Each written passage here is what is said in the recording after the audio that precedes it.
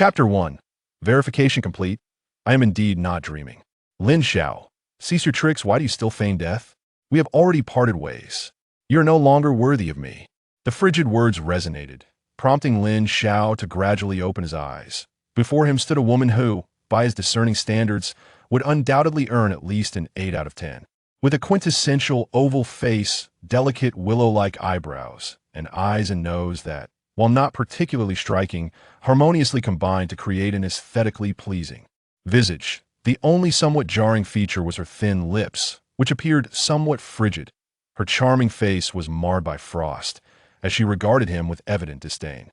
Lin Xiao felt utterly bewildered. Who are you? He pondered. Where am I? Wasn't he on his way home, having witnessed a rogue harassing a virtuous woman and intervening like a hero? The last thing he remembered was the baseball bat drawing ever closer, suggesting he had been knocked unconscious. And who was this woman before him? He seemed not to recognize her. How could she possibly know his name? Lin Xiao's mind was a whirlpool of questions, and just as he was about to inquire, a sudden wave of dizziness struck him, and a multitude of information flooded into his consciousness. A splitting headache ensued, compelling him to clutch his head in agony. Lin Xiao, stop pretending and get up.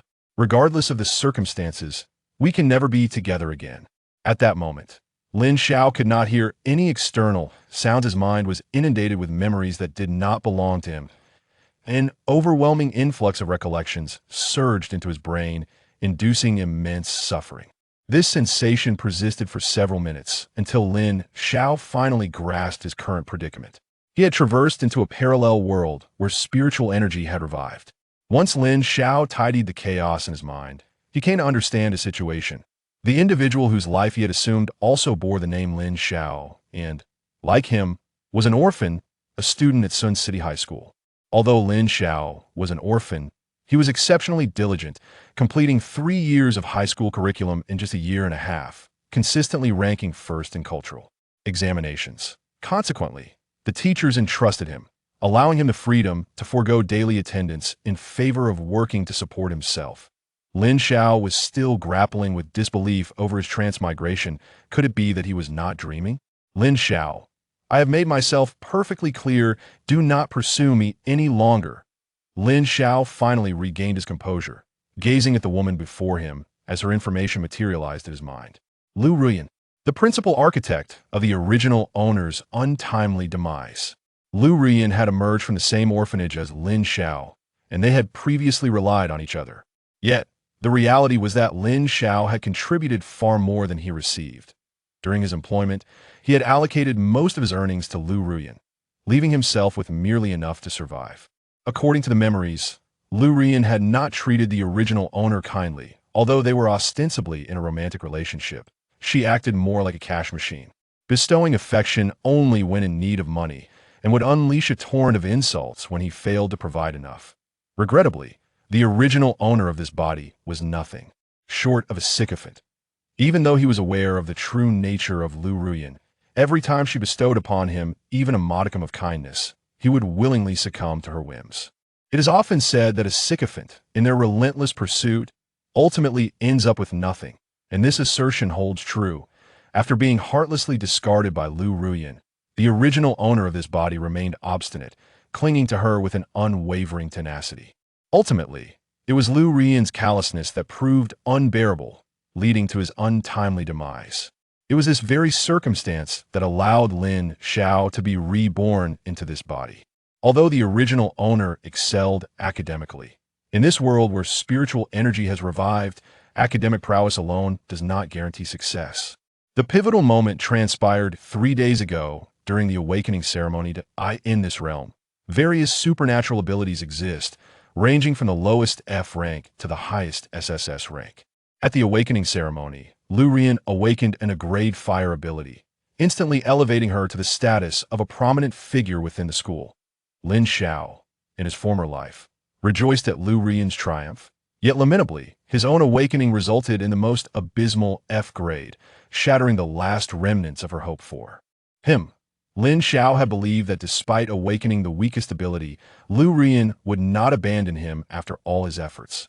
Little did he know that post-ceremony, she would seek him out in their relationship and swiftly become involved with Ji Boxiao, the only great awakener in the school. Naturally, the original owner was unwilling to accept this reality, and over the past 3 days, he sought out Lu Ruyin repeatedly, only to be met with disappointment time. And again, today, after yet another encounter with Lu Ruyin, who callously rejected him once more, Lin Xiao finally grasped the irrevocable nature of his situation. In despair, he gasped for breath, unable to recover. Understanding the sequence of events, Lin Xiao could not help but express his frustration how unfortunate it was that he had been reborn into the life of such a spineless individual, the very type of sycophant he detested the most. Now that he had assumed control of his body, he was resolute in his intention to amend all that had transpired.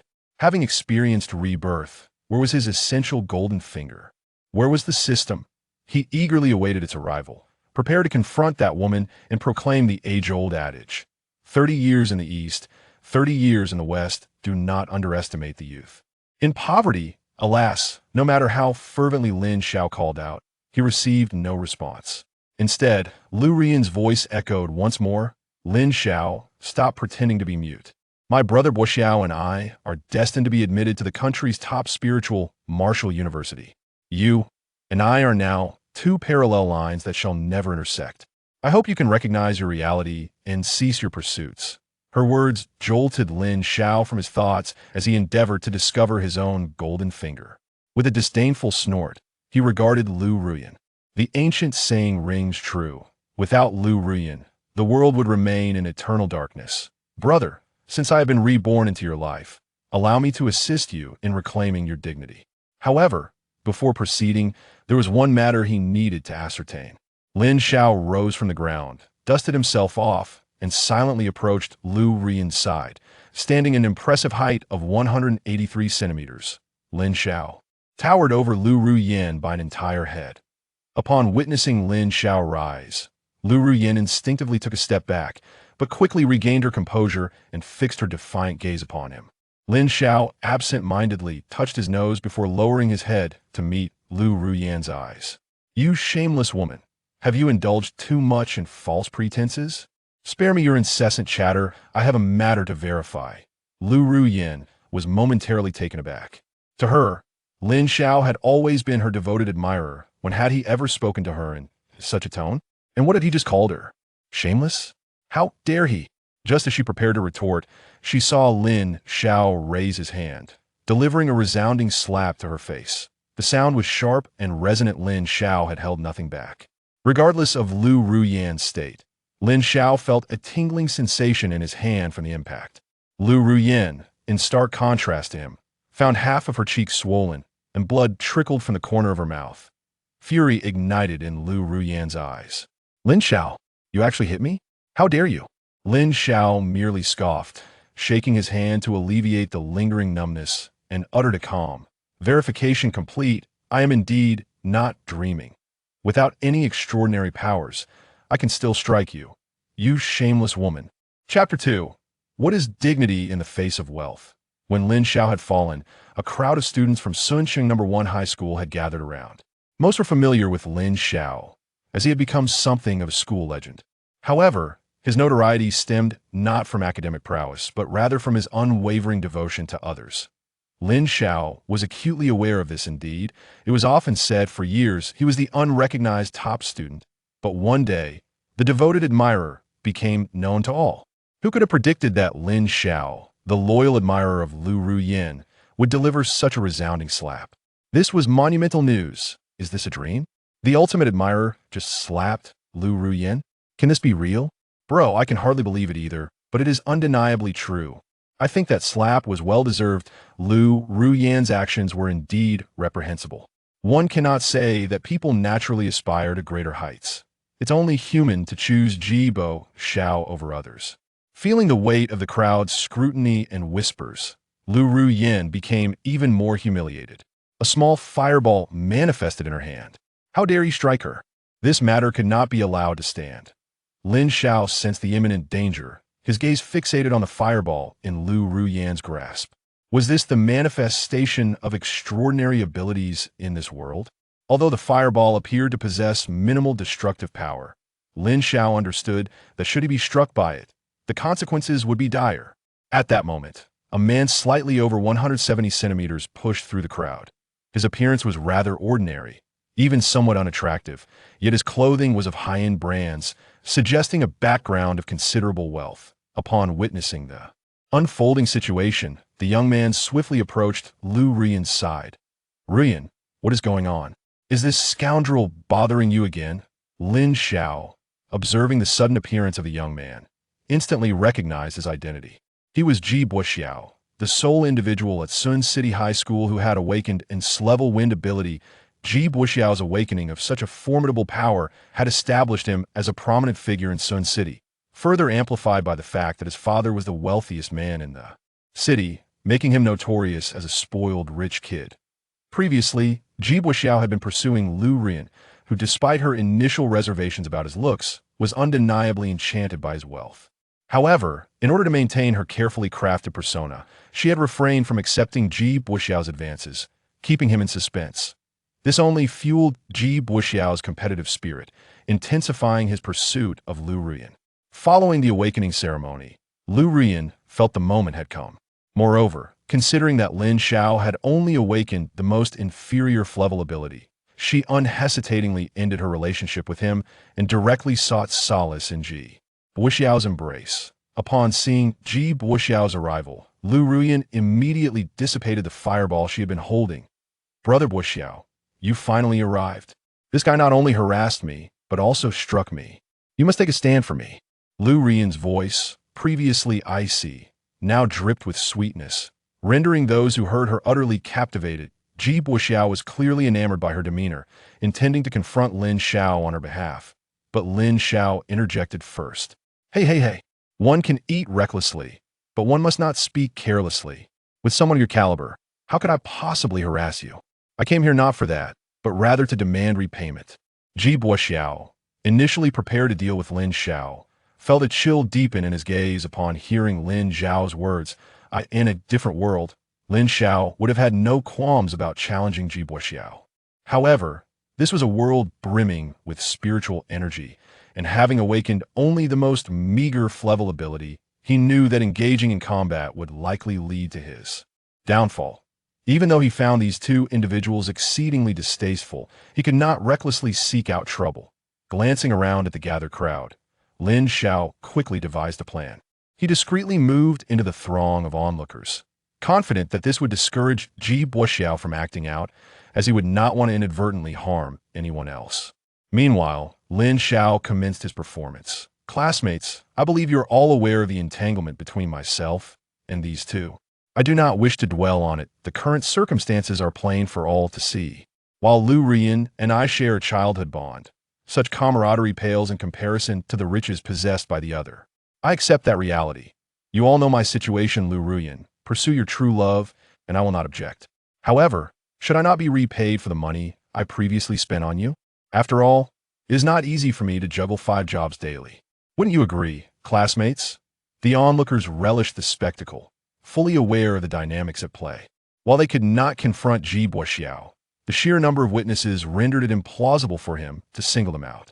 "Indeed, that is correct. We all know that Lin Xiao has diligently earned most of the money he spent on Lu Rian, and it is time for her to repay him.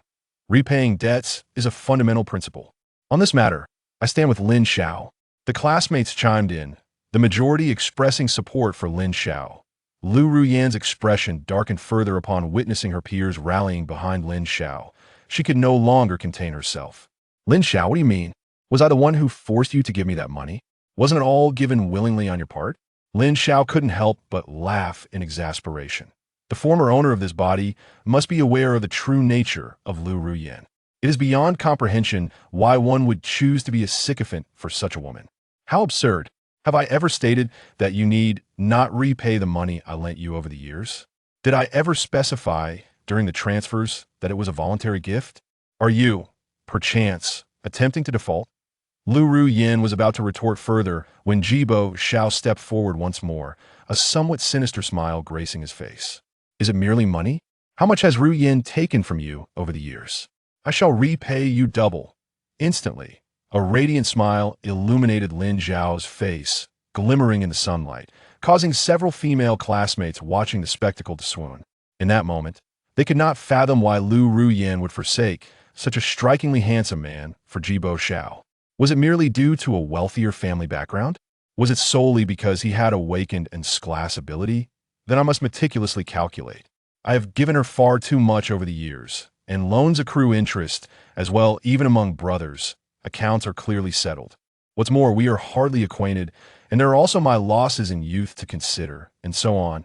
After declaring this, Lin Xiao pulled out his phone from his pocket, opened the calculator, and began tallying the amounts while muttering to himself. Last month, I gave Lu Ruyan 2,000 our dining expenses totaled 1,002 gift cost 500 Jibo Xiao, and Lu Ruyan's expressions grew darker with each figure Lin Xiao recited. Feeling increasingly embarrassed to remain there, Jibo Xiao then pulled a check from his pocket and tossed it to Lin Xiao. Once you calculate it all, fill it in. We shall not linger any longer. Lin Xiao chuckled, picking up the check from the ground and addressing the departing duo. You wouldn't dare to pass off a mere piece of paper on me, would you? Huh. You ought to inquire about my identity. I cannot afford to lose face. And what is the maximum amount on this check? Jibo Xiao thought. What is this fellow implying? Is he genuinely prepared to fill it out? Oof. Anything below 5 million can be withdrawn directly. Thank you, boss. Your generosity is commendable. May you soon be blessed with children. 108 at once. Lu Ruyan gazed at Lin Xiao's obsequious demeanor, her eyes flashing with disdain. Lin Xiao, for the sake of money, you truly have no dignity left. Lin Xiao merely scoffed. What a joke in the face of wealth. Dignity holds no value whatsoever. Chapter 3. The burdens of happiness at this moment. Ji Boxiao and Lu Ruyan were strolling along the school-less path. Brother Boxiao, why did you give that Lin Xiao fellow so much money? That bumpkin has probably never seen such a fortune in his life. Huh. If he knows what is good for him, I won't trouble him. But if he seeks his own demise, then I cannot be blamed. A mere 5 million is nothing to me. Upon hearing Ji Boxiao's words, an unusual expression crossed Lu Ruyan's face. Such a man truly deserved her admiration. Meanwhile, Lin Xiao gazed at the check in his hand. Were it not for the throng of people around, he would have eagerly pressed his lips against the check in jubilation. This check, with a maximum amount of 5 million, was something he had never encountered in either this life or the last. Since the maximum amount was 5 million, he decided to fill out for $4,999,999.90. After all, it would be a disservice to the original owner of this body otherwise. Thank you all for your generous support earlier. Now, everyone can disperse. The onlookers regarded Lin Xiao with a mixture of envy and astonishment, having not anticipated Ji Boxiao's generosity in bestowing such a sum upon him. Lin Xiao, we helped you so much. Can't you at least express your gratitude verbally? Lin Xiao instinctively took a step back, concealing the check. What a joke. While I can offer verbal thanks, sharing my fortune is out of the question. Huh. The money hasn't even been transferred yet, so everyone can leave. Next time, I'll be sure to express my appreciation properly. Though Lin Xiao feigned politeness, his resolve remained steadfast.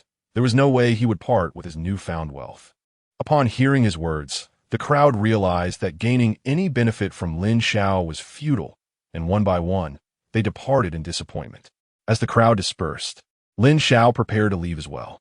He felt a twinge of unease about the check. Converting it into cash would bring him peace of mind. He needed to verify the authenticity of the check. If it proved to be worthless, he would have to confront those two despicable individuals. Although he had classes to attend, Lin Xiao felt no obligation to go. With a light step, he made his way out of the school. Just as Lin Xiao was lost in dreams of his future, a voice called out from behind him. Lin Xiao. Furrowing his brow, he turned to discover an unfamiliar girl, blushing as she gazed at him. Lin Xiao was puzzled. He did not recall knowing this classmate. Is there something you need? I'm Zhao Qian from Class 4 of the senior year. I've been following you for a long time. Could you give me your green bubble? In an instant, Lin Xiao understood Zhao Qian's intentions. Curse my irresistible charm. Wait a minute. Is this girl attracted to my wealth? Absolutely not. That cannot happen. Zhao classmate, I still need my green bubble. If you want one, I can help you register for your own. The girl exclaimed, I didn't mean that. What I meant was, could you let me scan your code? Oh, is that what you meant? Then go ahead and scan mine, Lin Xiao replied. He promptly took out his worn-out phone, located his QR code, and handed it to Zhao Qian. After she scanned it, he flashed her a charming smile and waved goodbye as he walked away. Zhao Qian, entranced, gazed after Lin Xiao, still perplexed as to why Lu Ruyan would choose Ji Buxiao over such a handsome young man. Once Lin Xiao had distanced himself, she suddenly remembered that she had only scanned the code and had yet to add him as a friend. When she looked at her phone screen, she was utterly stunned. Lin Xiao had given her a payment code. Zhao Qian felt a twinge of annoyance. She had been played by Lin Xiao. Having exited the campus, Lin Xiao had long since forgotten about Zhao Qian's flirtation. Women merely slowed his reflexes. At that moment, he began to contemplate his situation more deeply. He had only absorbed a fraction of the memories, and many matters remained unclear. Now that he had some time to himself, he gained a more profound understanding of his circumstances. This was a world where spiritual energy had revitalized, and everyone awakened supernatural abilities. The types and levels of these abilities could determine one's future. Individuals like Lu Ruyan and Ji Buxiao, who awakened abilities rated A or above, would be coveted by various factions wherever they went. Lu Ruyan was indeed correct. They belonged to different worlds. Most people were akin to him, awakening lower-tier abilities. Not all awakened powers were suited for combat. Even if one could awaken, they were destined to remain ordinary. Lin Xiao's awakened ability was an F-rank vision enhancement. He was not particularly knowledgeable about his power. However, according to the original owner's memories, using the vision enhancement seemed to significantly improve eyesight. Yet, that was about all it offered, rendering it rather useless. This was also the principal reason why the ability was classified as F-rank. Lin Xiao sighed, realizing that it was unlikely for him to wield any significant influence in this world. Nevertheless, he remained optimistic. At least his current life was manageable, and he did not need to possess grand ambitions. As long as he stayed within the city, he would likely encounter minimal danger. The spiritual beasts outside posed no threat to him. Soon enough, Lin Xiao located a bank where he could cash his check. After searching online and inquiring with the bank staff, he confirmed the authenticity of the check. Without hesitation, he filled in the amount he desired. He then obtained a bank card and deposited all the money into it. At that moment, Lin Xiao felt a tremendous sense of relief. This money was now truly his. Nothing could bring greater happiness than this. In that instant, Lin Xiao began to contemplate how to spend his newfound wealth. Should he buy a house, a car? Perhaps find a wife? No, acquiring a car and a house could wait.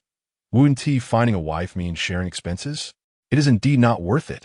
It is far more comfortable to spend one's own money. Alas, what a delightful dilemma this is. Feeling the vibration of her phone, Ji Buxiao picked it up, and beside her, Lu Ruyan hurriedly leaned in.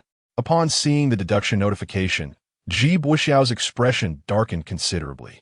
She had never anticipated that Lin Xiao would dare to input such an astronomical figure. Lu Ruyan's countenance also soured. Despite Ji Buxiao's persistent pursuit and the numerous gifts he had presented, none amounted to 5 million. How could this fellow presume to do so? Ruyan, your childhood friend is indeed quite greedy. Lu Ruyan discerned the underlying implication in Ji Buxiao's words and promptly clarified her stance. Brother Buxiao, we are merely acquaintances, not particularly close. I have no objections to how you choose to deal with him. A glint of determination flashed in Ji Buxiao's eyes. Rest assured, my money is not easily taken. With that, Ji Buxiao dialed a number. 5 million may not be excessive, but it is not a sum that just anyone can claim. Chapter 4. The Red Sun Nursing Home. Upon exiting the grand entrance of the bank, Lin Xiao found himself in possession of a card of immeasurable value. At that moment, his mind finally attained a state of clarity. He began to reflect on his actions. When Ji Buxiao had gifted him this check, it was likely that he had not anticipated Lin Xiao's audacity to accept such a substantial sum. After all, the original owner of this body was inherently timid and incapable of such boldness. Alas, the owner had changed, and it would be foolish not to seize such an opportunity. Though Ji Buxiao's family was affluent, it was highly probable that they would not simply overlook this incident. It was imperative for Lin Xiao to devise a strategy for handling the situation. He imagined Ji Buxiao's methods, likely involving someone sent to retrieve the money. but he resolved that his newfound wealth was not to be relinquished easily. Money in his possession was to remain there unless he willingly parted with it. No one could take it from him. Although the Ji family wielded considerable influence in Sun City, they would undoubtedly refrain from taking drastic measures in public. For now, he decided to cast aside such worries and indulge himself with the sudden influx of wealth. With this in mind, Lin Xiao set out to find a place to enjoy a hearty meal. Despite being a traveler from another realm, he harbored no grand ambitions. His motto was to revel in life's pleasures as they came. If he could lead a leisurely existence, he would certainly avoid exerting himself unnecessarily. Having acquired 5 million from Ji Xiao, he felt it was more than sufficient, and all that remained was to contemplate how to embrace a life of idleness. After a brief moment of reflection, Lin Xiao resolved to treat himself to some barbecued crayfish, a delicious yet affordable indulgence. However, after only a few steps, he sensed an unusual presence, an instinctive feeling that someone was following him. Feigning nonchalance, he casually glanced over his shoulder several times, noticing a group of ruffians who appeared to be trailing him. To confirm his suspicions, he wandered aimlessly in a wide arc, yet the individuals remained in pursuit. Lin Xiao felt uncertain whether these individuals were sent by Ji Xiao or merely local thugs attempting to extort pocket change from a student-like figure. He quickly dismissed the latter possibility. His attire, barely worth 100 yuan, would not attract the attention of typical street toughs, as he had nothing of value to offer. The original owner of this body was not destitute. Rather, most of his wealth had been squandered on Lu Ruyan, leaving him in such a dire state. This thought brought Lin Xiao a pang of frustration, yet he also recognized that had the original owner not been so submissive, he would not have found himself in this world, let alone acquired a fortune of 5 million. Such was fate. Shaking his head, he discarded these thoughts. Now was not the time for such musings. The pressing concern was how to evade the persistent ruffians tailing him. It was clear that parting with his money to appease them was not an option, and their hesitation to act suggested they were waiting for an opportune moment to strike. Lin Xiao resolved not to grant them the satisfaction. Lin Xiao quickened his pace, sensing that the group behind him did the same. "Brother, I suspect this kid has noticed us. He has been leading us in circles and is now deliberately speeding up, probably hoping to shake us off. With so many of us, how can he possibly escape? Ji Xiao has made it clear we must deal with this brat, as long as we don't kill him. After all, he swindled Ji Xiao out of 500,000. Ji Xiao also mentioned that money is our reward, and we cannot allow that prize to slip away. Brother, dealing with this little fellow should be no trouble at all, but he keeps heading toward crowded areas, making it difficult for us to act. Why the hurry? Let us keep watching for a bit longer. If this kid continues like this, we'll have to make our move, regardless of the crowd. Today, we must capture him. Otherwise, if he spends our money, we'll be in serious trouble." Lin Xiao could not hear their conversation. He was preoccupied with finding a way to escape. Outnumbered by so many ruffians, he knew he was no match for them. Unless absolutely necessary, he did not wish to be caught. As he pondered his strategy, he continued walking forward. Perhaps lost in thought, he suddenly noticed that the number of people around him had decreased significantly. By the time he realized it, it seemed to be too late. Quietly glancing back, he saw that the thugs had closed the distance between them. This revelation startled Lin Xiao. How could he have made such a mistake? He began to assess his surroundings, discovering that he had inadvertently wandered into a villa district. Although still within the city, the area was considerably less populated. Such an environment was exceedingly favorable for those thugs to strike. He could not afford to remain passive. He needed to shake them off quickly. Resolving this, Lin Xiao ceased pretending not to notice them and began to run. Upon seeing him flee, the thugs immediately pursued him.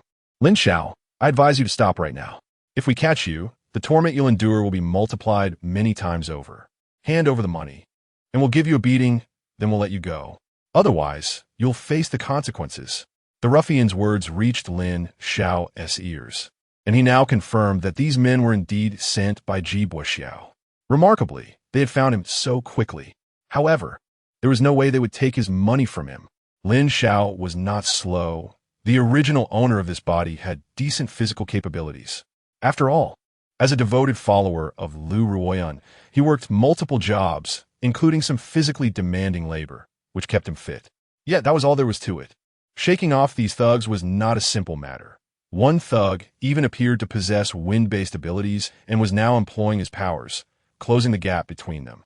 Even without looking back, Lin Xiao could feel the pressure building behind him. He could not continue like this. If caught, he would undoubtedly face dire consequences. At that moment, a large sign appeared not far from Lin Xiao, the Red Sun Nursing Home. Without much thought, Lin Xiao noticed the entrance was open and dashed inside. Just as he was about to step in, he was stopped by the elderly doorman. "Young man, you cannot wander in here." Lin Xiao, however, had no time to spare and hastily concocted a reason. "Sir, I'm here to visit my grandfather. I made an appointment in advance." The doorman seemed to recall something. "Ah, now that you mention it, you must be young Sunday.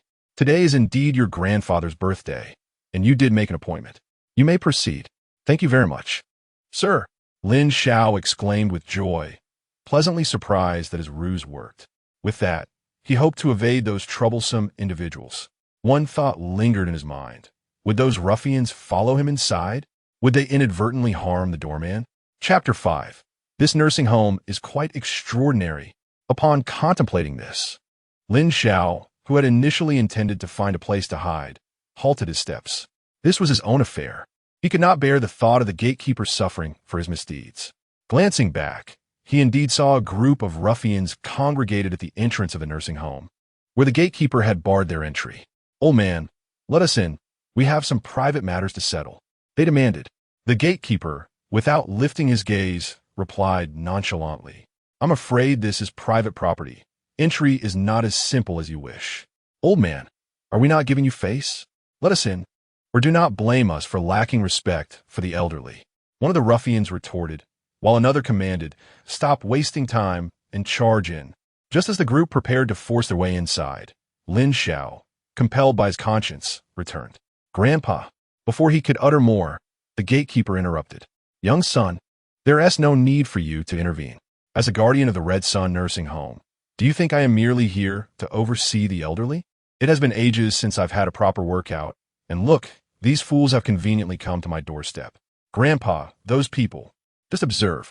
The gatekeeper interjected, turning his attention to the ruffians. At that moment, he exuded an overwhelming aura. Feeling this potent presence, Lin Xiao was momentarily stunned. Could it be that this man was merely a gatekeeper of a nursing home? Collecting his thoughts, Lin Xiao recalled that although the original owner possessed a rather lackluster F-class ability, he had witnessed numerous powerful battles through his memories.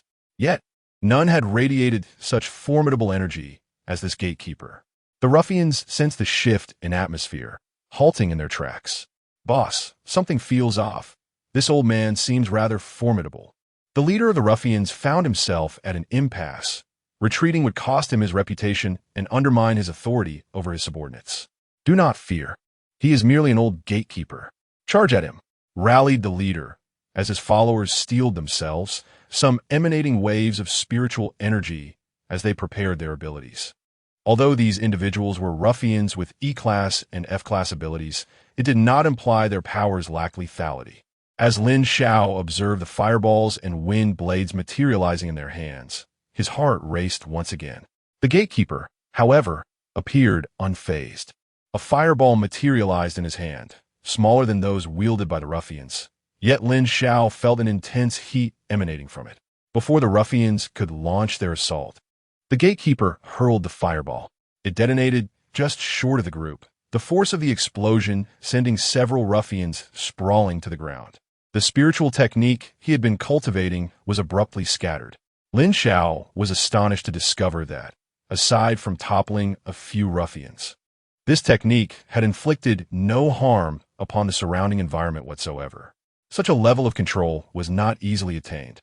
The ruffians, sensing they had encountered a formidable opponent, retreated in disarray upon the command of their leader. As they departed, Lin Xiao caught a glimpse of their malicious gazes directed at him, and he could faintly hear them muttering about their disbelief that he would not emerge.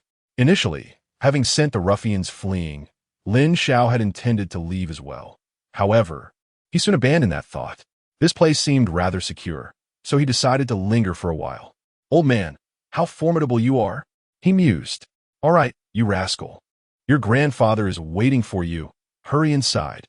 Lin Xiao, not being Navi, discerned that this retirement home might not be merely a simple facility. The gatekeeper possessed formidable prowess, and he found it hard to believe that there were no ulterior motives at play here. Nonetheless, it was also possible that the elderly gentleman was merely a retired individual seeking to pass the time by guarding the entrance. Regardless of the scenario, Lin Zhao's curiosity was piqued, and he wished to explore the interior. No longer concerned about those who had been tailing him, Lin Xiao felt a sense of calm wash over him. After bidding farewell to the gatekeeper, he made his way directly into the retirement home. Observing the surrounding environment, he could not help but acknowledge its remarkable quality. Situated in a high-end villa district of Sun City, the establishment's ability to occupy such a vast area suggested that its backing was not composed of ordinary individuals. Before long, Lin Xiao arrived at the reception desk, where an exceptionally beautiful young lady greeted him with surprise at his arrival, as outsiders rarely ventured into their midst. Out of courtesy, she offered a professional smile. "Good day. Sir, how may I assist you?" Lin Xiao scratched his head, momentarily at a loss for words. Should he mention that he was there to celebrate old son's birthday? That would be utterly absurd, as he would be exposed the moment he stepped inside. As he pondered, an idea spontaneously emerged. Having been reborn into this world, he had no desire to become a significant figure. His awakening of an F-class ability determined that he could not afford to be reckless. Perhaps living a life of leisure as a couch potato was not such a bad prospect after all, since he was already prepared to embrace a life of idleness. Why not opt for residency in a retirement home? After all, he had recently come into a substantial sum of money, which should suffice to sustain him for quite some time. The more he contemplated, the more enticing the idea became, his eyes shining with excitement. Moving into a retirement home at 18 would spare him a lifetime of detours. Moreover, with such an impressive gatekeeper at the entrance, he would have care and comfort here, far superior to that of a shabby rental unit. Thus, he made a delightful decision. "Hello, miss. I am here to arrange for my residency." Upon hearing that he wished to check in, the receptionist, Qiu Qing, furrowed her brow as she had not received any notification regarding a new arrival. However, since he has been permitted entry, it can be surmised that he has been approved. She was acutely aware of the caliber of individuals allowed to reside here and dared not exhibit the slightest negligence. "Sir, you're checking in for family, I presume? If convenient, could you please provide the information of the elderly resident?" Lin Xiao waved his hand dismissively. "I'm not checking in for family. I am here to register myself. My information? Here is my identification card. Nonetheless, allow me to briefly introduce myself. I am Lin Xiao, male with a fondness for wealth, and I have but 504 months remaining until I reach the age of 60. If possible, I would like to inquire about a lifetime package." Upon hearing Lin Xiao's words, Su Qing's lips twitched. In a moment unseen by Lin Xiao, a flicker of lightning coursed through her hand. The receptionist, visibly perturbed, thought to herself, "What is happening? How could Mr. Zhang allow anyone in? I must devise a plan to evict this individual. This place is not meant for just anyone." Observing Lin Xiao's ordinary attire, she quickly formulated a strategy. Regardless of his identity or intentions, scaring him away would suffice. Chapter 6. A reluctant sacrifice. Just as Su Qing was about to speak, two elderly individuals descended from upstairs. A man and a woman. Lin Zhao's attention was immediately captivated by them. Their age was unmistakable, yet their spirits appeared remarkably vibrant. One could still discern traces of their youthful elegance from their features. Upon noticing Lin Xiao, the two paused momentarily before approaching the front desk. "Little Su, who is this handsome young man? He seems rather unfamiliar," the woman inquired, her curiosity piqued. Su Qing's expression shifted to one of respect as she recognized the two elders. "Grandma Lu, Grandpa Zhao. I'm not quite sure how he found his way here. He mentioned he wanted to check in." "Check in? Are we to have a new companion? How delightful.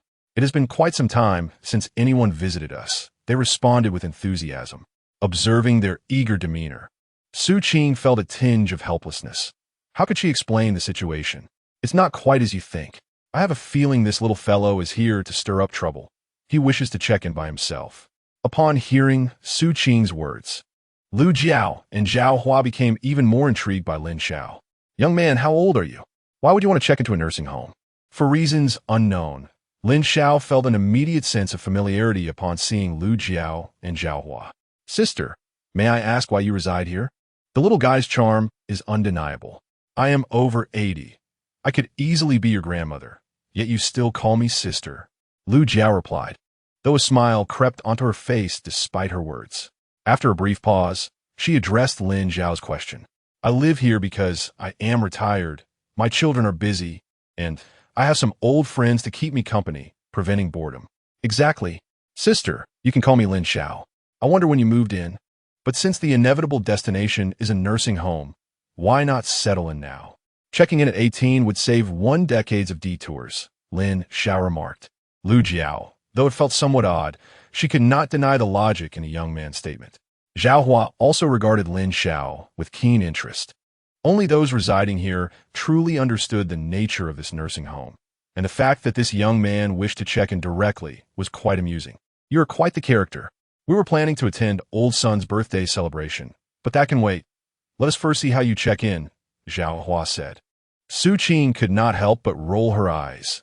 These two truly thrived on excitement. How could she possibly allow him to check in? Fortunately, she had already devised a plan to prevent his successful admission. Mr. Lin, we are aware of your request. Allow me to explain our admission criteria. Here, the fees are charged annually. 1 million per year, 3 million for 5 years, and 5 million for a lifetime. In simple terms, the longer you stay, the more economical it becomes. You have indeed come to the right place. Upon hearing the prices, Lin Xiao's eyes widened in disbelief. Is this nursing home extorting money? Or do the wealthy truly know how to indulge? Upon observing the subtle shift in Lin Xiao's expression, Su Qing's smile flickered away in an instant. Surely, this should be enough to deter the young man. In truth, there were no established pricing standards here. She could have outright declined Lin Xiao's request. However, fearing that a direct refusal might arouse his suspicions and lead him to divulge the matters of this place, she uttered a figure she believed he could not possibly afford. She prided herself on her astute judgment, convinced that Lin Xiao's attire and demeanor suggested he could never muster 1 million. Yet, to her astonishment, Su Qing soon noticed Lin Xiao's gaze returning to a state of calm. At that moment, he was rapidly calculating the costs in his mind. He had assessed the environment, realizing that finding a rental of this caliber outside would demand at least several thousand, if not over 10,000, a month. Thus, the annual expenditure would hover around 100,000. If he were to live to 100, that would amount to over 8 million. By this calculation, a lifetime residency appeared to be the more economical choice. He dismissed the notion of 1 million per year or 3 million over 5 years without hesitation. He was in no rush to agree, as he had further inquiries. Though he possessed a modest sum of money, just over 500,000, much of it had previously been spent on Lu Ruyan. The funds he currently held barely exceeded 1,000. If those finances were solely for residency, he might find himself struggling to cover additional expenses for meals and other necessities. Thus, he deemed it prudent to clarify these matters beforehand. Miss, I understand the pricing structure, but might there be room for negotiation? Transparent pricing, fair for all, no bargaining, and non-refundable, came the reply. Lin Xiao thought to himself, quite assertive. He decided against haggling and instead inquired, if I opt for a lifetime residency, will there be any additional costs? Will meals incur extra charges? Su Qing paused, taken aback by Lin Xiao's resilience. Quickly, a smirk crossed her lips as she grasped his intentions. It seemed he lacked the financial means and was hesitant to decline directly, thus attempting to find fault and shift the responsibility onto her. How naive! This was precisely what she desired. Rest assured, sir, we charge a one-time fee. Regardless of the duration of your stay, there are no additional costs. Meals and all necessities are included. Lin Xiao fell into contemplation once more. The notion of everything being covered suddenly became more palatable, yet he felt a pang of reluctance at the thought of parting with his freshly acquired funds. Observing the conflict etched on his face, Su Qing became increasingly confident in her assessment. She refrained from pressing him further, opting instead to quietly observe the unfolding drama. Lu Jiao and Zhao Hua, too, remained silent. Lu Jiao turned to Zhao Hua beside her, asking, "What do you think, old Zhao?" Zhao Hua chuckled softly. "It's not that I underestimate this young man. I sense he possesses merit. However, he doesn't seem like someone with substantial wealth. I doubt he can afford such a sum." Lu Jiao agreed with this sentiment, but, for reasons she could not quite articulate, felt that an unexpected turn of events might still occur. Lin Xiao's heart was in turmoil, caught in a fierce internal battle. The thought of those ruffians outside, still blocking his way, made him dread the possibility of a beating. Moreover, considering the formidable presence of the elderly man at the entrance, he realized that this place might be far more complicated than he had initially perceived. Damn it! It's now or never. One cannot catch a wolf without first letting go of the child. After all, it is merely 5 million. Money, after all, is transient. One cannot take it with them in death. Once spent, it is spent. Though he thought this way, Lin Xiao still felt a pang of anguish. To prevent any regrets, he slammed his newly acquired bank card down before Su Qing. After rummaging through his pocket for a moment, he produced a single cent and placed it atop the card. With 499,999 yuan and 99 cents in the account. Adding this 1 cent brought the total to exactly 5 million. "Now, please arrange for my accommodation, lifetime residency." In that moment, Lin Xiao truly understood the meaning of spending money like water, and he comprehended the depth of heart-wrenching pain. This was indeed real, hard-earned gold. Chapter 7. The arrangement of fate. In contrast to Lin Xiao's heartache, Su Qing found herself at a loss. Good heavens! Can anyone enlighten me as to how this fellow can truly produce 5 million? Is this even scientifically plausible? And what on earth is that 1 cent? Is this a form of self-deprecation? Su Qing still could not believe that the card Lin Xiao had placed on the table contained 5 million. Yet she hesitated to actually attempt using it. If she were to swipe the card, and it turned out to be valid, she would have no justification to prevent Lin Xiao from taking up residence here. This was no ordinary retirement home. Not just anyone could be admitted. Allowing Lin Xiao to stay here seemed utterly unreasonable. In a moment of indecision, Su Qing found herself trapped between two choices. Perhaps you should reconsider? Also, our available beds are fully occupied. Now, you shouldn't speak carelessly, young lady. We actually have several vacant beds available. My grandfather Zhao and I are here, and you mustn't lie, young man. Rest assured, the two of us will advocate for you, provided your card indeed holds sufficient funds. We will ensure your admission. Su Qing replied, "You two are like my own grandparents. Surely you are aware of what kind of place this is. How could you allow someone with such an uncertain background to reside here?" At that moment, Lin Xiao was still reeling from the sudden loss of the substantial amount he had just received. Hearing Su Qing suggest he reconsider made him waver internally. However, he ultimately steeled himself. Having made a decision, he could not renege on it. "Miss, please stop the prevarication and swipe the card swiftly."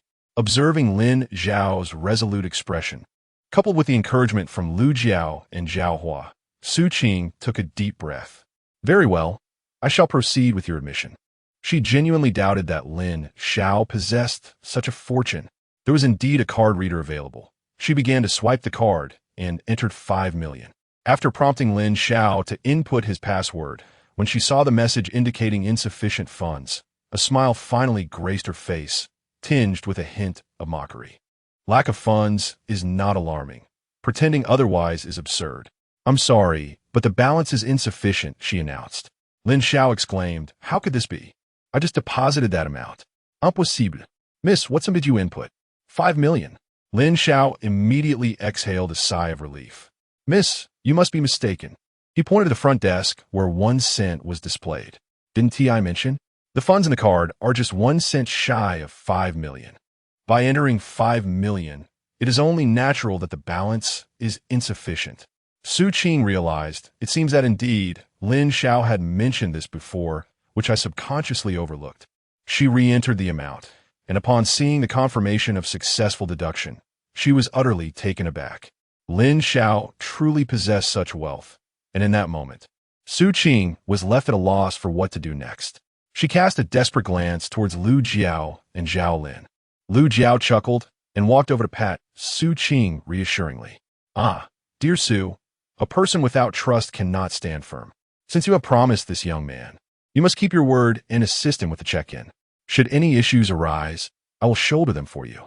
Our establishment is in need of some fresh blood. Upon hearing Lu Jiao's words, Su Qing felt a wave of relief wash over her. Grandma Lu, since you have spoken, there shall undoubtedly be no problem. I will assist him with the check-in immediately. Very well, young Lin. The timing of your arrival is fortuitous, as you're now a member of our retirement home. Once your check-in is complete, you may join us for old son's birthday celebration. Lin Xiao rubbed his nose. He was aware that an elder was celebrating a birthday today, and it was this very occasion that had led to the misunderstanding with the gatekeeper. In that case, attending the celebration was indeed acceptable. Oh, that feels rather awkward. And I haven't prepared a gift, he replied. No worries, neither have we. It shall be as it is.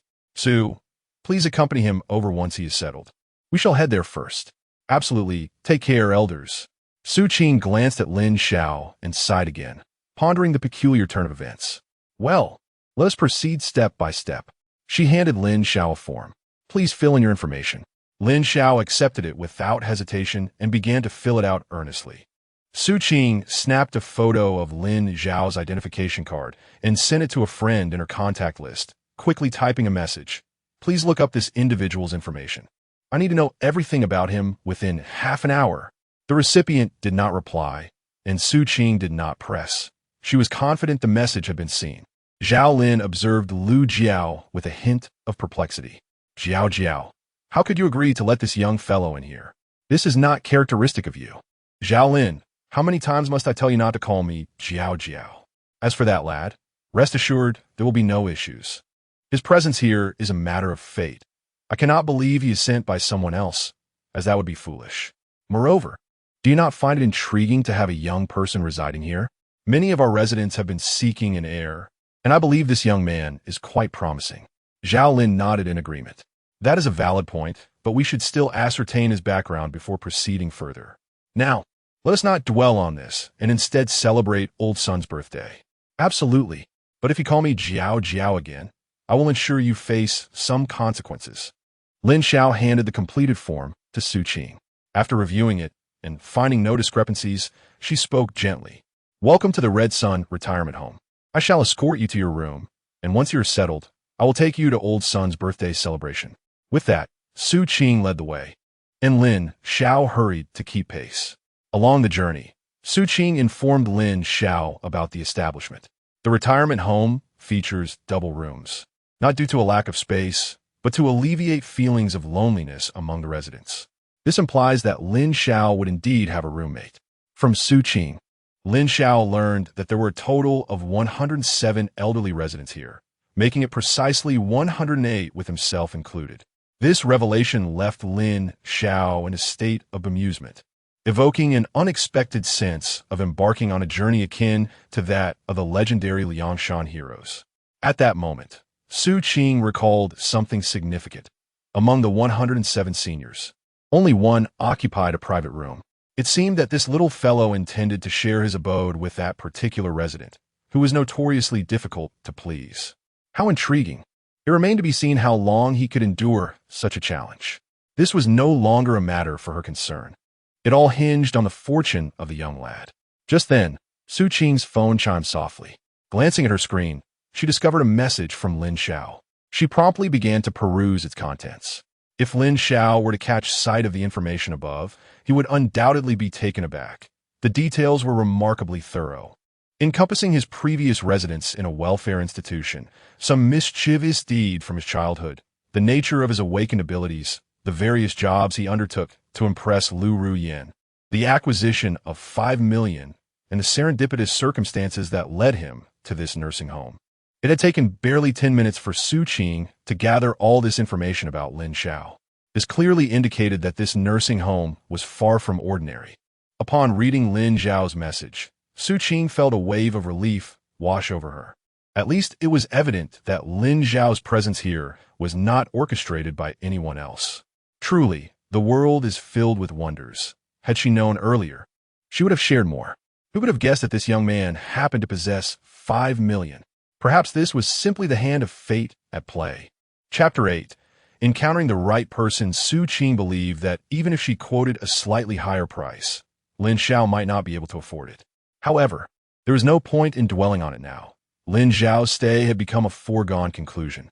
She had not anticipated that such a charming young man would also possess a somewhat obsequious demeanor.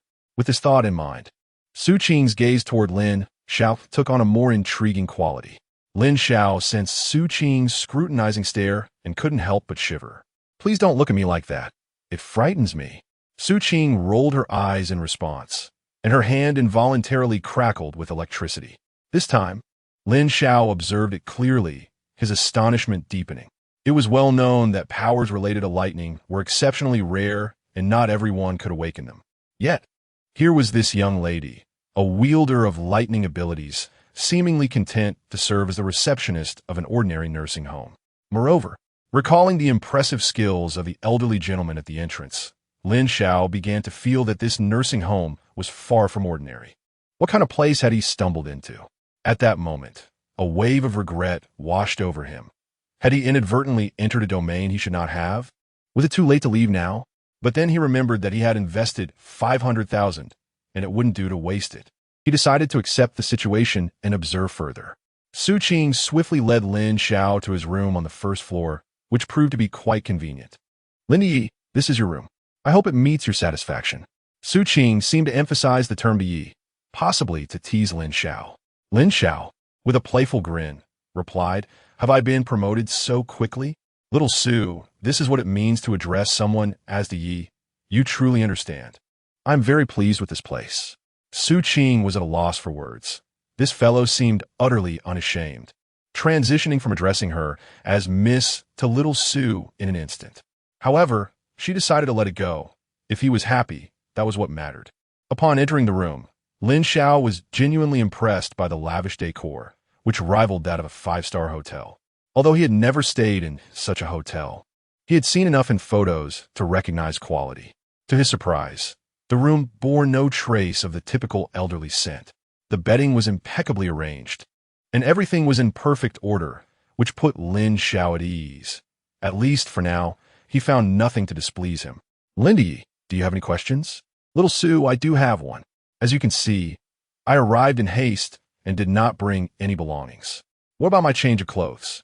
"Rest assured, our nursing home provides all necessary supplies for daily living. You need not worry about that." "That's good to know.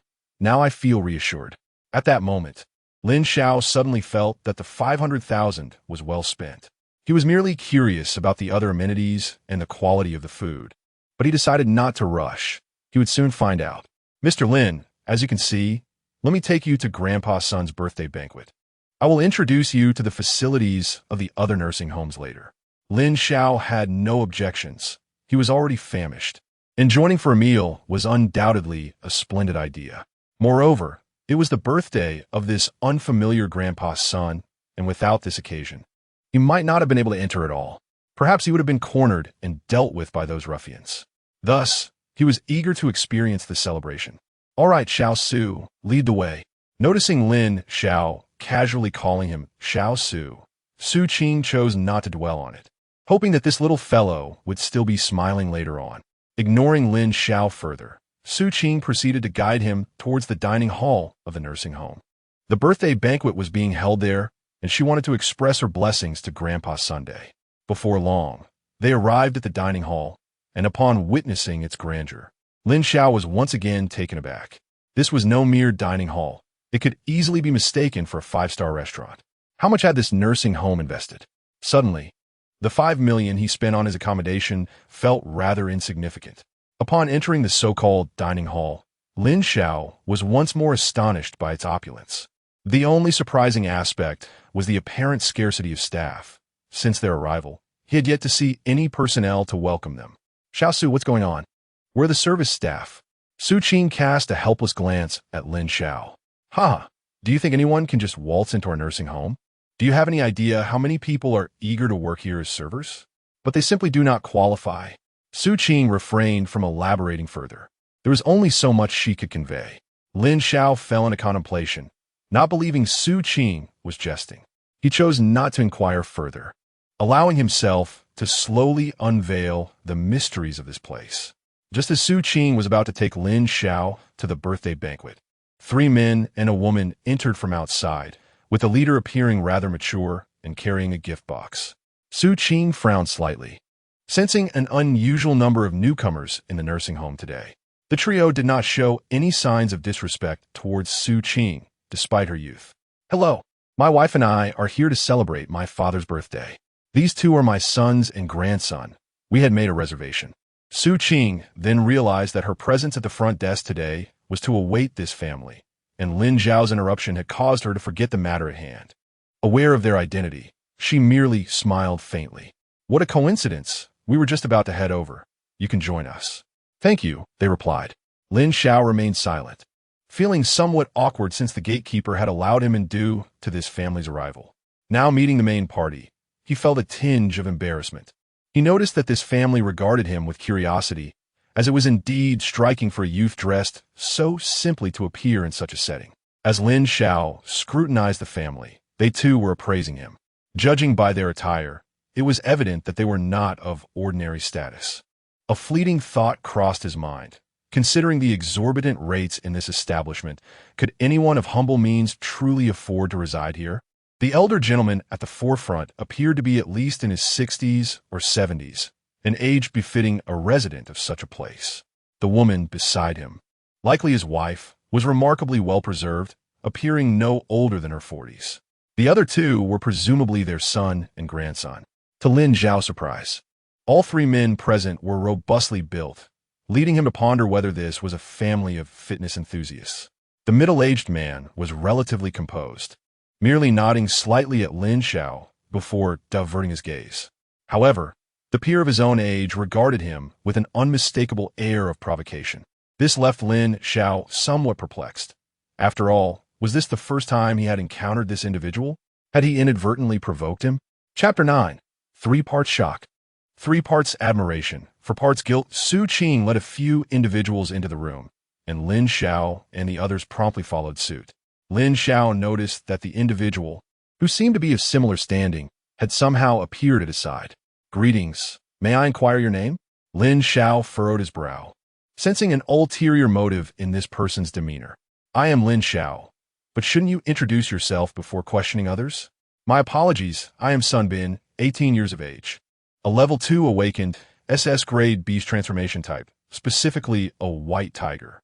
Upon hearing Sun Bin's self-introduction, Lin Xiao gasped in astonishment. Although he had recently reincarnated into this world, he had absorbed the original owner's memories and was familiar with the cultivation levels here. The cultivation hierarchy in this world ranges from level 1 to level 9, with level 1 being the lowest and level 9 the highest. Both humans and spiritual beasts are classified according to these levels. It was astonishing that Sun Bin, at such a young age, had already reached level 2. Typically, students awaken during their final year of high school, with the school facilitating their awakening. A successful awakening marks one as a level 1 awakened. Awakening occurs nationwide at the same time, and it had only been a few days since the awakening. Yet this individual was already a level 2 awakened. Though some families may expedite their children's cultivation through abundant resources, it is virtually impossible for someone to progress from level 1 to level 2 in such a brief period. Hence, there could only be one explanation. Sun Bin had achieved an autonomous awakening. Awakening types are categorized into autonomous and passive awakenings. In this world, everyone has the potential to awaken, but the chance for autonomous awakening is exceedingly rare, less than 1 in 10,000. The majority awaken around 17 or 18 through school ceremonies. An autonomous awakening signifies that these individuals did not partake in the awakening ceremony and achieved awakening independently beforehand. Such individuals are often prodigies. The earlier one awakens, the greater their potential. For instance, if someone awakens at the age of 10, it signifies they have an additional 7 or 8 years of cultivation time compared to those who awaken passively, which is certainly enviable. Additionally, it is noteworthy that only Ji Boxiao from Lin Xiao's school has attained an S grade. The school is already elated by this. Yet, Sun Bin is an SS grade, which is truly astonishing.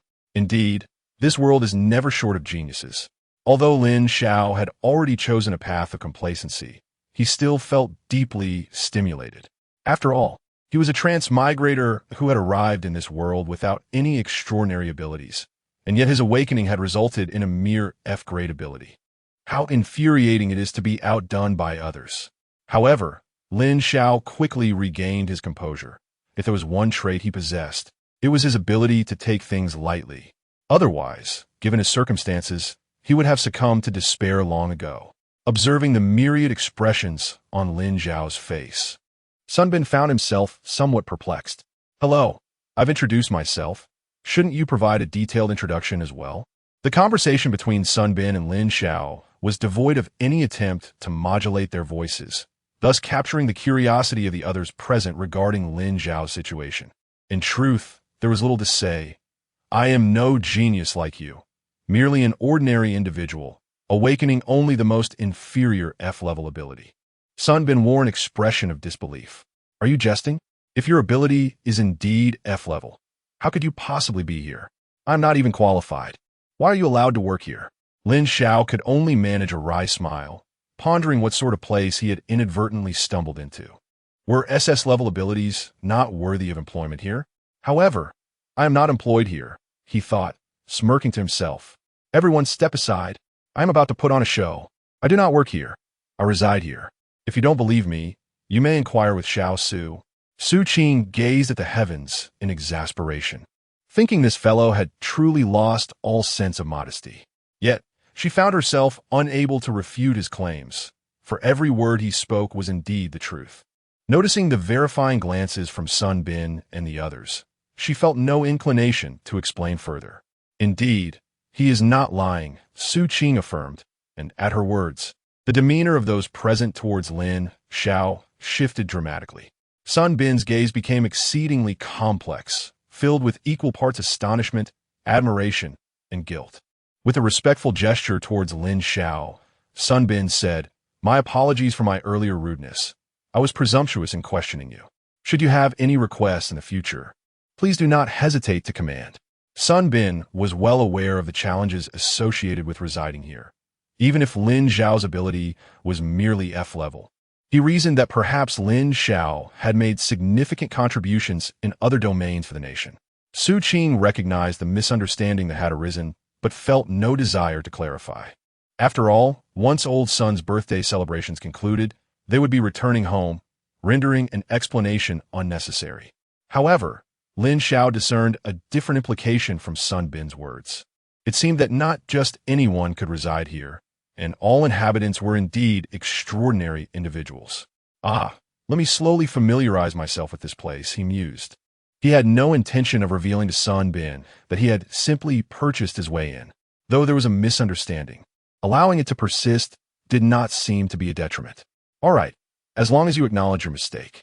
Xiao Su, stop dawdling. Do not delay Old Sun's birthday celebration."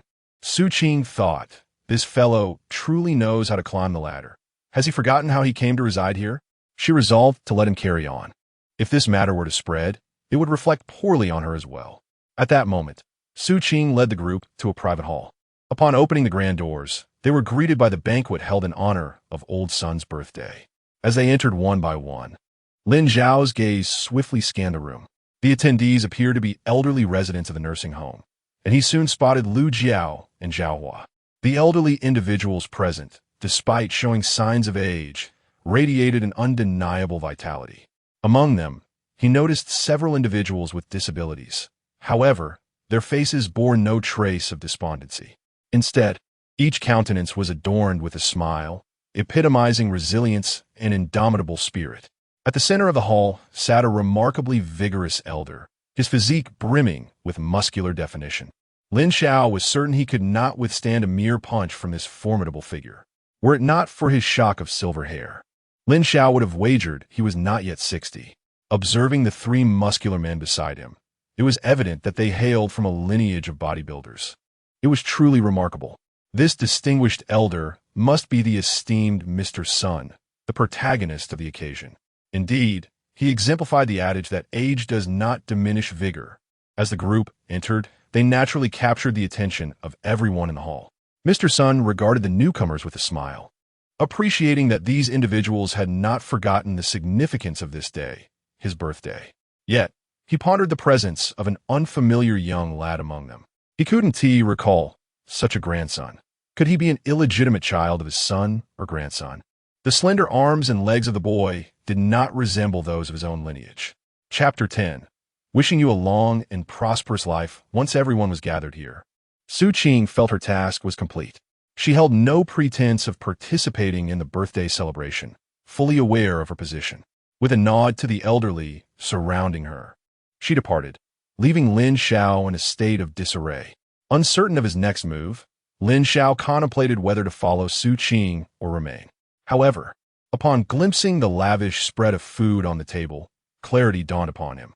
Nothing could deter him from indulging in the feast. After all, his sense of self-preservation was robust, and Lu Jiao and Zhao Hua had invited him, granting him a legitimate claim to stay. Why should he hesitate? At that moment, the Sun family approached Elder Sunday.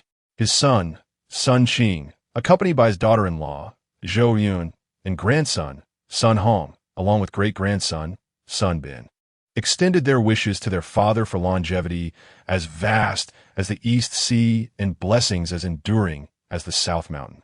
This is my gift to you, Father, a generous supply of your favorite spring tea, Sun Qing announced, presenting a substantial package weighing no less than 5 or 6 pounds. Elder Sun nodded in approval, pleased by the thoughtful gesture. Observing his descendants, each one embodying his esteemed lineage, he felt immense satisfaction. Excellent. Please, find your seats, he encouraged. With the Sun family settled, all eyes turned to Lin Xiao.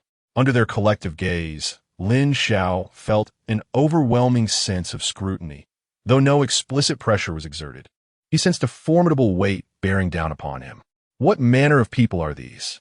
He thought, feeling the intensity of their scrutiny as though it were a palpable force. Seeking solace, Lin Xiao cast a pleading glance toward Lu Jiao and Zhao Hua. With Su Qing gone, they were the only ones privy to his true identity. Upon meeting his gaze, Lu Jiao and Zhao Hua exchanged a glance, feigning ignorance. Lin Xiao internally lamented, "This is a predicament of epic proportions." He glanced back at the delectable dishes before him, swallowing hard. Nothing could deter him from savoring this banquet. He needed no further justification. After all, he was not without voice. "Greetings, everyone. I am Lin Xiao, a newcomer who has just taken residence today. I humbly ask for your guidance and support moving forward." The moment the attendees learned Lin Xiao was a new arrival, their interest peaked. Most of the residents had settled into the Red Sun nursing home since its inception, and while a few newcomers had trickled in over time, the average influx was scarcely one per year. The sudden appearance of such a young newcomer was unexpected, and they had heard not a whisper of it. As their curiosity intensified, Lin Xiao steeled himself. "Today marks my first day here, and serendipitously, I find myself amidst Elder Sun's birthday banquet. I must shamelessly join in, as I lacked foreknowledge to prepare a proper gift. I ask for your forgiveness, Elder Sun, and I wish to present you with 30 million wishes for health, happiness, and joy. Additionally, I wish you a very happy birthday and a life filled with longevity." Lin Xiao felt confident that his words were impeccable and that these individuals would surely come to agree with him. However, he soon sensed that something was amiss. After he spoke, an eerie silence enveloped the room, one that was almost unsettling. He noticed that many present were stifling laughter, their expressions betraying a desire to laugh, yet feeling too embarrassed to do so. In stark contrast, the faces of the Sun family appeared exceedingly grim.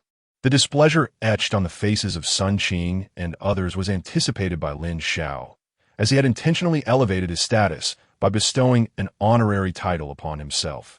Addressing the elder as Brother Sun, the birthday star, which would indeed place him above them in the hierarchy. Yet, why did his plethora of well wishes elicit such a sour expression from the venerable birthday celebrant? Just as Lin Xiao was grappling with his confusion, Lu Jiao cleared her throat softly. Ahem! Instantly, Lin Zhao's attention shifted to her, where he discerned a glint of mirth in her eyes as she gestured subtly towards him. Following her gaze, he spotted a banner before the birthday star, emblazoned with the message, "Happy 99th birthday to Brother Sun." Lin Xiao thought, is there a problem? It seems there isn't. Why is everyone stifling their laughter? Wait a moment. What exactly did I wish for the birthday star? Long life? How old is Brother Sun today? 99? Wasn't I essentially cursing him to depart this world by next year? No wonder his expression is so grim. Is it too late to retract that statement? How could I have been so thoughtless? Given that his great-grandson is already this old, one can only surmise that Brother Sun himself must be quite advanced in years. How could I commit such a blunder? Clearing his throat once more, Lin Xiao addressed the elder. Please forgive me, Brother Sun. As a newcomer, I am unfamiliar with many customs. I wish you 1,000 years of longevity. Upon hearing this, the elderly attendees could no longer contain their amusement and burst into laughter. This only deepened Lin Xiao's embarrassment, nearly prompting him to seek refuge in a crack in the ground. Thankfully, his thick skin prevented him from fleeing in disgrace. Sun Ziyuan, the guest of honor, was taken aback by Lin Xiao's unexpected appearance, yet recognized the necessity of hospitality. Knowing that he could not simply dismiss Lin Xiao without incurring ridicule from the others present, he managed to suppress his irritation and nodded toward Lin Xiao, saying, "Young brother, please take a seat. Since you are now a newcomer in our retirement home, we shall have ample time to interact in the future, and I shall ensure you are well taken care of." A shiver ran down Lin Xiao's spine as he detected an emphasis in Sun Ziyuan's words regarding taking care. This care might not be as benign as it seemed, especially considering the elder's robust physique, which left Lin Xiao feeling somewhat apprehensive. Was it still possible to escape? No. How could he entertain thoughts of fleeing when he had just invested 5 million to reside here? It would be an affront to his hard-earned money to run away. Besides, having been invited to take a seat, he was determined to enjoy a hearty meal, even if death were to be his fate. He intended to go out as a well-fed ghost. Upon contemplating this, Lin Xiao promptly found a seat to settle down. Given his limited acquaintances, only Lu Jiao and Sun Hua were present. Sun Hua's table was evidently full, so he did not hesitate to take a seat beside Lu Jiao. "Sister, you are rather inconsiderate. Why didn't you provide an explanation for me just now?" Lu Jiao chuckled, covering her mouth. "Little brother, considering your current situation, it would not be appropriate for me to clarify. And besides, you seem to be managing quite well on your own, don't you? Let's not dwell on that. It's quite embarrassing. You are aware of how mortifying it is, right? Heed my words. Your fortunate days have only just begun." Lin Xiao looked up to the heavens in exasperation. Was this so-called good fortune truly akin to what he had envisioned? Moreover, why did he feel a chill creeping up his spine, as though numerous, unfriendly gazes were fixed upon him? Was it merely his imagination? It must be an illusion. Chapter 11. A burden too heavy to bear seated alongside Lu Jiao were the grandmothers from the nursing home. Lin Xiao observed that although these elderly women had experienced the passage of time and their youthful beauty had faded, they still retained an air of grace, each possessing unique characteristics. It was evident that in their younger days, they must have been stunningly beautiful. Although Zhao Hua was not at the table, he was in close proximity to Lin Xiao. He patted Lin Xiao on the shoulder and remarked, "Young man, your courage is commendable. You should know that the individuals at this table have had numerous admirers in our nursing home. They're not even qualified to sit here, yet you take such liberties. This will surely irk many." At last, Lin Xiao understood why he felt a chill running down his spine. It was due to this very reason. Surely, these individuals would not be so petty as to envy him. "Zhao Ge, please don't frighten me. I'm merely a child of 216 months, Lin Xiao replied. "I understand what you mean, but others may not think the same. Best of luck to you." Lu Jiao interjected, "Oh, Zhao, don't scare young Lin. If anyone dares to trouble him, we shall take care of them. From now on, we'll watch over little Zhao. Sisters, do you agree?" "Absolutely. We'll protect him."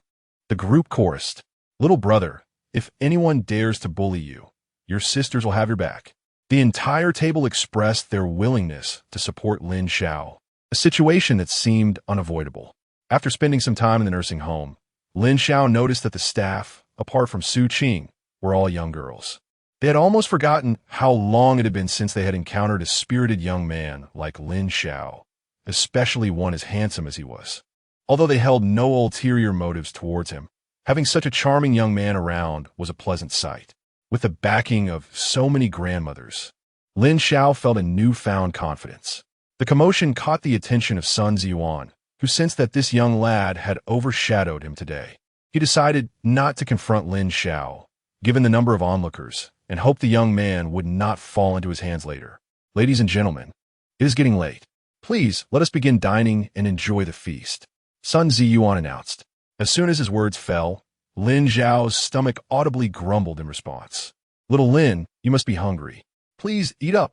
We haven't had such a sumptuous meal in quite a while, so don't be shy. Lu Jiao encouraged as she placed a piece of meat before him, while others continued to serve him dishes. Lin Xiao felt both overwhelmed and surprised. Neither in his past life, nor as the original owner of this body had he ever received such treatment, causing an unexpected swell of emotion in his eyes. Without hesitation, he picked up his chopsticks and began to eat voraciously. Lu Jiao noticed Lin Xiao's unusual reaction, but chose to remain silent, simply serving him more dishes. She had come to realize that this young lad might also be a pitiable soul. Meanwhile, the sight of this unfolding drama displeased several elderly men nearby. Why is it that my one has never served me food? One grumbled. Enough with your nonsense. This is my meal. How could you serve him food, my dear Qin Qin? Such exclamations filled the grand hall. Yet Lin Xiao remained oblivious to the commotion, engrossed in his meal. Amidst his feasting, he experienced a long-lost warmth that enveloped him in comfort. However, as he continued to devour his food, a sudden surge of heat coursed through his body, an unfamiliar sensation that left him both invigorated and restless. The warmth soon transformed into a tempest, making Lin Xiao feel as though he might burst from within. Perplexed by his condition, he wondered if the food was tainted. Lu Jiao, ever observant, quickly noticed something amiss with Lin Xiao. His predicament was not one of poisoning, but rather an overindulgence beyond his capacity to assimilate. How could she forget the young man's meager cultivation level? Even labeling him as a first-tier ability user seemed generous.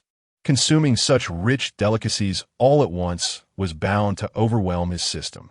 Fortunately, with her presence, Lin Xiao was assured against any dire consequences.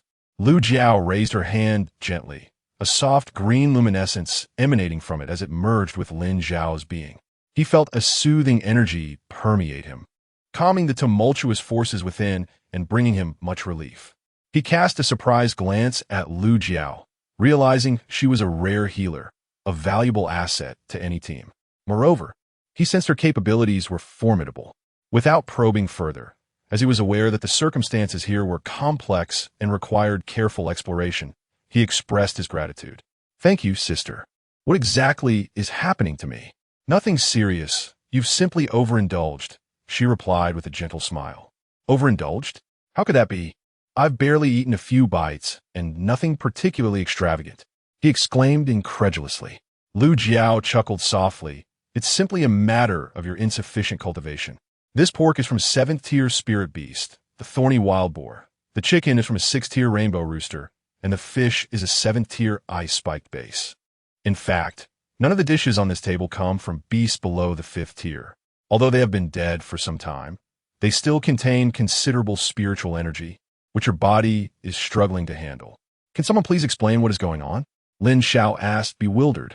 Despite his low cultivation, the original owner of his body possessed a solid theoretical understanding of the world as spirit beasts.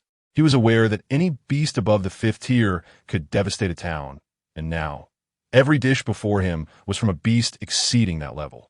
Just how terrifying a place had he stumbled into? Seeing Lin Xiao's astonished expression, Lu Jiao couldn't help but smile. Although I can assist you in stabilizing this energy, you must refrain from consuming any more. Otherwise, your body will inevitably suffer damage. Lin Xiao's face immediately contorted in distress, with an abundance of delectable dishes before him. He found himself unable to indulge, and nothing could be more agonizing than the loss of his small fortune to others. However, his gaze swiftly shifted to the vegetables. Lu Jiao discerned Lin Xiao's thoughts and smiled faintly. These, too, were rare herbs. While their medicinal properties were milder, your current condition truly does not permit further consumption. Lin Xiao sighed and gazed skyward, lamenting his fate. Well, you shouldn't complain after having gained so much, Lu Jiao remarked. You have no idea how much one would need to spend outside to enjoy such a feast. Take joy in what you've had. Even with the modest portions you consumed, you have already reaped significant benefits. Lin Xiao spoke the truth. Despite having eaten only a fraction, Lin Xiao felt a profound sense of fullness. He had never before realized his own strength, feeling as though he could fell a bull with just 3 punches. Chapter 12. The new roommate, what sin have I committed? What could be the most excruciating experience in the world? If you were to pose this question to Lin Xiao, he would undoubtedly respond that it is the sight of a lavish feast laid out before him, while he is unable to partake in it and dares not indulge.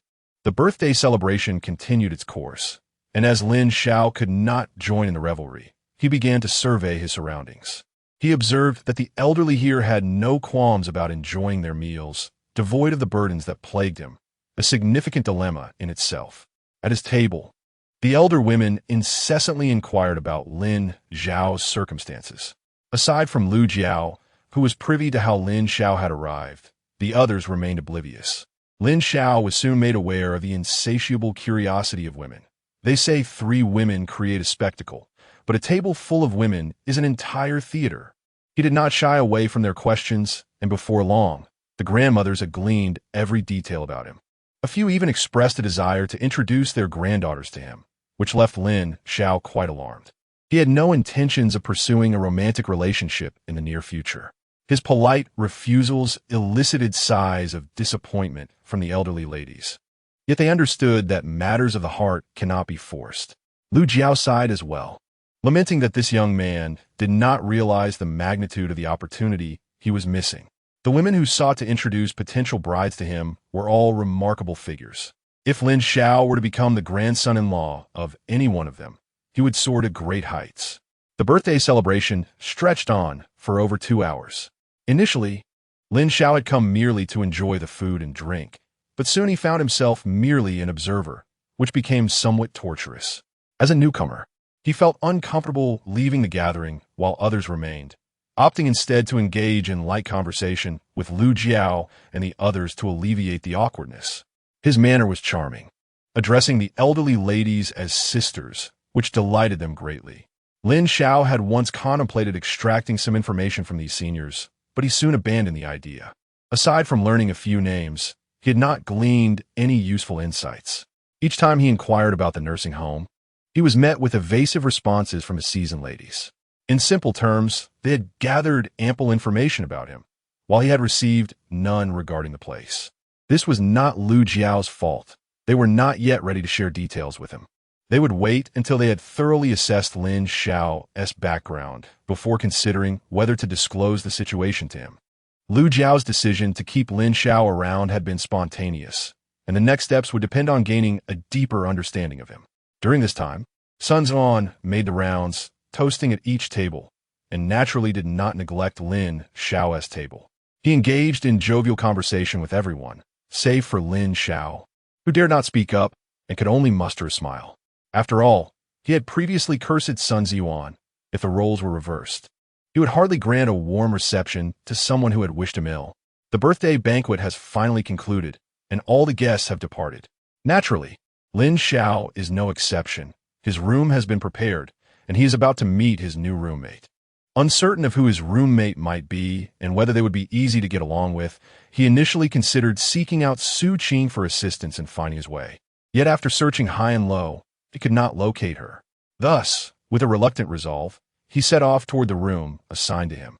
The door was tightly shut, and Lin Xiao was unsure if his roommate had returned. Out of courtesy, he gently knocked. "Come in," came a robust voice from within. Lin Xiao furrowed his brow. For some inexplicable reason, the voice struck a familiar chord, yet he could not recall whose it was. Now was not the time for contemplation. He pushed the door open and stepped inside. Upon entering the room, the reason for his familiarity with the voice became clear. Having spent only a brief half-day at the nursing home, he had conversed with few individuals, and the person before him was indeed one of them, the guest of honor from the birthday banquet, Sun Zuan. Lin Xiao thought to himself, could I possibly be so unfortunate? How did I end up sharing a room with this individual? Isn't this akin to courting disaster? Moreover, he pondered the elderly gentleman's behavior.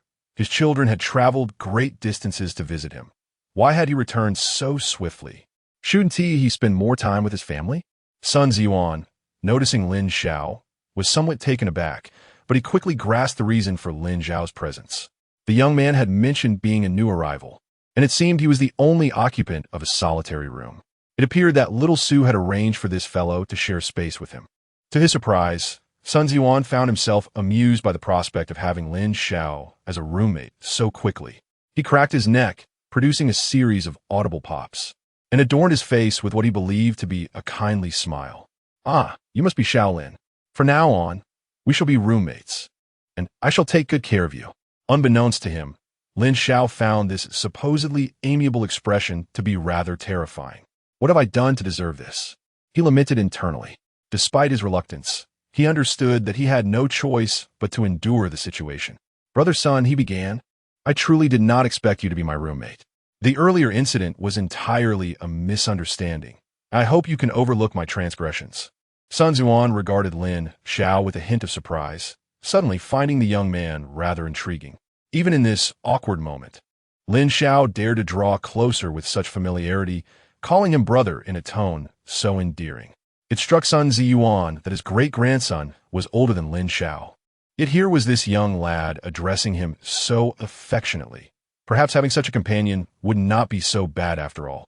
"Rest assured, the previous matters are inconsequential, and I shan't hold it against you," Sun Ziyuan replied.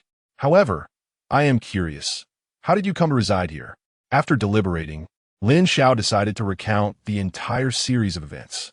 Upon learning that the young man had inadvertently arrived due to his birthday celebration, Sun Ziyuan was left at a loss for words. "Tomorrow, I must have a thorough conversation with old John. This fellow truly lacks any discernment. How could someone so slender and delicate emerge from the esteemed Sun family? And what is Xiao Su thinking? Allowing someone to reside here simply for a fee? If wealth alone granted entry, this place would surely be overcrowded by now. This young man has certainly stumbled upon extraordinary luck. Furthermore, one would think that such a newcomer should at least be afforded some explanation." Just as Sun Ziyuan pondered this, his phone emitted a notification. He picked it up and discovered a message from the group chat of the elderly care home, titled "A Loving Family." All members are to convene in the conference room to discuss the fate of the new member, Lin Xiao. Sun Ziyuan mused that his suspicions were indeed correct. It seems likely that this young man will be dismissed. For some inexplicable reason, he felt a twinge of reluctance. Surely, he must be losing his mind. Nevertheless, this decision is beyond his control. Ultimately, the young man's destiny rests in the hands of fate. Chapter 13. A show of hands. Lin Xiao had prepared himself for a thorough reprimand from Sun Ziyuan. Despite Sun's advanced age, his muscular physique suggested that he was still quite formidable. Lin Xiao felt he would be no match for him in 100 encounters. To Lin's surprise, Sun Ziyuan showed no intention of confronting him. After glancing at his phone, he announced his departure. "Young man, stay put in the room. Do not wander about. Should you happen upon something you ought not to see, not even a deity could save you," he warned. Lin Xiao, feeling a chill, responded, "Must you speak so ominously?" After a moment's contemplation, he nodded obediently. "Rest assured, Brother Sun, I shall remain right here." Sun Ziyuan gave Lin Xiao a look that conveyed understanding, then donned his coat and exited. As Lin Xiao walked to the door, he noticed several elderly residents from the surrounding rooms gradually making their way out, many of their gazes lingering upon him. This made Lin Xiao self-consciously touch his nose. While he considered himself handsome, he couldn't help but feel a twinge of apprehension under the scrutinizing eyes of these elder gentlemen.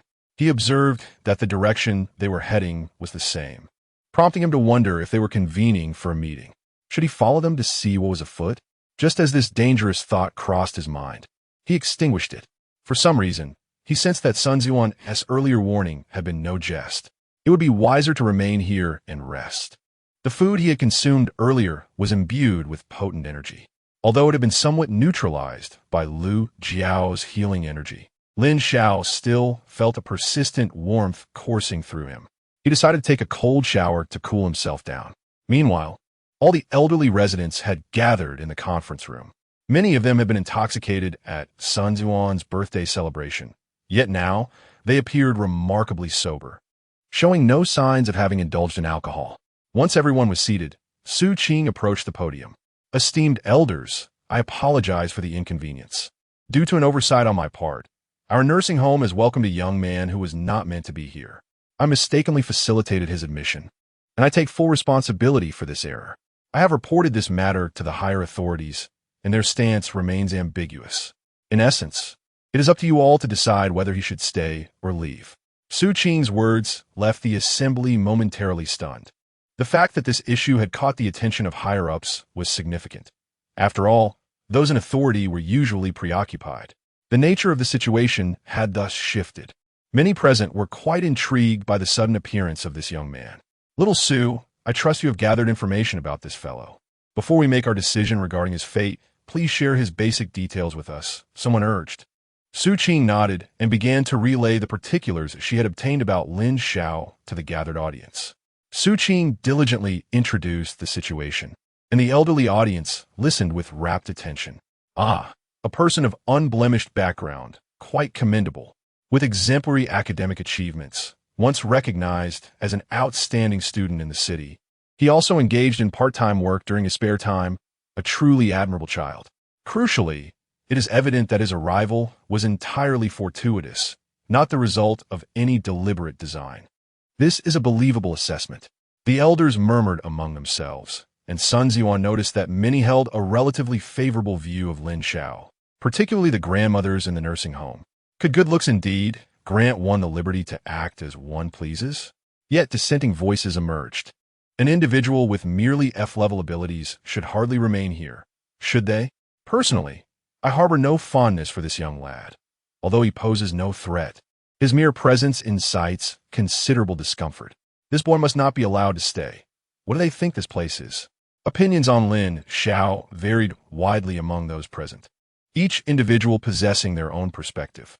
Su Qing massaged her temples. Since this matter originated from her, it was only fitting that she resolve it appropriately. She had no intention of permitting Lin Xiao to remain. She had prepared herself to deny him entry, even if he offered financial compensation. However, the unexpected appearances of Lu Jiao and Zhao Hua altered the course of events.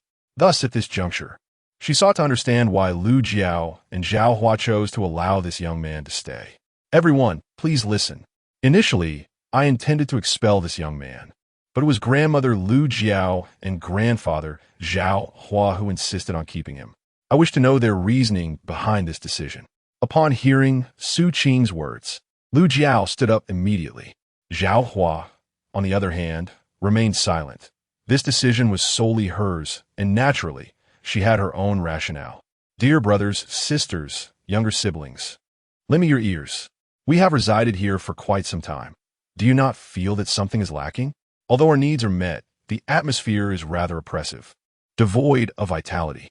This young man's serendipitous arrival here seems to be fate. I sense he could infuse us with a refreshing energy. Now that his identity has been clarified and proven to be innocent, there is no need for concern regarding his background.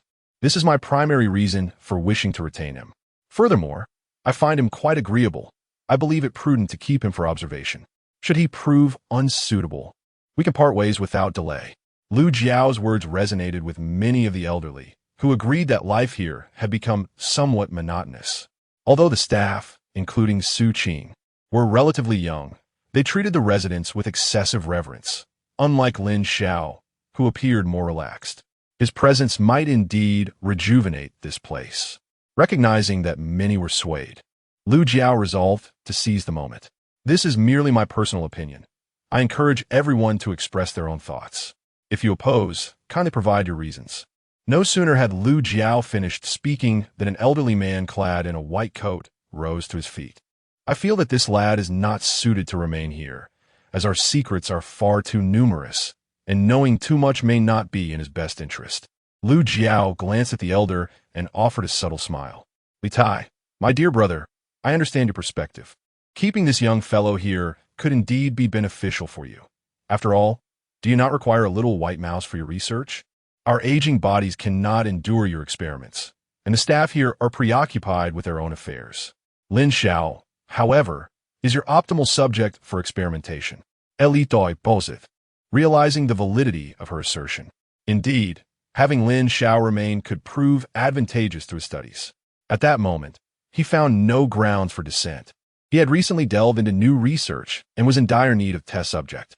Well said. My sister makes a compelling argument. At that juncture, another elder rose to voice his concern. I still feel somewhat uneasy about keeping this young man here. It seems rather frivolous. Brother Zhou, this lad is granted a lifelong residency, and we have the authority to expel him at any time. I am aware that many present possess their own unique skills. Perhaps this young man could even become a disciple to us all. Of course, this is contingent upon further observation of his character. That said, I shall say no more. Let us vote. If the majority consents, we shall allow him to stay. If there are no objections, let us proceed with the voting. Those in favor of his temporary residency, please raise your hands. Lin Xiao was the first to lift her hand. With her leading the charge, many others gradually followed suit. As the numbers swelled, it became evident that an overwhelming 80% were in agreement. To Lin Xiao's surprise, among those in favor was Sun Ziyuan, whom she had anticipated would oppose the decision. Regardless, Lin Xiao's residency had been solidified. Whether he would truly remain would depend on his future conduct. Chapter 14. Let the storm come more fiercely, Su Qing observed with some surprise as numerous seniors below raised their hands, sensing that matters were spiraling increasingly out of her control. Yet, she felt powerless in this situation. After all, it had been stated that the decision rested with the esteemed seniors present. Since they had collectively resolved to allow Lin Xiao to remain, she would comply. With the elders having made their choice, it was decided that Lin Xiao would stay for the time being, and the seniors were encouraged to return to their rest. The residents of the nursing home gradually departed.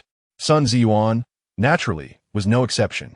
However, unlike the others, he was Lin Xiao's roommate, thus affording him more opportunities for interaction with Lin Xiao than most. Initially, he had presumed that Lin Xiao might be expelled, but it now appeared that events were veering in an entirely different direction. This was fortuitous, as it would add a touch of amusement to their otherwise mundane lives. Upon returning to their room, Sun Ziyuan discovered that Lin Xiao was absent. Yet, the sound of running water from the adjacent bathroom indicated that Lin Xiao was taking a shower, displaying a commendable sense of cleanliness. Perhaps alerted by the noise outside, Lin Xiao was aware of Sun Ziyuan's return. Despite having endured a lengthy cold shower, he felt no chill. His body remained somewhat overheated, particularly in the lower abdomen, where a persistent warmth lingered, stirring an unusual restlessness within him. Lin Xiao found himself at a loss. Could it be that the food consumed earlier had some invigorating effect? Surrounded by elderly residents, was there not a risk of unforeseen consequences? He understood that, given the current trajectory, continuing his shower would yield no further relief. He hastily dried himself and donned his clothes before stepping out. As he emerged, he was met with Sun Ziyuan's suggestive gaze. Lin Xiao could not suppress a shiver. He wondered if the old man harbored any inappropriate thoughts. Brother Sun, please do not look at me like that. It frightens me. Sun Ziyuan chuckled, realizing that keeping Lin Xiao here seemed to be a rather splendid idea. The younger individuals in the nursing home, such as Su Qing, would never dare speak to him in such a familiar tone. Under normal circumstances, had someone addressed him so, he would have responded with a sharp retort. Yet now, he felt no inclination to do so. How would you know I'm looking at you in a lascivious manner if you didn't look at me first? Lin Xiao, startled, instinctively took a step back, pondering whether this old fellow truly intended something untoward. I cannot comply with such a notion. Observing Lin Xiao's reaction, Sun Ziyuan found the situation increasingly amusing. A playful smile graced his face as he advanced step by step toward Lin Xiao. The latter felt a wave of paralysis wash over him. Every step Sun Ziyuan took felt as though it pressed upon his heart. In his mind, inappropriate images flashed, and he couldn't help but wonder if this old man had truly lost his sense of decorum. Was he planning to dominate or submit? Ugh, how could he entertain such distasteful thoughts? Yet, he felt entirely powerless to resist. Should he flee? He sensed that escape was futile. Since resistance is futile, one might as well indulge, but indulge in what? I would rather perish than submit. At this moment, Sun Ziyuan finally arrived by Lin Xiao's side. Observing the swift changes in Lin Xiao's expression, he found it particularly amusing. Young man, do you feel a sense of warmth enveloping your body? Upon hearing Sun Ziyuan's words, Lin Xiao momentarily froze. Fortunately, the old man did not attack him, which almost terrified him. Uncertain of Sun Ziyuan's intentions, he pondered briefly before nodding in response. You truly are reckless, consuming anything that crosses your path. Those few individuals were utterly deceived by your appearance, forgetting that such food is not meant for someone of your caliber. Although Lu Jiao's intervention has mitigated the energy's effects, preventing harm to your physique, if you do not expel that energy, discomfort will ensue. Lin Xiao recognized that his body's heat was undoubtedly linked to what he had consumed earlier. Instinctively, he inquired, Brother Sun, how can I expel it? The moment the question slipped from his lips, he wished to slap himself. Had he not just invited trouble upon himself? Indeed, Lin Xiao noticed a sinister smile creeping on his son Ziyuan's face after his inquiry. Since you have sincerely asked, I shall generously enlighten you. To facilitate the expulsion and absorption of that energy, follow my lead. Otherwise, sleep will elude you tonight. With that, Sun Ziyuan took the lead and stepped outside. Lin Xiao realized he had misunderstood the situation, feeling a wave of relief. At least his virtue was temporarily safeguarded. Moreover, the discomfort from the heat was becoming increasingly unbearable. Since Sun Ziyuan claimed to possess a solution, it would be wise to address this issue. Otherwise, enduring this discomfort might indeed rob him of sleep tonight. With this thought in mind, Lin Xiao promptly pursued Sun Ziyuan. They arrived at the courtyard of a nursing home, where Lin Xiao was astonished to discover a complete playground, which far surpassed that of their school. While he contemplated why Sun Ziyuan had brought him here, the old man spoke up. What are you dawdling for? Start running.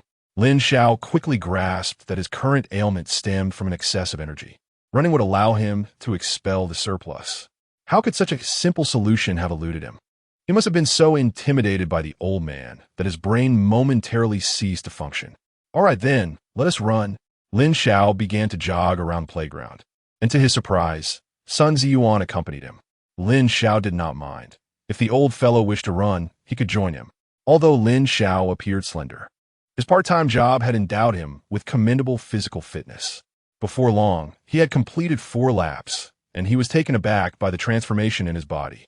He had run before, for laps were not his limit, yet he typically felt fatigued after such exertion. Today, however, felt distinctly different.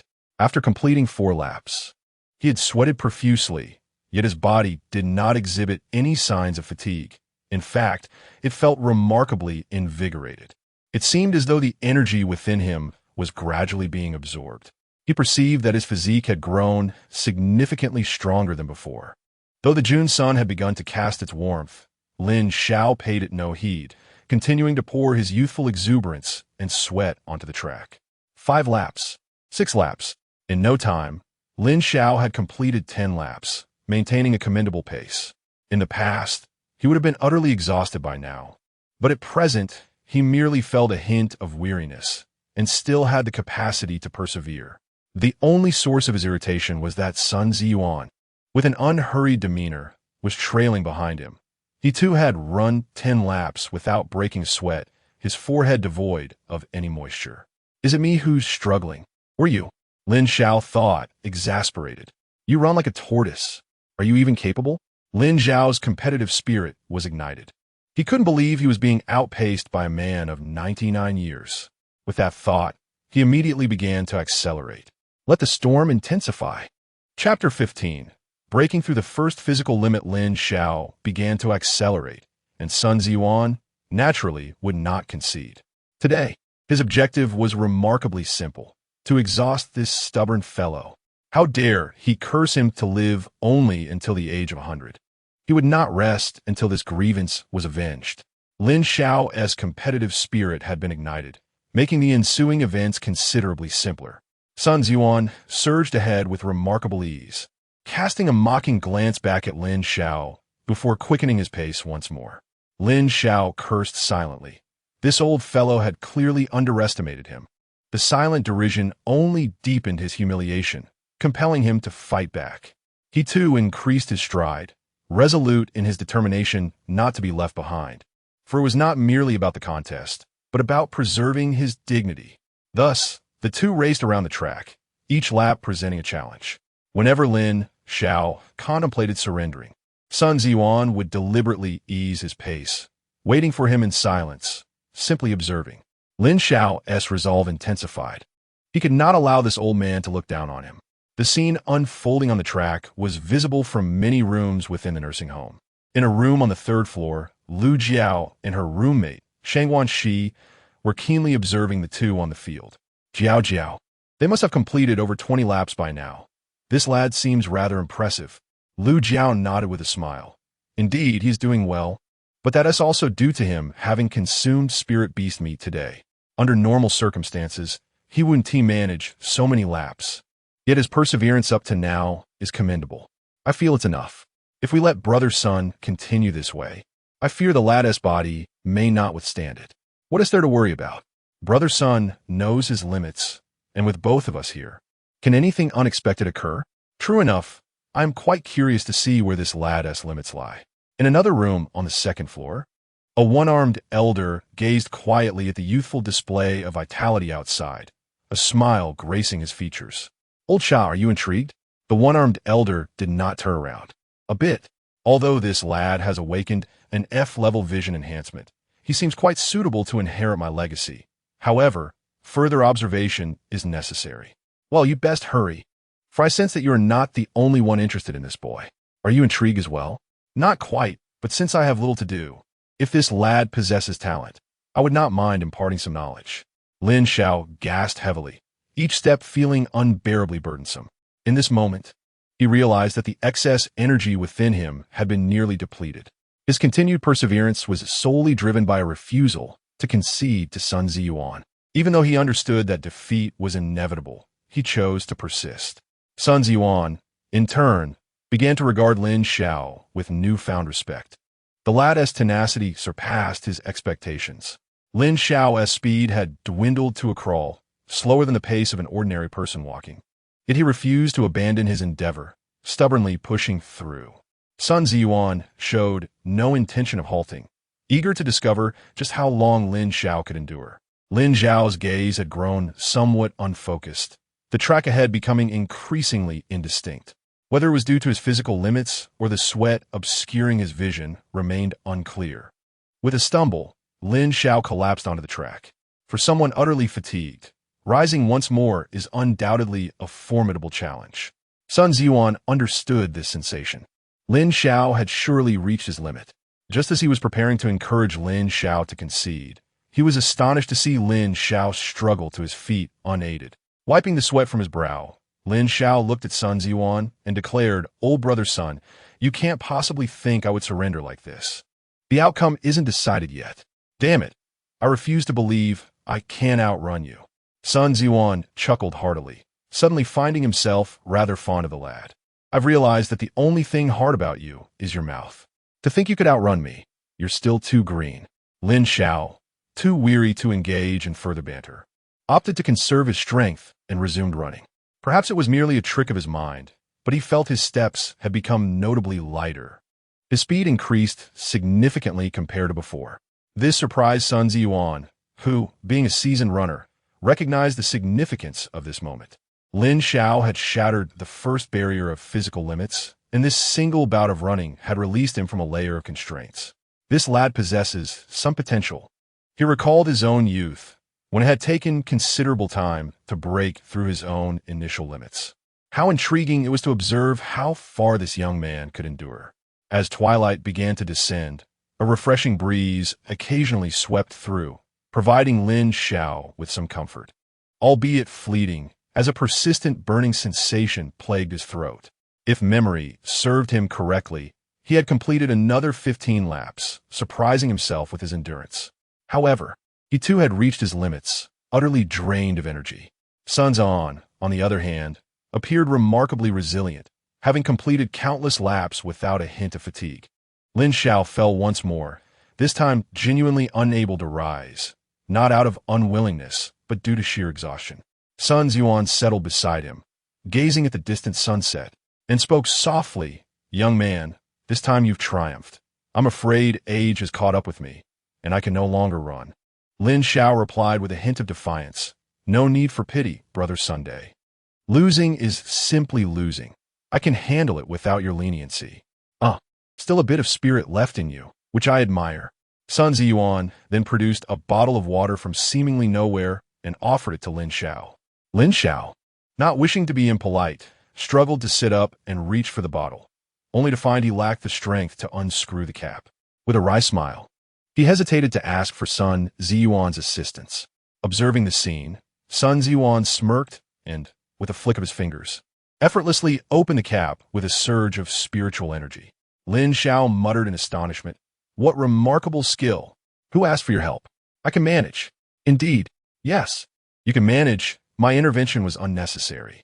Lin Xiao, weary of idle chatter, seized a water bottle and began to drink fervently. With each gulp, he felt his strength gradually return.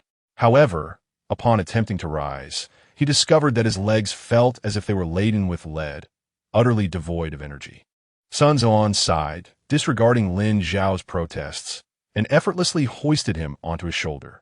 Lin Xiao's weight seemed negligible in Sun Ziyuan's grasp. "Put me down," Lin Xiao exclaimed. "Not a chance," Sun Ziyuan replied. "Behave yourself. Today ends here."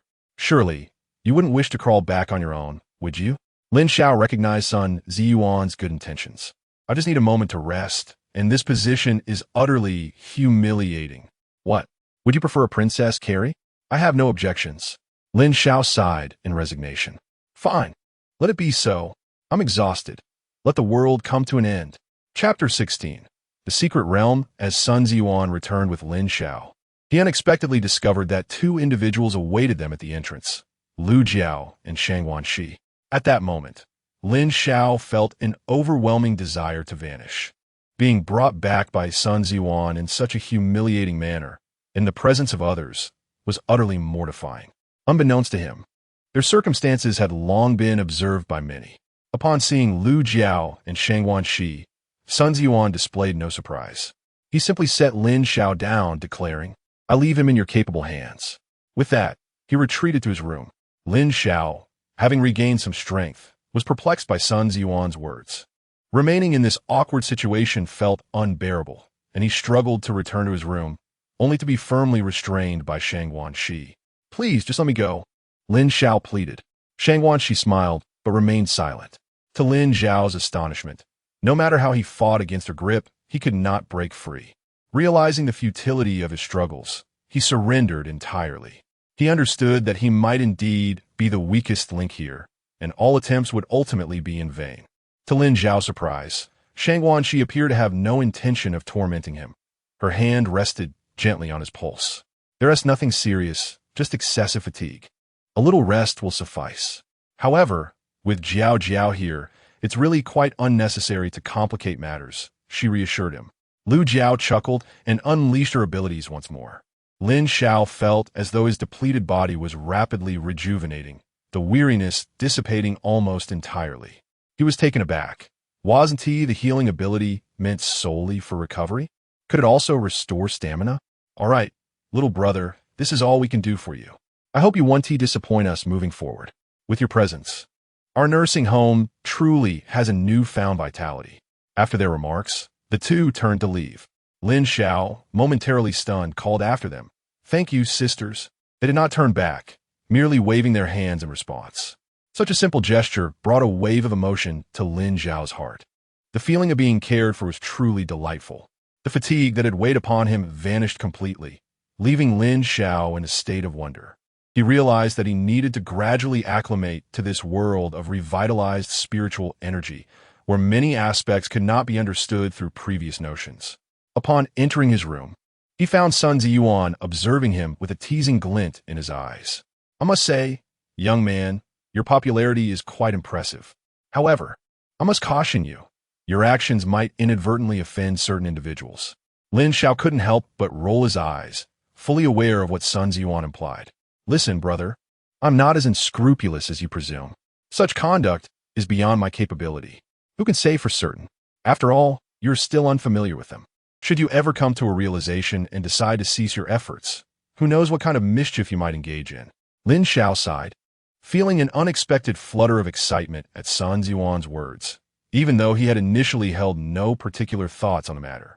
Though he felt this stirring of emotion, He was resolute in his decision not to act upon it. Brother, you are truly overthinking this. At my age, moving in here means I've already chosen to take it easy, right? Sun Ziyuan retorted. That statement is devoid of any flaws. However, if you had chosen any other ordinary nursing home, it would have been one thing. But the fact that you've settled here means you are destined to find it difficult to remain complacent. Starting tomorrow, let's embark on a journey to strengthen our bodies together. What's this? Brother, have I conquered you today? Are you preparing to take me as your disciple? Huh, what a fanciful thought. I merely find your spindly arms and legs quite unseemly. Look at the men in the Sun family. None of them are anything less than robust. Stop. I am here to relax, not to engage in strenuous exercise, and I'm certainly not one of your Sun family men. So do not impose your family standard upon me. Though he spoke thus, he couldn't help but feel perturbed by the reality of sharing a room with Sun Ziyuan. The sight of his current physique was quite irksome.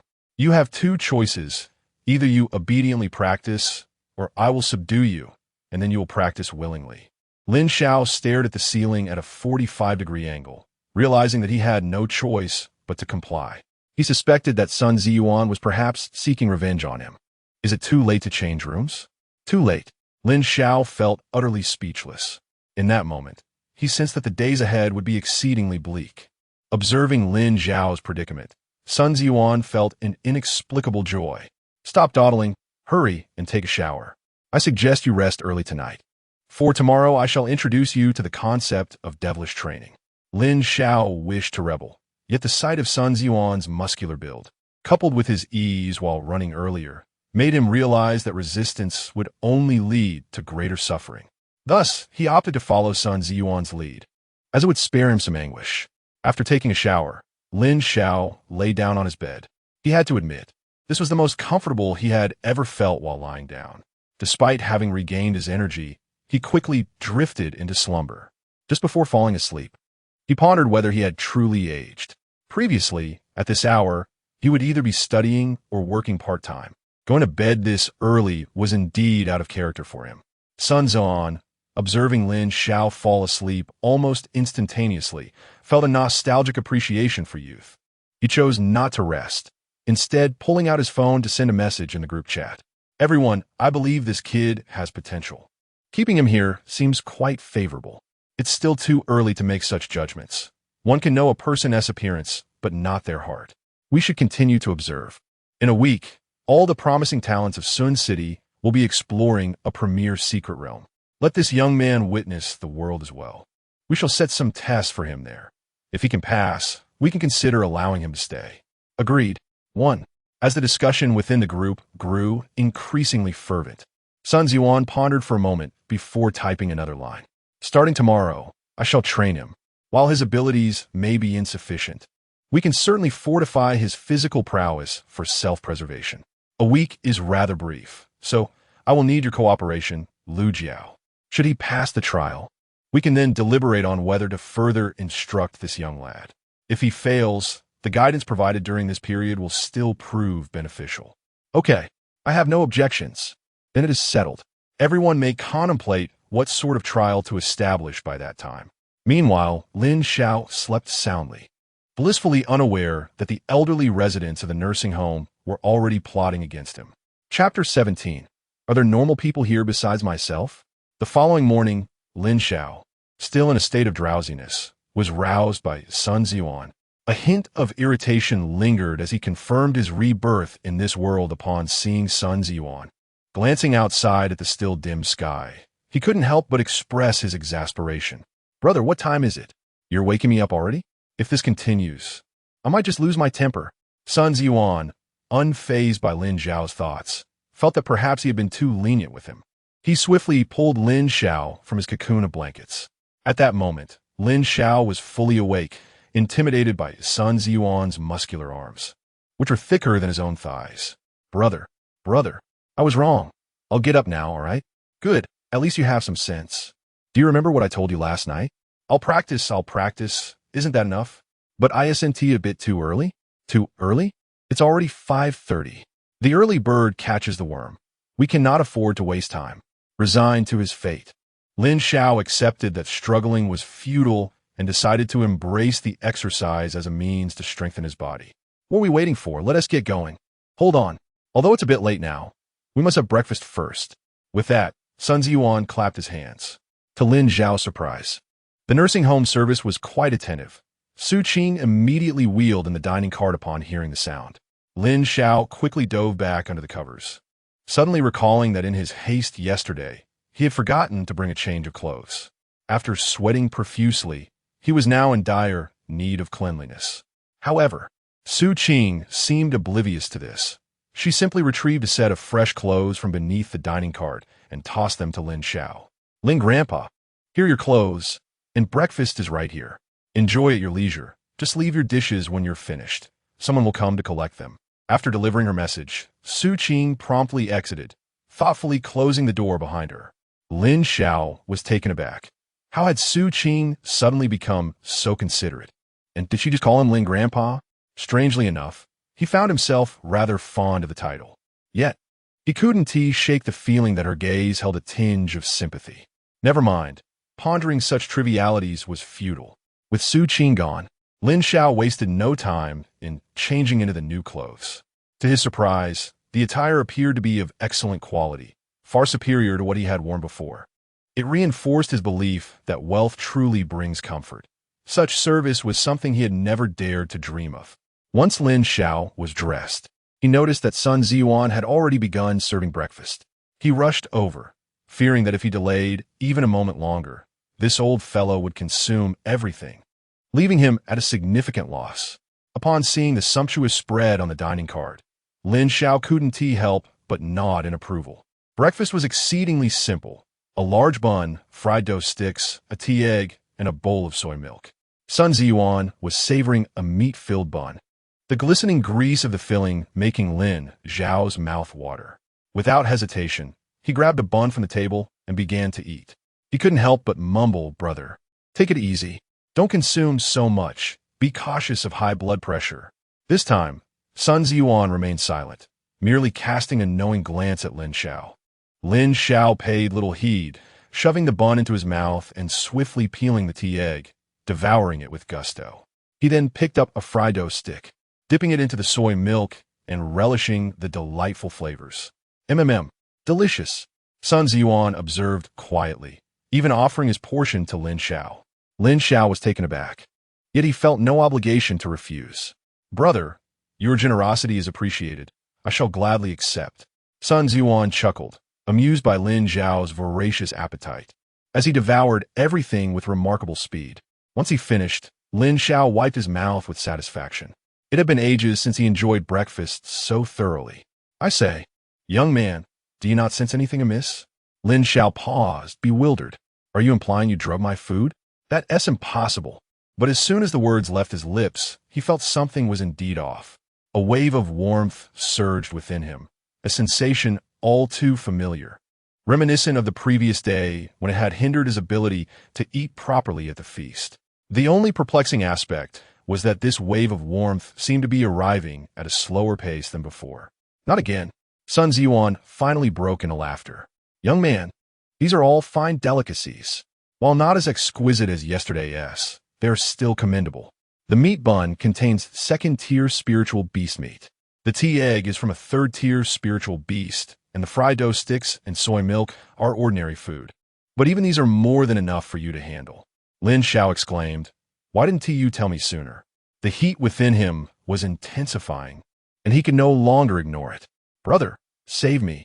Quickly tell me which room Lu Jiao is in. I'm in dire need of assistance." "Don't even think about it. Today Lu is not going to help you. If you want to avoid exploding from overeating, you must obediently train with me. That is your only option." Lin Xiao was at a loss, realizing he had been waiting for this very moment. However, it mattered little. He was meant to be dragged into training today anyway. "Brother, what are we waiting for? Let us hurry and go for a run," Lin Xiao exclaimed, pulling Sun Ziyuan toward the playground. Unfortunately, no matter how hard he tried, Sun Ziyuan remained immovable.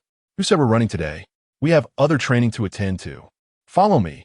With that, Sun Ziyuan led the way, and Lin Xiao hurried to keep up. The sensation of heat made him exceedingly uncomfortable. He felt an urgent need to run. "Brother, hurry. I can hardly bear it." Just follow along. No more chatter, or I won't hesitate to punish you. Lin Xiao thought, I can't fight back. I'll endure. The journey was torturous, yet Lin Xiao could only strive to suppress the growing heat within him.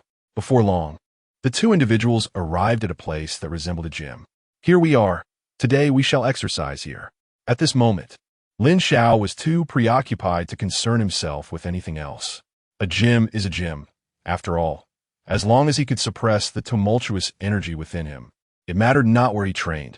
As Lin Xiao pondered where to begin, he was astonished to observe that a number of elderly individuals were already engaged in their workouts. Upon noticing Lin Xiao's arrival, these seniors cast him playful glances. Were they not inclined to indulge in slumber? What was he witnessing? That gentleman lifting weights? Those dumbbells appeared to weigh at least 200 or 300 pounds, and he was doing so with one hand as if it were a mere trifle. And that lady on the treadmill, was her pace not a tad excessive? Was she truly sprinting at 300 kilometers per hour? Moreover, was this a retirement home? Could it be confirmed that, aside from himself, there were indeed other capable individuals present? What absurd thoughts was he entertaining? Was this truly the moment for such musings? It was imperative to focus on training, for he genuinely felt as though his body was on the brink of bursting. Chapter 18. As long as one does not perish, one shall indulge to the fullest. As Lin Xiao contemplated how to commence, Sun Zuan approached with a weighted vest in hand. The vest appeared remarkably light, leaving Lin Xiao momentarily perplexed. Did one truly require specialized attire for exercise? This is a weighted vest. Donning it will assist in dissipating the restless energy within you. Sun Ziyuan explained. Lin Xiao scoffed, pondering how much weight such a flimsy garment could possibly carry. Yet, dismissing his doubts, he resolved to proceed with his training, as the discomfort of his pent-up energy was becoming unbearable. Observing Sun Ziyuan's casual demeanor while holding the vest, Lin Xiao assumed it weighed no more than 10 pounds. However, upon receiving it, he was taken aback by its heft, nearly losing his grip. Fortunately, his previous labors had endowed him with sufficient strength to manage it without embarrassment. Are you serious, brother? This must weigh at least 100 pounds, Lin Xiao exclaimed. Roughly so, Sun Ziyuan replied dismissively. Enough chatter. This is the lightest vest I could procure. Hurry and put it on.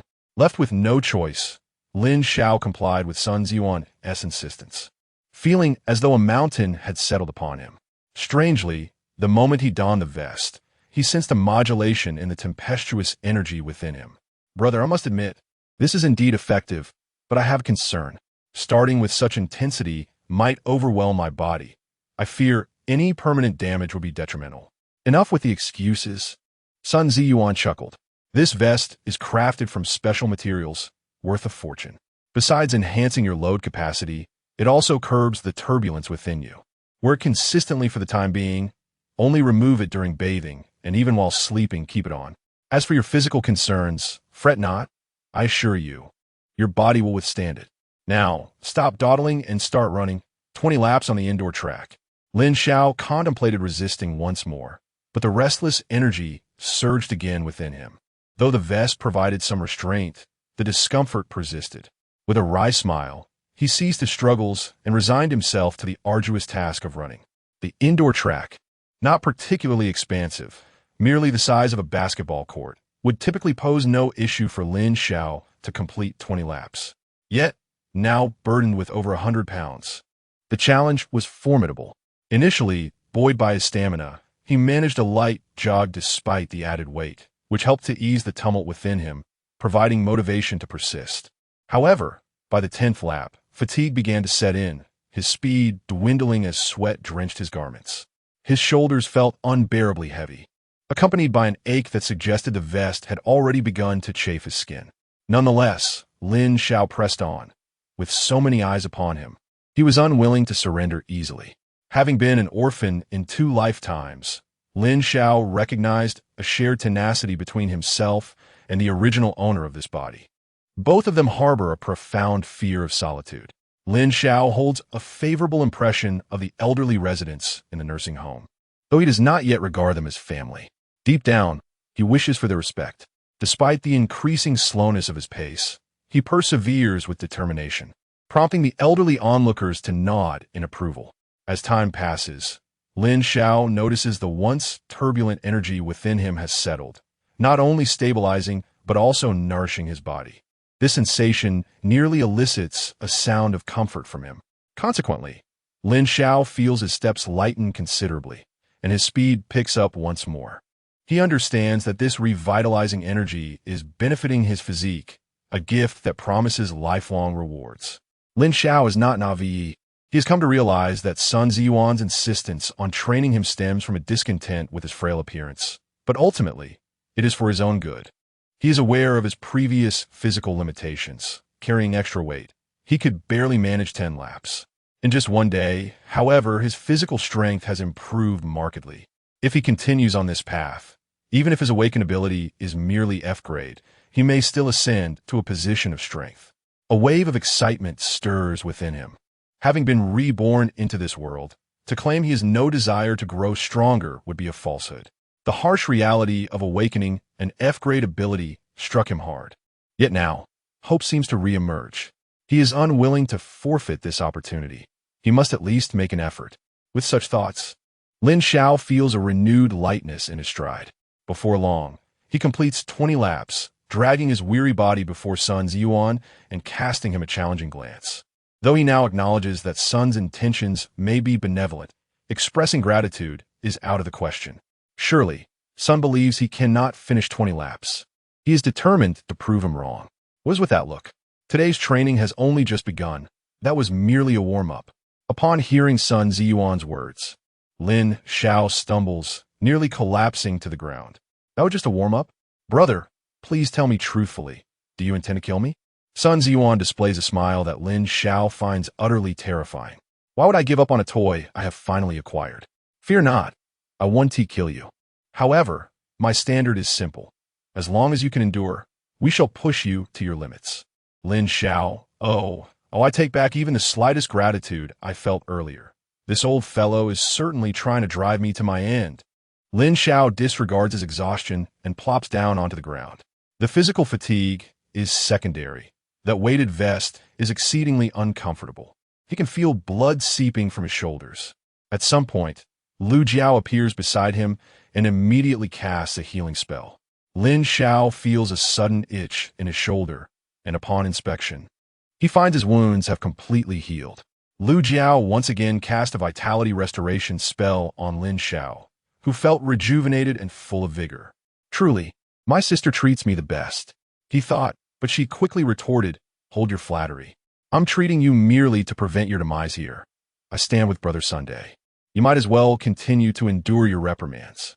After saying this, Lu Jiao stepped aside, while Sun Ziyuan began to flex his wrists, producing a series of sharp cracking sounds. Lin Xiao realized that if he did not rise promptly, this irritable elder would surely give him a proper thrashing. A wise man does not suffer needless losses. It was better to continue training. Once Lu Jiao had healed his wounds, Lin Xiao felt the restless energy surging within him once more. Although he had only consumed the meat of second and third-tier spirit beasts that morning, he had eaten abundantly. Lu Jiao had not quelled the turmoil within him, and now that his vitality was restored, the energy began to wreak havoc again. It seemed he was destined to gradually expend and assimilate this power. Under Sun Ziyuan's guidance, Lin Xiao commenced his grueling training regimen. He finally understood why Lu Jiao remained by his side. Each time he exhausted the last vestiges of his strength, she would administer her healing.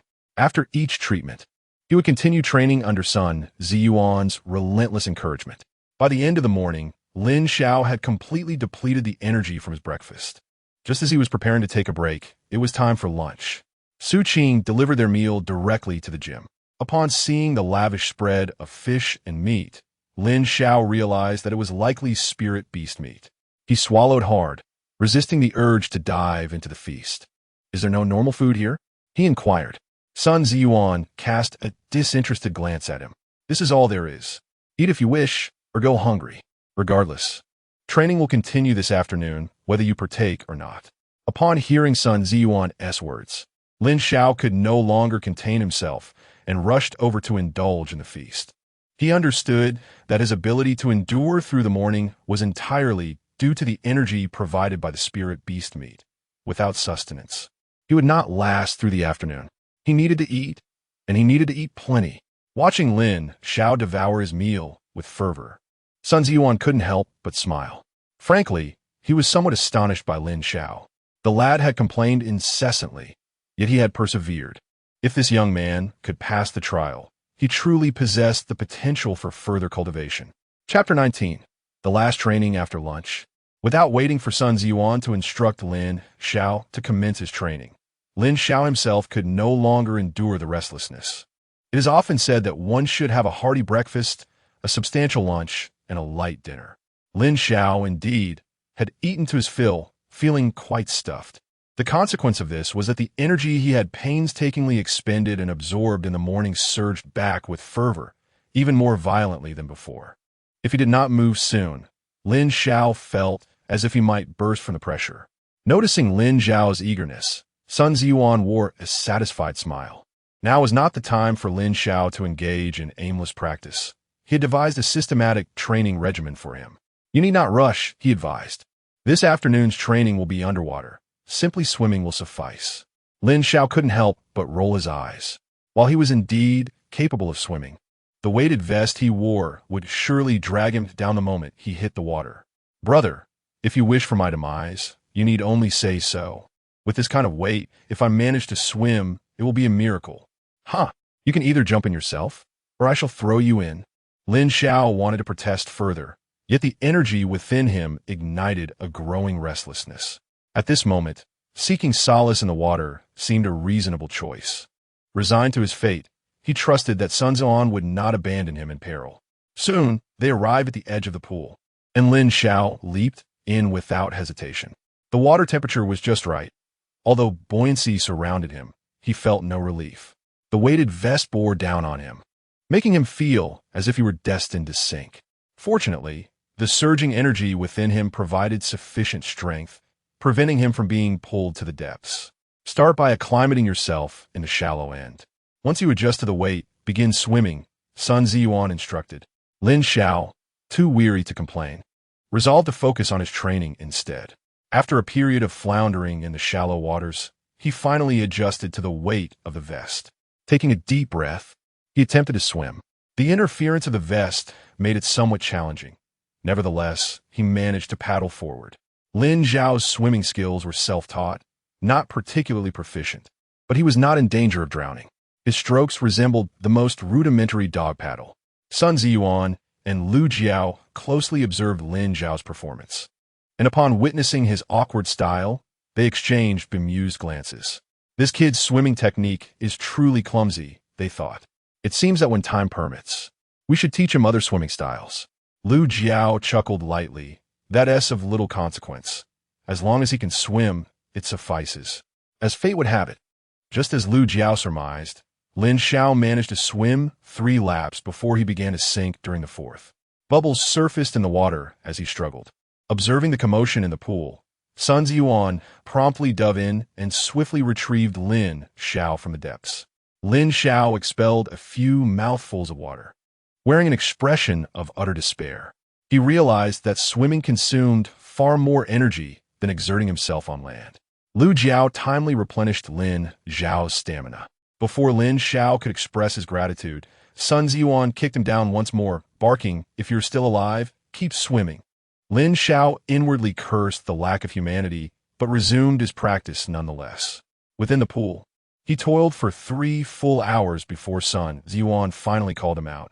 Not out of compassion, but due to the necessity of other training activities. During this time, Lin Xiao was granted no respite. Any inclination to slack off was met with loud reprimands. He wished to feign ignorance, but he was well aware of the severe consequences from previous experiences. Each time he felt his strength waning, Lin Xiao was there to immediately restore his energy, leaving him no moment of idleness. After another 2 hours of ground training, Lin Xiao felt utterly exhausted, though Lin Xiao's assistance had kept his physical stamina remarkably high. The psychological fatigue was inescapable. At last, he was afforded a moment to breathe as dinner time arrived. Upon seeing the meal brought by Su Qing, Lin Xiao wore a conflicted expression. The dinner appeared quite extraordinary. If he continued to eat, would he be subjected to further training? Yet, he was utterly drained, yearning only for a warm bath and a restful slumber. Su Qing noticed Lin Xiao's worn-out demeanor and smiled. "What is the matter, Lin Yi? You look utterly haggard." Lin Xiao shot her a glare, annoyed that she had to bring up his condition. Though he wished to resist the temptation of the meal before him, the day's rigorous training had left him ravenous, his stomach audibly protesting. Sun Zuan glared at Lin Xiao. "What are you waiting for? Dinner is served." Lin Xiao thought to himself, "This is a forced feeding." He appealed to Sun Zuan. "Given my state, ISNT today, as training over? Over? Not all. But don't worry, tonight's training is only an hour long. And it's not physical training."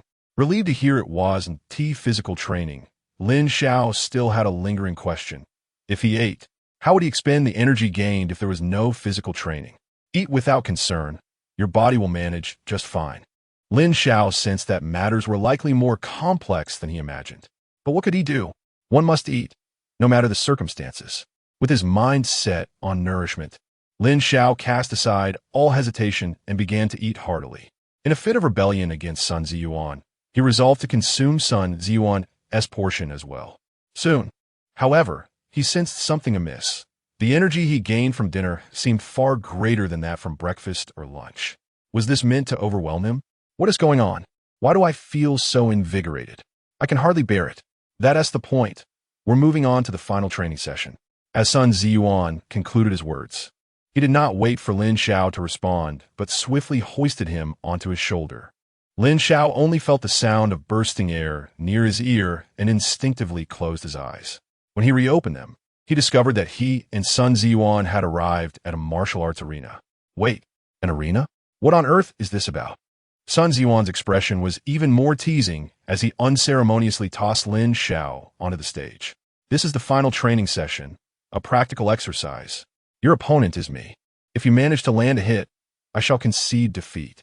Of course, I will retaliate. Rest assured, I shall be considerate in my approach." Lin Xiao thought to himself, "What the hell? This old fellow is undoubtedly seeking revenge. Just look at those muscular arms.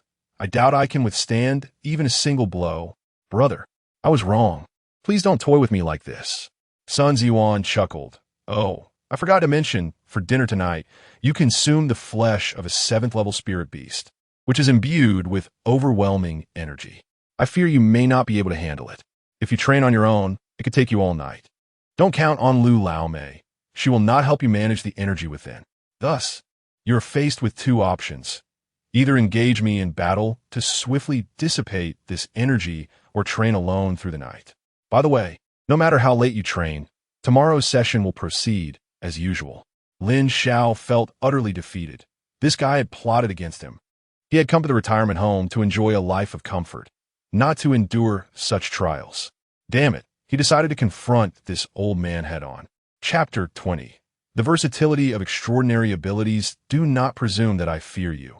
It is often said that youth conquers strength. Yet I remain unconvinced that I cannot reach you. Let us commence without delay.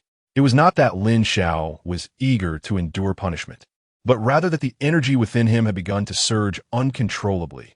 If it did not begin soon, he feared he might not withstand it. Sun Ziyuan donned a pair of boxing gloves. "Are you prepared? I shall begin now." Upon seeing Sun Ziyuan's gloves, Lin Xiao paused momentarily. "What about mine? Do you truly believe you can strike me? Go ahead and unleash your attack." Lin Xiao pondered for a moment and realized that instead of worrying about Sun Ziyuan, he ought to be concerned for himself, hoping he would not be thoroughly defeated. With this thought in mind, Lin Xiao charged toward Sun Ziyuan.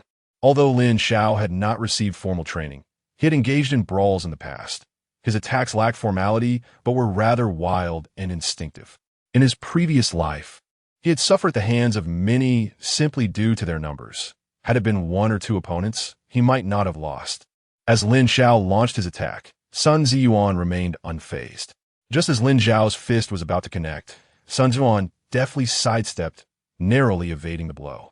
Lin Xiao had anticipated this possibility, so when his fist met empty air, he swung again. This maneuver took Sun Ziyuan by surprise. He He had not expected Lin Xiao's technique to possess such unpredictability. Of course, Lin Xiao could not inflict harm upon Sun Ziyuan, for they were not of the same caliber, nor could they be said to exist within the same dimension. Sun Ziyuan quickly squatted to avoid Lin Xiao's strike, and before Lin Xiao could react, he landed a punch squarely on Lin Xiao's chin. Even with the cushioning of the gloves, Lin Xiao heard a distinct crack, and then darkness enveloped him as he lost consciousness. Damn!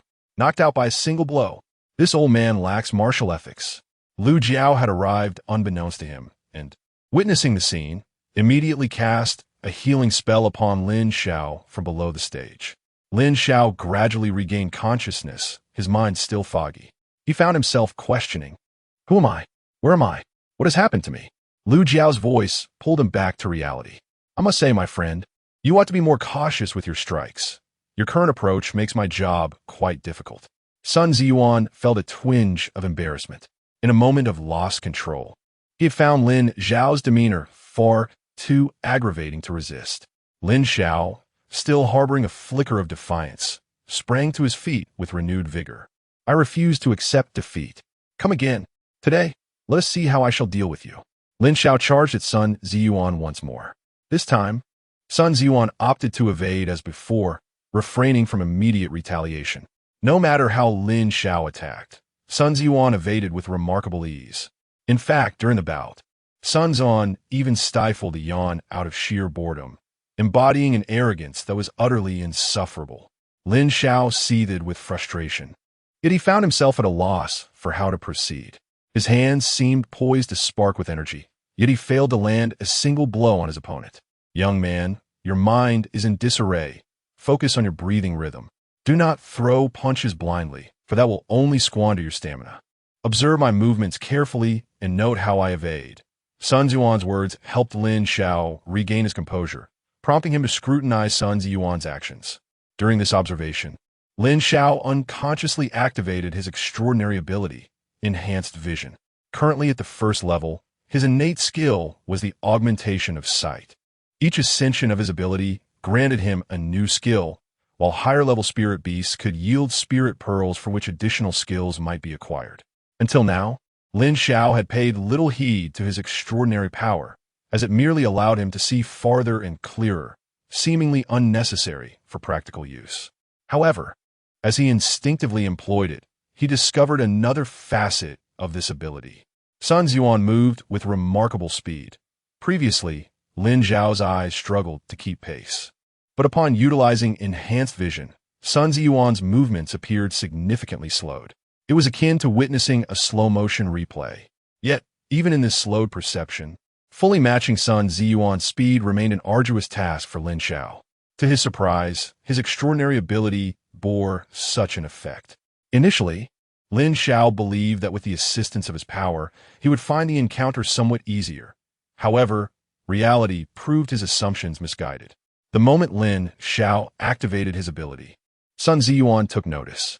At first, he was somewhat taken aback, aware that Lin Xiao possessed merely an ordinary F-class ability. What use could such a power hold against someone of his caliber? However, after a brief exchange, Sun Ziyuan discerned something amiss.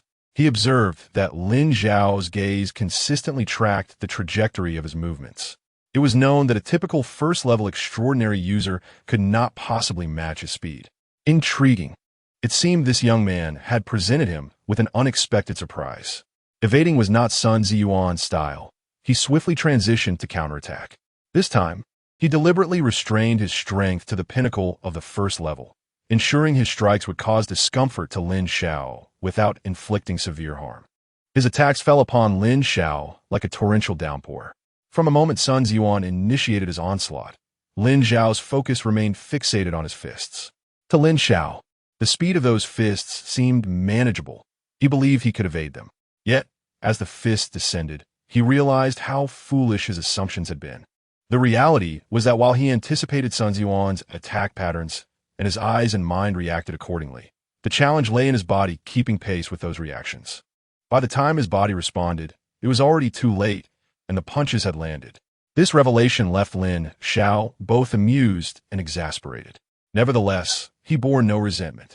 The solution to this dilemma was simple, He merely needed to enhance his reaction speed.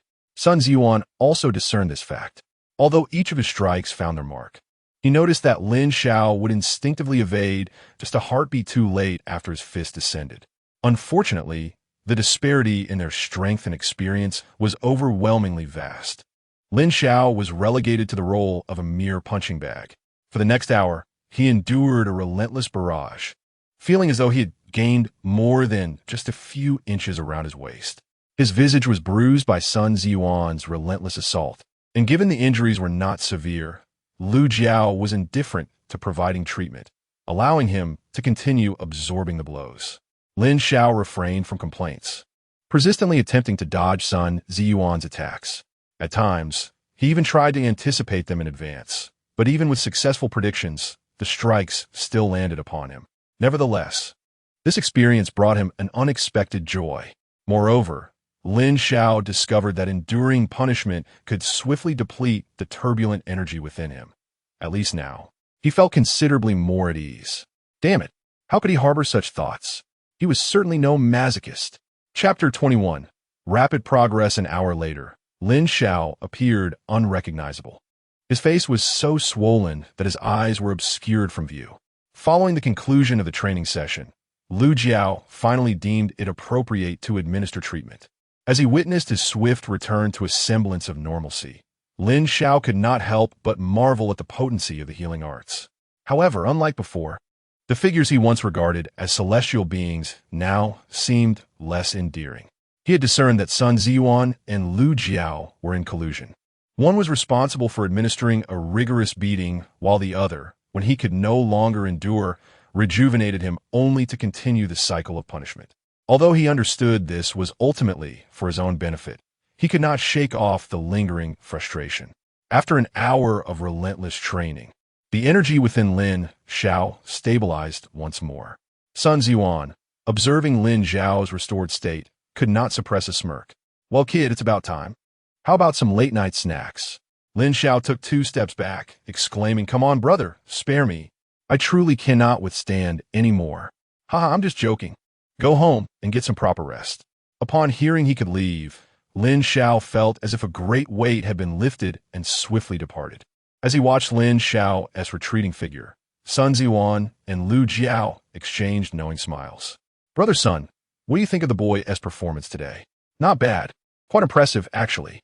The fact that he could endure is astonishing, and he possesses many qualities that surprise me. Keeping him here may indeed be a wise decision. But let us set that aside for now. We'll see how he fares in the test first." Lin Xiao hurried to his room, shedding all constraints before rushing to take a shower. While Lu Jiao could treat his injuries and fatigue, he was still drenched in unpleasant sweat and had longed to wash up. After freshening up, he realized Sun Ziyuan had yet to return and was about to recline on his bed when he suddenly caught sight of the weighted vest he had set aside. Remembering Sun Ziyuan's admonition about wearing it even while sleeping, he hesitated but ultimately resolved to comply. Otherwise, should he drift off, Sun Ziyuan would rouse him upon his return, disrupting his much-needed rest. Once donned in the weighted vest, Lin Xiao finally laid down on his spacious bed. Perhaps he was genuinely exhausted. The moment his body hit the mattress, he surrendered to slumber, venturing into the realm of dreams. When Sun Ziyuan returned, he found Lin Xiao sleeping peacefully and chose not to disturb him. Particularly upon noticing the vest he wore, a smile crept across his face. Gently covering Lin Xiao with a blanket, Sun Ziyuan then settled into his own bed. In the days that followed, Lin Xiao continued to undergo rigorous training under Sun Ziyuan's guidance. He could palpably sense his own transformation. Within just a week, he felt an immeasurable increase in strength compared to his former self. His physique has become remarkably perfect, although it may not appear as intimidating as Sun Ziyuan's. Within the span of just a week, he has already developed abdominal muscles. This realization leaves Lin Xiao feeling somewhat unreal. On the first day of training, Lin Xiao now finds himself effortlessly undertaking those exercises. Sun Ziyuan is astonished by Lin Xiao's adaptability. Thus, by the 3rd day, he added weights to Lin Xiao's leg workouts, and by the 6th day, he increased the weights for Lin Xiao's arms as well. This did not break Lin Xiao. Rather, it motivated him to push harder. and he even occasionally added extra practice sessions. After dinner, he continues to spar with Sun Ziyuan, enduring severe defeats each time throughout the week. Remarkably, he has yet to land a single hit on Sun Ziyuan, which leaves Lin Xiao feeling rather frustrated. Only Sun Ziyuan understands the extent of Lin Xiao's progress. To prevent Lin Xiao from making contact, it is no longer sufficient to merely suppress his cultivation level to the first tier. He must now restrict it to the mid-second tier. Sun Ziyuan refrains from disclosing this information to Lin Xiao, fearing it might instill arrogance in him. Lin Xiao is acutely aware of his own advancements. He can now move normally while bearing a weight of 300 to 400 pounds. The growth of his internal spiritual energy has also accelerated significantly, likely reaching the peak of the first tier. Such a training pace could be deemed extraordinarily frightening. Even among some S-rank and above superhumans, few could match Lin Xiao's rapid progress. This is not merely a reflection of Lin Xiao's exceptional training aptitude, but rather a testament to the exceptional conditions provided at the Red Sun nursing home. Each day, he is served 3 meals consisting of meat from spiritual beasts, and recently, it has been exclusively from beasts of level 4 or higher. The meat not only strengthens his physique, but also contains a substantial amount of spiritual energy, much of which he has absorbed, contributing to his swift cultivation. Lu Jiao has also played a part in this, as others cannot engage in such extreme training. Their schedules are filled to the brim, with time allocated for rest and recovery, leading to a fulfilling yet exhausting daily routine. Lin Xiao has observed an increasing number of elderly individuals watching him during his workouts. Occasionally, he engages in brief conversations with these elders, gaining insights into many residents of the nursing home. Unknowingly, he has also extracted some information he sought. For instance, Lu Jiao is actually a 9th-tier healer, while Sun Ziyuan possesses a white tiger beast transformation ability, also at the 9th tier. His family can only awaken the white tiger ability. Lin Xiao was profoundly shocked upon learning this, as he understood from the original owner's memories that those who attain the 9th tier are undoubtedly significant figures. How could a small place like Sun City boast such a plethora of powerful individuals? However, upon realizing that none of the elderly residents here are below the 6th tier, he felt a sense of numbness wash over him. Indeed, he is the least capable among them. The information he has gleaned is limited, and further inquiries to the other elders yield no responses. Lin Xiao was not in a hurry, as he knew he would be here for quite some time, and the mystery of this place would eventually be unveiled.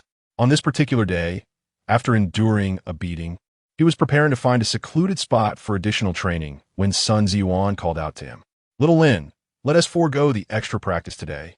I have something to discuss with you." Lin Xiao was somewhat taken aback, unsure of what Sun Ziyuan wished to convey.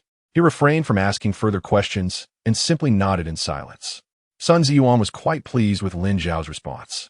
The youth had shown considerable composure compared to when he first arrived. Without further ado, he continued, "Do you know about secret realms?" Lin Xiao was well aware of secret realms. The original owner of this body, despite possessing an inadequate awakened ability, had not lacked in essential knowledge. Secret realms emerged across the globe following the resurgence of spiritual energy, inhabited by spiritual beasts. These realms were categorized into 9 levels, mirroring the ranks of human cultivators. The first level was the lowest, while the 9th level was the pinnacle. Generally, the spiritual beasts within these realms remained inside. However, there were occasional instances when disobedient ones ventured out, and the emergence of a high-level beast could spell disaster. I am indeed aware, but I am curious as to why you are mentioning secret realms to me, my brother. Chapter 22. Cherish life. Stay away from vapid women. Near Sun City lies a premier secret realm, inhabited by relatively non-threatening spirit beasts. This location has long been utilized by various factions in Sun City as a training ground for newcomers. Upon hearing Sun Ziyuan's words, Lin Xiao immediately grasped his intention. "Bro, you can't be suggesting I venture into that secret realm to train, can you? That would be tantamount to sending me to my doom." "Silence. Allow me to finish. Tomorrow, the elite awakened students from all the high schools in Sun City will collectively embark on training in the secret realm. I wish for you to join them, and you have already been registered. This is merely a notification, You have no right to refuse. Lin Xiao's expression transformed into one of dismay. Is there no regard for the law? Am I devoid of any human rights? Is it truly impossible for me to decline? Well, what do you think? Additionally, you have been assigned to Sun City number 1 high school, where you will enter alongside some of your classmates. Fear not, the mortality rate is low, and there will be personnel discreetly ensuring your safety. Upon hearing that there would be protection, Lin Xiao breathed a sigh of relief. If that were the case, this endeavor might not be overly perilous. Gaining some experience could prove beneficial. Sun Ziyuan quickly discerned Lin Xiao's thoughts. If you believe that the presence of protectors guarantees your safety, you are gravely mistaken. Let me clarify. Each year, new students enter this secret realm for training. And every year, some remain there indefinitely. Bro, I have a timid disposition. Please do not frighten me. I'm not joking. Rest well tonight. Tomorrow morning, I shall escort you on our journey. With that, Sun Ziyuan departed, leaving Lin Xiao in a state of confusion. This is all rather hasty, he mused.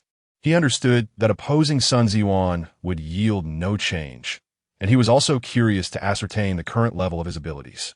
Since his elder brother had suggested this trial, it must imply that his strength was not lacking. Everything would be revealed by tomorrow. But wait, he would be alongside the students from Sun City number 1 high school? This meant he would inevitably encounter Lu Ruyin and Jibo Xiao. Blast! How could I have forgotten about this? He wondered if it was still possible to switch teams, feeling an unsettling notion that these two would conspire against him. It would be prudent to discuss this further with Sun Ziyuan. Aware of the impending journey to the secret realm, Lin Xiao decided against additional training, opting instead to conserve his energy for the following day's events. As he prepared to return to his residence, he greeted the elderly individuals he encountered on his way, who were out for leisurely strolls with warmth. These were formidable figures, representing valuable connections. One could never predict when such relationships might prove advantageous. Good evening, Brother Zhang. Out for a stroll, I see. Sister Li, you have grown even more beautiful. Brother Zhao, I just spotted Sister Wu exercising over there. Perhaps I might chance upon her if I head that way. Lin Xiao navigated this familiar route with ease, firmly believing in the necessity of nurturing relationships with these esteemed individuals. They appeared quite receptive to his overtures. The mere thought of these individuals' descendants encountering him in the future elicited a chuckle from him. Upon returning to his abode, he discovered that Sun Ziyuan had already arrived. Brother, let us discuss this further. No negotiations. You must participate in tomorrow's expedition to the secret realm, regardless. I understand that. But I was hoping not to be paired with Yi Zhang, as there are individuals there with whom I have unresolved conflicts. Ah, splendid. It shall be just you and Yi Zhang. Lin Xiao thought to himself. Why does Sun seem even more exhilarated? He decided to let it be. In truth, Lin Xiao was not overly anxious. He believed that the residents of the nursing home would not send him to his demise. This expedition might serve a different purpose altogether, though the specifics eluded him. With tomorrow's journey to the secret realm looming, Lin Xiao intended to retire early for the night. However, whether it was due to excitement or some other reason, he found himself tossing and turning, unable to sleep. He contemplated the opportunity to inquire about some insider information while accompanying Yi Zhang, as he had a few close friends within that circle. By the way, where was his phone? This thought struck him suddenly. Ever since entering the nursing home, he had collapsed in his sleep immediately following each training session and had not touched his phone for nearly a week, which struck him as quite remarkable. In the past, even amidst a busy schedule, he would still manage to check his phone. He retrieved his well-worn device, only to discover it had long since run out of battery. Connecting it to the charger, he powered it on and was greeted by a flood of messages and missed calls. A brief glance revealed communications from teachers at school and his close friend, Zhou. Surprisingly, the majority were from Lu Ruyin, which took Lin Xiao back. Had they not broken up? Why was she reaching out to him? He set that aside for the moment and focused on the message from his homeroom teacher. The teacher was notifying him about the expedition, expressing concern over his participation given his F-level awakened abilities. ISNT this courting disaster? Is Jibo Xiao attempting to set you up? If so, I will intervene. Lin Xiao held a favorable impression of his old teacher, who had previously offered him considerable assistance and supported his work-study endeavors. He did not wish to burden his teacher with his current situation, fearing it would cause unnecessary worry. He simply reassured the teacher that it was not Ji Boxiao's doing and that he was quite capable, thus alleviating any concern. Next, he turned to Zhou Ji's messages. His friend had been inquiring about his well-being, growing increasingly anxious over their prolonged lack of contact. Zhou Ji was Lin Xiao's closest ally, having awakened an A-level Earth ability and was likely to join the expedition as well. After some consideration, Lin Xiao replied to Zhou Ji, read and acknowledged, "Do not worry. See you tomorrow." He decided to postpone any discussions about the nursing home for the time being, recognizing that sharing this information with Zhou Ji might not serve him well given his current understanding of the nursing home.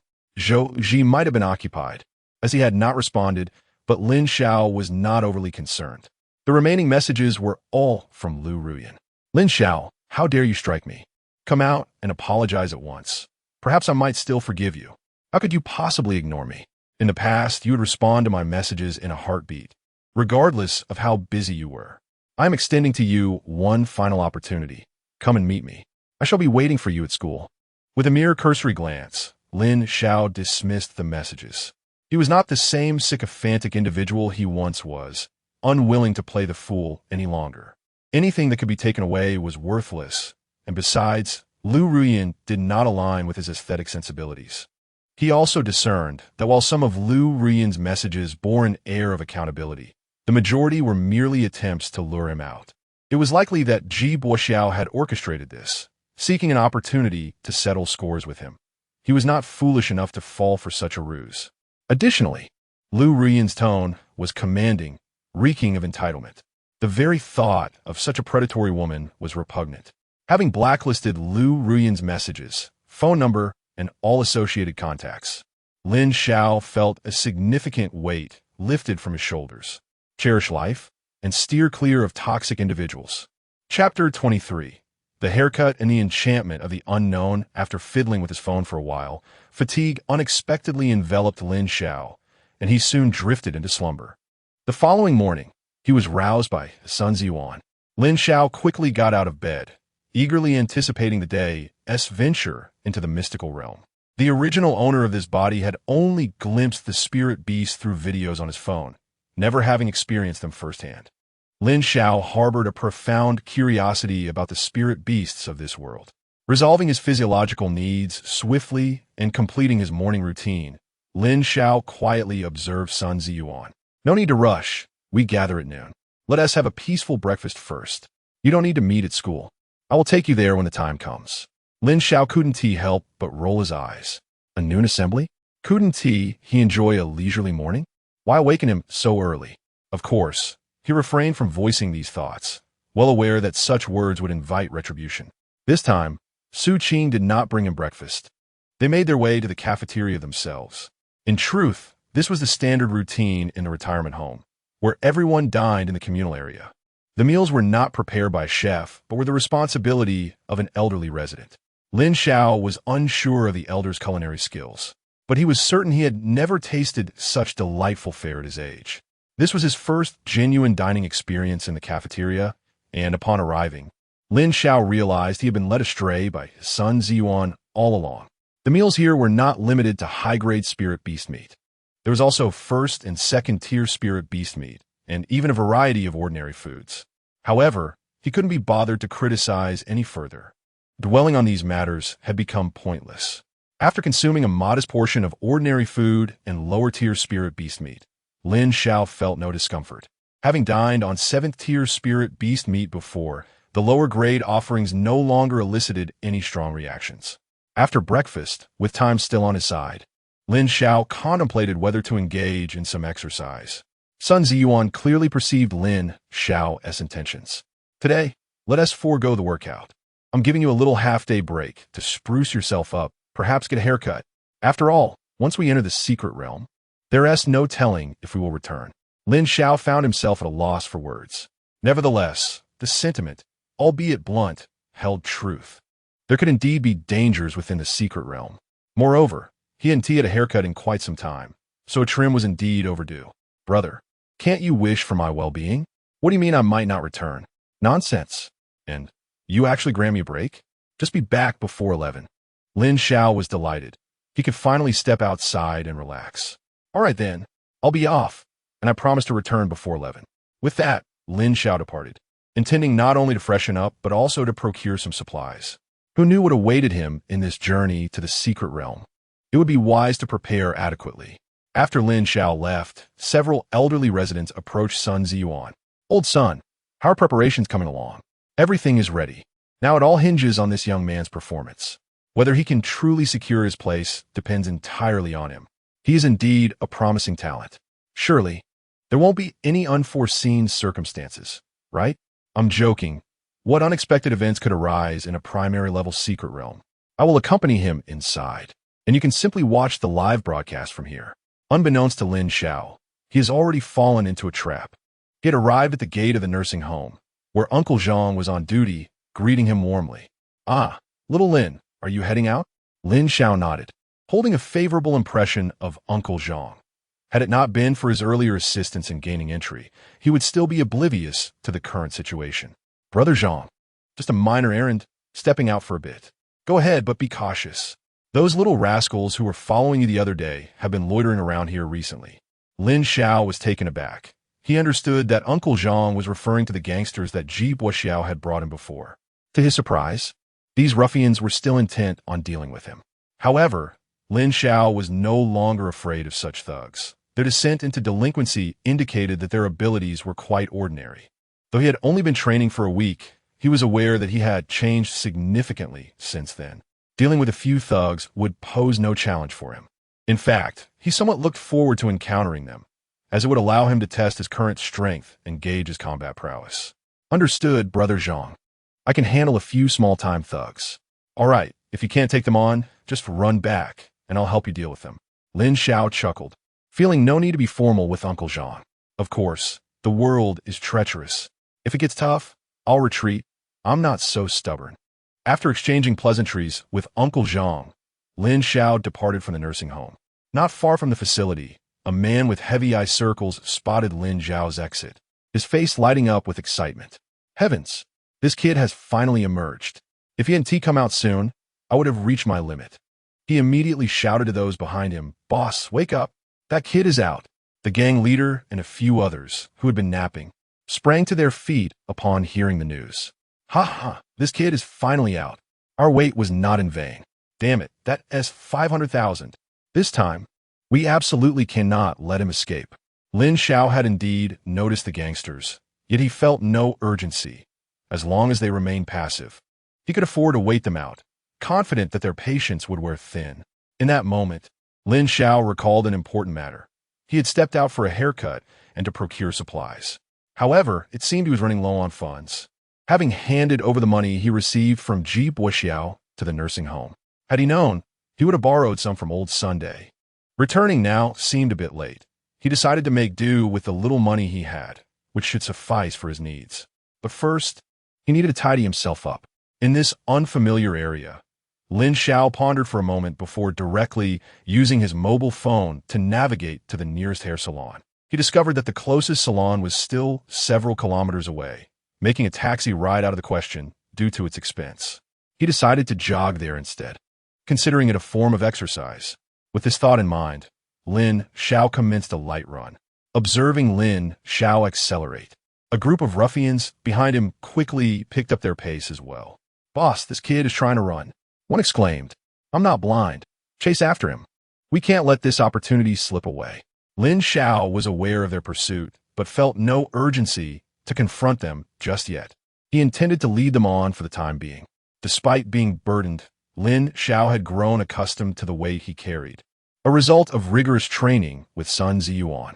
The ruffians soon realized that no matter how hard they chased, they could not close the distance between themselves and Lin Xiao. In fact, when they slowed down, it appeared as though Lin Xiao would deliberately reduce his speed to wait for them. "Boss, this kid runs exceptionally well. It feels like he's toying with us," one of them remarked. "You talk too much. Once we catch him, we'll make sure to teach him a lesson." Before long, Lin Xiao arrived at a hair salon as directed by the navigation. Inside, he noticed two extravagantly dressed young women.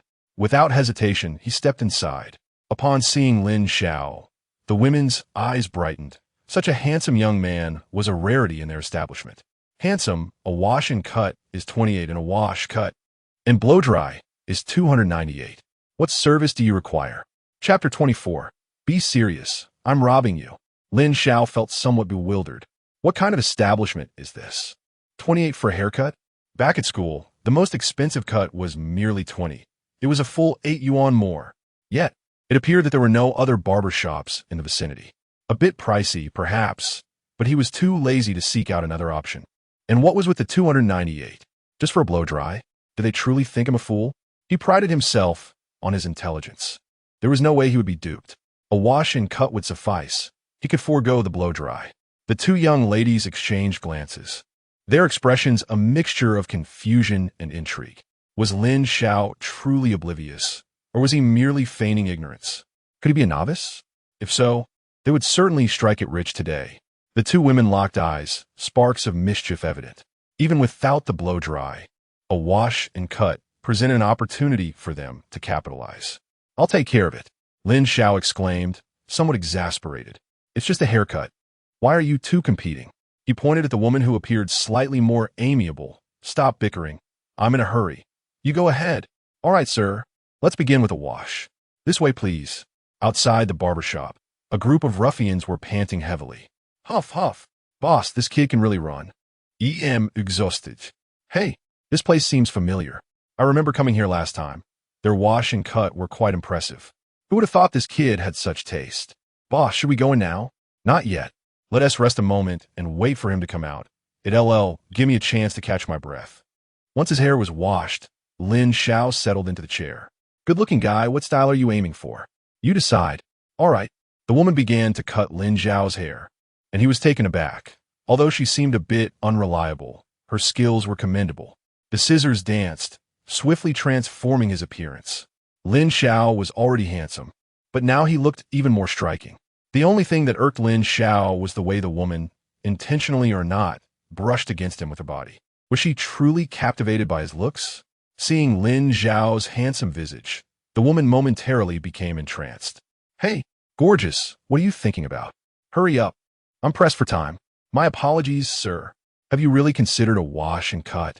If it's you, I can offer you a discount. Lin Xiao thought to himself. Oh, you still want to swindle my money? Absolutely not. Not necessary. The woman, biting her lip, replied, Sir, my skills are exceptional. I guarantee you'll feel euphoric. How about this? Let us be friends for 300 yuan, and we can proceed upstairs. Even if Lin Xiao was somewhat naive, he could finally see through the situation. What kind of barbershop had he wandered into? This navigation app was truly something. It had led him to such a peculiar establishment. How many individuals long to find something, yet remain unsuccessful in their quest? It is indeed true that one may diligently cultivate flowers only for them not to bloom, while the unintentional planting of willows can yield ample shade. Strangely, I feel a flutter of excitement. After all, it is a sum of 300 yuan. Yet, upon reflection, should I inadvertently contract an undesirable ailment, it would be a loss indeed. Never mind, I am pressed for time. Surely next time. The woman felt a tinge of disappointment. Yet she was not one to force a sale. With great speed, she styled Lin Xiao's hair. Gazing at his transformed reflection in the mirror, Lin Xiao was pleasantly surprised. The original owner had never ventured into such a hairstyle before, and it was undeniably more dashing. Satisfied with the haircut, Lin Xiao prepared to settle the bill, but the woman stopped him. Handsome, consider this my treat. Next time, when you're less busy, do come back to patronize my business. And remember to ask for the same price we discussed earlier. Lin Xiao could not suppress a shiver. Women could be quite formidable. They say that one who does not seize an opportunity is a fool. Yet Lin Xiao had no intention of taking advantage. Swiftly scanning the payment code, he waved goodbye to the woman. Payment is still due. Next time, for sure. Having uttered those words, Lin Xiao fled as if pursued. Observing his hasty retreat, the woman wore an enigmatic expression. She was certain that this fellow was quite inexperienced. Once Lin Xiao had departed, she realized her oversight. She had forgotten to add him to her contacts. Upon exiting the barber shop, Lin Xiao was intercepted by a group of ruffians. As he recognized them, he covered his face, nearly forgetting about their presence altogether. Hey, fellas, Let us change location. Don't disrupt others' business. Oh, you're quite astute. But tell me, did you really finish up in such a short time? That's rather unimpressive. Is it perhaps a sign of weakness? Ha ha ha, it must be. Lin Xiao. Good grief. To be scorned by such individuals. Opting for action over idle chatter, Lin Xiao simply turned away. Perhaps fearing he might flee again, the group promptly followed, instinctively encircling him. Well aware of Lin Xiao's stamina, if he were to run, they might not catch up. Before long, they arrived at an isolated spot, spacious enough for their purposes. Lin Xiao surveyed the ruffians and felt a sense of resignation. Tell me, what exactly has Ji Xiao offered you that warrants such relentless pursuit of me? It has been a week already. Look at you. You all resemble pandas. Are you not willing to give up? How dare you? Ji Xiao has already briefed us on your situation. Hand over the 5 million, and we shall let you be. Ji Xiao stated that if we can reclaim that money from you, it shall belong to us. If you refuse to comply, we will have no choice but to resort to force. The money must be surrendered, and we will deal with you afterward. Lin Xiao finally grasped why these thugs were fixated on him. If the tables were turned, he would have patiently waited for a year. But the circumstances were different now. The target was himself. These individuals audaciously intend to seize my wealth, setting aside the fact that my money is no longer in my possession. Even if it were, I could never part with it. If they wish to rob me, they must be prepared to face the wrath I shall unleash. Ironically, I find myself in a bit of financial straits. Although these ruffians do not appear particularly affluent, they surely cannot be poorer than I am. With this thought in mind, Lin Xiao devised a plan. He gazed at the group of thugs and boldly declared, "This tree is mine to plant. This road is mine to pave. If you wish to pass through, you must pay the toll. Hand over your money." Lin Xiao's proclamation left the thugs momentarily stunned. In that instant, they were uncertain who the true rogue was. Were they the thugs, or was it this audacious fellow? They were well aware of Lin Xiao's background. Ji Xiao had informed them of his circumstances. A mere student, possessing an F-grade awakened ability, dare to rob them? Truly, he must be courting disaster. I can't take it anymore. I'm laughing so hard hurts. This guy wants to rob us. I suspect he has lost his senses. This fellow must be a fool. Tempting fate. Lin Xiao furrowed his brow, feeling slighted by their utter lack of respect. I implore you all to take this seriously. I am, indeed, attempting to rob you. Chapter 25. Youngster, you played dirty at that moment. The ruffians were thoroughly enraged by Lin Xiao. The gang leader waved his hand forcefully and commanded, "What are you all standing there for? Charge at him. Today, let this brat understand why the flowers bloom so vibrantly." Most of these thugs had awakened abilities that were far from practical. In their eyes, using powers was less tangible than relying on brute strength. They were already aware of Lin Xiao's information, knowing he had awakened an F-class strength enhancement that posed no real threat to them. So why wait? They were determined to subdue him. Lin Xiao found it difficult to articulate his emotions at that moment, nor had he utilized his abilities. Yet, perhaps due to his frequent use of powers during his battle with Sun Ziyuan, he felt that even without employing them now, his vision had noticeably improved. The movements of the ruffians appeared to him almost as if they were in slow motion. This was not merely a figment of his imagination. Following the dimensional strike from Sun Ziyuan, their speed seemed utterly insignificant. At that moment, a thug's fist was rapidly approaching Lin Xiao. He raised his arm to block it. The thug, seeing Lin Xiao attempt to use his arm to deflect the punch, wore a scornful smile. Although his awakened ability was subpar, he trained regularly and was quite satisfied with his combat prowess, believing that his punch would be sufficient to incapacitate Lin Xiao. The thug's fist collided with Lin Xiao's arm. Lin Xiao felt little impact, but the thug's expression shifted to one of dismay. He felt as though he had struck an iron plate rather than flesh. He had not held back in his punch, and now feared he might have injured himself. Everything was under Lin Xiao's control. He could easily evade if he wished. Yet he chose not to. The reason he opted to block with his arm was not due to a desire for a direct confrontation. Rather, he was equipped with the binding Sun Ziyuan had provided. Lin Xiao was unaware of the material's composition, but it shared two remarkable characteristics with weighted vests. It was incredibly heavy for its size, and it was exceptionally hard, capable of shattering bricks and stones without issue. The thug, clutching his injured fist, emitted cries of agony. Lin Xiao had no intention of being courteous. He delivered a swift kick that sent the thug flying, inadvertently toppling several others behind him. Witnessing Lin Xiao's formidable prowess, the remaining ruffians grew cautious, hesitating to advance any further. The gang leader, frustrated by their timidity, shouted, "Get in there! You outnumber him, so why fear him?" Realizing the truth in his words, the thugs recollected that they had been momentarily intimidated by Lin Xiao's presence.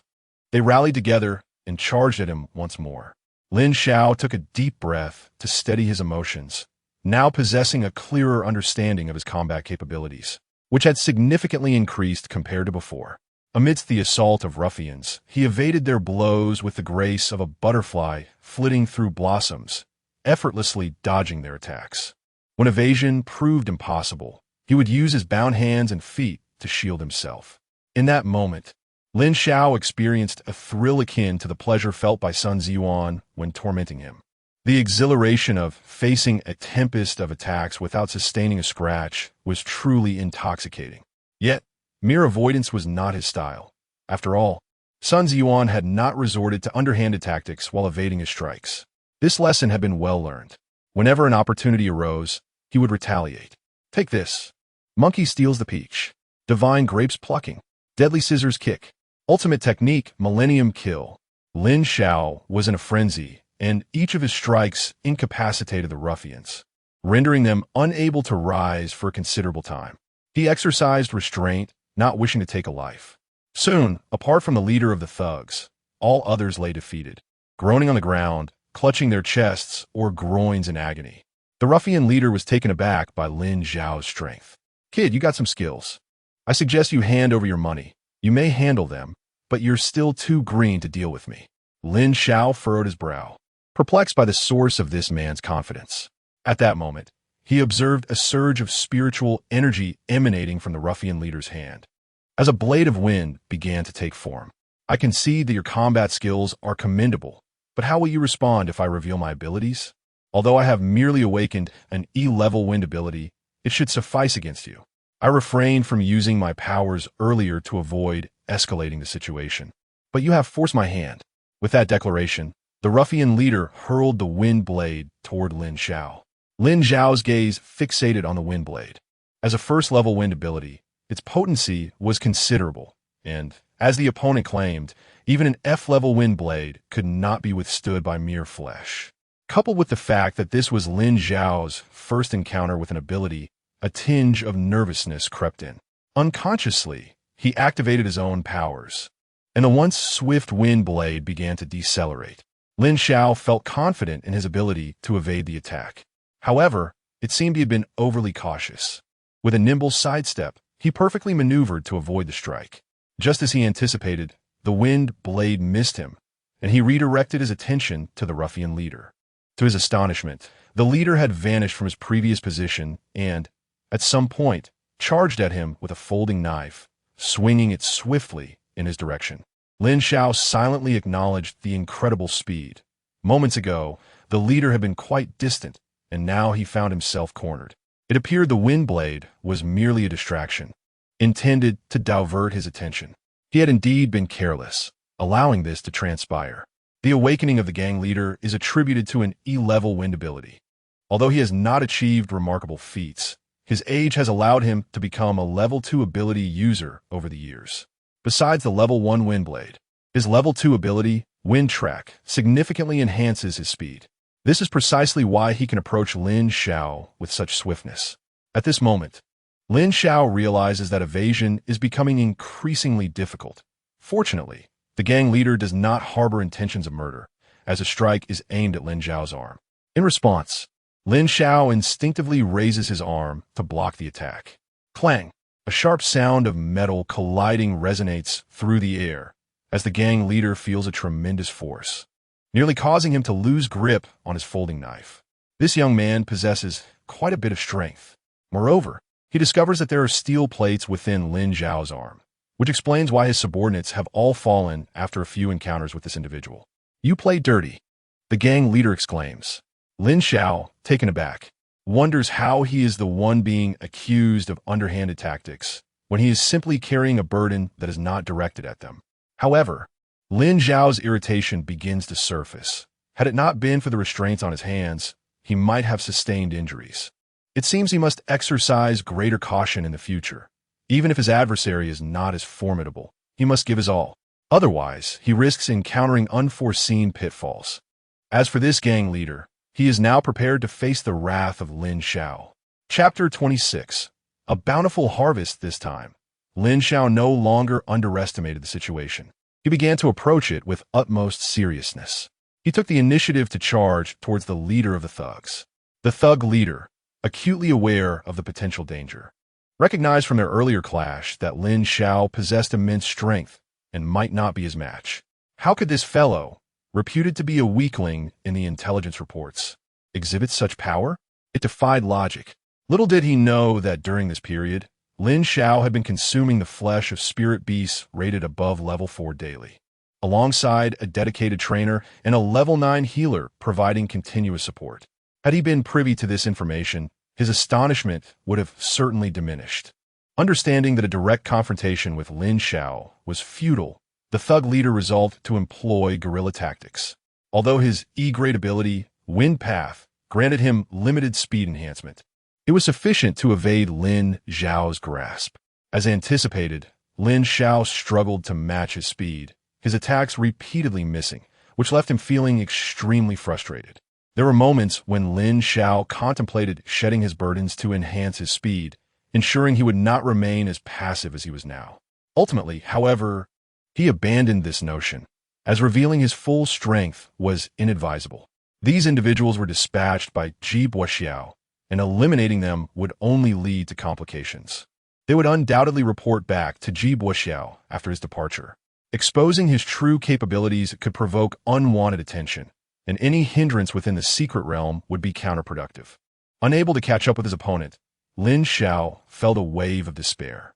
Unbeknownst to him, the thug leader was even more distressed.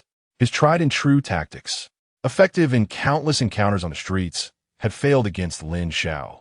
Although Lin Xiao appeared to be outpacing him, the difference in their speeds was not insurmountable. Were it not for the enhancement of Wind Path, the thug leader might have found himself outmatched. Continuing down this path, he feared he would inevitably be captured by Lin Xiao. Frustrated, he pondered why he had fled earlier if this young man was indeed so formidable. At that moment, he was tempted to flee, but abandoning his subordinates was simply not an option. Cursing his fate, he resigned himself to the probability of defeat, realizing that Lin Xiao was playing the role of a cunning predator. Even in the face of death, he was determined to stand with his brothers. "Let us settle this," he bellowed, charging recklessly towards Lin Xiao. Unaware of the internal conflict the thug leader was experiencing, Lin Xiao was preoccupied with thoughts of how to catch him. To his surprise, the thug leader came charging directly into his path. Such a gift, a human punching bag, was not something Lin Xiao could refuse. The thug leader, having lost his composure, was no match for Lin Xiao's prowess. Within a few exchanges, he was swiftly brought to the ground. At that moment, Lin Xiao stood over the defeated thug leader, unable to suppress his laughter. He had never felt such strength before. Surrounded by so many adversaries, he gained a newfound appreciation for his abilities. Among first-level ability users, few could rival him. Had I possessed such skills earlier, I would not have succumbed to a single blow during a heroic rescue. Alas, overthinking leads only to tears. Though the ruffian leader now lay defeated, his spirit remained unbroken. "I concede. Do as you will with me, but spare my brothers." Lin Xiao was taken aback by this display of loyalty. He promptly seated himself atop the ruffian leader and stated coolly, "As I have already indicated, I am here to rob you, merely seeking wealth, not blood. Let us commence the proceedings. Kindly hand over your money." The ruffian leader exclaimed in disbelief, realizing the truth of Lin Xiao's intentions. He was not devoid of reason.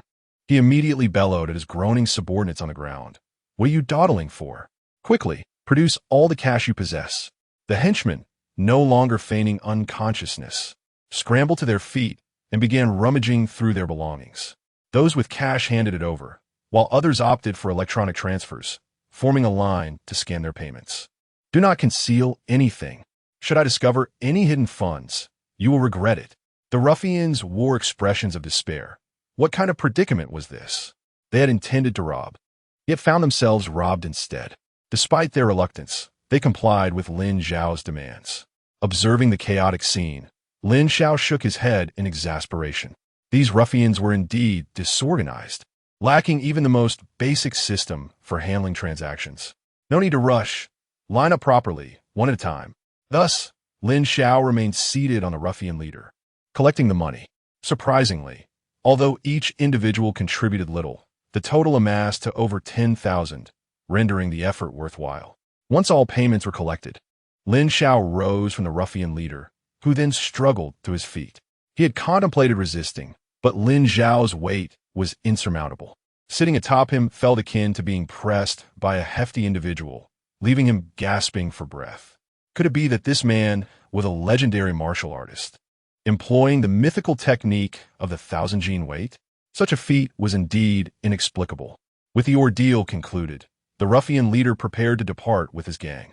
He bore no grievances regarding Lin Xiao's robbery. In their line of work, they were bound to settle debts eventually, and this was a consequence of their own choices. Consider this a favor owed to you. The mountains remain green and the waters flow eternal. We shall not trouble you again, he declared before attempting to leave. Wait a moment. The ruffian leader was taken aback, feeling utterly bemused.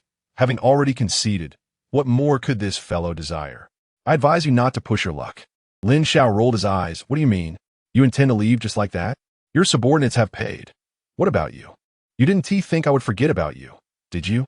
The ruffian leader had no retort. Indeed, he found himself at a loss for words. As a leader, he had some reserves and promptly transferred 20,000 to Lin Xiao, more than all that he received from his younger brother.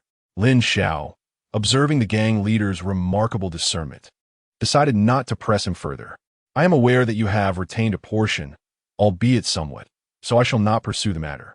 Consider it as funds for your medical expenses. Express your gratitude. The thugs were rendered speechless and chose not to reflect upon the origins of their injuries.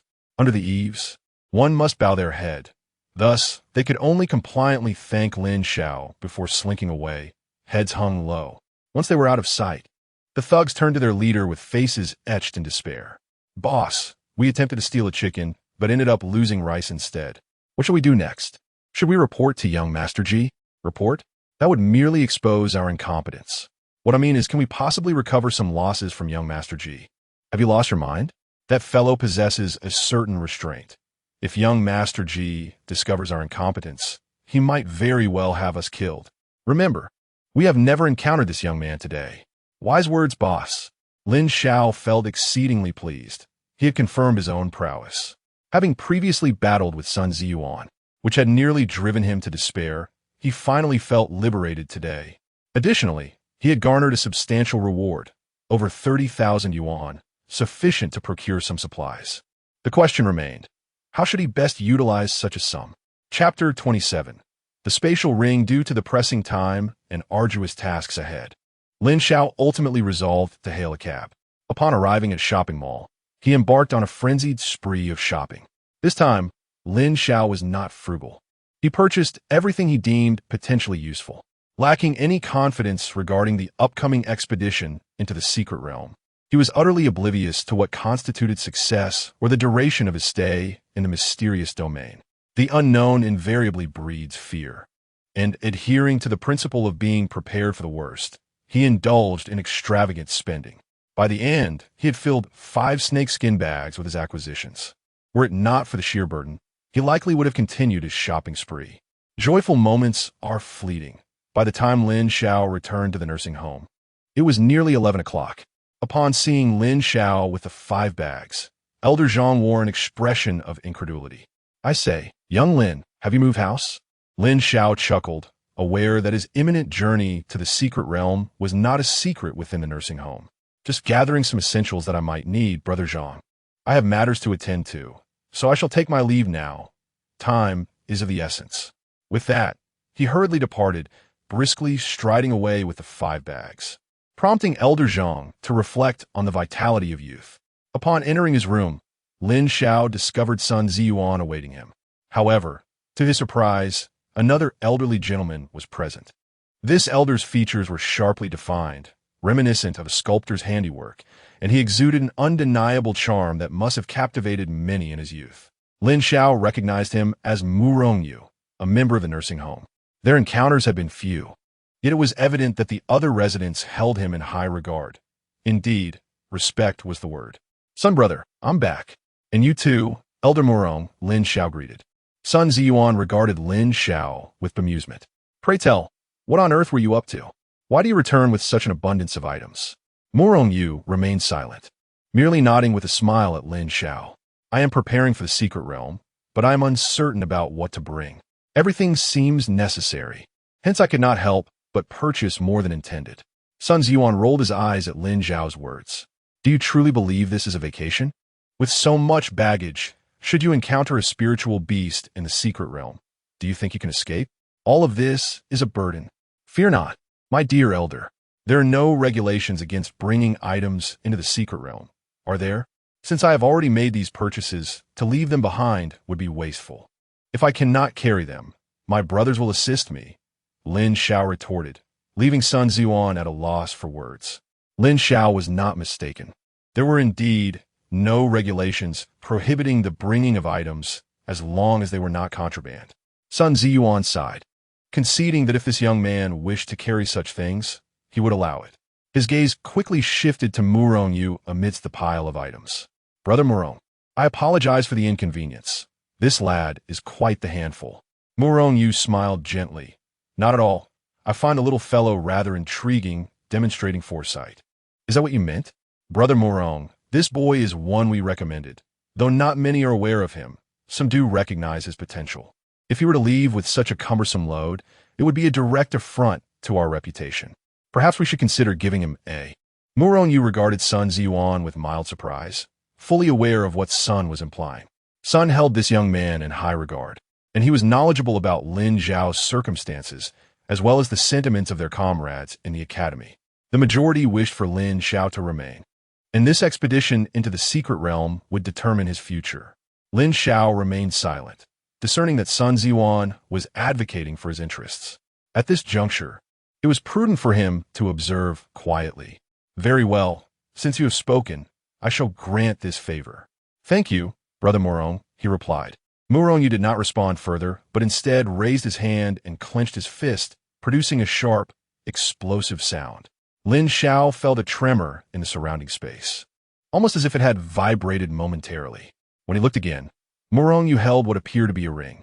Lin Xiao exclaimed, "What on earth? Is this some kind of magic trick? There was nothing in your hand just now." Murong Yu tossed the ring to Lin Xiao, who caught it eagerly. Indeed, it was a ring. Narrowing his eyes, Lin Xiao pondered its purpose, recalling that the elderly in the retirement home seemed to possess similar rings. "Thank you, Brother Murong. Could you enlighten me on the function of this ring?" His curiosity was piqued, especially since Sun Ziyuan had sought it from Murong Yu, indicating its significance. Murong Yu remained silent, but Sun Ziyuan could not contain himself. "Do you realize how fortunate you are? How to use it is for you to discover. Simply infuse your spiritual energy into the ring." Lin Xiao promptly channeled his spiritual energy into the ring and immediately comprehended its purpose. As his energy flowed in, he sensed a vast space within. That area encompassed hundreds of square meters, and Lin Xiao finally grasped its identity: a spatial ring. Such rings were exceedingly rare, a product of high-level spatial practitioners compressing space. Given the scarcity of spatial practitioners, let alone one containing hundreds of square meters, Lin Xiao felt an exhilarating sense of discovery. In the recesses of the original owner's memory, there seemed to be a news report about a spatial ring of approximately 10 square meters, which had been auctioned for over 10 million. This was a stroke of fortune. At that moment, Lin Xiao also discerned Murong Yu's true identity as a spatial ability user, undoubtedly of a high caliber. Gratefulness surged within him. "Thank you, Brother Murong. Your prowess is truly formidable." Unable to contain his excitement, Lin Xiao began to experiment. With a mere thought, the snakeskin bag was effortlessly drawn into the spatial ring, and with another thought, it reappeared. Splendid. However, it was time to cease the playful antics. The hour was drawing near for their departure. He recalled that they were to gather around 11:30. Lin Xiao exclaimed, "Are you serious, brother? With only half an hour left, can we really make it out of the city in time? The journey from here to the city gates surely takes longer than half an hour." Chapter 28. Returning to the team, Murong Yu wholeheartedly concurred. It was indeed time to set forth. He glanced at Lin Xiao and inquired, "Little one, do you have anything left to prepare? If not, we shall be on our way." Lin Xiao was perplexed by the exchange between the two. Was their timing truly sufficient? Never mind. It was not his concern. Just a moment. Lin Xiao stowed 4 snakeskin bags into his spatial ring, retaining one in hand. He then procured a length of cord, threaded the spatial ring onto it, and adorned his neck with it. "Oh, okay. I am ready." Observing Lin Xiao's actions, Sun Ziyuan and Murong Yu exchanged satisfied nods. Aware that a man is innocent but carries the guilt of possessing treasures, Lin Xiao astutely concealed the spatial ring, leaving one snakeskin bag as a decoy. "Then let us depart." "Little Lin, are you truly prepared?" Lin Xiao sensed an underlying implication in Sun Ziyuan's words. A hint of mischief, perhaps. After pondering briefly, he shook his head, feeling assured he had forgotten nothing, and nodded once more. "Let's go." "But esteemed brothers, at this hour, can we truly make it in time?" Sun Ziyuan and Murong Yu exchanged a glance, remaining silent. With a grand gesture, Murong Yu summoned Lin Xiao, who suddenly felt a tugging sensation throughout his body, followed by a blinding flash, prompting him to instinctively shut his eyes. When he reopened them, the scenery had transformed dramatically. The familiar environment of the nursing home had vanished, replaced by a dense forest. However, now was not the time for reflection. An overwhelming wave of nausea surged through him. Leaning against a tree, he began to retch. Lin Xiao's reaction was anticipated by Sun Ziyuan and Murong Yu. It was his inaugural experience with spatial teleportation, and some discomfort was to be expected. Realization dawned on him. This was why the two remained unperturbed about the time, for they had planned to teleport directly. The spatial manipulation was indeed astonishing. Such instantaneous travel was remarkable. If only he could engage in logistics, the profits would be boundless. But logistics? What folly! Just the act of crafting spatial rings for sale would yield unimaginable riches. Why had he not awakened with spatial powers? It felt as though he had forsaken numerous aspirations. Once he emptied his stomach, Lin Xiao felt considerably better. Truth be told, while teleportation was impressive for a novice like him, being whisked away in such a manner could induce spatial disorientation, compounded by the palpable tug on his body. Unbeknownst to him, Murong Yu's protection was the only reason he had not been torn asunder by the raw forces of space. Another side effect of the teleportation was a brief loss of hearing. As he regained his senses, a cacophony of noise reached his ears from a nearby gathering. Upon investigation, he discerned a throng of hundreds, most of whom appeared to be of similar age to him. He realized these were the participants in the upcoming Secret Realm assessment. It must be acknowledged that Murong Yu's teleportation was remarkably discreet, allowing them to arrive unnoticed by the surrounding figures. Among those silhouettes, Lin Xiao swiftly identified a group from Yizhong, which included several acquaintances. Ji Boxiao, Lu Ruyan, and Zhou Ji were all present. Upon observing Lin Xiao's demeanor had softened, Sun Zan slowly spoke, suggesting, "You may handle the remaining matters yourself. Seek out the Yizhong team and perform admirably in the Secret Realm, and refrain from mentioning anything about our retirement home to anyone." Lin Xiao understood and nodded, knowing well the enigma surrounding the retirement home. Thus he would not disclose it to others. Before he could bid farewell to the two, Murong Yu had already taken Sun Ziyuan away once more. Lin Xiao had intended to inquire about the content of this Secret Realm assessment, but found himself silenced. He resolved to ask Zhou Ji later. With that thought in mind, Lin Xiao shouldered his snakeskin bag and headed towards the Yizhong team. Lin Xiao's appearance finally caught the attention of the surrounding crowd. It was inevitable. His entrance was indeed extraordinary, as few could claim to arrive bearing a snakeskin bag like he did. The members of Yizhong soon recognized him, being familiar with Lin Xiao's well-known reputation as a sycophant. The leader of Yizhong was a middle-aged man, exuding an air of authority, unmistakably a serious individual. Upon spotting Lin Xiao, he immediately summoned him to rejoin the team. Lin Xiao recognized him as Zhu Yu, the director of education at Yizhong, dubbed a demon by the students for his unwavering integrity and intolerance of any misconduct. Lin Xiao promptly approached with eagerness. Zhu Yu sighed at the sight of him. He held a certain fondness for Lin Xiao, who was known for his academic excellence and composed demeanor, a model student in the eyes of his teachers. However, Zhu Yu questioned Lin Xiao's presence at this assessment. Lin Xiao, I am uncertain how you managed to be here, but I advise you to reconsider. The spiritual beasts within are not to be trifled with, and your awakened abilities may not be suitable for this endeavor. Zhu Yu's tone was stern, but Lin Xiao understood that Wang Qing meant well. Regrettably, he could not heed Wang Qing's good intentions this time. This assessment was something he could not simply abandon. Director, I am aware you are looking out for my well-being, yet I must participate in this assessment, no matter what. Zhu Yu, upon hearing Lin Xiao's resolute words, refrained from further discouragement. Very well, since you are so determined, I shall not press the matter further. The assessment will commence shortly. Please rejoin your team. Lin Xiao complied and joined the ranks, just as Zhou Ji approached him, wrapping an arm around his shoulder. You rascal, where have you been these past few days? Did someone cast you aside? Was it necessary to vanish? Did you seek solace in drink? He continued, at least give me a heads up. Do you have any idea how worried I was about you? Seeing Zhou Ji filled Lin Xiao with joy. Previously, Zhou Ji had been quite attentive to him. Didn't I message you to let you know I was safe? Did you not see it? As for the previous incident, let us not dwell on it. I was blind then, but now I've been cured. Is that so? Recently, I have been preparing for this assessment, and my phone was confiscated, leaving me unaware of any messages. Putting that aside, I have heard about your situation. Did you truly strike Lu Ruoyan and extort 5 million from Jibo Xiao? Goodness, you cannot imagine the shock I felt upon hearing such news. Zhou Ji spoke without lowering his voice, and both Jibo Xiao and Lu Ruoyan, who were nearby, wore expressions of displeasure. Jibo Xiao let out a cold snort, but refrained from reacting, given the multitude of onlookers.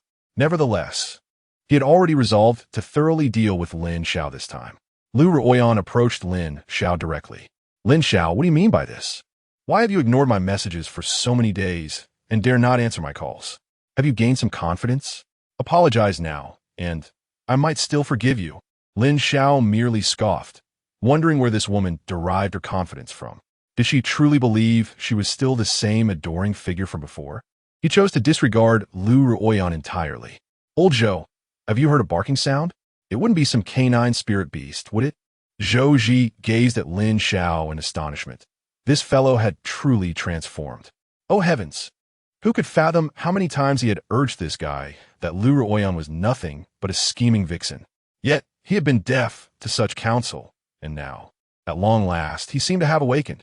Lin Xiao's indifference caused Lu Ruoyan's eyes to redden slightly. He had never treated her this way before. Without his usual concern and warmth, she suddenly felt disoriented. And why did he seem even more handsome now? In comparison, Jibo Xiao appeared even more diminutive and unattractive. How infuriating. Why couldn't this guy just content himself with being her backup? Chapter 29. Entering the first-level secret realm, Lin Xiao's indifference irked Lu Ruoyan, and just as she was about to voice her displeasure, she was pulled aside by Jibo Xiao. What was the point of conversing with such trash? Once they entered the secret realm, he would likely be the first to be eliminated. Jibo Xiao's words left Lu Ruoyan with no choice but to relent and sulk in silence. Meanwhile, Lin Xiao remained completely oblivious, engrossed in conversation with Zhou Ji. Brother Xiao, this secret realm assessment is no trivial matter. I've heard tales of new students perishing here in the past. We all signed a life and death agreement upon our arrival. Though I do not wish to alarm you, your awakened ability is of F rank and not even combat-oriented. Are you not courting death by coming here? Could Jibo Xiao have orchestrated this, intending for you to meet your demise? At that moment, Lin Xiao found himself at a loss for words. Given the current circumstances, it certainly seemed as though he was indeed walking into a death trap. Moreover, he could not fathom why the residents of the nursing home had insisted he participate in this secret realm assessment. I'm not certain. I was simply notified to attend. So here I am, he replied. Zhou Ji, exasperated, remarked, is this fellow a fool? You just went along without question? Brother Xiao, have you considered that you could have refused? Why would I refuse? I wish to broaden my horizons. Zhou Ji was left speechless and could only sigh in resignation. Very well. If you insist on entering, I shall not hinder you. Just stick close to me in the secret realm. I will protect you. I assure you, I am quite formidable. Lin Xiao felt a surge of gratitude. Zhou Ji was indeed his sole good friend from high school. Zhou Ji came from a well-off family, not quite matching the stature of the Ji family in Sun City, yet not far off either. Furthermore, as the sole heir of the Zhou family, he was not intimidated by Ji Bo Xiao, who had several brothers competing for their family's legacy. They had their share of conflicts during their school days. Zhou Ji had often expressed his desire to support Lin Xiao, offering to cover all his expenses. Yet, the previous owner of this body had been too proud to accept Zhou Ji's assistance, insisting instead on working part-time to support himself. This left Lin Xiao perplexed. Were he in the same position, he would never turn down Zhou Ji's generosity. What harm was there in accepting help from someone so affluent? If it meant easing his burden, he could simply remember Zhou Ji's kindness and repay him once he found success. Rest assured, my friend Zhou, to be honest, I am quite strong. Zhou Ji's lips twitched in response, and he replied somewhat helplessly, Yes. You are incredibly strong, indeed. Just know that with me by your side, I can at least provide you with early warnings. Zhou Ji considered this and realized it might indeed hold some truth. Speaking of which, what exactly is in that bag of yours? Everyone else is traveling light, yet you are burdened with that large snakeskin bag. Lin Xiao chuckled, feeling no need to conceal anything from his friend. He promptly opened the snakeskin bag for Zhou Ji to see. It was filled with food and drink, along with some daily necessities. I said to Xiao, are you here for the assessment or for camping? Who knows, it might come in handy. By the way, could you tell me about the situation regarding this assessment? I'm still quite in the dark. Zhou Ji was thoroughly defeated by Lin Xiao. It was unexpected that Lin Xiao, knowing nothing, would dare to participate in the assessment. Should I commend your courage or simply call you reckless? Never mind. Let me introduce the rules to you, as we have only just learned of them ourselves. You should know that the purpose of this assessment is to cultivate the promising talents of Sun City. As you can see, so many individuals have gathered here, all of whom are awakeners of B rank and above from various schools in Sun City. Of course, you are the exception, being the only awakener below B rank. This assessment will last for 3 days. Previously, it was just 1 day, but for some reason, it has been changed to 3 days on short notice. The criteria for the assessment are quite simple. It is based on the number of spirit beasts killed, with 1 point awarded for each spirit beast slain. Lin Xiao nodded, thus gaining some understanding of the assessment. Surviving for 3 days with all the supplies he had brought would certainly prove useful. However, he still had some doubts. Speaking of which, don't the organizers fear that the promising talents of Sun City might fall here? How could that be? Everyone has awakened only recently, and their combat abilities are not particularly strong. Moreover, the combat power of spirit beasts of the same rank exceeds that of humans to some extent. While danger undoubtedly exists, the organizers are not foolish. Many powerful individuals are scattered throughout the secret realm. When we enter, each person will receive a distress signal. If one encounters life-threatening danger or feels they cannot survive, they may call for help, but that would be considered forfeiting. Additionally, the situation here will be broadcast live, with countless drones monitoring the events within the secret realm. If danger is detected, nearby strong individuals will come to assist. However, that does not guarantee absolute safety. In reality, even those responsible for protection might not arrive in time to rescue in case of true peril, which account for the occasional casualties in previous years. At this moment, Lin Xiao fully comprehended the situation. What was termed an assessment was, in fact, an opportunity for the promising talents of Sun City to gain experience and a taste of the terror posed by spirit beasts. The organizers certainly had good intentions. However, the live broadcast aspect gave him a headache. He had initially hoped to quietly amass wealth, but it now seemed rather unrealistic. Well, let's take it one step at a time. Just then, at the entrance of the secret realm, a middle-aged man called out, "The time has come. Everyone, come forward to collect your distress signals and prepare to enter the secret realm." The man's words instantly silenced the previously bustling scene. Among all the students present, While they could not be described as sheltered flowers, none had truly faced spirit beasts. At this moment, it would be a lie to say that they were not nervous. For a while, no one stepped forward. As a middle-aged man was about to utter a few sarcastic remarks, a woman stepped forward. She sported a short hairstyle and possessed a healthy, wheat-colored complexion. Due to the distance, Lin Xiao could not discern her features. This was Lin Xiao from No. 2 High School, an SS-class powerhouse and the sole SS-class individual in our city, deemed by many as the strongest of our cohort. Lin Xiao felt a flicker of curiosity towards Lin Xiao, but that was the extent of it. Now that he had broadened his horizons, he had encountered SS-class warriors before. There were likely plenty in the nursing home. With Lin Xiao leading the charge, others followed suit, gradually entering the venue.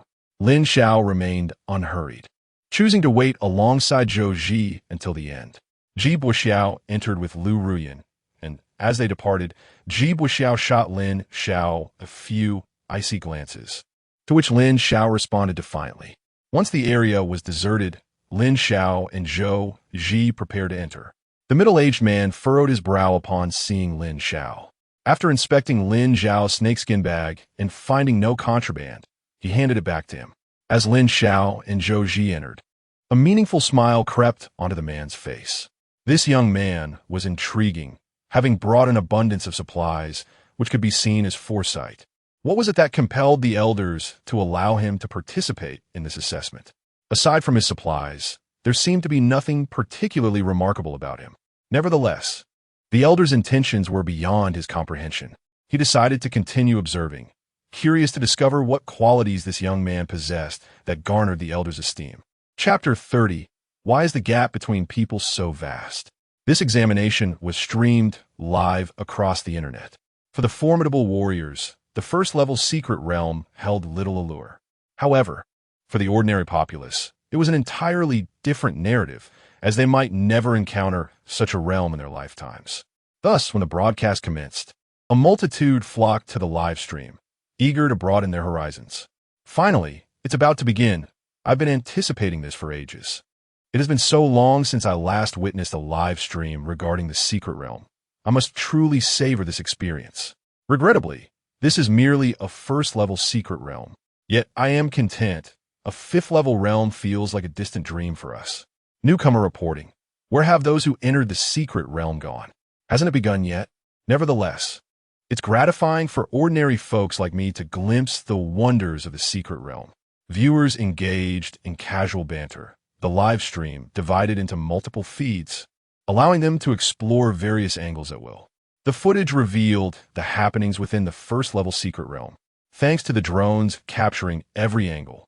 Even the average viewer could witness the myriad spirit beasts inhabiting the realm. The first-level spirit beasts were not particularly large and appeared relatively docile, largely resembling common animals. The most menacing among them were a few wolf-like spirit beasts. As discussions flourished in the comments, the first participant finally made their entrance. Lin Xiao appeared without warning in the secret realm, instantly capturing the attention of the audience. The drone zoomed in on her, showcasing her striking beauty. With her short hair, sun-kissed skin, and delicate features, she possessed an androgynous charm that, upon closer inspection, revealed a unique allure. Here she comes. It seems the examination is about to commence. What's the fuss upstairs? Does it matter whether the examination has started? Have you not noticed that the first to appear is an absolute beauty? While fools continue to comment, I have cleared my screen and begun to admire her. You truly are a dog. I'm typing to prove my innocence. Innocence, my foot. You'd still want to take a shot, wouldn't you? Meanwhile, more students entered the secret realm. Their curiosity piqued as they surveyed their surroundings. It was their first foray into such a mystical place, and they were filled with wonder. The entrance was devoid of spirit beasts, allowing for a relatively calm atmosphere. Soon, Lin Xiao and Zhou Ji made their entrance, and the viewers immediately recognized Lin Xiao. There was no mistaking his presence. The conspicuous snakeskin bag he carried was impossible to overlook. Yet, many female viewers seemed more captivated by something else entirely. Has no one noticed how dashing this young man is? He is totally my type. Ladies, don't even think about competing with me. Ladies, as a man, I offer you a piece of advice. Do not be deceived by appearances. Just by observing the snakeskin bag he carries, it becomes evident that he is an ordinary individual. What do you understand, dear upstairs? This is fashion. We sisters are conversing. What business do you have here as a man? Step back. Step back. Unbeknownst to Lin Xiao, he had become the focus of attention. Even if he were aware, he would be powerless to change the situation. Following behind him was a middle-aged man who entered the scene. Clearing his throat, he captured the attention of everyone present. Students, I am Wang Qing, the chief examiner for this assessment. The evaluation is about to commence, and I would like to offer you a few pieces of advice. Firstly, do not be misled by external appearances. Some seemingly harmless entities may pose a lethal threat. Secondly, you are all likely aware of the requirements for this assessment. Securing the final rewards is not achievable by mere survival. Therefore, I urge you to exert your utmost effort. Lastly, your adversaries in this examination are not solely the spirit beasts within. Those around you might also pose a threat. In other words, you are permitted to take action against your peers, which will allow you to acquire their points. However, any malicious intent to harm another's life will be regarded as failure, leading to severe consequences. That is all I wish to convey. The direction you choose to take from here is entirely up to you. Whether you act independently or in teams, we will not intervene. The assessment officially begins now. As Wang Qing's voice faded, the students immediately became vigilant, eyeing those beside them. As he had indicated, their peers could also be their adversaries. Being allowed to act independently left them feeling uncertain, as none knew what kinds of spirit beasts they might encounter.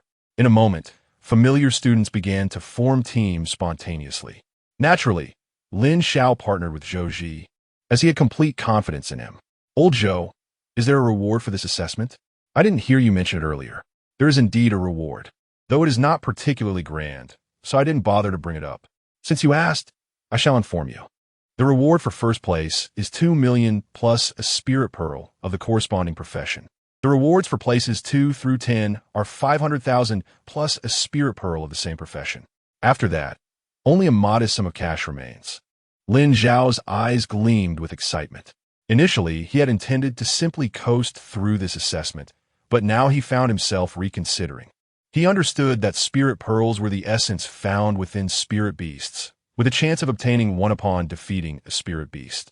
However, this chance is exceedingly low, which has kept the prices of spirit pearls consistently high. Even a first-tier spirit pearl commands a market price of several hundred thousand.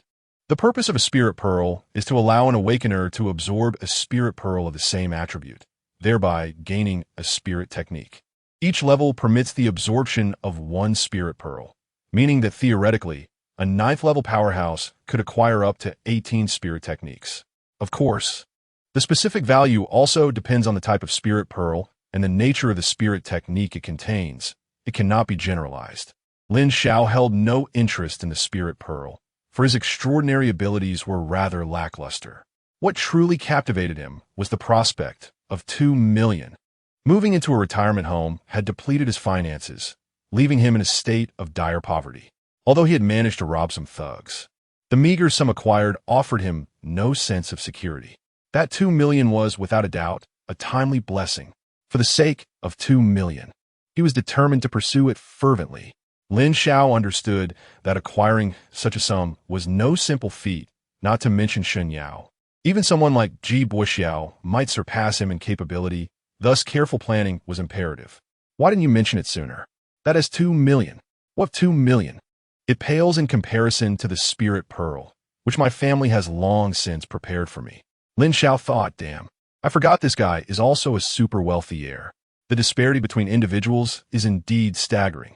Chapter 31. Reality is more harsh than imagination. The students began to form teams spontaneously, typically consisting of small groups of a few individuals. Lin Xiao chose not to join the fray, believing that he and Zhou Ji were sufficient. To Lin Xiao's surprise, an unexpected figure approached him. It was none other than Ji Buxiao. With a smile, Ji Buxiao said to Lin Xiao, "We are all from the same school. Why don't you join our team?" Lin Xiao curled his lip. It was evident that Ji Buxiao's invitation was not sincere. "Not interested, stay away from me." Ji Buxiao's eye twitched involuntarily. His intention in inviting these two was not genuinely to team up. He had plans to keep them close, believing he could deal with them easily. However, he did not anticipate Lin Xiao's decisive rejection. At that moment, Lu Ruyan reemerged. Lin Xiao, do not be so ungrateful. We are all aware of your abilities, and you are merely a burden. Brother Xiao is inviting you out of consideration for our shared affiliation. Lin Xiao felt helpless. He truly wished to distance himself from these two. You just call me a burden, so I won't weigh you down any longer.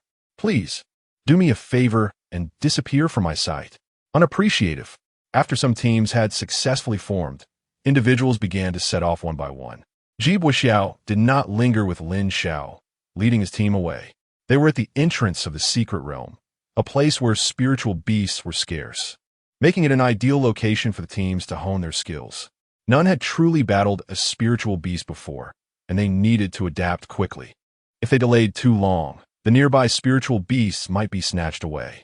More and more teams opted to embark on their journey, while Zhou Ji glanced at Lin Xiao, who showed no signs of departing and couldn't help but speak up. Xiaoge, shouldn't we set off as well? Otherwise, the spiritual beast will be gone. And can we really manage with just the two of us? Setting off first may not necessarily be advantageous. The assessment has only just begun. Why the rush? Besides, what is wrong with just the two of us? Did you not say you would protect me? Zhouji wanted to say more, but ultimately held back. Let it be. If we are eliminated, so be it. I merely wish to broaden my horizons. Several other teams shared Lin Xiao's sentiments, choosing not to rush.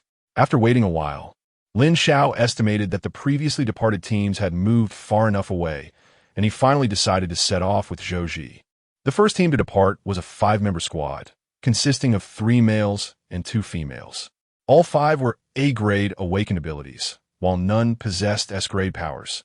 They were considered formidable within the context of the teams. Their pace was swift, quickly distancing themselves from the other groups. They were also among the first to encounter a spiritual beast, a solitary rabbit, appearing harmless as it leisurely grazed on the grass. Initially, the 5-member team tensed at the slightest noise, but upon realizing it was merely a rabbit, they all relaxed. The rabbit also spotted the 5 individuals and, after darting a short distance away, noticed they did not pursue it, so it resumed its leisurely grazing. The leader of the group conjured a fireball, intending to eliminate the solitary rabbit. However, a woman among the group halted him. Shuiyu, the rabbit is so adorable. Can we refrain from harming it? After a moment's contemplation, Shuiyu extinguished the fireball. Though he still believed that eliminating the rabbit would be the more prudent choice, it appeared to pose little threat, provided it did not initiate an attack. Most importantly, the woman who spoke was the object of his long-standing affection. He felt compelled to grant her this favor. Leaving her with a negative impression would be undesirable. All right, we shall heed Xian's wishes. The others had no objections. After all, it was merely a rabbit. As they continued onward, the rabbit remained in their path, unconsciously drawing them closer. Sensing their lack of aggression, the rabbit surprisingly did not flee, but continued to munch on grass. Xian gazed at the little creature, her eyes sparkling with affection. If possible, she truly wished to keep this charming rabbit as her pet.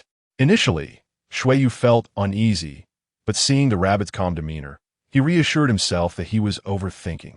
Among first-tier spirit beasts, many possessed gentle natures. This rabbit likely belonged to that category. With this thought, the group instinctively lowered their guard. At that moment, the rabbit suddenly lifted its head and lunged toward Xian. Its form began to shift, transforming from an ordinary rabbit into a muscular beast. The abrupt change left the 5 utterly unprepared. They had not anticipated the rabbit's astonishing speed, and as it morphed into a muscle-bound creature, Shuiyu and his companions recognized the spirit beast they were confronted with, the violent rabbit, a cunning creature known for its disguises and formidable strength. Shuiyu felt a surge of frustration. He had studied these spirit beasts, yet his mind had failed him in that critical moment. He yearned to rescue Xian, as this was a rare opportunity for a gallant act. However, he had underestimated the violent rabbit's speed. There was no way he could reach her in time. The other 3 were also too far away to provide assistance. Xian, paralyzed by fear, momentarily forgot she was an awakened and stood there in a daze, oblivious to the danger. The violent rabbit's eyes flickered with malice as its muscular limbs elongated into sharp claws, poised to strike at Xian's neck. If that blow landed, it would surely spell her demise. In that critical moment of peril, a water sphere suddenly enveloped the violent rabbit, and a man in a black robe appeared before the five. He cast a cold glance at them. You have been eliminated. Did no one inform you that you should not be deceived by the appearance of spirit beasts? How naive! If you continue to harbor such a mindset, you may not endure even a single hour. Had it not been for my fortuitous presence here, you would already be a corpse. The words of the man in the black robe were utterly unrestrained. Yet the five individuals displayed no sign of indignation. Xuan's eyes reddened, her expression one of impending tears. The man in the black robe remained unmoved, gesturing towards Xian. You have only just begun. You should know where the exit lies. Depart on your own. Xian understood that this outcome was irrevocable and could only leave in disappointment. With a wave of his hand, the man released the violent rabbit. Startled, the rabbit reverted to its ordinary form and scurried away in an instant. The competition continued.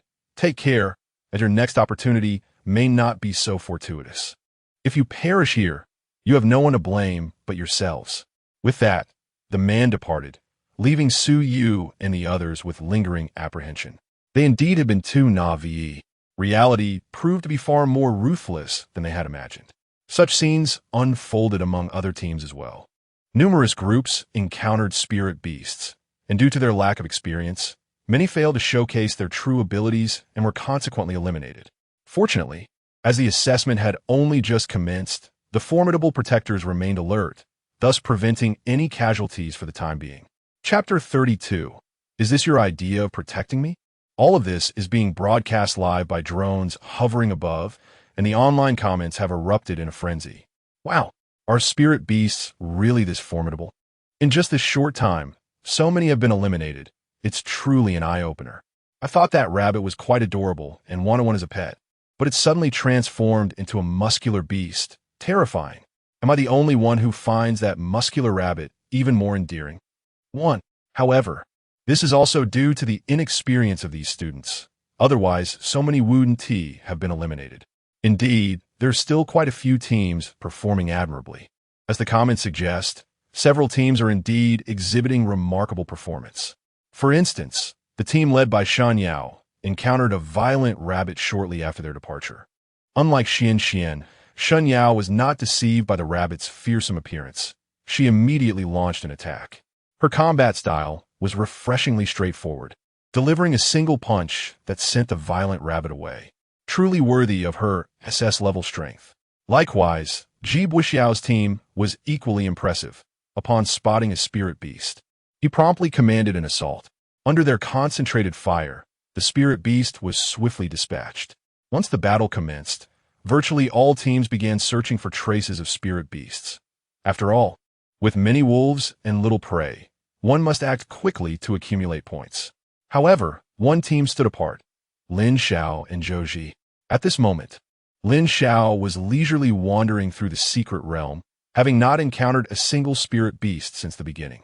Most of the spirit beasts had already been cleared by the preceding teams. He deliberately followed the routes of other teams, engaging Zhou Ji in conversation out of sheer boredom. Old Zhou, this reward is insignificant for someone of your affluent background. Why does Ji Buxiao seem to be striving so hard? Of course he has to exert himself. Although he might not care for the rewards, this assessment is more than just a mere prize. It's being broadcast live, and many prestigious spirit martial academies will be watching. Performing well could attract their attention. That's not the main reason for him, though. As the only heir of his family, he has ambitions. Ji Buxiao is different. His awakening of an S-level ability must have made him the center of attention in his family. The Ji family will surely be keeping an eye on this assessment, and he naturally wants to make a good impression. I estimate his goal is at least a place in the top 10. Lin Xiao understood. No wonder this fellow was so eager. This was the reason. After progressing a bit further, Lin Xiao stumbled upon the corpse of a violent rabbit. There was a hole in the body, indicating that the team had slain the beast to check for spirit pearls. Yet, Lin Xiao found it puzzling. They were to stay here for 3 days. And with such excellent ingredients available, why hadn't the team taken the violent rabbit with them? These individuals truly embody wastefulness. They have discarded the body of the violent rabbit right here. Such an adorable creature as the rabbit surely deserves to be praised. Upon hearing Lin Xiao's words, Zhou Ji regarded him with the incredulity reserved for a fool. Brother Xiao, you cannot possibly be unaware that the meat of spirit beasts is not to be consumed casually. It harbors spiritual energy, and even the meat of a first-tier spirit beast requires thorough digestion before consumption. In this secret realm, one cannot predict the lurking dangers. No one dares to take such risks lightly. Moreover, spirit beasts possess highly sensitive noses. Carelessly preparing food will attract nearby spirit beasts. Lin Xiao touched his own nose.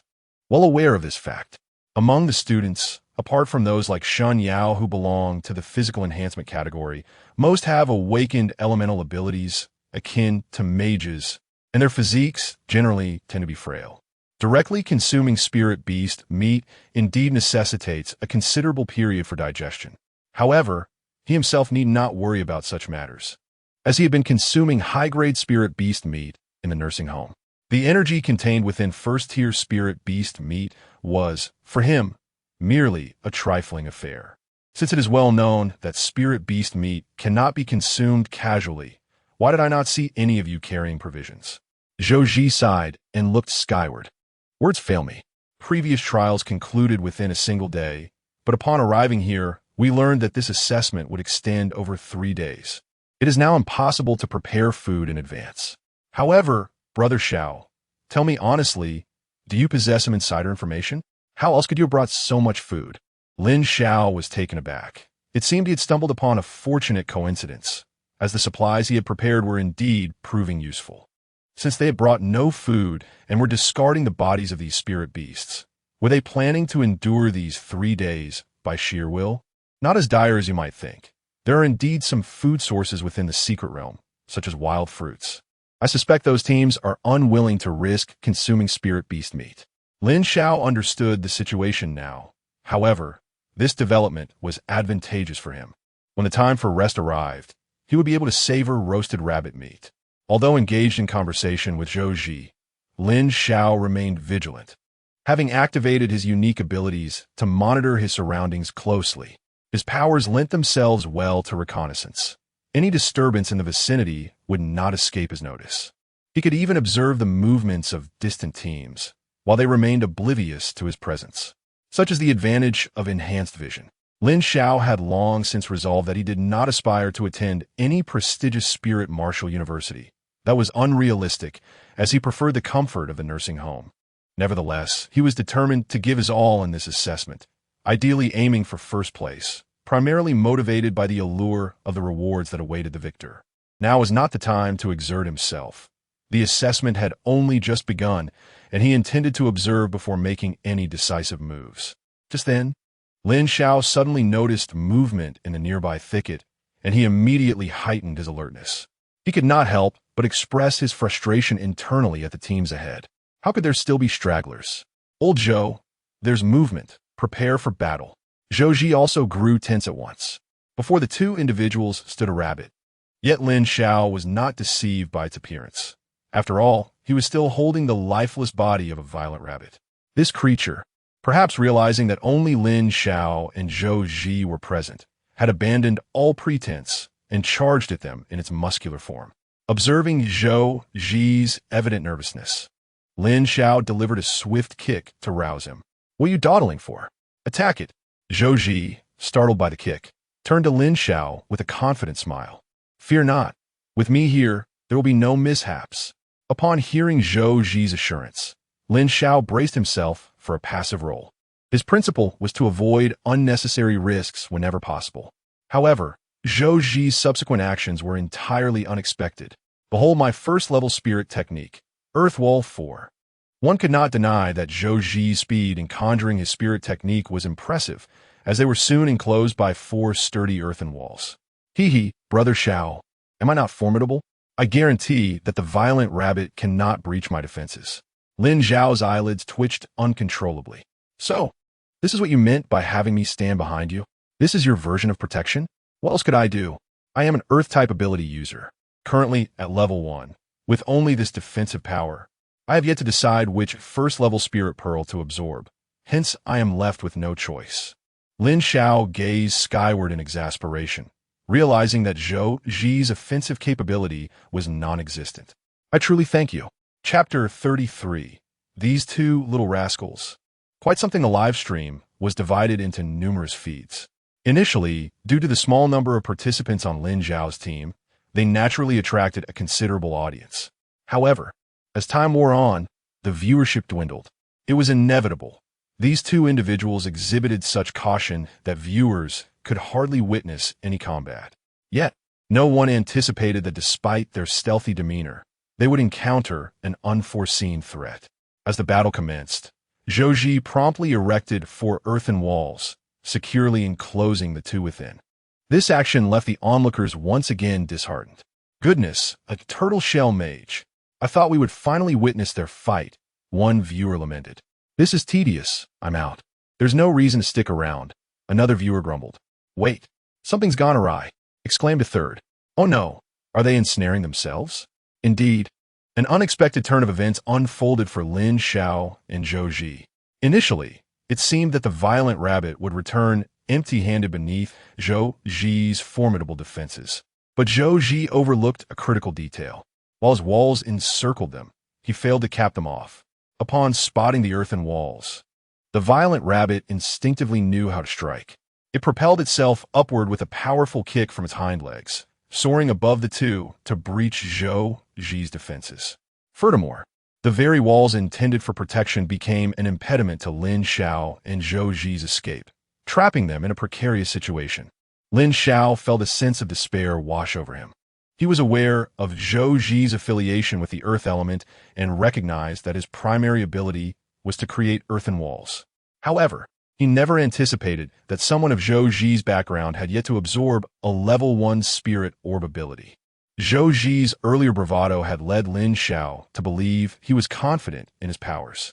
Little did he know that this young man was merely overestimating himself. Ha ha ha ha. Although I can't deal with the spirit beast, rest assured, Brother Xiao, these level 1 spirit beasts will never breach my defenses. Lin Xiao tugged at Zhou Ji, who looked bewildered. Following Lin Xiao's gaze upwards, Zhou Ji's expression turned peculiar. Goodness, after all my calculations, I forgot the enemy could launch an aerial assault. This is disastrous. The violent rabbit leaped into the confines of the earthen walls and flashed a remarkably human-like grin at the two. Given the limited space within the walls and the drone's poor vantage point, the situation remained unbroadcasted, leaving the eager spectators anxious to know what transpired inside. They were deeply concerned for Lin Xiao and Zhou Ji, as the prospect of 2 humans and a spirit beast confined in such a small area seemed ominous at best. The formidable combat prowess of the violent rabbit was evident to all, aside from Xin Yao, who managed to handle it with relative ease. The other teams found themselves in a state of disarray while confronting the creature. One could only hope that this secret realm assessment would not result in any casualties. Meanwhile, the security personnel, who had been closely monitoring the situation, became aware of the unfolding events. Those near coordinates 125. 18. Please proceed to assist immediately. An emergency has arisen. Understood. I am nearby, but reaching there will take 2 minutes. Can I hold out? The specifics remain unclear. Make haste. Lin Xiao and Zhou Ji had initially been under the protection of a covert guardian. However, upon noticing their cautious demeanor and following the trails of other students, the protector relaxed their vigilance. Compounding the situation, another team encountered 2 spirit beasts, prompting their guardian to prioritize assistance there. Little did they know, as soon as their protector departed, trouble would ensue. While casualties were an unfortunate reality in these annual assessments, none of the guardians wished for harm to befall their charges. As the violent rabbit burrowed into the earthen wall, it wasted no time launching an assault on the two. Zhou Ji instinctively positioned himself in front of Lin Xiao. Xiao Ge, this is my oversight. I will shield you, and I will dismantle the wall. Run. Lin Xiao felt a mix of gratitude and frustration. He was touched that Zhou Ji would think of him at such a perilous moment, yet irked that his friend seemed to underestimate the gravity of the situation. Although he feared death, Abandoning his brother to flee alone was not an option he could entertain. Relying on Zhou Ji to defeat the violent rabbit was impractical. He realized he must take matters into his own hands. Enough, Lao Zhou. Cease your bravado. Allow me to handle this. As Lin Xiao spoke, he grasped Zhou Ji firmly. Zhou Ji attempted to resist, but found himself unable to break free from Lin Xiao's grip, regardless of his efforts. Xiao Ge, stop this. With your awakened F-class ability, I stand no chance against you, let alone the rabbit. Just as the violent rabbit was about to strike, Lin Xiao, having exchanged words with Zhou Ji, exerted his strength, pulling Zhou Ji behind him and confronting the creature head-on. In the confined space, Lin Xiao struggled to evade the violent rabbit's attack. He could only raise one arm to meet the blow. The bindings on his arm increased both his burden and his defense, rendering it suitable as a protective guard in this moment. Clang! The claws of the violent rabbit collided with Lin Xiao's bindings, producing a muffled sound that momentarily stunned the creature. It felt distinctly different from striking flesh. Lin Xiao, however, was not caught off guard. He swiftly retaliated, seizing the violent rabbit by the neck and, with a powerful twist, snapped its neck with a decisive crack. The entire sequence transpired in the blink of an eye, leaving Zhou Ji in a state of disbelief as he gazed at Lin Xiao. After a prolonged moment, he regained his composure. Wow, Xiao Ge, how did you accomplish that? When did you become so formidable? At this moment, Lin Xiao felt a twinge of apprehension. Fortunately, during this period, he had been training with Sun Ziyuan. Compared to Sun, this violent rabbit was remarkably feeble. Do not worship me, for I am but a legend. Just as the two were about to exchange further words, the earthen walls surrounding them suddenly crumbled, heightening their tension. The ease with which the protective barrier was breached suggested that it could only be the work of a second-tier spirit beast. How could such a creature possibly manifest in this realm? However, their anxiety dissipated upon realizing that the figures outside were not spirit beasts, but rather the guardians tasked with their protection within this secret domain. Brother, why did you topple my earthen wall? You startled me. I thought another spirit beast had emerged. The rescuer couldn't help but chuckle at the absurdity of the situation, worried that he might arrive too late and find the two in peril. Yet, it appeared his concern was unfounded. They required no assistance at all. These two youngsters possessed quite the prowess. Chapter 34. The allure of small fortune. The man remained silent, casting a meaningful glance at the two, particularly regarding Lin Xiao, his eyes betraying a hint of curiosity. It was evident from the situation on the scene that Lin Xiao had been the one to vanquish the violent rabbit. His duty was to ensure the safety of the two, and now that he had confirmed their well-being, it was time for him to depart. As for the method by which Lin Xiao had defeated the creature, he held no interest. He was confident that he would soon witness Lin Xiao's prowess in action. With the collapse of the earthen wall, the drone finally captured the unfolding events. Viewers of the live broadcast sighed in relief upon seeing that both individuals were unharmed. These two little ones are safe. What a relief. I was just worrying about them. Don't you find it curious how they managed to slay the spirit beast? The earthen wall may have been part of their strategy. I suspect one is earth-based while the other excels in close combat, intending to lure the violent rabbit inside. That seems to be the case. However, to dispatch the violent rabbit so swiftly speaks volumes about their strength. I recall a previous 5-member team struggling immensely to eliminate one. Regardless of your thoughts, I have decided to keep an eye on them. I sense they will surprise us. Once the man vanished, Zhou Ji felt a wave of trepidation wash over him. He collapsed onto the ground. That scared me to death. I nearly thought I would meet my end here. When did you become so formidable, Brother Xiao? Lin Xiao found himself at a loss for words. The events of the past week had been rather bizarre, and he had no intention of divulging the details about the nursing home to Zhou Ji. It's not that I'm powerful, it's just that this rabbit was too weak. I've been working out lately. Haven't you noticed I'm more muscular? Upon hearing this, Zhou Ji indeed sensed that Lin Xiao had changed somewhat. At the very least, Lin Xiao appeared significantly more robust than before. And what do you mean by the rabbit being weak? Where's the weakness? Enough of that. Brother Xiao, what shall we do next? Let us continue onward. This was an unexpected encounter, but as long as we remain cautious, we should be fine. The two resumed their journey. with Lin Xiao resolved to proceed with utmost prudence. Throughout the ensuing half-day, they encountered not a single spirit beast. However, they did come across numerous spirit beast corpses. Lin Xiao had already examined the violent rabbit he had slain and found no spirit orb. Acquiring one was no simple feat. With the assessment having progressed for over half a day, the new students faced additional challenges beyond merely confronting spirit beasts. After entering the secret realm, everyone had encountered spirit beasts to varying degrees, and conflict was inevitable. Coupled with their relentless travel, hunger began to gnaw at them. Unfortunately, the food discovered along the way was scarce and insufficient to satisfy their hunger. Some individuals have found themselves without any food, while numerous others have begun contemplating the consumption of spirit beast meat. Finally, one team could no longer endure their hunger and commenced cooking spirit beast meat. As soon as the meat was ready, several members eagerly indulged in it. They reasoned that although first-tier spirit beast meat requires a certain period for digestion, as long as they were not under attack from spirit beasts during this time, it would be manageable, at least preferable to enduring hunger. Unfortunately, they underestimated the spirit beasts, whose sense of smell is extraordinarily acute.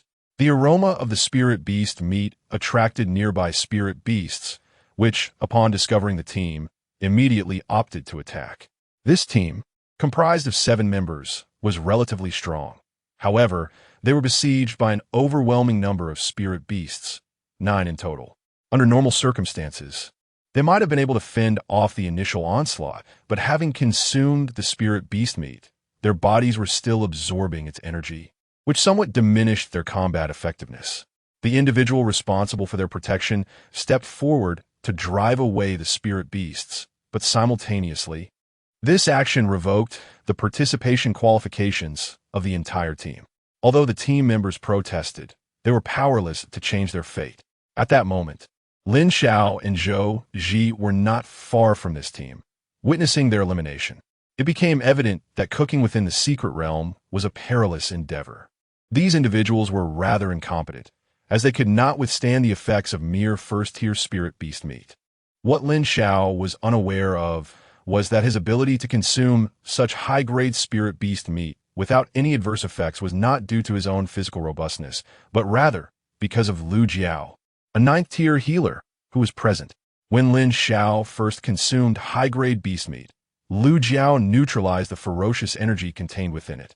Subsequently, as he continued to eat, his body developed a resistance, compounded by excessive training, which prevented any unforeseen consequences.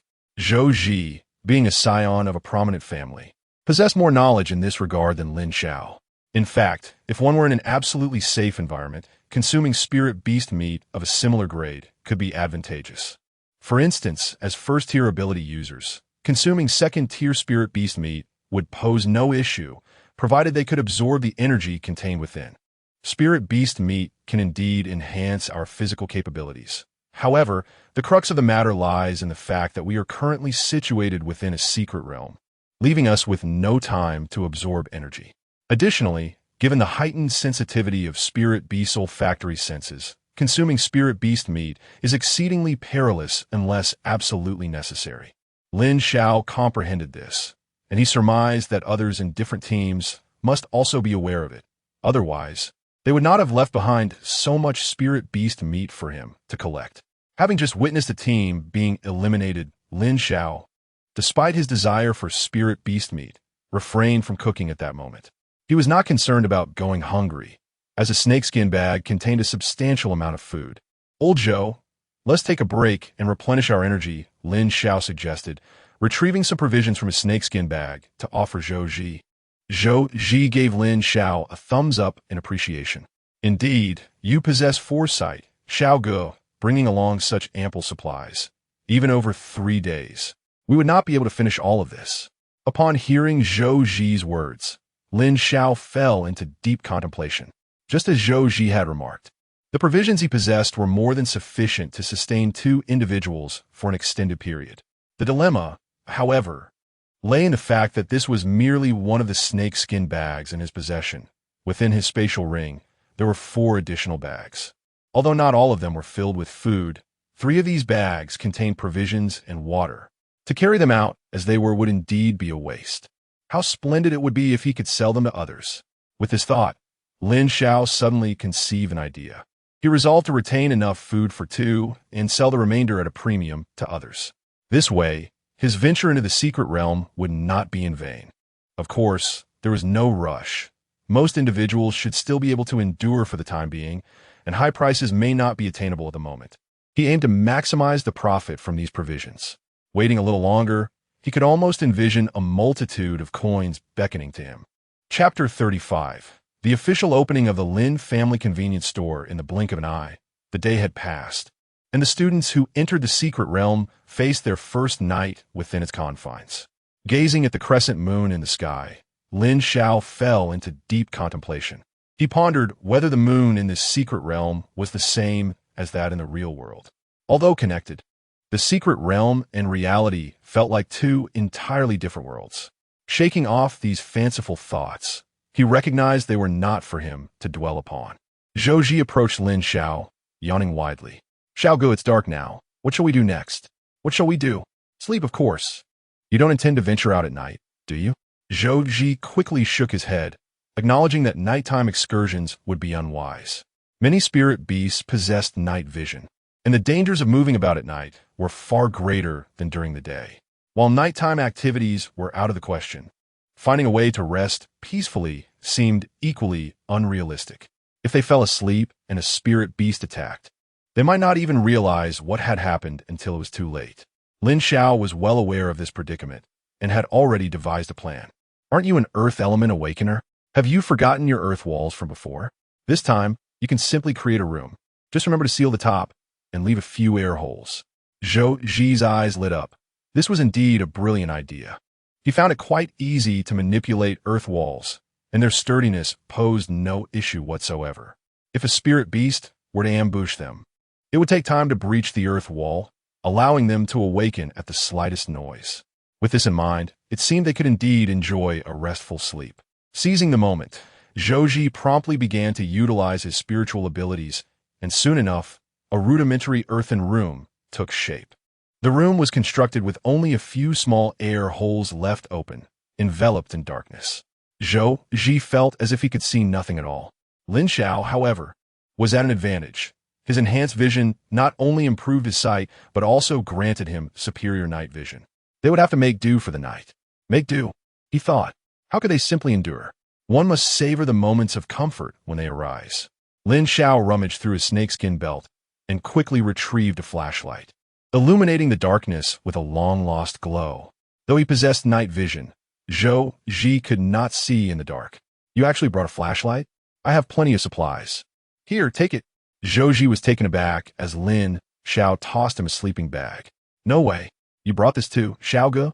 Impressive. Enough chatter. We've had a long day. Let's get some rest." "Understood. Sleep it is." Before long, Lin Xiao and Zhou Ji drifted into slumber, in stark contrast to their leisurely repose. Other teams were not as fortunate. They lacked the earthen shelter Lin Xiao had created, and even those with earth element abilities had yet to conceive of such a solution. Exhausted, they could only take turns resting, for in the secret realm, no one dared to rest without caution. The sentinels, tasked with keeping watch, could only muster their spirits, fatigue unmistakable, while their stomachs incessantly reminded them of their hunger. For many, this was destined to be a night of restless slumber.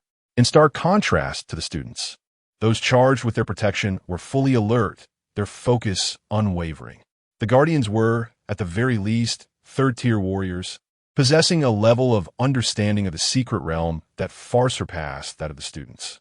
While the students could afford to rest, the guardians could not, for they were acutely aware that the dangers of the secret realm at night were far greater than during the day. This night would witness the elimination of many students, and their sole endeavor was to prevent any fatalities among them.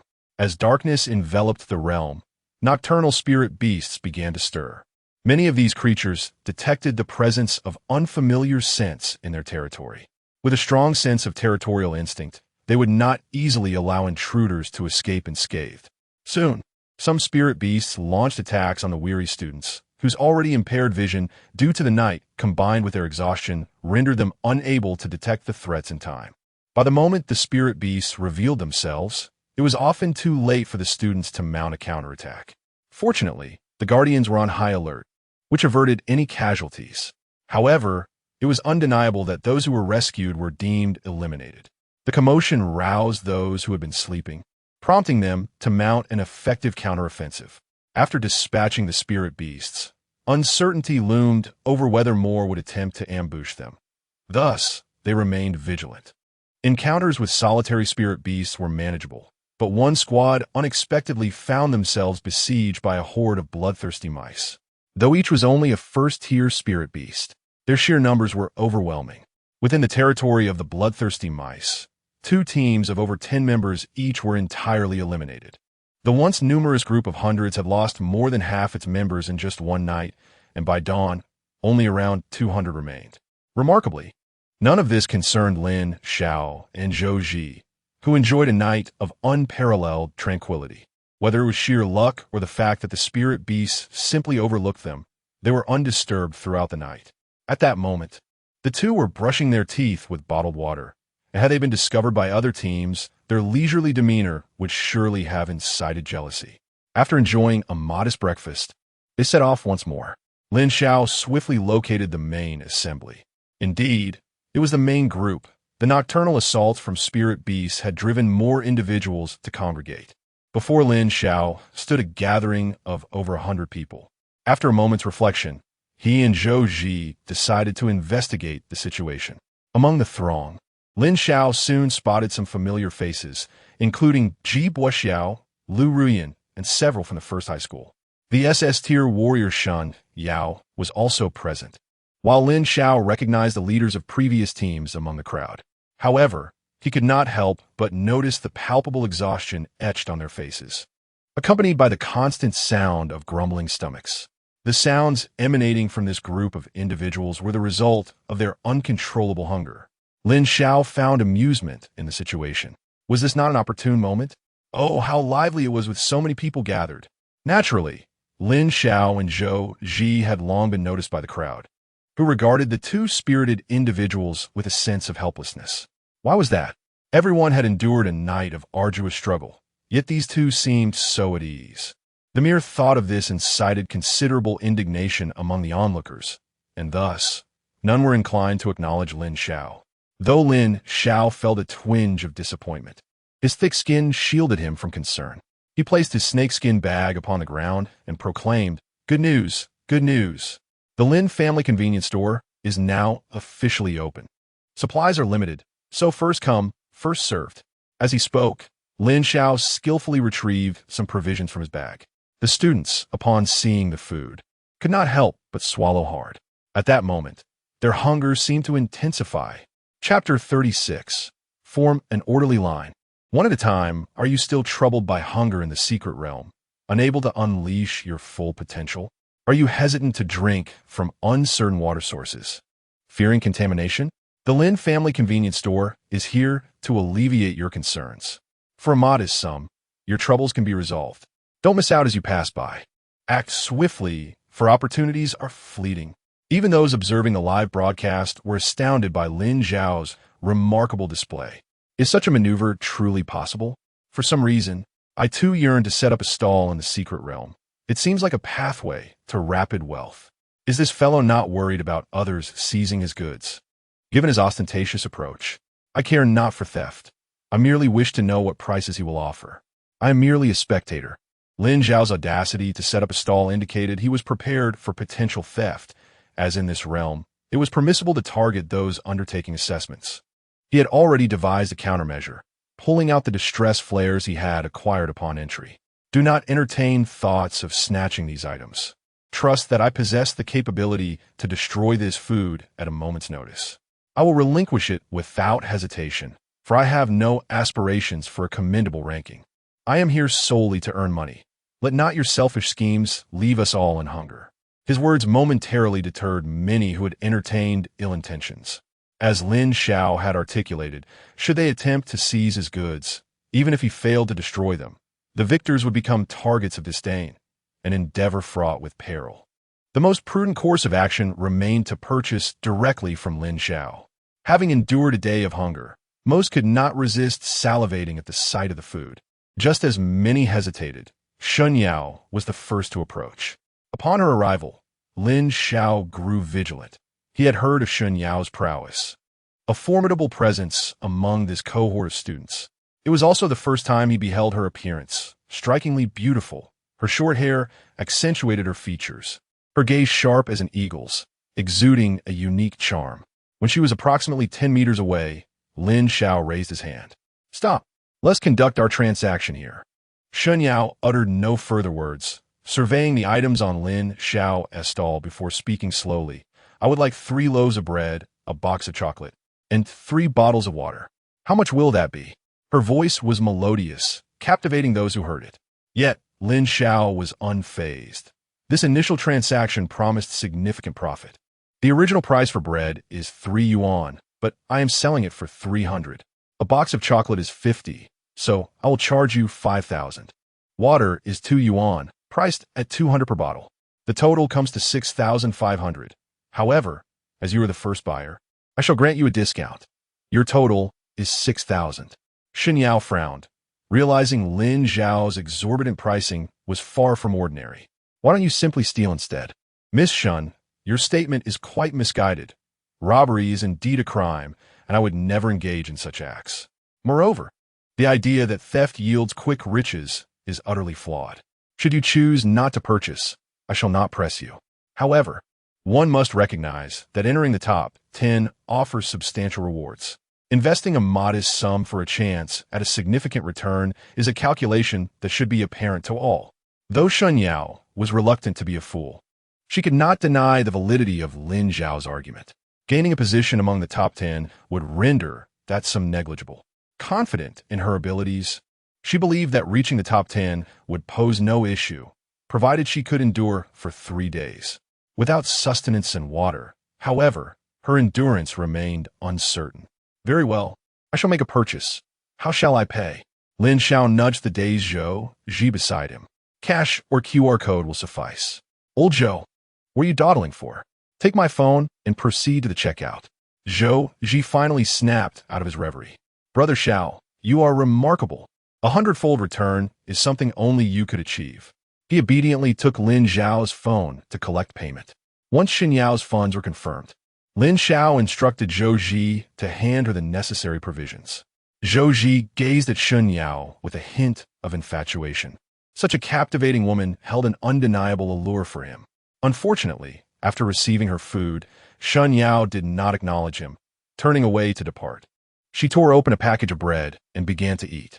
With the first transaction successfully completed, the others became restless. After all, Lin Xiao's provisions appeared insufficient to satisfy the crowd. Delaying might result in missing out altogether, though the prices were steep, as Lin Xiao had asserted. Entering the top 10 rendered such expenses trivial. "I wish to buy.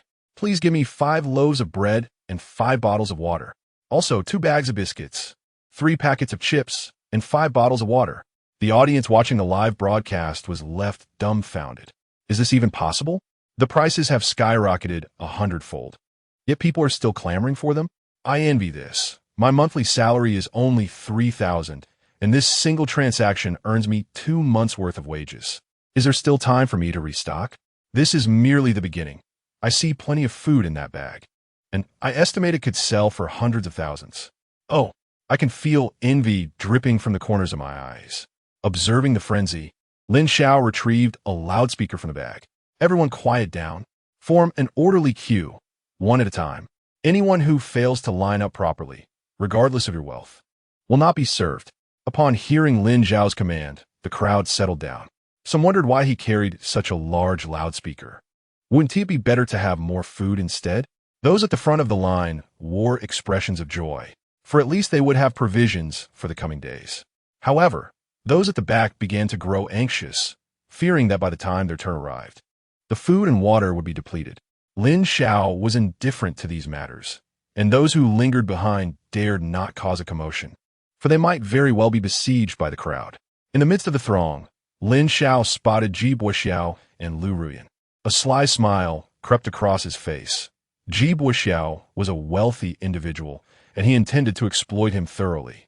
Meanwhile, outside the secret realm, the organizer of this assessment, Mayor Zhou Weicheng of Sun City, gazed in utter disbelief at the situation displayed on the large screen. Darn, where did this little rascal come from? The reason for the sudden alteration of the assessment period to 3 days was to test these youngsters' survival skills. Yet this boy has thrown everything into disarray. Mayor, there is no need for excessive concern. This little fellow possesses limited resources, and given the multitude of participants, it should be insufficient to go around. One of his aides remarked. That is true. Were it not for the favor owed to the 2 esteemed seniors, I would have eliminated this lad long ago. The esteemed seniors he referred to were, of course, Sun Ziwan and Murongyu, who had been closely observing Lin Xiao's performance. They found themselves at a loss for words regarding Lin Xiao's display, for they were well aware that his possessions extended far beyond that mere snakeskin bag. Though it may still fall short, it was certainly enough to alter many circumstances. Chapter 37. If you dare bite me. Lin Xiao was exceedingly joyful. Within a mere span of time, he had amassed over 100,000. It is worth noting that the contents of the snakeskin bag were only half depleted. If the current trend continued, this single bag could yield nearly 300,000 in profit. Meanwhile, the students continued to eagerly purchase Lin Xiao's merchandise, making his smile more formidable than an AK. He couldn't help but marvel at the wealth of these students. Unbeknownst to him, all those present were awakened individuals of grade B or higher, many of whom had already garnered investments from those who believed in their potential. If just 1 or 2 of these students were to rise to prominence in the future, the money spent would be deemed worthwhile. Thus, these students were genuinely affluent. Had Lin Xiao been aware of this, he would likely have anticipated an increase far beyond 100-fold. As the contents of the snakeskin bag neared complete sale, Lin Xiao had yet to utter a word when Zhou Ji expressed his discontent. Hey Xiaoge, are you so engrossed in the pursuit of wealth that you've forgotten about sustenance? There is hardly any food left. If we sell everything, what will we do? Although Zhou Ji claimed not to seek exceptional results, he certainly did not wish to be eliminated so soon. He was not keen on going hungry, and observing Lin Xiao's demeanor, it appeared he intended to sell everything, which would inevitably leave them empty-handed. Zhou Ji's voice was not loud, but it was audible enough for the few people ahead in line to hear. Coincidentally, those in the front were Ji Xiao and Lu Ruyan. Upon seeing them, Lin Xiao's face broke into an inexplicable grin. Old Zhou, you're right. We should reserve some food. I believe what remains should suffice for us for a couple of days. Thank you for the reminder. I might have overlooked it otherwise. Upon hearing this, the expressions of those in line turned sour, especially Ji Xiao and Lu Ruyan. After waiting for so long, how could they leave empty-handed? Ji Xiao exchanged a knowing glance with Lu Ruyan. He was determined to acquire the remaining food, as this assessment held significant importance for him. The food would influence his final ranking. Lu Ruyan immediately understood and stepped forward, flashing Lin Xiao a confident smile. Lin Xiao, if you hand over the remaining food to me, I will forgive you. I know you are trying to attract my attention, and I admit, you have succeeded. What use do you have for the food? You'll likely be eliminated soon. Lin Xiao, taken aback, thought, what audacity. Does she truly overestimate her own importance? To think she sees herself as some sort of admirer. Attract your attention? Nonsense. Why would I give you food? What do you think you are? Others are paying for it. Do you have the gall to think I would simply hand it over? You ought to take a good look at yourself. Lu Ruyan's smile swiftly vanished as Lin Xiao openly ridiculed her in front of so many people. Do not mention Lu Ruyan. Previously, all the individuals from the first high school, including Zhou Ji, looked at Lin Xiao with astonishment. Recently, there have been rumors that Lin Xiao has ceased his sycophancy. Yet no one anticipated he would utter such words. Lu Ruyan's eyes reddened at that moment. She opened her mouth, but ultimately found herself at a loss for words. Ji Xiao, unable to bear the sight, positioned himself in front of Lu Ruyan. Lin Xiao, are you still a man? Do you not fear being ridiculed for bullying a girl? Lin Xiao chuckled, realizing Ji Xiao was attempting to impose a moral dilemma upon him. He had no intention of succumbing to such tactics. Are you feeling pity, young Master Ji? Was it not you who pushed her forward to face the scolding? What pretense of superiority are you putting on now? I have the utmost disdain for individuals like you.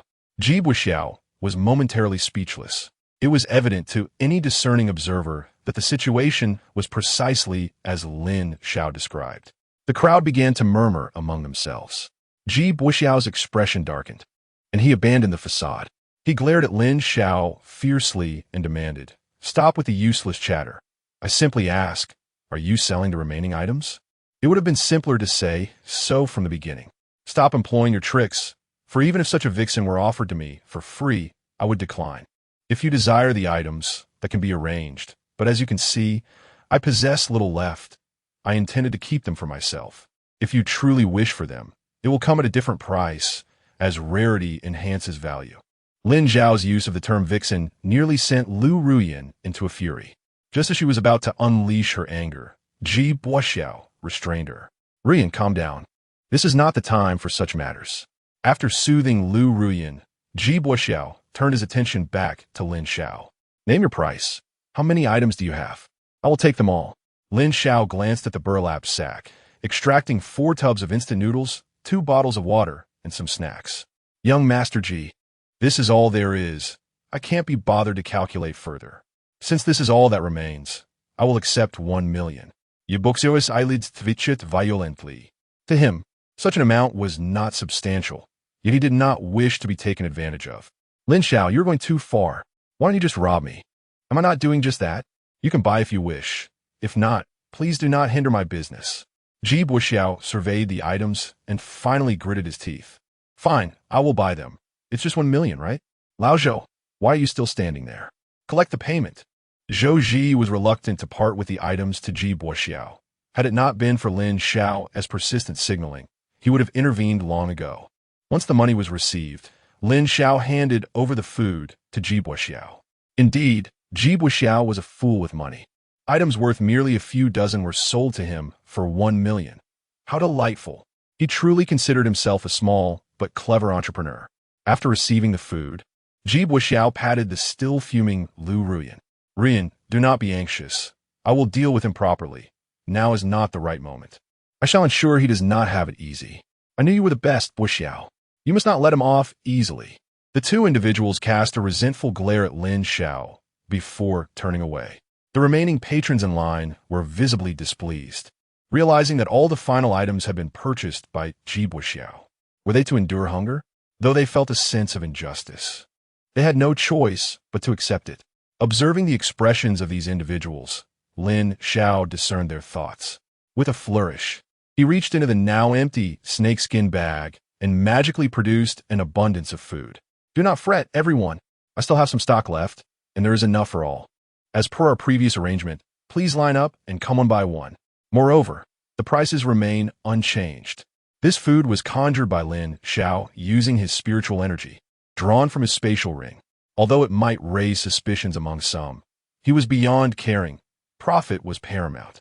Zhou Ji stood beside Lin Xiao, fully aware that the food in the snakeskin bag had long been depleted. Where had this bounty come from? It defied logic. In that moment, Zhou Ji finally comprehended why Lin Xiao had sold to Ji Xiao at an inflated price. It was all a ruse.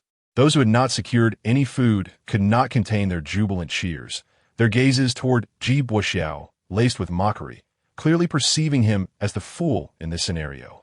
Ji Xiao stumbled, casting a venomous glance back at Lin Xiao. "You scoundrel! Huh? And what of it? I am merely conducting legitimate business. No one forced you to buy. It is a matter of mutual consent, and the money is non-refundable. If you're dissatisfied, feel free to challenge me." Chapter 38. The Art of Survival. Ji Xiao nearly lost his composure this time, as the wind blade had already taken shape in his grasp. Upon witnessing this, Lin Xiao swiftly grasped the arm of his companion, Zhou Ji. "Old Zhou, protect me." Zhou Ji, without uttering a word, immediately assumed a defensive stance, prepared to erect an earthen wall at the slightest provocation from Ji Xiao. "Ji Xiao, others may fear you, but we do not. Cease your actions immediately, or we shall unite to confront you. Indeed, you wish to purchase for yourself, only to discard us afterward? Is it your intent?" These students were indeed wary of Ji Xiao. The Ji family, while not omnipotent in Sun City, was certainly not one to be trifled with. However, the current situation was different. Everyone was eager to carve out a future during this assessment. Moreover, the law does not punish the multitude, as long as they stood united. Even the Ji family would hesitate to escalate matters. Realizing he had stirred collective ire, Ji Boxiao reluctantly withdrew. "Be cautious, young man. I advise you not to fall into my grasp later." Lin Xiao, unperturbed, regarded Ji Boxiao with indifference. They were never friends, even without this incident. Ji Boxiao would have sought to undermine him. Thus, why extend him any courtesy? Onward, onward. Next, next. Given your earlier display of camaraderie, I shall refrain from raising prices. However, the individual who referred to me as a donkey shall see the cost doubled. Don't be absurd. That was merely a metaphor. The business at Lin's convenience store thrived immensely, and Lin Xiao was acutely aware that his supplies were dwindling. Consequently, he began to impose purchase limits.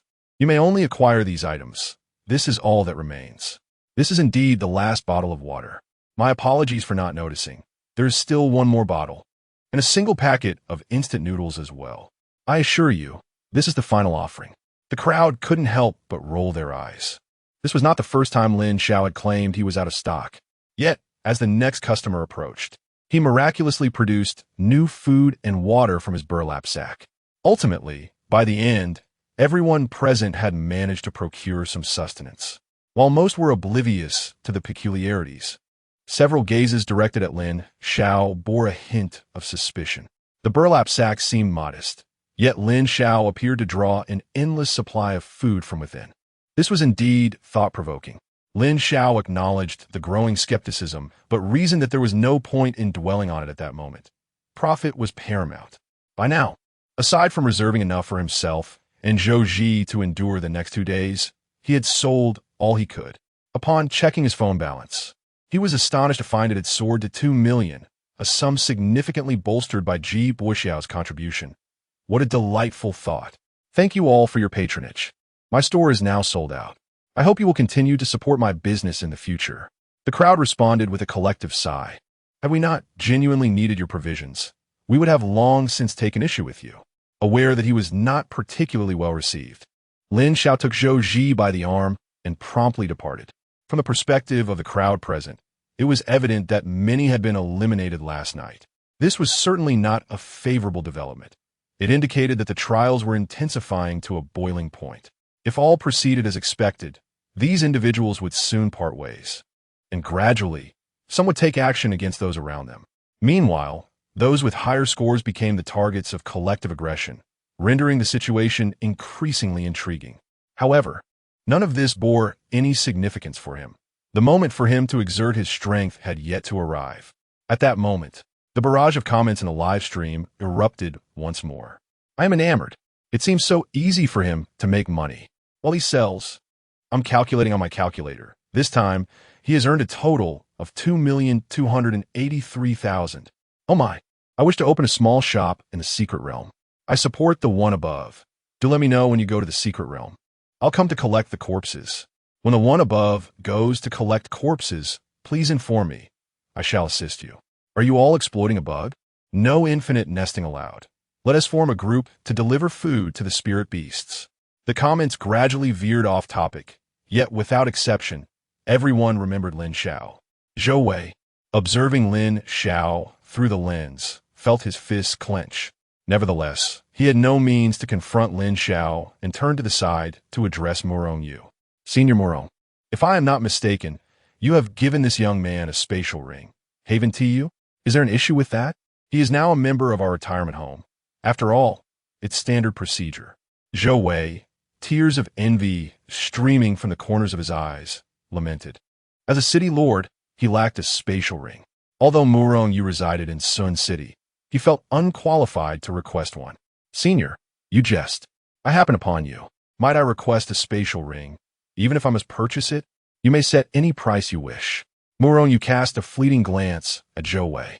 I am not in want of money, and I lack the interest today. Zhou Wei understood that Murong Yu had effectively declined, and he dared not voice any objections. Retreating in disappointment, Sun Ziyuan, watching Lin Xiao on screen, could not suppress the smile on his face. This rascal possesses a certain charm. I believe you have influenced him for the worse. I will accuse you of slander. This young man has always been this way. It is not my doing.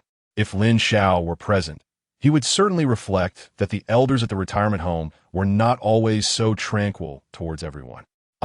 We common folk are truly joyous today. Lin Xiao hummed a merry tune, swaying leisurely, feeling financially secure once more, which restored his confidence. Zhou Ji observed Lin Xiao, a flicker of astonishment passing through his eyes. Xiao Ge, for some reason, I feel as if you have transformed into a different person. I almost suspect you have been possessed. Lin Xiao looked at Zhou Ji with mild surprise. Though he had not guessed correctly, he was not far off the mark. It was not possession, but something akin to it. What are you thinking? I have merely come to a realization. Besides, all the money earned this time is mine. Do not attempt to claim it. You wouldn't even desire such trifles. I must admit, I'm rather skeptical, rather than the monetary aspect. I'm more intrigued by how you managed to converse so effortlessly with Lu Ruyan. Is this the awakening of a sycophant? Lin Xiao gazed skyward in disbelief. Even his closest companion found it astonishing, which speaks volumes about how hopelessly naive he had been in the past. Indeed, an awakening has occurred. Women will only influence the swiftness of my blade. Haha, it is truly delightful that you can perceive it this way. So what shall we do next? What else can we do? We must continue to endure. Let us survive today, for tomorrow is the critical moment for vying for points. Moreover, we have already ventured deep into the secret realm, where spirit beasts abound, becoming increasingly perilous. On this point, Zhou Jishan wholeheartedly concurred. Brother Xiao, do you truly believe we can succeed? You must have faith in yourself as well as in me. Indeed, I have always been a drifter. I shall now align myself with you. Wherever you direct me, I shall follow without question. If you say to chase the dog, I shall not pursue the chicken. Enough of your banter. Stick with me, and I assure you a life of abundance and luxury. Lin Xiao understood that the next act was about to unfold gradually. However, for the time being, all of this was of little concern to him. Survival was the true path forward. Chapter 39. Waiting for a rabbit by the stump. Lin Xiao's conjecture proved accurate. Shortly after he and Zhou Ji departed, the group dispersed. They had congregated due to the dangers of a night, seeking warmth in numbers, but with daylight upon them. How could so many earn points together? After a day of acclimatization, the students had garnered a certain understanding of the strength of the spirit beasts. On the first day, the high rate of elimination was primarily due to their lack of experience in confronting these creatures. However, circumstances had changed. As long as they did not encounter a horde of spirit beasts, dealing with them had become relatively straightforward. In a live broadcast, a leaderboard displayed the points accumulated from slaying spirit beasts. The top scorer, Shun Yao, had only managed to secure 8 points thus far. The scores of those ranked second to 10th hovered around 5 points. Lin Xiao, having slain a spirit beast, had obtained a single point, placing him in 68th position, while Zhou Ji remained pointless. At this juncture, the point standings did not convey much significance, especially with 2 days remaining. Those with formidable strength, like Shun Yao, whom believed themselves capable of confronting spirit beasts alone, had begun to venture out independently. Conversely, those of lesser prowess or who served supportive roles chose to band together. The primary objective for everyone remained the same: to slay spirit beasts and accumulate points. As their scores increased, incidents of point theft might arise. However, Lin Xiao felt no connection to such matters.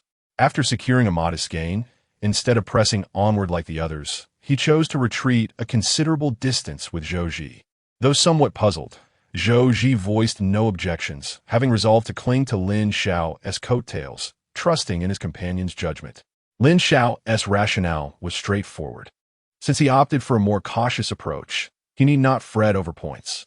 He sought a tranquil spot devoid of spirit beasts where they could rest adequately. Soon, he discovered a prime location offering an unobstructed view for hundreds of meters. Should any spirit beasts or rival teams appear, he would be the first to notice. All right, let's rest here, he declared. Sounds good, Zhou Ji replied. Waiting idly began to feel somewhat tedious. So Lin Xiao instructed Zhou Ji to gather some dry twigs while he set about processing the carcasses of the spirit beasts. left unattended in the sweltering heat. These remains would surely spoil. He could not abide such wastefulness. The local spirit beasts had been nearly eradicated, and even if a stray were lured by the scent, their combined strength should suffice to handle it without much difficulty. With deftness, Lin Xiao quickly fashioned a makeshift grill, upon which he began roasting a robust rabbit. He possessed an array of seasonings, and before long, delightful aromas wafted through the air. Zhou Ji swallowed hard, although following Lin Xiao ensured he would not go hungry. Their meals had consisted solely of bread, leaving his palate yearning for something more flavorful. "Patience, we shall feast shortly," Lin Xiao reassured him. Although Lin Xiao was busy grilling meat, his gaze remained vigilant, scanning the surroundings. Utilizing his extraordinary abilities, he was acutely aware of any subtle disturbances in the environment. It was uncertain whether the spiritual beasts had truly been eradicated or if fortune favored him. But as Lin Xiao finished preparing the rabbit, no beasts or teams materialized. Naturally, Lin Xiao relished the tranquility, tearing the roasted rabbit in half and offering one portion to Zhou Ji. Zhou Ji, unreserved, immediately began to gnaw on the roasted rabbit. "Delicious. This flavor is beyond compare. Brother Xiao, I'm utterly tempted. Please, hold the wind for a moment. Let me digest before you indulge." Lin Xiao understood Zhou Ji's intentions and paid no heed. Under Zhou Ji's astonished gaze, he too began to eat. If the wind cools, it won't taste as good. Zhou Ji was at a loss for words. If spiritual beasts appeared while they were consuming energy, they would be swiftly eliminated. Yet, he dismissed such concerns and focused on eating. Before long, the rabbit was consumed in its entirety. Zhou Ji felt a surge of warmth coursing through him and promptly sat cross-legged, using his internal spiritual power to harmonize this energy. Lin Xiao, on the other hand, casually picked at his teeth with a twig. The energy from such a low-level beast was effortlessly absorbed by his body, a stark contrast to the higher-tier meats he had previously consumed. Half an hour later, Zhou Ji finally absorbed the energy from the violent rabbit. Upon opening his eyes, he noticed Lin Xiao continuing to prepare other spiritual beasts. "Brother Xiao, you finished absorbing that so quickly?"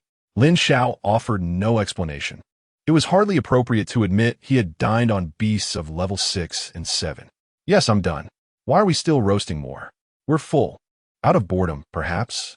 I wonder if we might encounter some naive souls willing to purchase this as food." Zhou Ji sighed. "That's money down the drain. I suspect it's unlikely.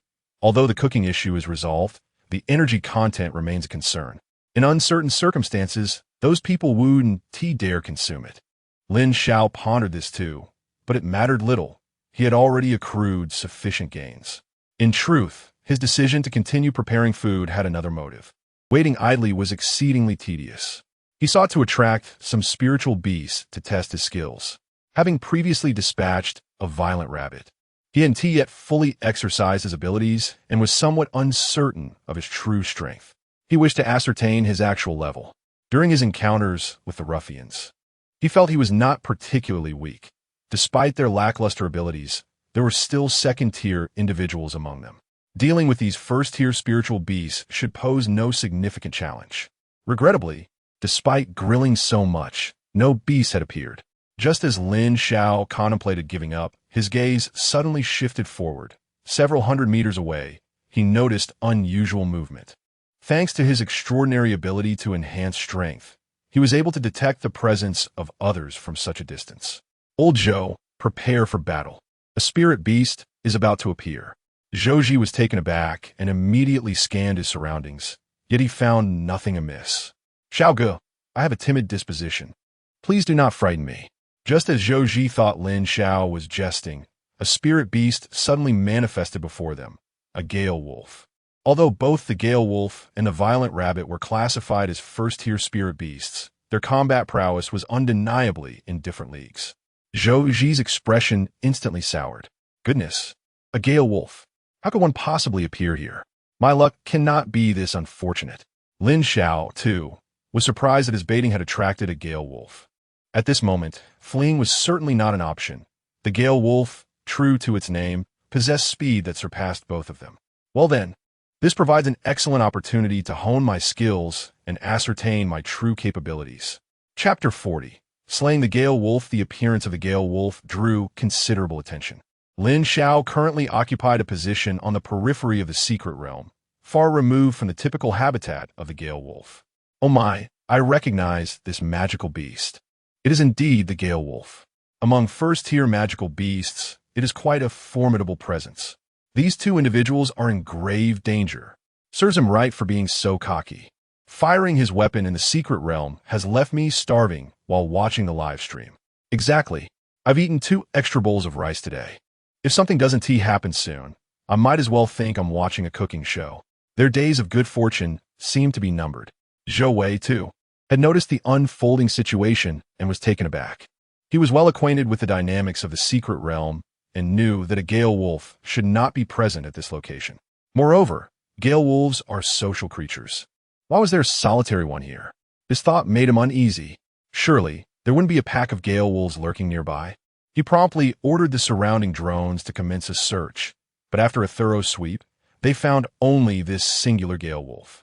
The only individuals who might grasp the situation were Murong and Sun Ziyuan. Just moments ago, Murong had discreetly entered the secret realm, and it was his interference that had directly led to the Gale Wolf's appearance here. Brother Murong, bringing a Gale Wolf here seems a bit excessive, doesn't it? But I must admit, I enjoy it. Who told this fellow to be so leisurely? We did not come here to watch him prepare meals.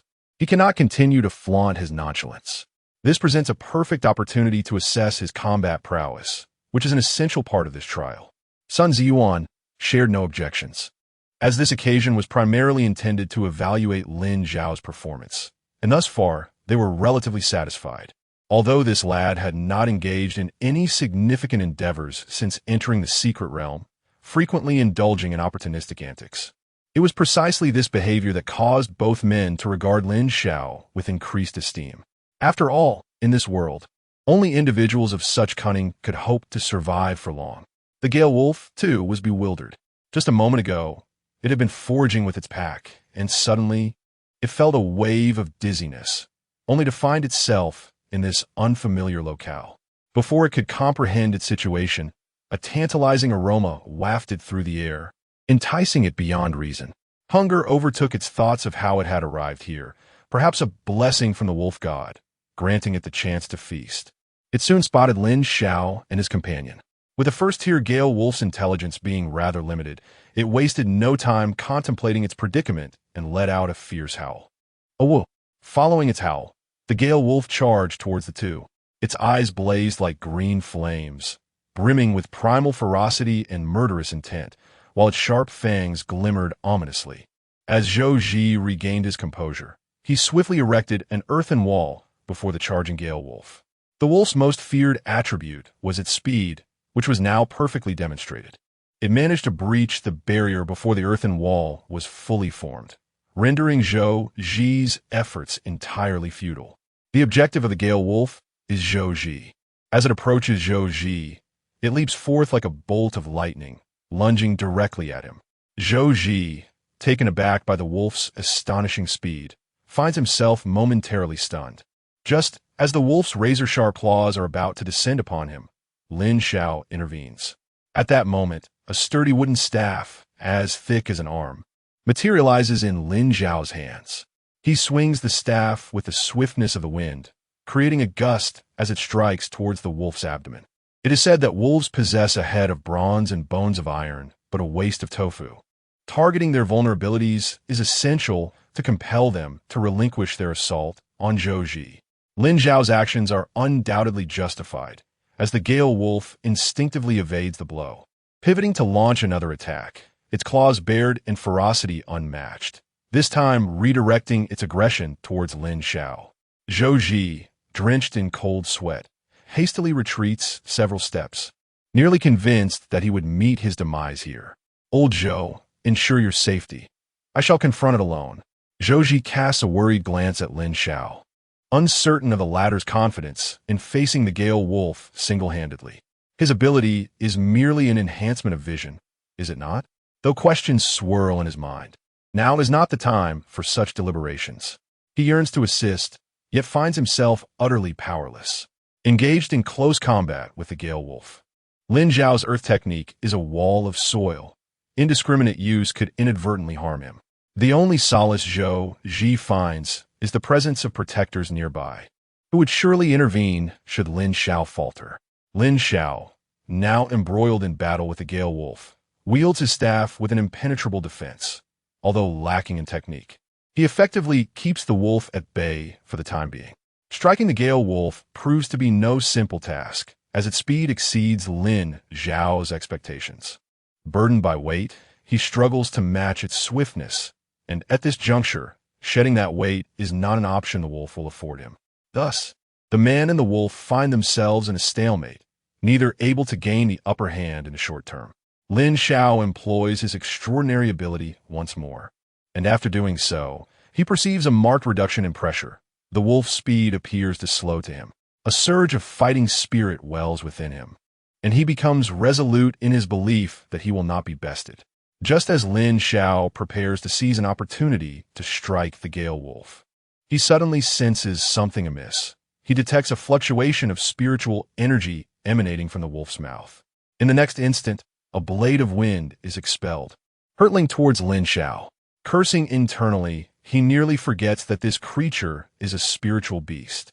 Fortunately, he notices it in time, deftly sidestepping the wolf's wind blade attack. He owes this fortunate evasion to the training he received from Sun Ziyuan. Despite the Gale Wolf's fierce assault, it pales in comparison to the skill of his mentor. Seizing the brief moment of vulnerability following the wolf's skill, Lin Xiao finally capitalizes on an opportunity. He lunges forward, delivering a powerful strike to the wolf's lower back. With a resounding crash, the staff shatters into two pieces, and Lin Xiao perceives a hint of mockery in the wolf's eyes. Enraged, Lin Xiao seethes with indignation. Am I to be scorned by a mere beast? How dare it belittle me? Although the defense of the Gale Wolf caught him off guard, it was not without a solution. Discarding the half-broken wooden stick in his hand, Lin Xiao charged towards the Gale Wolf with bare fists. The wolf growled softly, sensing the provocation, and leapt again to pounce upon Lin Xiao. Its jaws gaped wide, ready to rend Lin Xiao to shreds. Gritting his teeth, Lin Xiao resolutely chose not to evade, instead offering his left arm as a target. His audacious maneuver took everyone by surprise, leaving the individual tasked with protecting Lin Xiao unable to assist in time. Damn, what is this kid thinking? Engaging the Gale Wolf with his bare flesh. Lin Xiao was not foolish. He dared to present his arm because it was bound. Seeing Lin Xiao stand firm, the Gale Wolf wasted no time and sank its teeth down. Crunch! To its astonishment, it found it could not pierce Lin Xiao's arm. Instead, several of its teeth shattered. Realizing it had been deceived, the wolf attempted to withdraw, but Lin Xiao would not grant it that opportunity. With a powerful swing of his right arm, he struck the wolf on the head. The sound of bones breaking echoed, and thus, the Gale Wolf met a swift end to its brief existence. Lin Xiao exhaled deeply. Though he had taken a risky approach, it was the quickest method he could conceive to eliminate the Gale Wolf. Chapter 41. The explosive spirit pearl, the personnel, who were initially prepared to intervene, abruptly halted their steps. Positioned closest to the scene, he was able to discern the battlefield with clarity.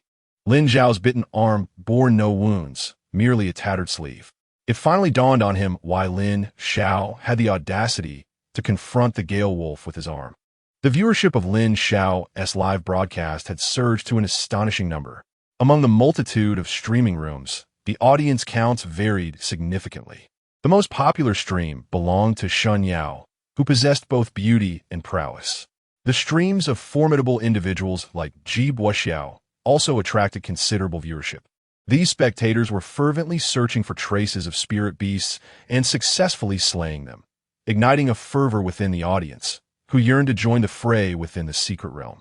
Initially, Lin Xiao's stream had a modest audience, but following the earlier incident at the small shop, more viewers opted to remain. Their curiosity was not solely to witness Lin Xiao's combat with spirit beasts, but rather to see what unexpected antics he might conjure next. It was evident that Lin Xiao was not one to remain subdued. After departing, he began roasting meat, a boldness unmatched by any other team, who dared not even ignite a fire. As they awaited the appearance of spirit beasts, Their impatience grew until the Gale Wolf made its entrance. Many had presumed Lin Xiao and his companion would soon be eliminated. To their astonishment, Lin Xiao exhibited astonishing combat prowess, swiftly dispatching the Gale Wolf. This was beyond their expectations. Admittedly, I may have spoken too loudly earlier, my apologies. He is truly this formidable? I thought he would certainly be eliminated. Yet here we are witnessing such a spectacular battle. That was a Gale Wolf. The barrage of comments now predominantly praised Lin Xiao, though he remained oblivious. Otherwise, he would likely have been unable to suppress his arrogance. Sun Xuan stroked his beard, contemplating the impressive performance of the young lad. He was immensely satisfied with Lin Xiao's display. As Lin Xiao's trainer, he possessed the clearest insight into his potential. Although Lin Xiao's abilities were somewhat lacking, his combat strength was comparable to any student entering the secret realm. He held this confidence firmly, after a week of consuming high-grade spirit beast meat, coupled with his training. If Lin Xiao couldn't handle a Gale Wolf, there would be no justification for his continued presence in the academy. Had Lin Xiao been incapable of confronting the Gale Wolf, he would not have permitted Yu to provide him with an insurmountable spirit beast. Yet, he had not anticipated that Lin Xiao would vanquish the Gale Wolf so swiftly. Though Lin Xiao's approach was somewhat reckless, it was, upon reflection, a well-considered strategy. Yu was likewise pleased with Lin Xiao's performance and began to contemplate whether he should create additional challenges for him. After all, the trials for Lin Xiao had commenced the moment he entered the secret realm. Following Lin Xiao's defeat of the Gale Wolf, Zhou Ji promptly made his way to Lin Xiao's side. As Lin Xiao used his arm to block the jaws of the swift wolf, Zhou Ji sensed that something was amiss. However, events transpired too rapidly for him to react, and before he knew it, Lin Xiao had successfully slain the swift wolf. He immediately inspected Lin Xiao's arm, and, upon noticing the protective gear, his anxious heart finally found some solace. "You nearly gave me a heart attack, Xiao Ge. You're astonishingly formidable. I never anticipated that you were equipped with arm guards. I thought you were destined for disability. Stop exaggerating. I'm not that foolish," Lin Xiao retorted. "To be honest, Xiao Ge, how had you become so incredibly powerful? Why does my awakened A-class ability seem utterly no match for you? You should know, with my prowess, I could take on 10 of you." Zhou Ji, feeling somewhat disheartened, realized that he didn't want to admit it, but it seemed to be true. "So, how did you become this strong? Just through physical training, what did you think?" Zhou Ji was left speechless, contemplating whether he, too, should enhance his own training regimen. Lin Xiao understood that the swift wolf was a pack animal, and with one in sight, he wondered if there were more lurking nearby. If several appeared, he might not stand a chance, prompting him to refrain from boasting any further. For safety's sake, it was prudent to depart quickly.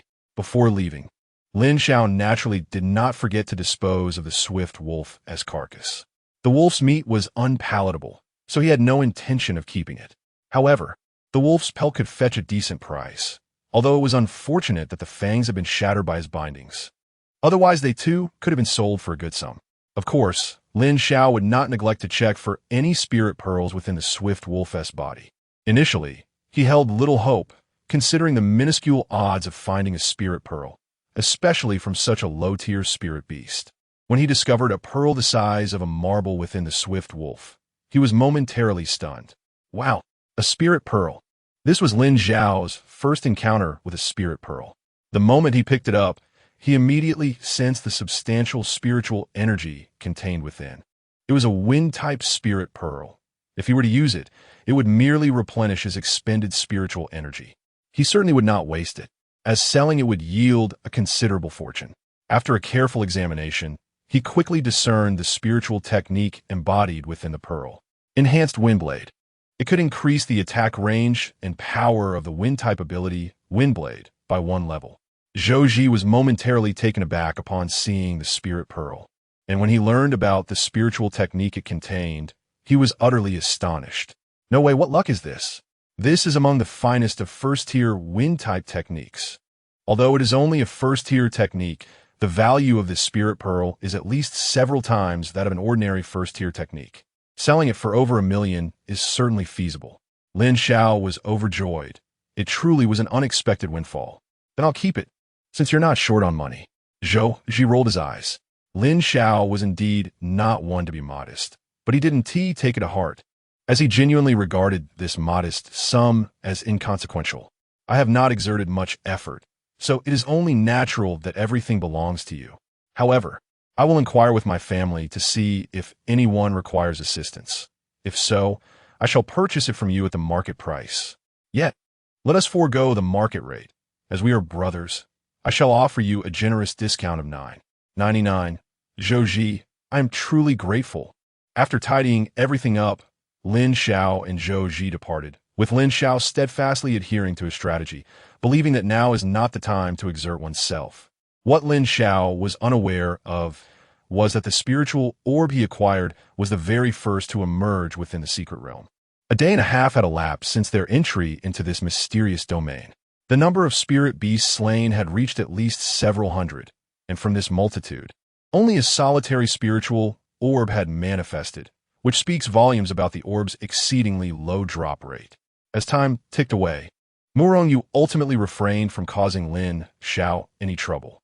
Throughout that day, aside from encountering a solitary first-tier spirit beast once more, Lin Xiao faced no further peril. Meanwhile, the scores of others gradually increased, with the leading group pulling ahead of the rest. As nightfall gradually enveloped the land, following the previous night's counterattack by the spirit beasts, the remaining individuals grew markedly more cautious. Of course, there were exceptions. Lin Xiao and Zhou nestled into their sleeping bags early, indulging in a restful slumber within the earthen dwelling. Chapter 42. You are so strong. I certainly cannot fall behind. The nocturnal realm has never been a sanctuary, and for many students, this night would prove to be fraught with difficulties. However, Lin Xiao and Zhou found themselves unaffected by the turmoil, as their rearward positions had afforded them some semblance of safety. The spiritual beasts had been cleared from their vicinity, and with the fortification of earthen walls, they enjoyed a peaceful night. In stark contrast, misfortune befell others. Following Lin Xiao's departure, the ranks of their team disbanded. The area they occupied now teemed with spiritual beasts, significantly increasing the pressure on those who remained. Consequently, apart from a few formidable teams, numerous participants faced elimination. At this juncture, the number of students who had entered the assessment dwindled to fewer than 100. Among those who had been eliminated, not all fell victim to the spiritual beasts. Some had chosen to target their fellow competitors, and the casualties included not only the weaker participants, but also those who, overconfident in their abilities, ventured out alone. All competitors were first-tier supernatural beings. Even the strongest could find themselves at a disadvantage against a 5-member team. Among the 50 or so who survived, nearly all had accrued points exceeding 10, with the exception of Lin Xiao and Zhou. Lin Xiao had managed only 3 points, while Zhou remained at a score of 0. Even auxiliary roles in other teams had secured a few points from their teammates, but Zhou had yet to claim any. Zhou, however, remained unfazed. He had not come with lofty expectations for accolades.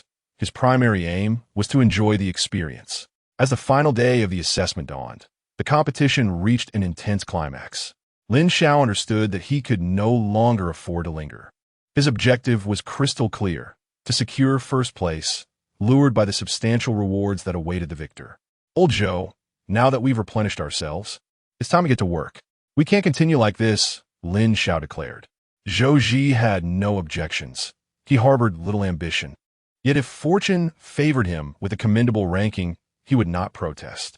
I'll follow your lead, Brother Xiao. Just tell me what to do. Lin Xiao nodded in satisfaction, having formulated a plan. However, it was not yet the moment for action. The immediate priority was to cover ground. The distance to the leading teams had grown considerable, and catching up would likely require several hours. After 2 hours, Lin Xiao finally encountered the first team, a duo bearing minor injuries. Sensing an approaching presence, they appeared startled.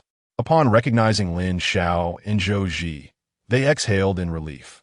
This reaction irked Lin Xiao and Zhou. Did they perceive them as insignificant? Before Lin Xiao could voice his indignation, one of the duo spoke up. Unexpectedly, we encountered you too. Are you here to deliver us more victims? These two were remnants of a six-member team who had faced another group in combat, where the opposing force proved superior. Only they had managed to escape, while the rest of their companions had been eliminated. This situation left them in a state of heightened alertness. Thus, when they sensed an approaching presence, they feared it was the pursuers and braced themselves for elimination. To their surprise, it was Lin Xiao and Zhou Ji. Lin Xiao was quite renowned among the candidates, having previously sold them provisions. However, this familiarity did not equate to their acknowledgement of Lin Xiao and Zhou Ji's prowess.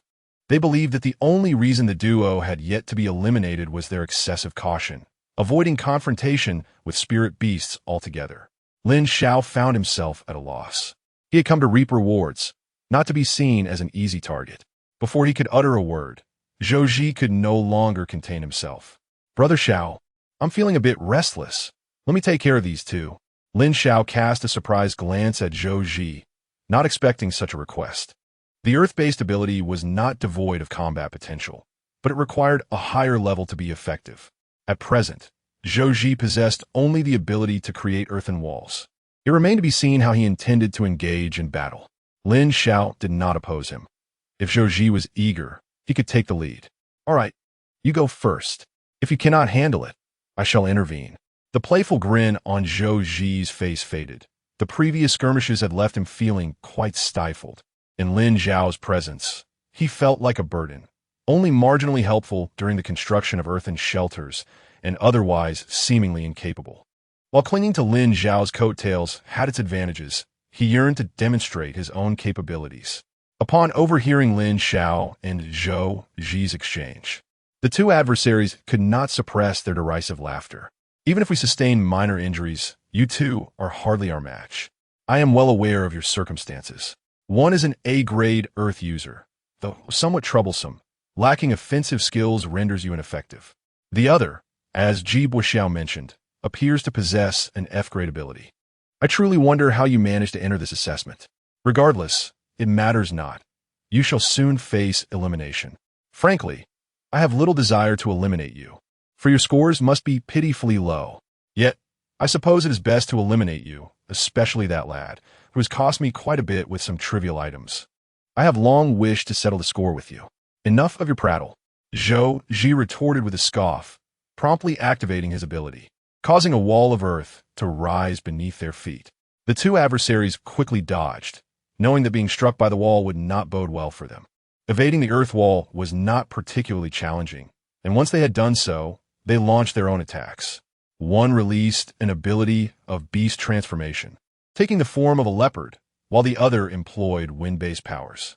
Both were B-grade awakeners, belonging to the agile professions that had enabled their escape in prior engagements. Observing their abilities, Zhou Ji furrowed his brow. Lin Xiao remained somewhat concerned for Zhou Ji. "Old Zhou, are you sure you can handle this? If not, I can assist you. A man cannot admit to being incapable. Rest assured, if I cannot hold my ground, I will call for help."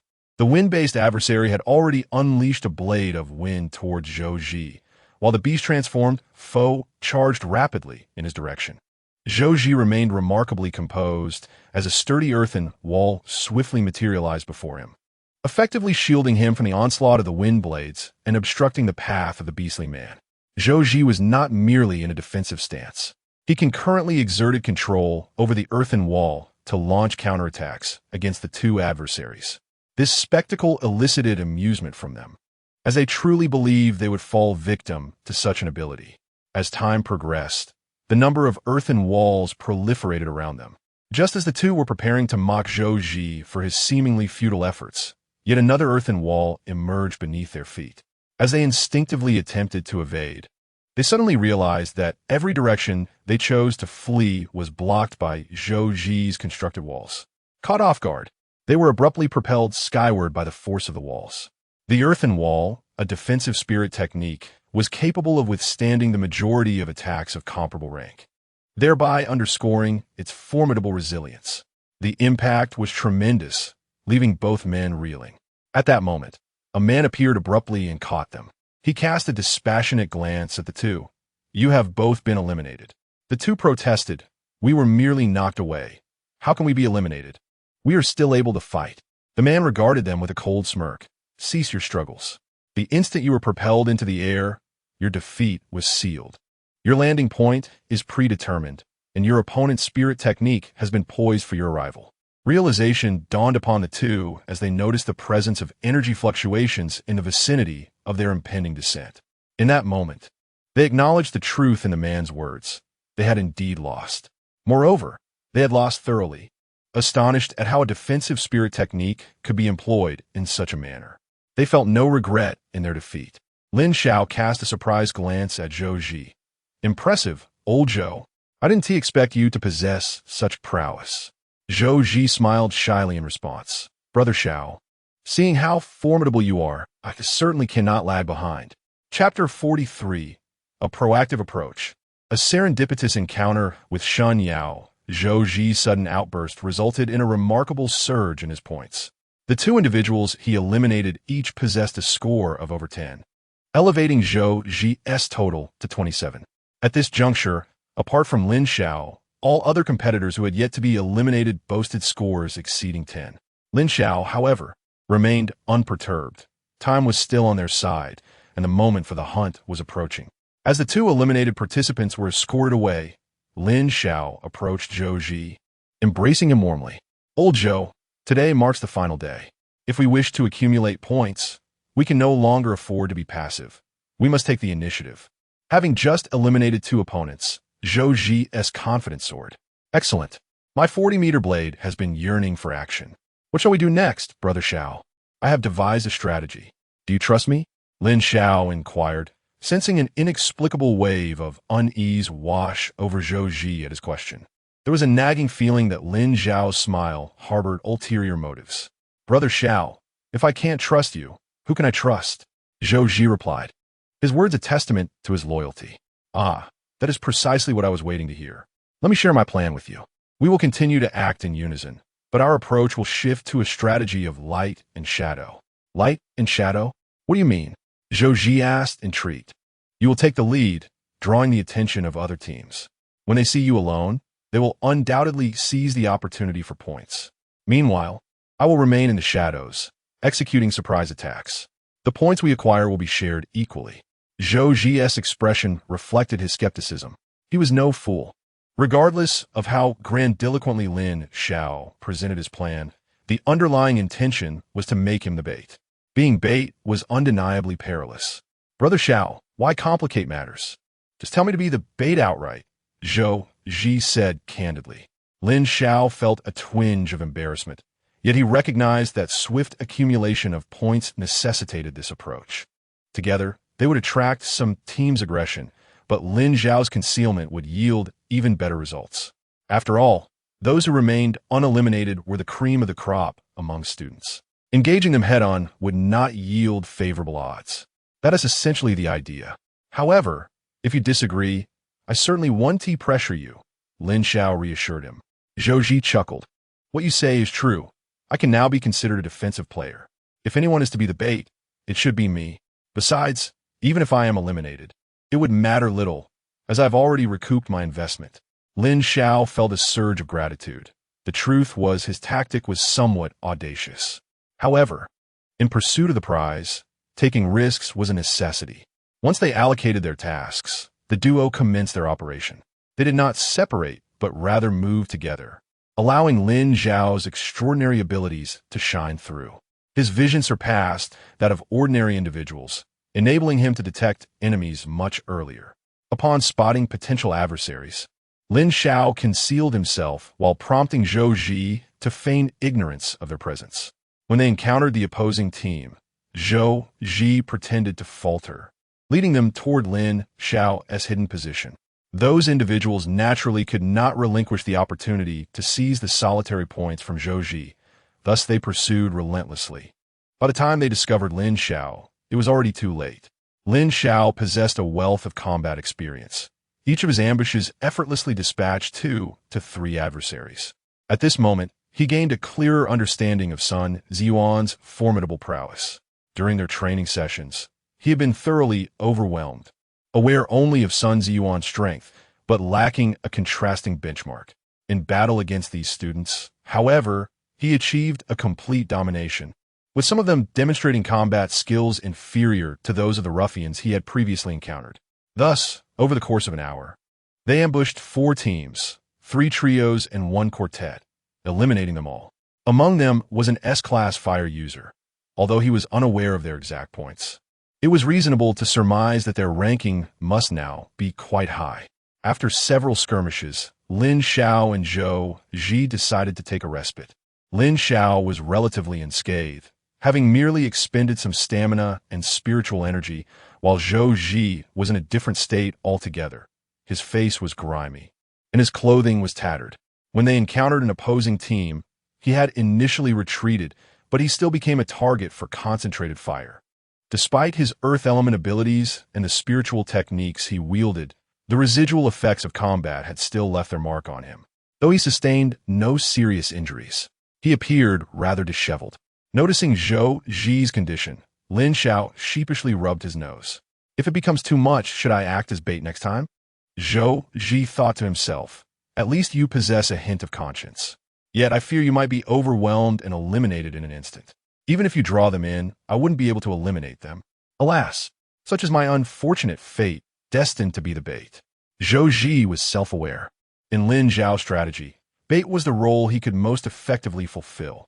Lin Xiao intended to say more, but suddenly turned his attention to a figure in the distance. Shoo! Someone is approaching. Zhou Ji immediately sprang to his feet. Xiao Ge, you should hide. I will act as bait. To Zhou Ji's surprise, this time Lin Xiao remained motionless. No need. There's only one person. Just one. That makes it easier. Let's take him down. Lin Xiao's expression grew serious. He did not share Zhou Ji's optimism. Easier? The fact that he dares to come alone indicates absolute confidence in his own strength. Be cautious. Zhou Ji pondered this and realized the truth in Lin Xiao's words. As the figure drew nearer, Lin Xiao finally discerned his features. Oh, it's Shun Yao. Shun Yao was the sole SS-ranked powerhouse of Sun City, which elucidated her audacity to operate alone. Zhou Ji had not anticipated encountering Shun Yao, and he regarded her with a degree of trepidation. Xiao Ge, perhaps we should retreat and avoid her formidable presence? Lin Xiao entertained this idea, but Shun Yao's approach quelled any intentions of retreat. She had noticed the two and chose not to circumvent them, leisurely making her way towards their direction. There is no need to rush. It is prudent to first engage with her and discern her intentions. Lin Xiao has come to a realization. To secure the first position, he must inevitably encounter Shun Yao. Therefore, it is of little consequence to meet her sooner rather than later. As Shun Yao approaches, Lin Xiao is taken aback to discover that, although she is alone, she cradles a rabbit in her arms. The rabbit lies quietly within her embrace, appearing remarkably docile. However, Lin Xiao furrows his brow. The rabbit in the secret realm is certainly not an ordinary creature. If he is not mistaken, it seems to be a violent rabbit. Resolving to deal with a violent rabbit presents no significant challenge. Yet taming such a creature to remain as tranquil as a pet is a far more intricate endeavor. Shun Yao's prowess may indeed surpass his initial estimations. Chapter 44. Temptation and the Achievement of Cooperation. This battle was broadcast live online, with the leaderboard displayed prominently at the top of the stream. At this moment, there were still 45 participants remaining. The individual in the last position had attained a score of 30. The 20th position boasted a score of 58, indicating a relatively narrow margin. Thus, any elimination of a participant at the bottom would grant entry into the top 20. Had Lin Xiao been able to view the leaderboard, he would surely have recognized several familiar names. Lu Ruyan had precisely 100 points, ranking 13th. Jibo Xiao held 153 points, placing him 4th. His score, alongside Zhou Ji's, was also commendable. Zhou Ji had 115 points, ranking 11th. Lin Xiao himself had 121 points, securing the 10th position. Among all participants, the foremost contender was none other than Shun Yao, whose score stood at 242, making her the only student to surpass the 200 mark. The second-place score was merely 198, indicating a considerable gap from Shun Yao's score. At this moment, Lin Xiao had crossed paths with Shun Yao. It is worth noting that among the numerous live streams, Shun Yao commanded the highest viewership, while Lin Xiao and Zhou Ji occupied the second spot. Although Lin Xiao and Zhou Ji's scores were not exceedingly high, they had surged in rank rapidly, displaying a remarkable late-game performance. Their strategy of adopting a sixth-place approach, combined with the efficient elimination of several teams, had earned them the recognition of the audience. Furthermore, Lin Xiao had amassed a loyal fanbase from his previous exploits in the Secret Realm. As the two dominant streams converged into one, the excitement among viewers reached a fever pitch. Wow, they encounter each other so quickly. I can't wait to see what sparks will fly between them. I'm still betting on Shun Yao. She is incredibly formidable. Unlike Lin Xiao and his team, most of her points come from spirit beasts. To have slain so many spirit beasts single-handedly, I would deem her the strongest contender in this assessment. If nothing unexpected occurs, the championship should rightfully belong to Shun Yao. One must not be too certain. Who knows what unforeseen events may arise? The strength of the top 10 is quite terrifying, and some teams are working together. Even if Shun Yao encounters them, she may not come away unscathed. After all, two fists cannot contend with four hands. Hey, are you all missing the point? Shouldn't the focus be on which team will survive? It will definitely be Shun Yao. If not, I'll do a headstand while eating excrement during the live stream. The person above is just seeking attention. I've taken a screenshot. Don't run away later. In the Secret Realm, Lin Xiao stood ready, observing Shun Yao as she approached with increasing proximity. Although he had encountered her on several occasions before, the sight of her once again evoked a sense of admiration in both Lin Xiao and Zhou Ji. Her short hair resembled a sharp sword, her countenance exuded determination, and her bright, intelligent eyes sparkled with wisdom. Upon noticing Lin Xiao, a casual smile graced her lips. With a light and confident gait, she moved as if everything were within her control. Upon witnessing the vigilant demeanor of Lin Xiao and his companion, a broader smile graced her face. However, she showed no inclination to engage, while the rabbit cradled in her arms bared its teeth at the two. Lin Xiao, we meet again. Shun Yao's tone was notably serene, devoid of any hostility. This alleviated some of Lin Xiao's tension. It appeared that the girl was not there for confrontation. Adhering to the adage of not striking a smiling face, Lin Xiao refrained from initiating any aggression, as he had no desire to confront Shun Yao directly at that moment. Once again, Miss Shun, how delightful to see you, Lin Xiao remarked, casting a glance at the robust rabbit that was incessantly nudging against Shun Yao's heaving bosom. This rabbit is truly insufferable. Shun Yao noticed Lin Xiao's gaze and, looking at the rabbit in her grasp, chuckled softly. Do not misunderstand. I am no saint, nor will I utter any foolish platitudes about how adorable rabbits are and why one should not consume them. I simply captured it out of boredom. If hunger strikes, it could serve as a backup meal. The rabbit protested. If only I understood human speech, I would certainly have something to say. Lin Xiao was somewhat taken aback. He had to admit that he found Shun Yao's character rather appealing. He wondered what her intentions were this time. If you have come to reminisce, I welcome you warmly. If you seek to acquire points, we shall not be passive. Do not be so tense. I have no intention of battling you right now. I have been alone for quite some time and found it rather dull, so I thought of collaborating with you. We are now in the final stage, and I have my own ideas regarding the top position. Let us cooperate for now, and as for who ultimately claims the first place, we shall see whose abilities prevail. Lin Xiao was surprised that Shun Yao was there to propose collaboration. This was indeed intriguing. He could not deny that he was tempted. Partnering with Shun Yao would significantly elevate their collective strength. The only concern that lingered was whether Shun Yao was trustworthy. Observing Lin Xiao's indecision, Shun Yao recognized his apprehensions. Rest assured, I genuinely wish to collaborate with you. Otherwise, I would have attacked directly without resorting to these tactics. Lin Xiao fell into contemplation. On the surface, her words appeared to hold truth. Although his own strength was formidable, few were aware of it among the participants, save for Zhou Ji, while the others had been eliminated. I would like to know, with numerous teams remaining, why did you choose us? After pondering for a moment, Shun Yao offered Lin Xiao an answer he never anticipated. I find you pleasing to the eye. Lin Xiao responded with a bemused expression. Her words were indeed flawless. Not one to vacillate, He extended his hand towards Lin Xiao. In that case, let's enjoy our collaboration.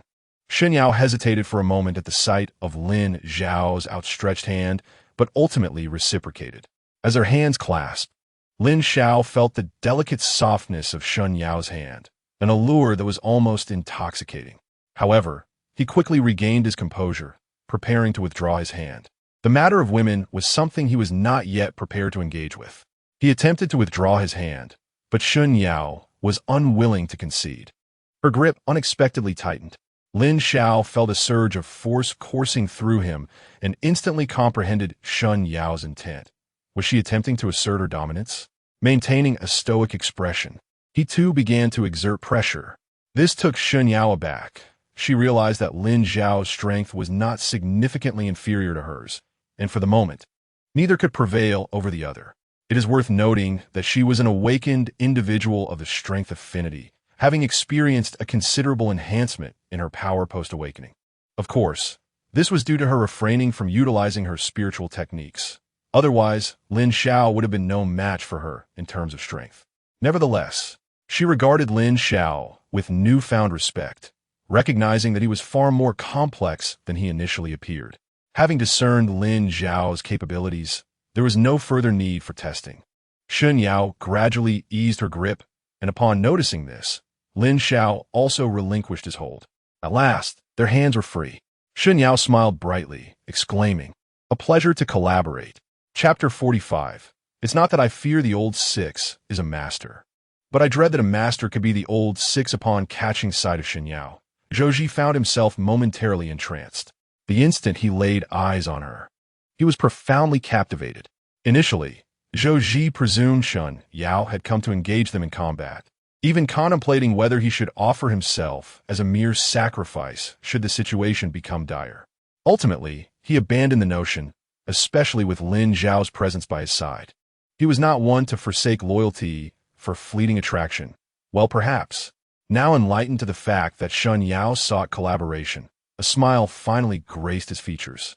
When Lin Xiao and Lin Xiao clasped hands, he paid little heed, but as he observed their prolonged handshake, a twinge of jealousy stirred within him. He remained oblivious to their subtle competition. Otherwise, such thoughts would not have crossed his mind. As their hands parted, he eagerly approached. "Miss Shun, may our collaboration be fruitful," he declared, extending his hand in greeting. Lin Xiao, witnessing Zhou Ji's reaction, felt a flicker of surprise. He knew his friend well. Zhou Ji appeared somewhat flustered in Lin Xiao's presence. Could it be that he harbored feelings for her? With this thought, Lin Xiao, who initially intended to intervene, found a smirk creeping upon his lips. If you seek out torment, do not blame others. Lin Xiao, momentarily taken aback, swiftly adorned her face with a smile. Confident in her strength, she felt a slight discontent for failing to gain the upper hand over Lin Xiao. And now, presented with an opportunity, she would not let it pass. Without a moment's hesitation, she grasped Zhou Ji's hand firmly. A faint blush crept across Zhou Ji's face.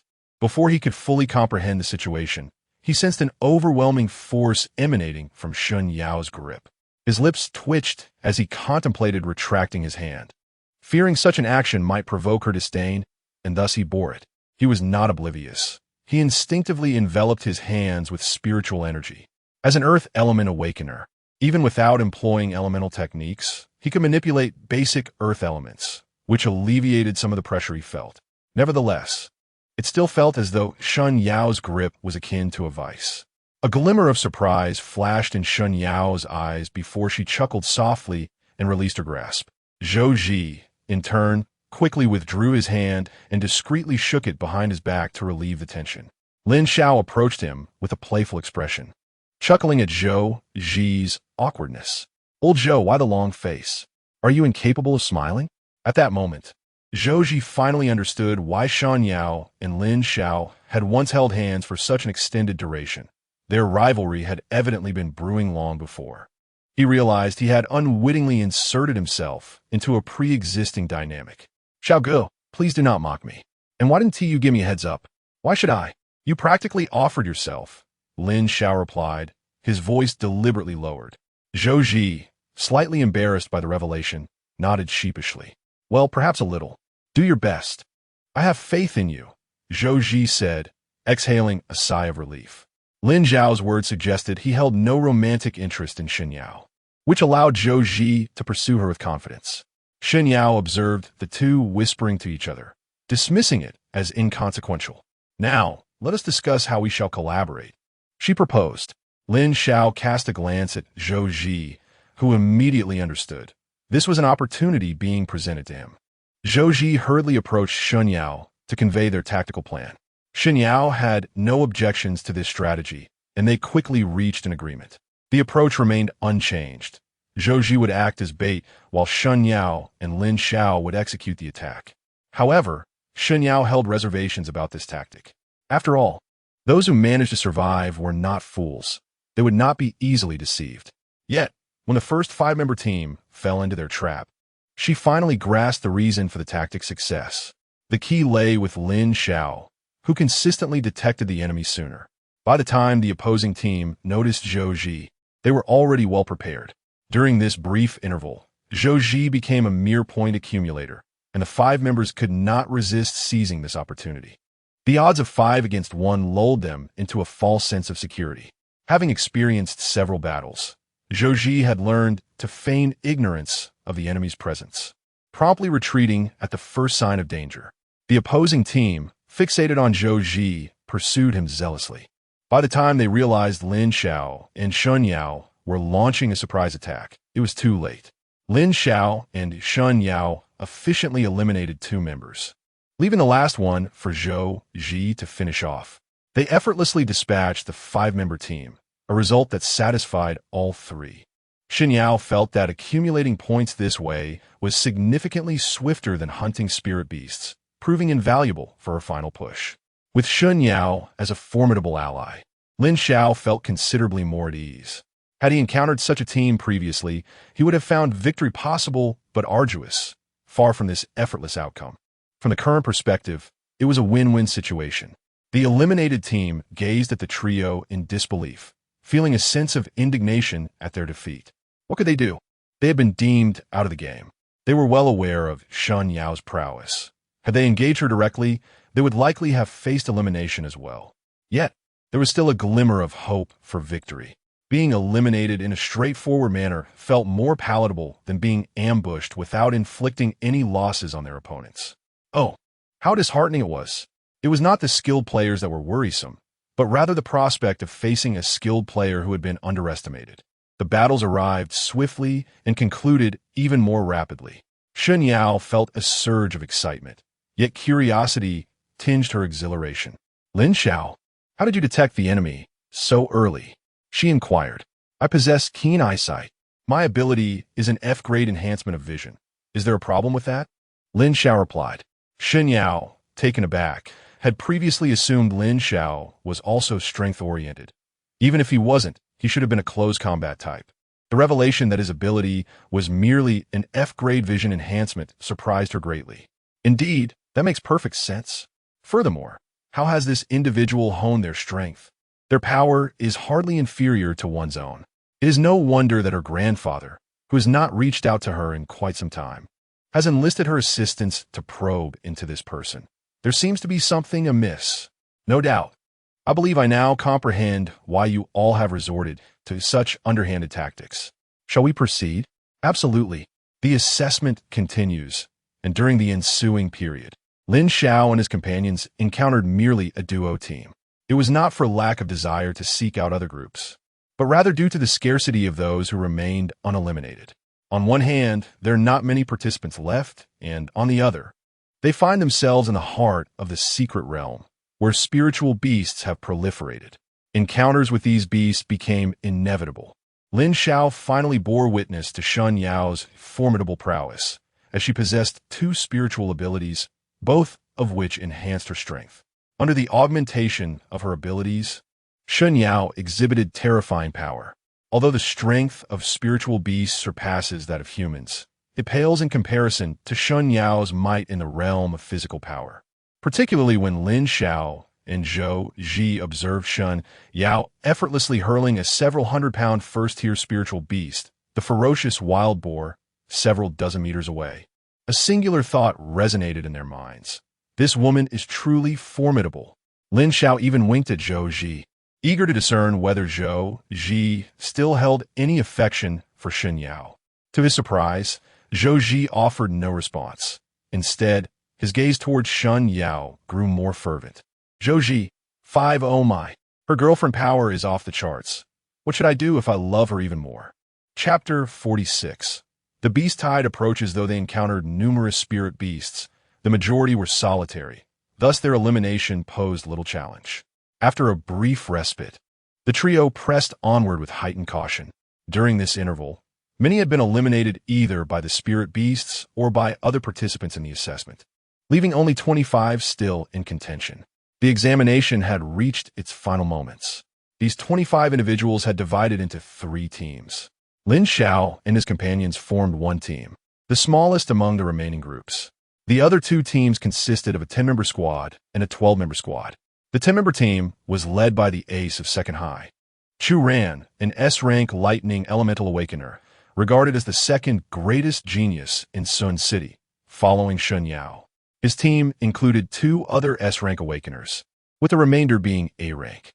From the outset, Chu Ran had meticulously organized this team to excel in the current assessment. He harbored aspirations of securing all top 10 positions for his squad.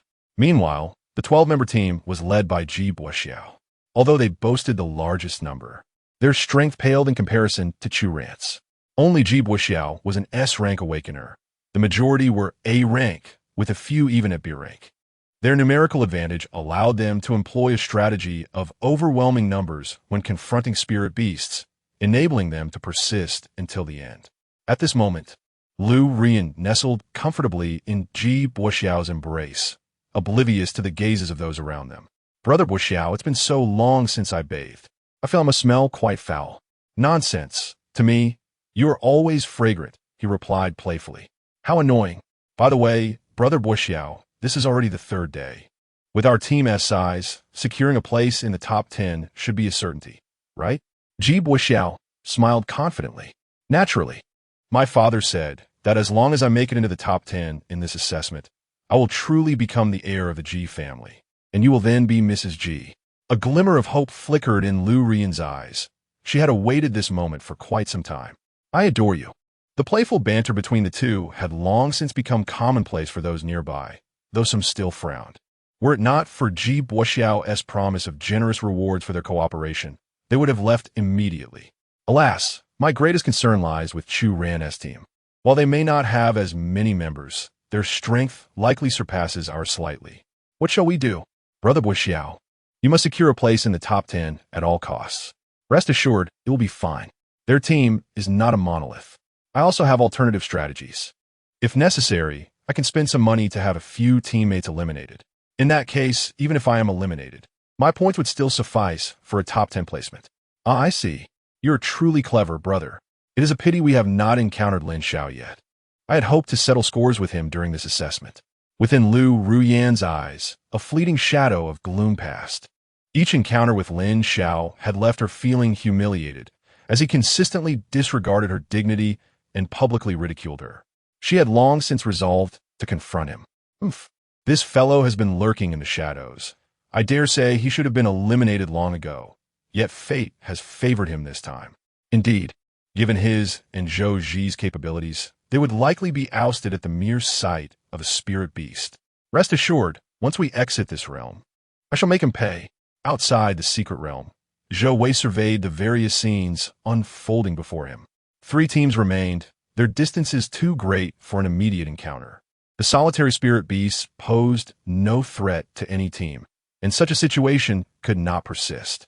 With this thought, Zhou Wei issued a command. Attention au personnel, commence action.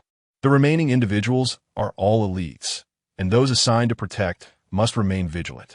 Thus far, there have been no casualties in this assessment, and I hope to maintain this record until the end. With Zhou Wei's command, the seasoned warriors within the secret realm, already on high alert, began to drive the spirit beasts. In a typical first-level secret realm, the inhabitants are predominantly first-level spirit beasts, with only a few second-level beasts appearing occasionally. However, as this secret realm served as an assessment site for students, the second-level beasts had long been eradicated. Zhou Wei's objective was straightforward: to apply pressure on those yet to be eliminated. As these individuals herded the beasts, the creatures converged from all directions towards the three teams, gradually creating an artificial tide of beasts.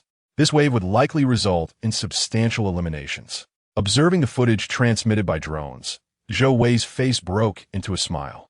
The beast tide would not be easily repelled. All three teams would be compelled to retreat, and as a result of the onslaught, they would inevitably converge. That spectacle was precisely what he yearned to witness. Sun Jiyuan and Mu Rongyu exchanged knowing smiles. The situation was becoming increasingly intriguing. Meanwhile, Lin Xiao and his companions were searching for targets, but for reasons unknown, they had failed to locate any other teams or even a single spirit beast. This lack of progress was causing Lin Xiao to feel increasingly anxious. As time was running out, and he aspired to secure the top position. After all, the reward was exceedingly enticing. Yet, given the current circumstances, attaining first place was proving to be a formidable challenge. For instance, Shun Yao, who was currently far ahead in points, loomed large in his thoughts. Lin Xiao even contemplated the possibility of eliminating Shun Yao outright. However, recalling her prowess, he hesitated. For now, collaboration was imperative, and he could not resort to underhanded tactics. As Lin Xiao pondered how to accumulate points, the ground suddenly began to tremble. Zhou Ji and Shun Yao exchanged puzzled glances, questioning the cause. Was it an earthquake or thunder? With his keen eyesight, Lin Xiao was the first to notice the plume of dust rising in the distance. He swiftly ascended a tree to gaze in the direction from whence the disturbance emanated. In his line of sight, hundreds of spirit beasts were charging towards their location, while in other directions, numerous similar waves of beasts were also surging forth. Due to his keen eyesight, Lin Xiao distinctly observed the formidable figures trailing behind the beast tide. Goodness, are they truly playing such a grand game? Do they intend to annihilate us? Realizing the gravity of the situation, Lin Xiao promptly leapt down from the tree. Glancing at the still-dazed Shun Yao and Zhou Ji, he shouted urgently, "What are you waiting for? Run!" The two were momentarily taken aback, struggling to comprehend his words. A beast tide? How could such a phenomenon occur in a level 1 secret realm? Despite their confusion, they understood that Lin Xiao could not possibly be jesting. If they were caught by the beast tide, the consequences would be dire. They took off in a frantic escape, hoping to evade the impending onslaught of the beasts. Chapter 47. All I need to do is outrun you. As Lin Xiao had predicted, a vast throng of spirit beasts soon appeared behind the three of them. Scanning the horizon, one could count at least 100 of these creatures, even with Shun Yao's unwavering confidence in her abilities. The sheer number of spirit beasts was enough to instill a primal urge to flee. With her strength, she could only contend with 4 or 5 first-level spirit beasts at most. The trio began to sprint towards an area devoid of spirit creatures, lamenting the absence of 2 additional legs. The onslaught of beasts was not confined to Lin Xiao's location. The other 2 teams faced the same dire circumstances. In this moment of panic, everyone made a unified decision. They must escape. The spirit beasts were being driven by human forces, their intent being to corral the remaining survivors together. Under the relentless pursuit of the beasts, the 3 teams quickly converged. Had they encountered one another under different circumstances, conflict would likely have ensued. However, survival took precedence over any petty disputes. As the 3 groups joined forces, their numbers swelled. Yet so too did the throng of spirit beasts, now numbering at least 300 or 400. They were undeniably outmatched. When Ji Boxiao spotted Lin Xiao, his expression soured. He had not anticipated that Lin Xiao would still be among the living at this point. Lu Ruoyan also wore a look of disbelief. She could not fathom how someone with an awakened F-level non-combat ability could have survived thus far. As Lin Xiao passed by, Ji Boxiao could not resist the urge to mock him. "I can't believe you're still in this game. You must be incredibly lucky." Lin Xiao rolled his eyes, exasperated that Ji Boxiao chose this moment to provoke him. Wasn't it wiser to conserve energy for their escape? He chose to ignore Ji Boxiao, urging Zhou Ji to quicken their pace, while Shun Yao silently matched Lin Xiao's stride. Feeling slighted by Lin Xiao's indifference, Ji Buxiao's ego took a hit. Upon seeing Shen Yao, a glimmer of lasciviousness flickered in his eyes. It dawned on him why Lin Xiao had not been eliminated. He had apparently latched onto Shen Yao's coattails. Truly a stroke of fortune. The variety of spirit beasts was vast, including several adept in speed. The distance between these creatures and the new recruits diminished rapidly. At this rate, it was merely a matter of time before they were caught. Chu Ran was the first to recognize the gravity of the situation and hastened to Ji Buxiao's side. Ji Buxiao, you're the captain of this team, right? And Shen Yao, I propose we collaborate. This is not the time for internal strife. Otherwise, we will all face elimination. Yi Buxiao nodded, acknowledging the validity of Chu Ran's words. He also understood that their combined strength was insufficient to contend with the spirit beasts. I agree to cooperate. But do you really think our small numbers stand a chance against these beasts? Upon hearing her name, Shen Yao immediately interjected, Don't look to me. I follow Lin Xiao's lead. I am merely here to assist. Shen Yao's response left both Chu Ran and Ji Buxiao momentarily speechless. Neither of them anticipated that even Shen Yao would heed Lin Xiao's words. Lin Xiao had initially intended to flee, but upon hearing Shen Yao's remarks, he faltered. This girl was merely complicating matters for herself, wasn't she? Regardless, incessant running was hardly a viable solution. It was prudent to ascertain whether Chu Ran had a plan. I have no objections to collaboration, but you cannot possibly believe that we can withstand such a beast tide. Can you? As they fled for their lives, Chu Ran interjected, Of course not. Continuing like this is untenable. It is merely a matter of time before we are overtaken. What I propose is that we join forces to create some disturbances for the spirit beasts, at least to impede their speed, allowing us a chance to escape from the horde. Lin Xiao and Ji Buxiao were in agreement with this notion. Lin Xiao promptly stated, No problem at all. At this juncture, we should not linger on trivialities. Brother Chu, take the lead and instruct us on what needs to be done. Ji Buxiao felt a twinge of dissatisfaction. Why should Chu Ran command instead of him? However, upon reflection, he realized that in their current predicament, commanding was not an enviable task. So he conceded to let Chu Ran take charge temporarily. I concur. This was precisely the affirmation Chu Ran sought. In that case, everyone will follow my lead for the time being. All Earth Element Awakeners erect earthen walls in the direction the spirit beasts are advancing. We do not seek to inflict harm on them, but merely to slow their advance. As Chu Ran's voice resonated, along with Zhou Ji, the remaining 4 Earth Element Awakeners swiftly conjured earthen walls. The sudden emergence of the walls momentarily bewildered the spirit beasts, but they quickly charged towards the barriers. Compared to the overwhelming pressure from the stronger beings behind them, the earthen walls presented a lesser threat. They were soon toppled by the beasts. However, they did serve a purpose, as they effectively cushioned the impact, slowing the spirit beasts considerably. Observing the efficacy of his strategy, Chu Ran resumed directing Water Element Awakeners. Dampen the ground ahead to further diminish the beast's momentum. Earth Element Awakeners prepare to erect more earthen walls.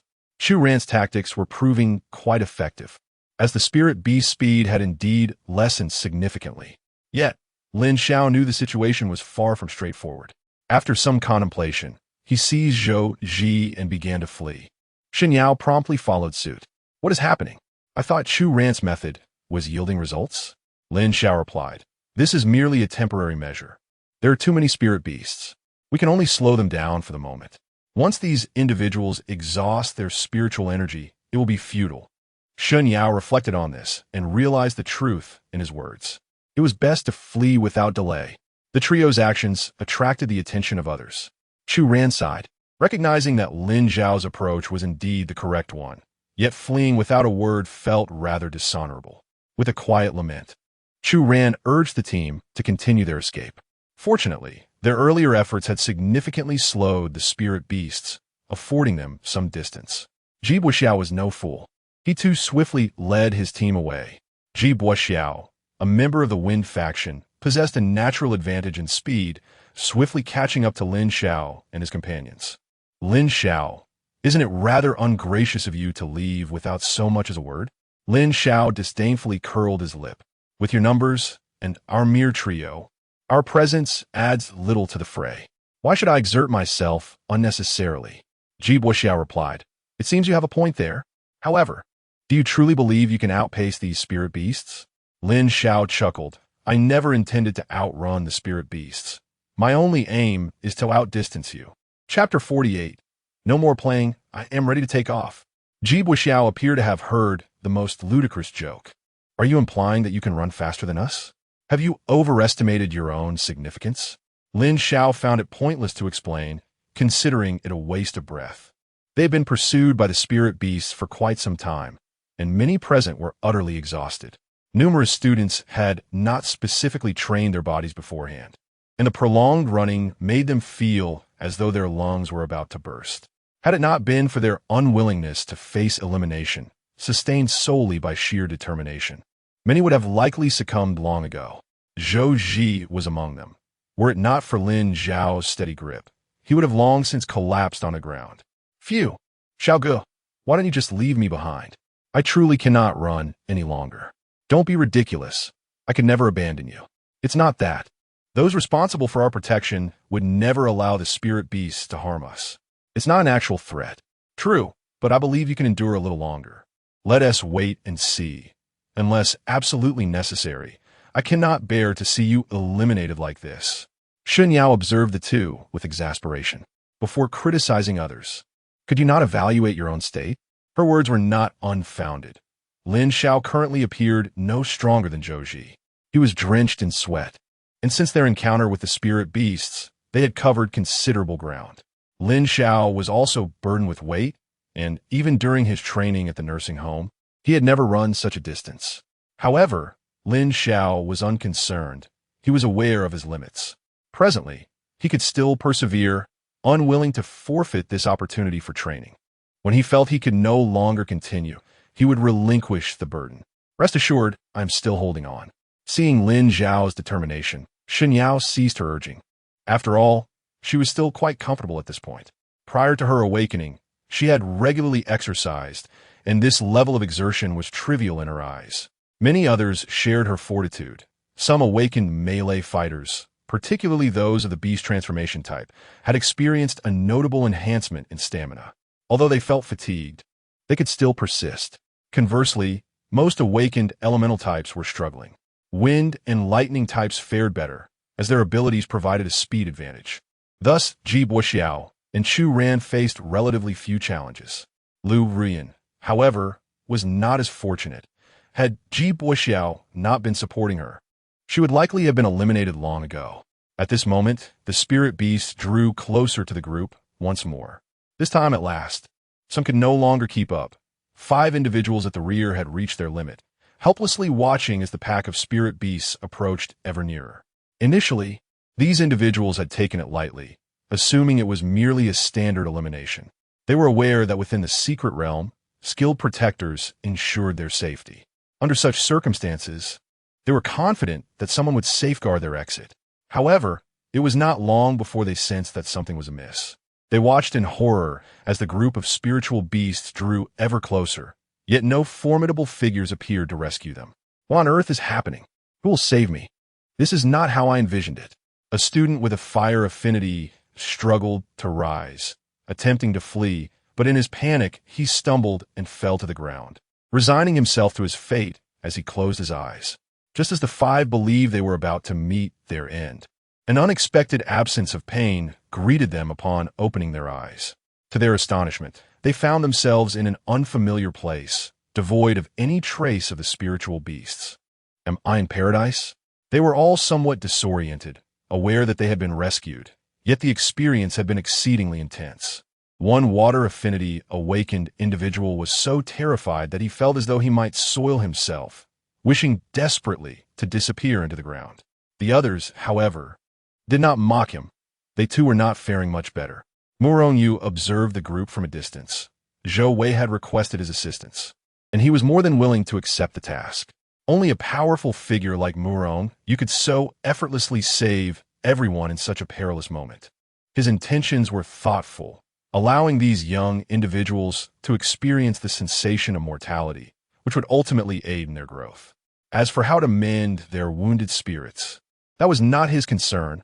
Others would attend to that. The group of spiritual beasts showed no signs of halting their pursuit despite the sudden disappearance of these individuals. Their frantic flight was not by choice, but rather driven by the terrifying presence of those who sought to drive them away. Moron, you had saved the eliminated individuals in the nick of time, yet those still fleeing remained unaware. To them, it seemed as if those saved had been consumed by the horde of beasts. Initially, a few who were on the verge of collapse considered surrendering if those others were rescued.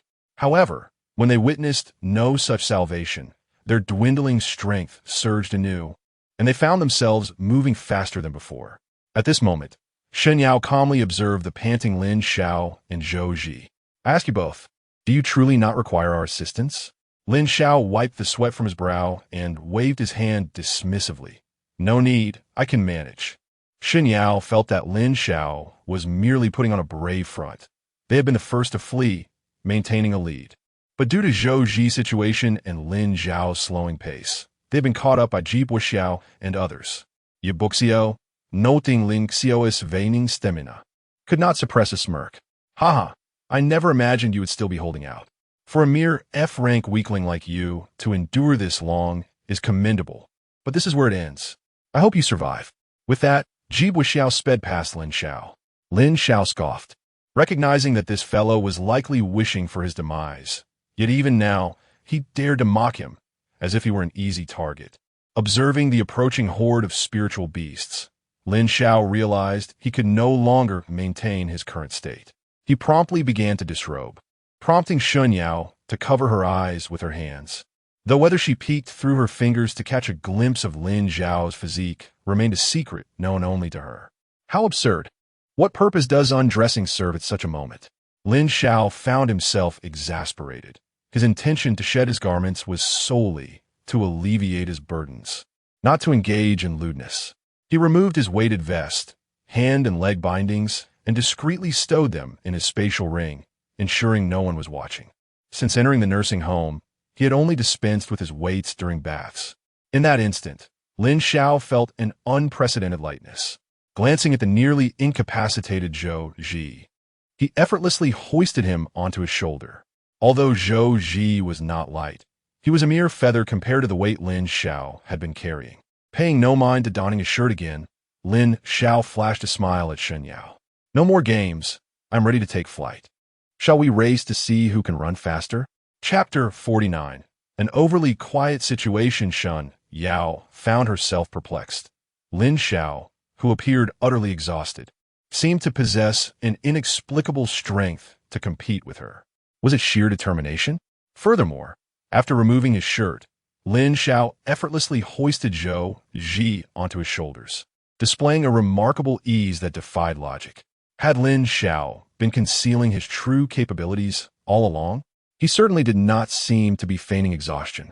Intrigued, Shen Yao resolved to uncover the mystery behind his sudden display of strength. With the constraints of his attire discarded, Lin Xiao felt an invigorating surge of energy coursing through him. Ignoring Zhou Ji's struggles, he took off running, his speed escalating to an unprecedented level, an exhilarating sensation he had never experienced before. In the nursing home, he could only shed his burdens during showers. Even in sleep, he remained encumbered. Those fleeting moments in the shower had deprived him of fully appreciating the transformation of his body. Now, liberated from the weight, every step felt astonishingly light, as if Zhou Ji, who weighed over 100 pounds, were but a feather. Witnessing Lin Xiao's newfound agility, Shen Yao was equally bewildered. What had transpired? How had this individual suddenly regained strength, carrying Zhou Ji with such ease? Was this scientifically plausible? Was she truly the one endowed with strength? Or was it Lin Xiao? Unable to fathom the situation, Shen Yao chose to pursue him, eager to compete and gauge her abilities against Lin Xiao, the only one among the candidates who remained an enigma to her. As Shen Yao closed the gap, a smile spread across Lin Xiao's face. He took a moment to consume some previously roasted beast meat. Though it was merely the flesh of a low-tier spirit beast, it would serve to replenish his stamina. Accelerating further, he felt a significant increase in speed, while Zhou Ji, perched on his shoulders, could only feel the rush of wind whipping past his ears. Whoa, Lin Xiao, slow down. You're making me feel nauseous, Zhou exclaimed. Lin Xiao retorted, hold it in. If you dare to vomit, I'll drop you off to be a feast for the spirit beasts. To prevent an unfortunate incident, Zhou clamped his hand over his mouth. Xin Yao closely trailed Lin Xiao, attempting to surpass him. However, to her astonishment, no matter how much she accelerated, she could not outpace Lin Xiao. Indeed, he had been concealing his prowess. Those who had previously surpassed Lin Xiao found themselves overtaken in turn. They exchanged surprised glances at his resurgence, but lacked the energy to ponder how he had seemingly revived. As more competitors fell behind Lin Xiao, he finally caught up with the leading group, which included Ji Buoxiao and Lu Ruyan. Ji Buoxiao, utilizing his wind-based abilities, was propelling Lu Ruyan ahead. As Lin Xiao passed by, he seized the opportunity to mock them. Well, if it isn't the illustrious Ji Buoxiao, why the sluggish pace? Waiting for me, are we? Upon hearing Lin Xiao's voice, Ji Buoxiao and Lu Ruyan realized that he had once again caught up with them. Both were filled with incredulity. How could this be? Hadn't he just been utterly drained? How could he possibly have closed the gap so swiftly? At that moment, Lin Xiao stood bare-chested, his flawless physique laid bare before Lu Ruyan's eyes. She was momentarily entranced, despite knowing him for so long. This was the first time she had seen him without a shirt, revealing an impressive 8-pack of abs. Ji Buoxiao, already struggling to support Lu Ruyan, found his control over his spiritual energy nearly slipping away upon witnessing Lin Xiao's sudden resurgence. How could this be? Just moments ago, you were on the brink of collapse. Yet now you're chasing after us? Curious to know? I shan't divulge. If you possess the capability, then pursue me. Lin Xiao offered Ji Buoxiao no opportunity to retort, swiftly dashing past them like the wind. Xin Yao also flew by Ji Buoxiao with remarkable speed. Enraged, Ji Buoxiao nearly spat blood in frustration. He attempted to catch up to Lin Xiao, yet found that no matter how he accelerated, the distance between them only widened. Observing Ji Buoxiao's futile efforts, Lu Ruyan felt a sudden pang of regret. In that moment, she pondered that perhaps following Lin Xiao wasn't such a bad idea after all. The Great Escape was still underway, and more individuals were being eliminated, all of whom, without exception, had been utterly exhausted. After all, to them, being caught by the spirit beasts meant nothing but death. It seemed that those who had previously been caught received no rescue. Damn it! Although they had signed a life-and-death contract, historical assessments indicated that fatalities were exceedingly rare. Why was this examination so perilous this time? The remaining participants were all elites, and such a significant loss was alarming, especially with the event being broadcast live. Did the organizers not fear the repercussions of such a debacle? As the spirit beasts drew nearer, many could not help but curse the organizers and the protective staff. When these individuals finally opened their eyes, expecting death, they discovered before them the very personnel assigned to safeguard them. Not far away were those they had thought perished. The realization that they had just been cursing the families of these individuals left them feeling rather sheepish. What on earth is happening? This is entirely unlike what we imagined. How did they manage to escape? The protective staff, initially present to provide psychological support, were taken aback by the students' remarks regarding their families. It appeared these individuals were in no need of guidance. Rather, they seemed rather eager for action. Consequently, they had no qualms about alleviating their restlessness. In an instant, anguished cries echoed from the ranks of the eliminated. After carrying Zhou for a considerable distance, Lin Xiao finally halted. Listening to the sounds behind them, it seemed the spirit beasts had drawn significantly farther away. Upon noticing that Lin Xiao had come to a halt, Xin Yao also paused, breathing heavily, her gaze fixed on him in disbelief. Could this fellow be a freak of nature? As someone endowed with physical strength and a regular participant in various marathon events, she found it astonishing that she could not keep pace with Lin Xiao, even with Zhou, a burdensome companion, in tow. Zhou, upon being set down, immediately sought refuge beneath a gnarled tree to regurgitate. How embarrassing it was to feel nauseated after being carried, having never experienced motion sickness in his life. Lin Xiao, observing the distant throng of spirit beasts, was taken aback to see they were not pursuing them, but rather circumventing their location in favor of another direction. This revelation caused him to furrow his brow. Lin Xiao, too, recognized this peculiar behavior and let out a sigh of relief. At long last, they had evaded those creatures. The chase had nearly exhausted her. However, Lin Xiao was far less optimistic than Lin Xiao. He surveyed their surroundings, a sense of unease creeping into his thoughts. Something was amiss. It seemed as though the spirit beasts were intentionally steering clear of this area. And did you not notice how unnervingly quiet it had become? Chapter 50. Vigilance upon Lin Xiao's remark. Lin Xiao and Zhou Ji also sensed that the surrounding silence was rather excessive. Just then, Ji Xiao, accompanied by Lu Ruyan and Chu Ran, caught up with Lin Xiao and the others. Noticing that Lin Xiao and his companions had ceased their flight, they too came to a halt. Previously pursued relentlessly by the pack of spirit beasts, they had dared not glance back. But now, witnessing the trio's leisurely demeanor, they surmised that they had momentarily evaded their pursuers. Each of them turned to look back, and upon realizing that the spirit beasts had not followed, they collectively exhaled in relief. Lin Xiao surveyed the area briefly. The emergence of the spirit beast had eliminated over a dozen participants, leaving only 16 individuals who had managed to flee to this point. Seeing that the beasts had not pursued them further, the exhausted group collapsed onto the ground. I thought I was done for. Finally rid of those spirit beasts. One exclaimed, that was perilously close. If the beasts had pressed on a moment longer, I might not have endured. Indeed, I exerted every ounce of strength I had, another added. However, not everyone shared this sentiment. Chu Ran felt an unsettling disquiet. Everyone, something seems amiss. Those spirit beasts clearly are not halting their pursuit due to fatigue. They have merely changed direction, seemingly wary of this place. Lin Xiao wholeheartedly concurred. He harbored the same thoughts. Yet, he grappled with the question of what could induce such apprehension in so many spirit beasts. Could there be higher-level spirit beasts in this vicinity?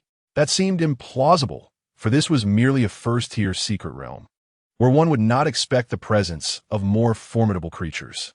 Lin Xiao's perplexity mirrored that of his companions. Ji Xiao sat on the ground, gasping for breath. Chu Ran, do not incite panic. We've narrowly escaped. Let us allow everyone to rest. The others seemed to share this perspective, for it was evident that urging them to run further would be futile given their exhaustion. Lin Xiao, however, paid little heed to their sentiments. His focus remained intently on the surroundings. He was convinced that the situation was far from straightforward. As of now, he had not detected any anomalies, hoping perhaps that his concerns were unfounded. This thrilling and nerve-wracking escape had collectively exhilarated those watching the live stream. This pack of spirit beasts is utterly thrilling. It appears that half the participants have been eliminated in one fell swoop. I was on edge watching those individuals being chased. Fortunately, they were ultimately rescued. Indeed, but how exactly did they manage to escape? I'm still quite bewildered. Could someone knowledgeable enlighten us?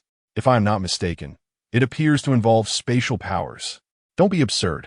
There are very few spatial awakeners in our country. How could a mere first-tier secret realm attract the intervention of such a powerhouse? Then how do we explain this occurrence? Perhaps it's simply because we are ordinary people. We cannot perceive the methods employed by these elites. That does seem plausible. Speaking of which, there are not many participants left who haven't been eliminated. What lies ahead promises to be the most captivating part. Indeed, it appears that the scores of these individuals are not excessively disparate. Each of them possesses a chance to ascend into the top 10. What should I do with this inexplicable excitement? At this moment, Zhou Wei also discerned the situation over there, which was entirely contrary to his expectations. In his strategy, he had anticipated that this beast tide would eliminate the majority of participants. What is the current scenario? Even he found it somewhat perplexing. He immediately turned to a person beside him. Xiaozhang, what is happening? How did those spirit beasts circumvent that area? Xiaozhang, Zhou Wei's secretary, was primarily responsible for the secret realm assessment and thus had a clearer understanding of the situation. City Lord, this scenario typically occurs when that area is the territory of a high-level spirit beast, deterring these spirit beasts from entering. Previously, It should have been the domain of a second-tier spirit beast. Is that so? These youngsters are indeed fortunate. By the way, have we confirmed that all second-tier spirit beasts in the secret realm have been eliminated? Rest assured, City Lord, I led the team myself. I recall having slain 3 second-tier Gale Wolves in this area.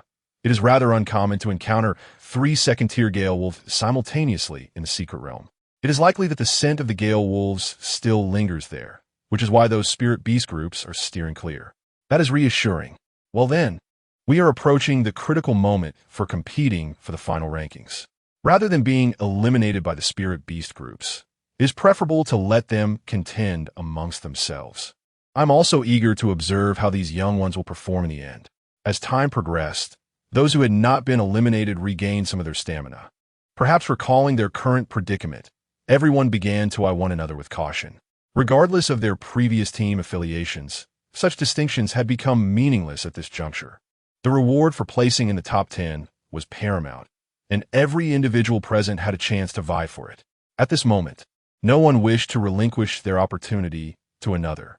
Moreover, securing a position in the top 10 entailed more than just a lucrative reward. It also made one more likely to be noticed by the more prestigious spirit martial universities. This was an opportunity that none of the students present were willing to forfeit. Even Zhou Ji, who had previously entertained thoughts of merely participating without ambition, now found himself contemplating different aspirations. If he could break into the top 10, how elated would his parents be upon his return home? Everyone understood this principle, and thus they dared not trust those around them. Zhou Ji touched his nose and directly approached Lin Xiao. Others may harbor suspicions, but he held an unwavering faith in Lin Xiao. If Lin Xiao had wished for his elimination, he need not have gone to such lengths to carry him out earlier. Besides, if Lin Xiao truly desired his elimination, it would only take a single word.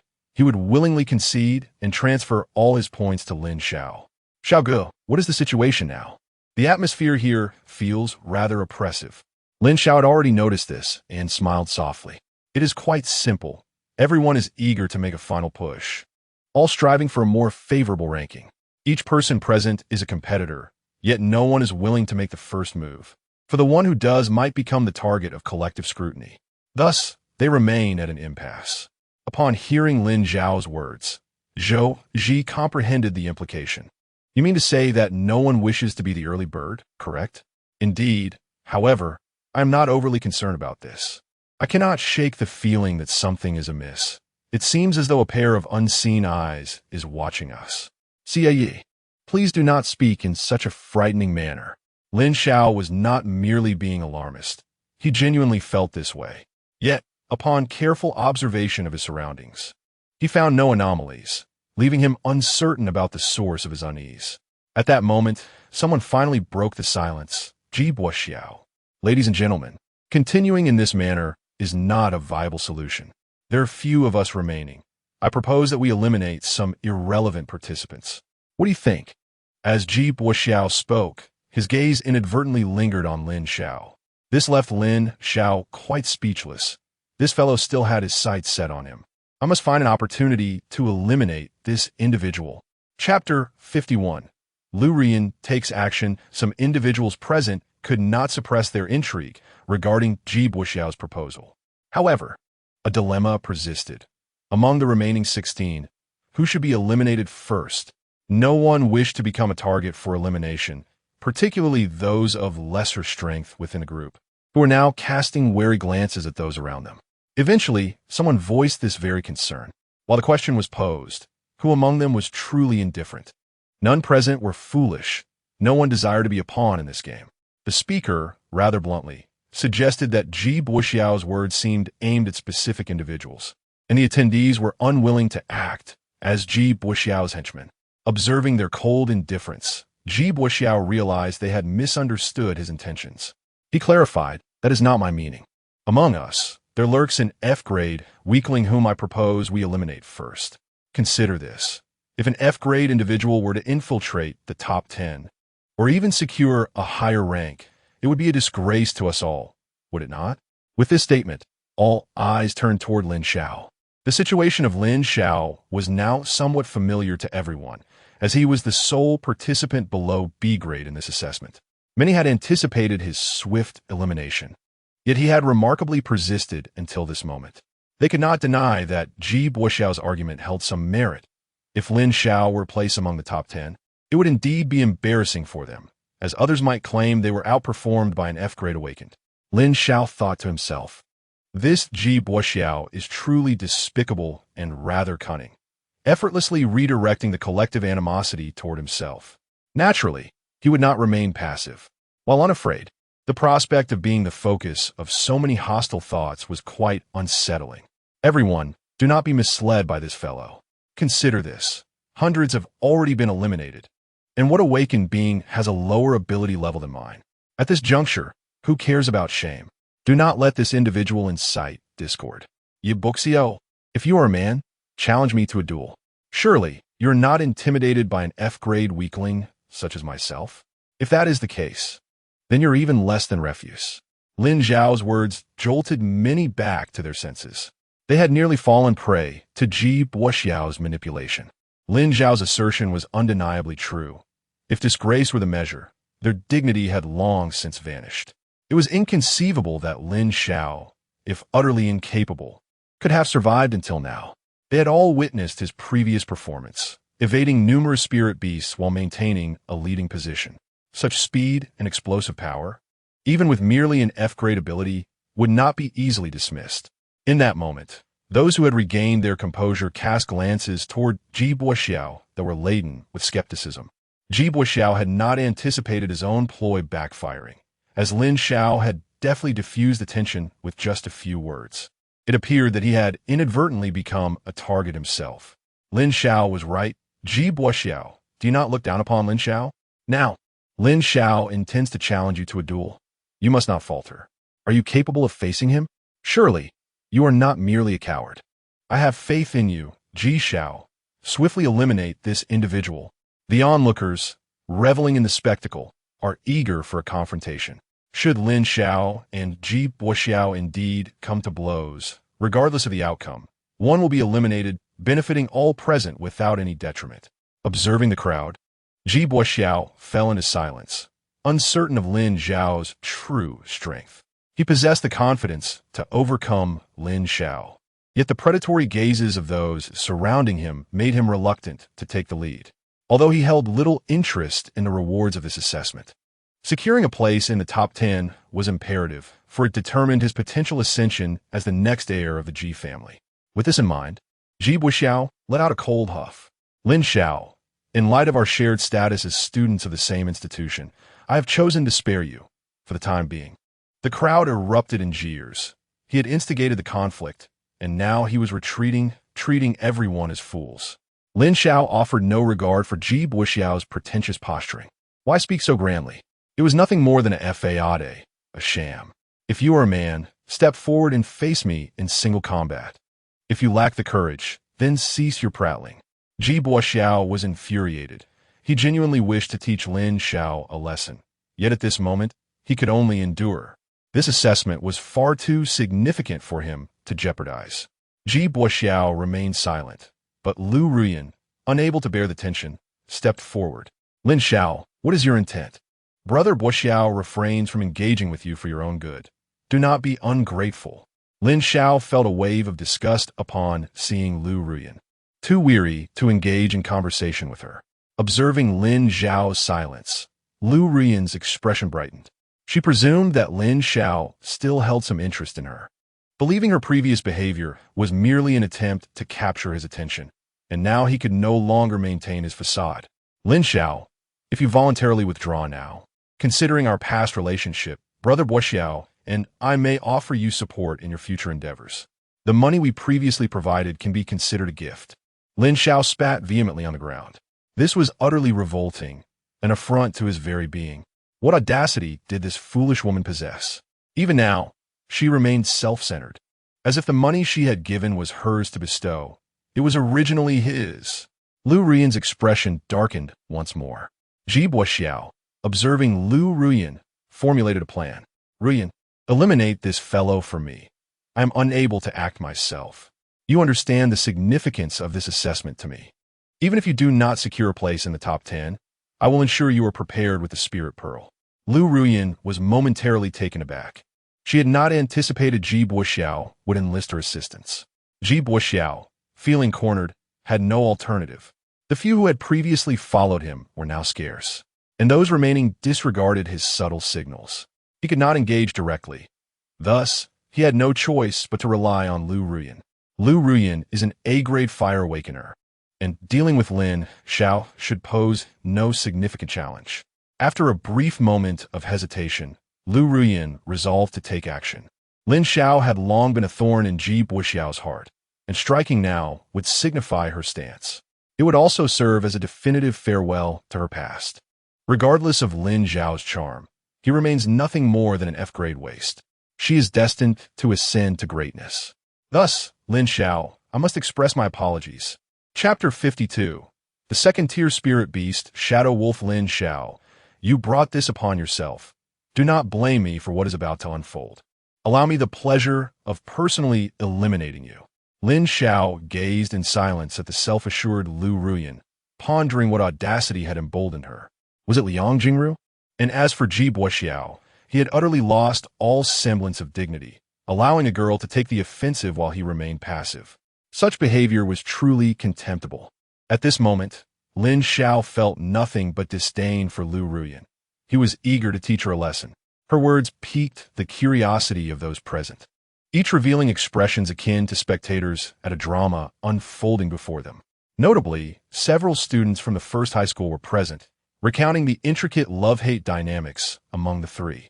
This elicited a wave of realization among those previously unaware. One extraordinary narrative, a shallow woman abandoning her childhood companion to embrace a wealthy heir, now turning her hostility towards him, simply provocative to contemplate.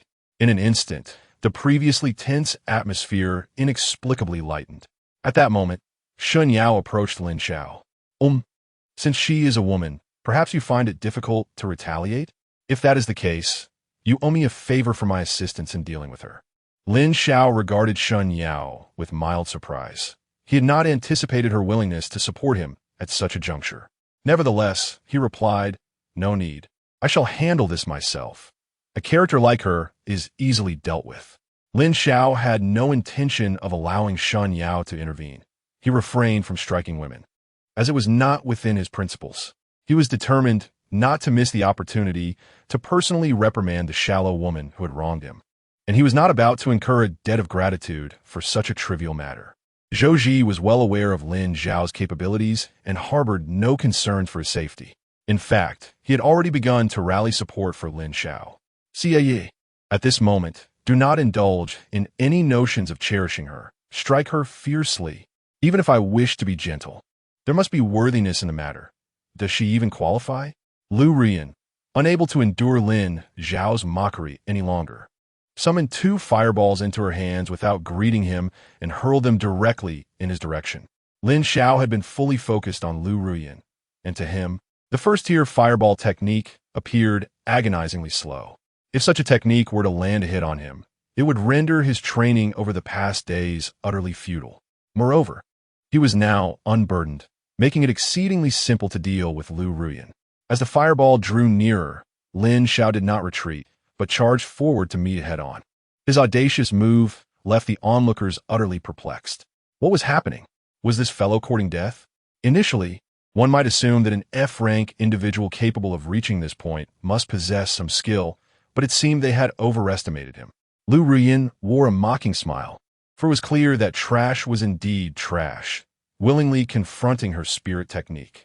However, the smile on Lu Ruyan's face quickly froze, for Lin Xiao, like a butterfly flitting through flowers, evaded her fireball spell with merely a subtle shift of his body. By the time she realized what had transpired, Lin Xiao had already positioned himself directly in front of her. His speed was astonishing, affording her no opportunity to react. As a fire element awakener and a ranged mage, Lu Ruyan was at a distinct disadvantage against Lin Xiao, who, despite his lackluster abilities, had honed his skills into a formidable close combat fighter. The fate of a mage confronted by a melee combatant was all but sealed. Lin Xiao showed no mercy. He approached and delivered 2 powerful strikes. This time, he tempered his strength, for he feared that with his current might, he could easily incapacitate Lu Ruyin. Nevertheless, her face soon swelled, and blood trickled from the corner of her mouth. Lin Xiao, you! Before Lu Ruyin could finish her sentence, Lin Xiao seized her by the throat and lifted her off the ground. Noisy, and your judgment is severely lacking. Even in such a dire situation, your little boyfriend seems disinclined to intervene. At that moment, Lu Ruyin struggled to breathe, and upon hearing Lin Xiao's words, she instinctively glanced toward Jibo Xiao. Noticing Jibo Xiao's evasive gaze, she began to question the validity of her choices for the first time. Sensing the moment was right, Lin Xiao cast Lu Ruyin to the ground. He had no desire to cause a fatality. You have lost and are already eliminated. If you persist in your obstinacy, do not blame me for my lack of courtesy. Lu Ruyin dared not retaliate. She coughed violently a few times, then cast a sorrowful look at Jibo Xiao. Aware of his own shortcomings, Jibo Xiao hastily reassured her, Ruyin, I hope you can understand why I refrain from acting. Once this assessment concludes, I will make amends, and I will not let this scoundrel off the hook. Lu Ruyin parted her lips, yet in the end said nothing. She recognized the significance of this assessment for Jibo Xiao, but as a woman, his performance left her profoundly disappointed. At that moment, she pondered whether, had she not abandoned Lin Xiao, he would have fought fiercely to protect her. No, Lin Xiao would never have cast her aside. Just then, a man appeared beside Lu Ruyin. He glanced at her with indifference and stated, You have been eliminated. Come with me. Lu Ruyin did not protest and silently followed the man away. Meanwhile, those around them began to grasp the situation, their expressions reflecting disbelief as they regarded Lin Xiao. Their apprehension regarding his combat prowess deepened. This was no mere F-rank awakener.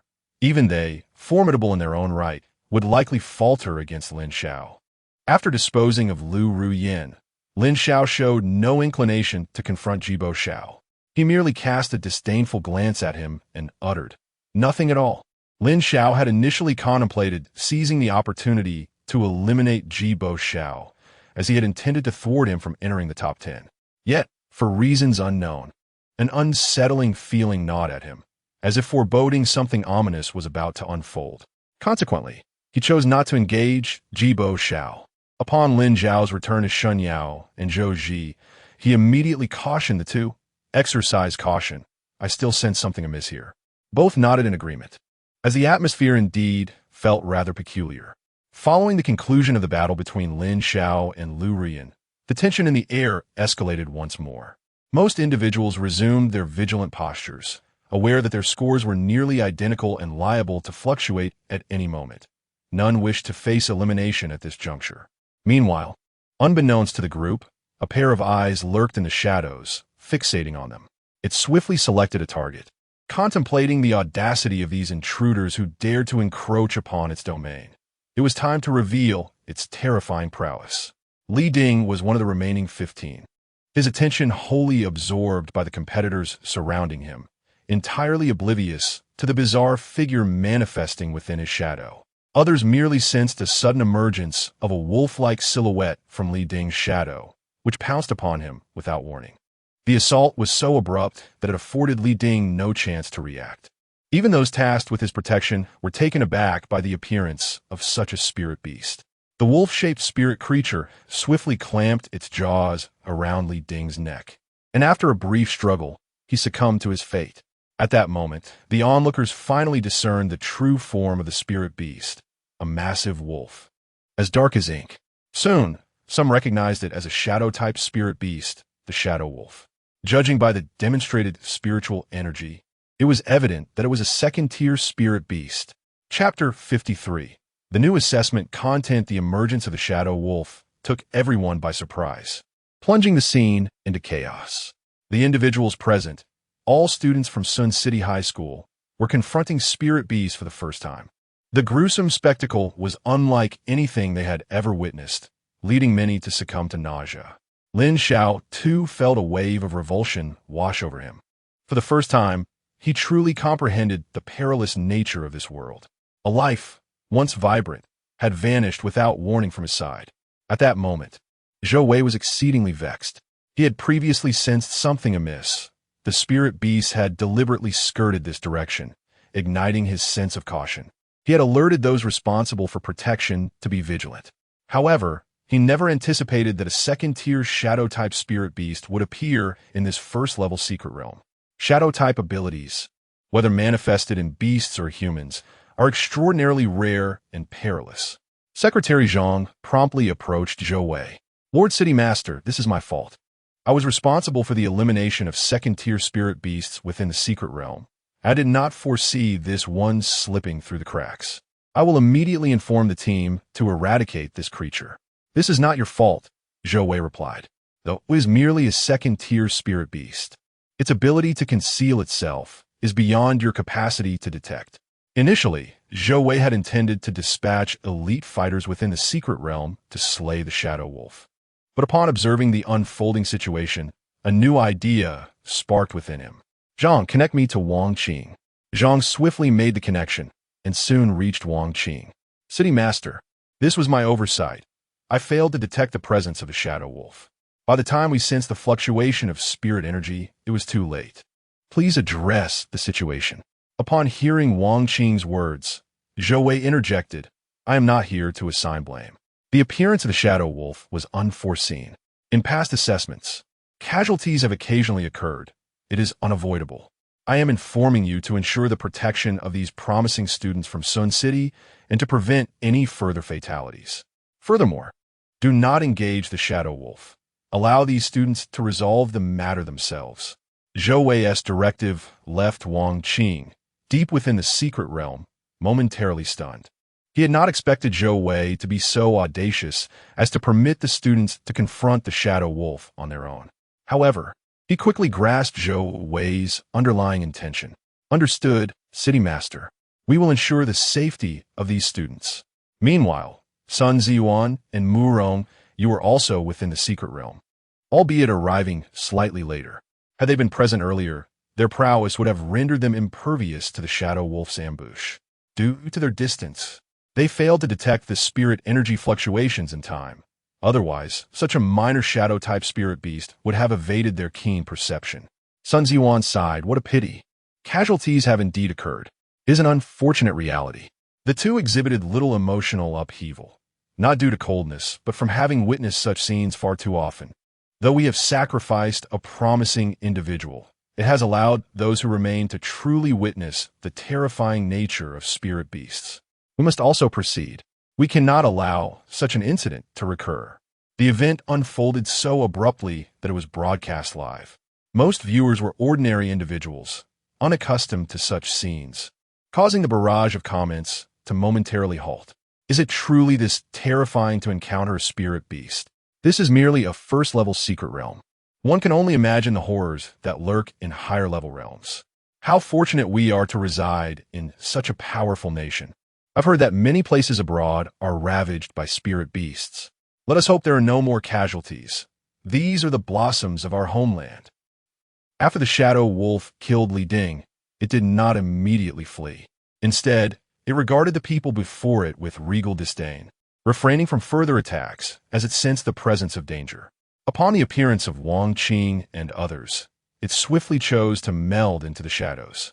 Wang Qing's arrival seemed to instill a sense of hope in the students, who looked upon him with eager anticipation. Wang Qing glanced at Li Ding's corpse, a fleeting sorrow crossing his mind, and instructed those behind him, prepare his remains respectfully. Once we exit, ensure that his affairs are taken care of, and look after his family. After these arrangements were made, Wang Qing turned his attention to the other students. Look at you all, so disheartened. Is it merely one death that has frightened you so? You signed a life and death agreement upon entering. You must be prepared for the possibility of death from the very moment you stepped in.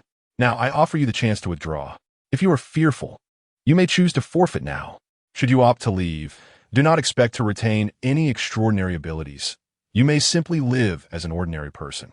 Otherwise, you will inevitably fall to the spirit beasts in the future. Is there anyone wishing to forfeit?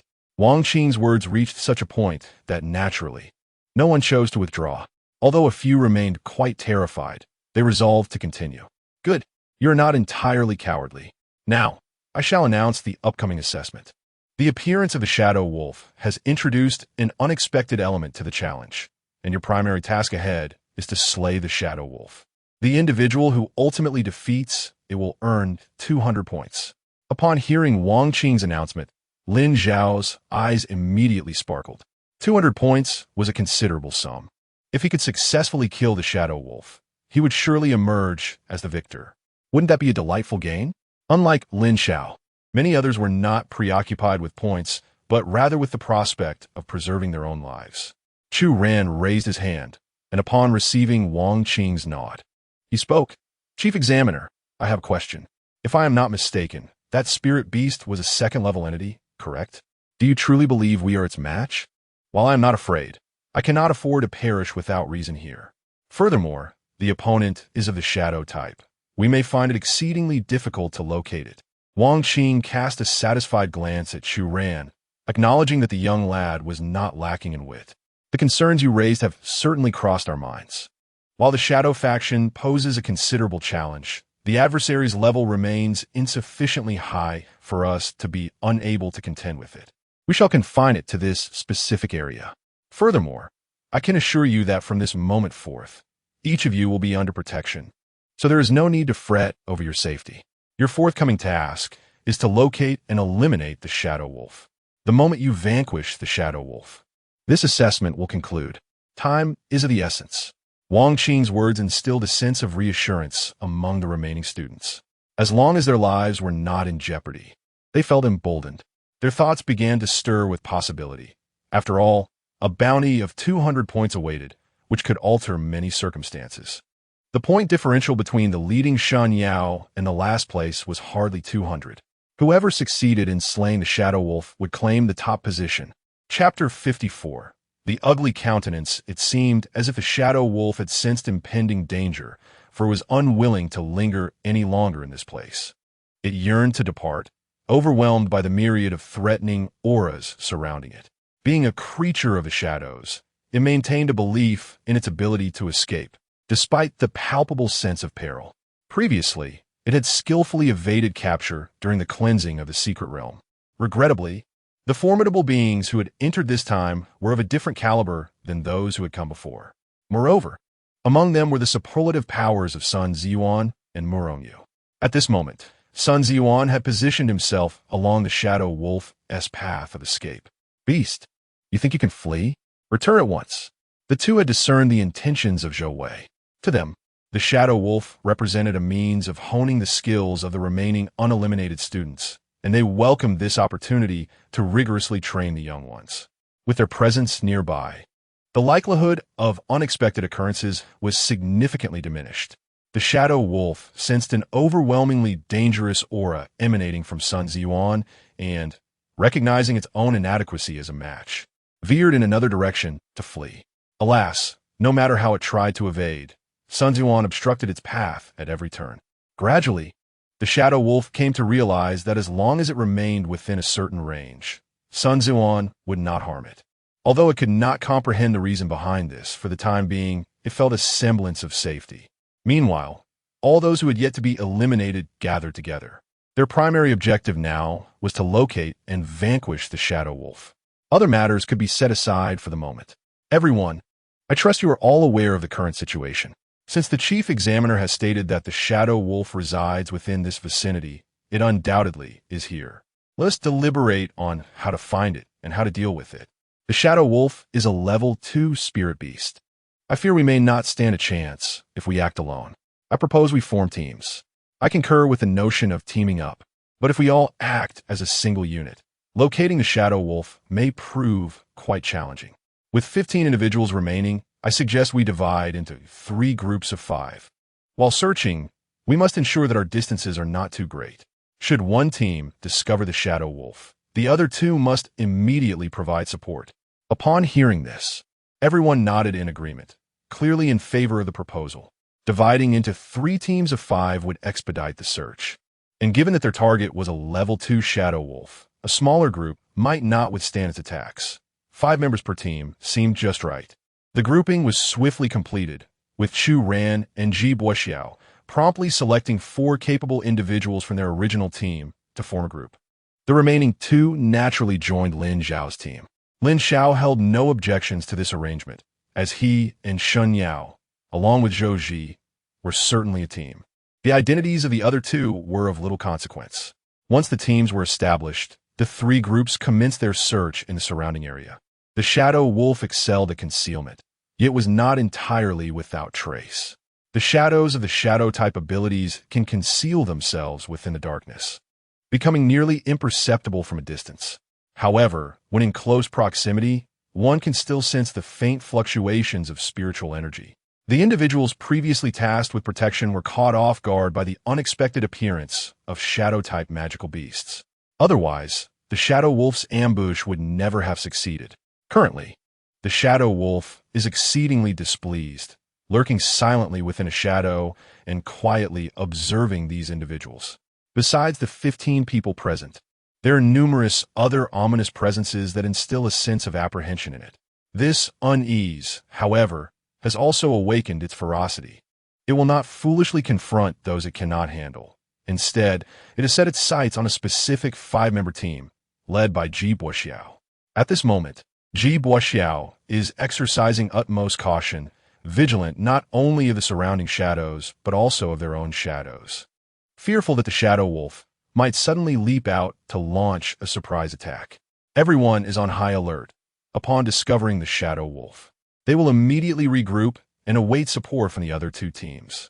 Although Ji Boxiao voices this strategy, internally he is quite anxious. In truth, he was tempted to heed Wang Qing's suggestion to abandon the mission. Given his esteemed status, encountering danger here would be exceedingly unwise. Were it not for the fact that none of his companions chose to retreat, he would have relinquished his pride. Moreover, with Wang Qing assuring their safety, he has held his ground. He now harbors a wish that the Shadow Wolf would appear near the other two teams, allowing him to reap the benefits without risking himself. It is said that one often encounters their greatest fears, and perhaps Ji Boxiao's misfortune is at play. For the Shadow Wolf's current hiding spot coincides precisely with the area Ji Boxiao's team is searching.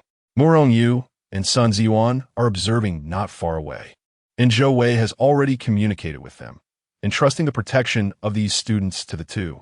They have consented, confident that with their presence, the Shadow Wolf will find it difficult to succeed. However, they do not intend to disrupt the examination.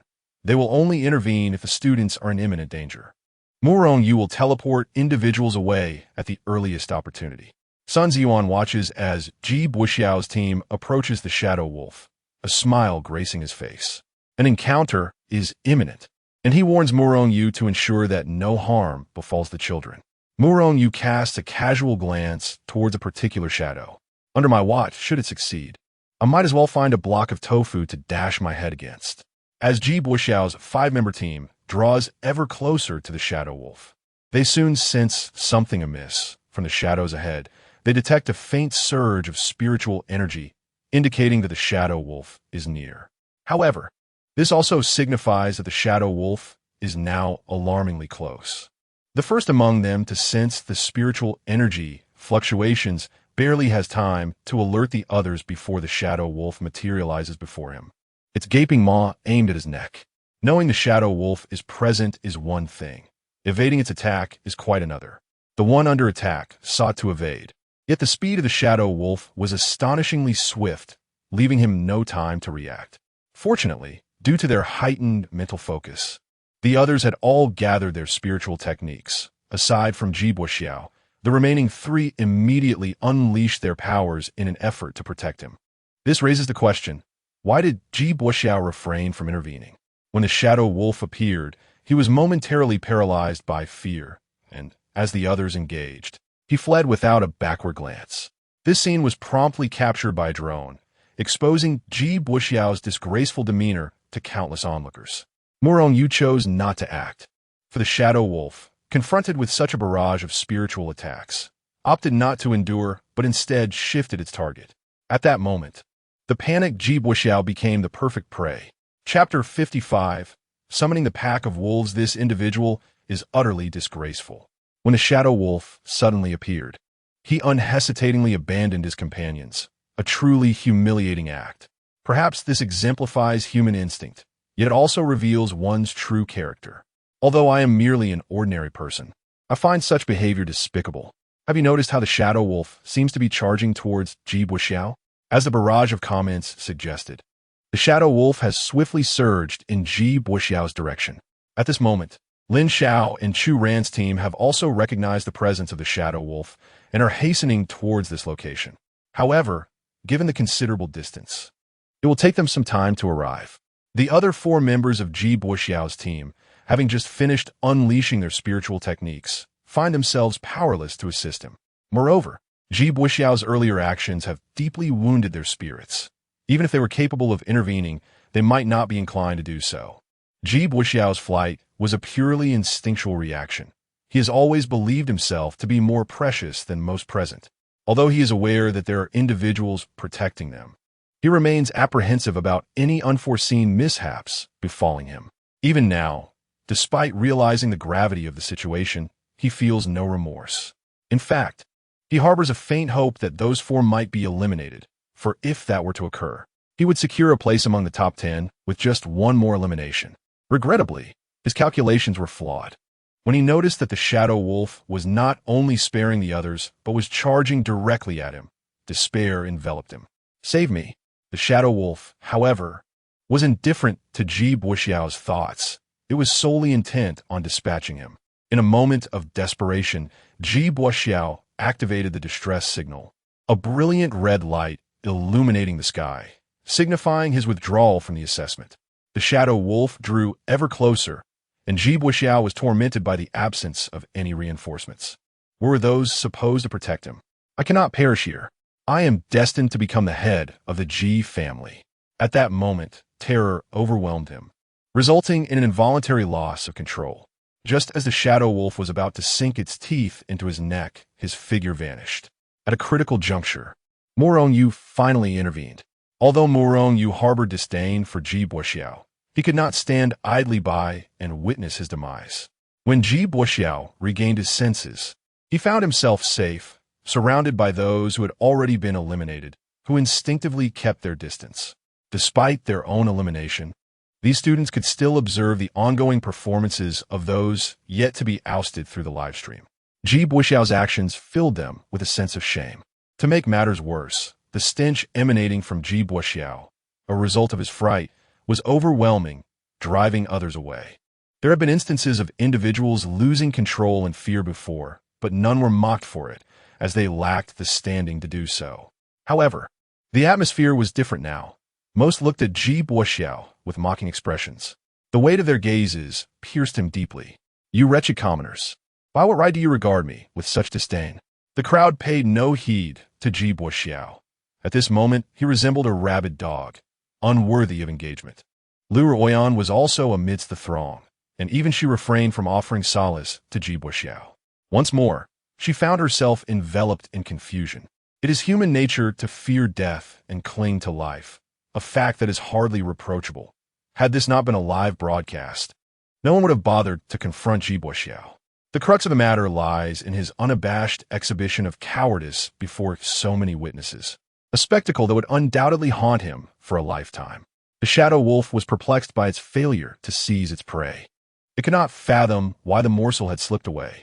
In the midst of its bewilderment, Lin Xiao and his companions finally arrived, encircling the Shadow Wolf. Lin Xiao had not anticipated Ji Buxiao's elimination in such a manner. He had intended to find an opportunity to oust him himself. Yet the fool had chosen his own demise. Had Ji Buxiao remained with his teammates, he could have awaited their support.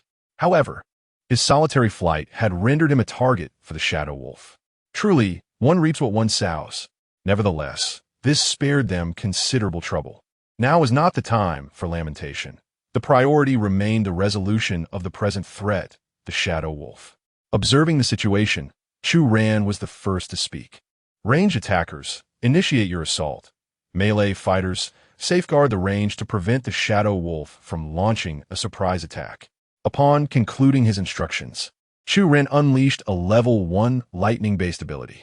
The others voiced no objections, each beginning to deploy their own abilities. Lin Xiao and Shun Yao, being melee fighters, did not recklessly advance, but but instead positioned themselves near the ranged attackers to avert any unforeseen incidents. The shadow wolf adeptly evaded their spiritual techniques. Its speed was remarkable, and none of the techniques found their mark. However, due to the sheer volume of abilities being cast, the shadow wolf found itself somewhat beleaguered. Irritation flickered in the shadow wolf's eyes. Despite its superior prowess, it was being thwarted by the numbers of these humans. Enraged by the indignity, it let out a howl that echoed into the heavens. At first, Lin Xiao and the others thought the shadow wolf merely agitated, until the sound of howls began to resonate from all directions. Cursed be it, this creature is summoning its kin. We must dispatch it swiftly. The gravity of the situation dawned upon them. A single shadow wolf posed a considerable challenge, and should more arrive, their peril would escalate. They needed a swift resolution. Let us see if we can eliminate it. No more holding back. Everyone understood that if they failed to vanquish the shadow wolf before the pack arrived, their defeat would be all but assured. In an instant, they all fought with fervor. Lin Xiao and Shun Yao exchanged a glance, then charged toward the shadow wolf, joined by the other melee fighters who eagerly initiated their assault. A flicker of human-like derision danced in the eyes of the shadow wolf. Foolish humans. How naive they are. Sun Ziyuan and Murong Yu observed the encroaching pack of wolves with surprise. What should they do? Should they allow these wolves to enter?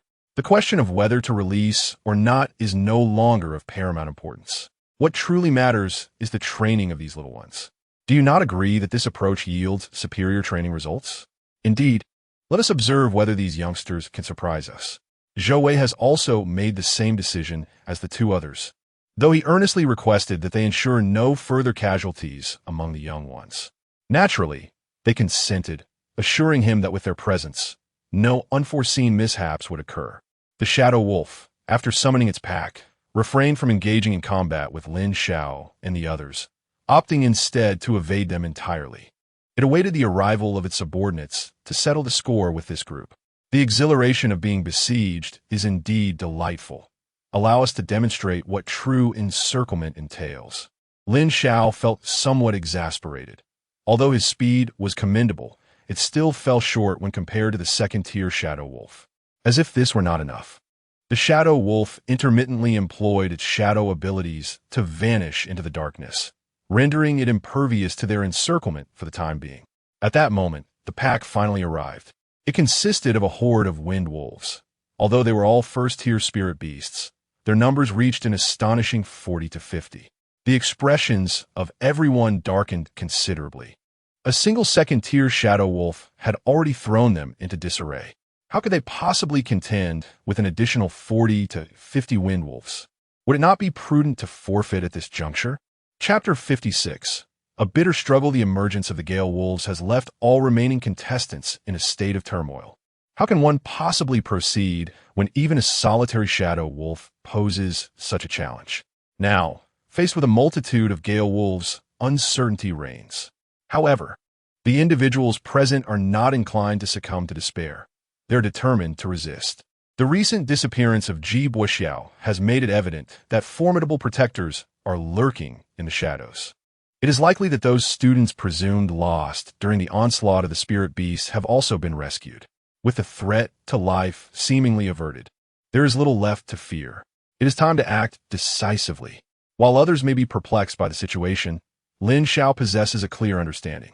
It appears that Murong Yu has intervened, and with him, Brother Sun must also be nearby.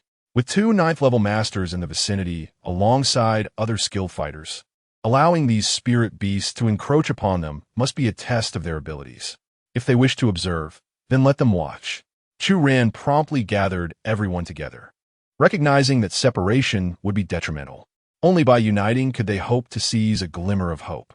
It was evident to all that the forthcoming battle would be arduous. Yet surrender was not an option. They could all sense the presence of powerful allies safeguarding them. Thus, what do they have to fear from second-tier shadow wolves or the Gale Wolf pack? They would confront them head-on. Lin Xiao held a favorable impression of Chu Ran. He seemed inherently suited for leadership.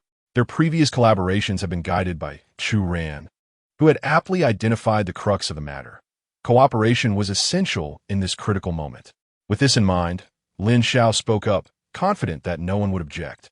This was the final hour, and the extent of their points would depend on their collective prowess. Although life-threatening situations have been averted, he hoped not to witness a repeat of Ji Buoxiao's unfortunate fate. Cooperation was imperative, and anyone daring to abandon their teammates or act against their comrades would face severe consequences. Lin Xiao's words, though blunt, were met with unanimous agreement. Cooperation was indeed essential to navigate the impending crisis. Noticing the lack of dissent, Lin Xiao turned to Chu Ran. Chu Ran, I entrust the command to you. I'm not adept at this. Chu Ran, recognizing the gravity of the moment, did not hesitate to accept. The Gale Wolves were closing in, and a response was necessary. In that case, I shall take charge. All melee fighters advance to the front line. We must not allow the Gale Wolves to approach. Range attackers, prepare your defensive skills to counter their long-range assaults. Do not fear exhausting your spirit power. Unleash your full might. Simultaneously, remain vigilant for any shadow wolf ambushes. Chu Ran's arrangements were meticulously organized, and the crowd harbored no objections, promptly commencing their deployment. Lin Xiao and Shen Yao took their positions at the forefront of the formation. Seizing the moment before the wolf pack launched an attack, Lin Xiao donned his wrist and ankle bindings once more. Although this would impose some additional weight upon him, it would significantly enhance his offensive capabilities. There was no alternative. Had he possessed a more suitable weapon, he would not have resorted to such measures. He refrained from wearing the weighted vest, as it could augment his defense, yet would severely compromise his speed. Observing the unfolding events, Shen Yao now understood Lin Xiao's earlier decision to remove his clothing. It was evident that he had concealed these items beneath. As the Gale Wolf pack approached, the Shadow Wolf appeared remarkably composed. It did not hasten to attack, its gaze directed at Lin Xiao and the others filled with mockery. A howl erupted from the Shadow Wolf, and in response, the Gale Wolves surged forward as if commanded. Chu Ran had anticipated this moment, immediately signaling the ranged attackers to unleash their onslaught. Fireball, Windblade, thunder strikes rained down continuously. In a one-on-one confrontation, landing such spiritual techniques on the Gale Wolves might pose a challenge, yet the sheer number of them made it nearly impossible to miss. A dark swarm descended, and several Gale Wolves were swiftly vanquished, with Chu Ran being responsible for the majority of the kills. As the second most talented individual in Sun City, just behind Shen Yao, Chu Ran's lightning abilities were indeed unmatched by those of fire or wind. The demise of several Gale Wolves ignited their ferocity, with half of the pack continuing their assault, while the rest halted to prepare their own spiritual techniques. Chu Ran's heart sank at this sight. His greatest fear had come to pass. Engage in close combat, defensive preparations. Lin Xiao, Shen Yao, and several beast transformers rushed forward without hesitation. 20 Gale Wolves charged at them. To claim they felt no trepidation would be disingenuous. Yet under the current circumstances, they had no choice but to confront the oncoming threat. In an instant, Lin Xiao activated his spiritual technique, perceiving the Gale Wolf's speed as if it had slowed. His mind raced, calculating the trajectories of the wolf's movements. His body sprang into action, sidestepping a Gale Wolf's inevitable strike, retreating 2 steps to evade another wolf's pursuit, and delivering a swift kick to the head of one of the Gale Wolves. Enhanced by the ankle bindings, the wolf fell with ease. Perhaps caught off guard by Lin Xiao's swift elimination of their companion, the surrounding Gale Wolves momentarily hesitated. Seizing this opportunity, Lin Xiao swiftly dispatched another Gale Wolf. Sensing the challenge Lin Xiao presented, 3 Gale Wolves promptly joined the fray against him, increasing the number of attackers to 8. Lin Xiao immediately felt the weight of pressure upon him.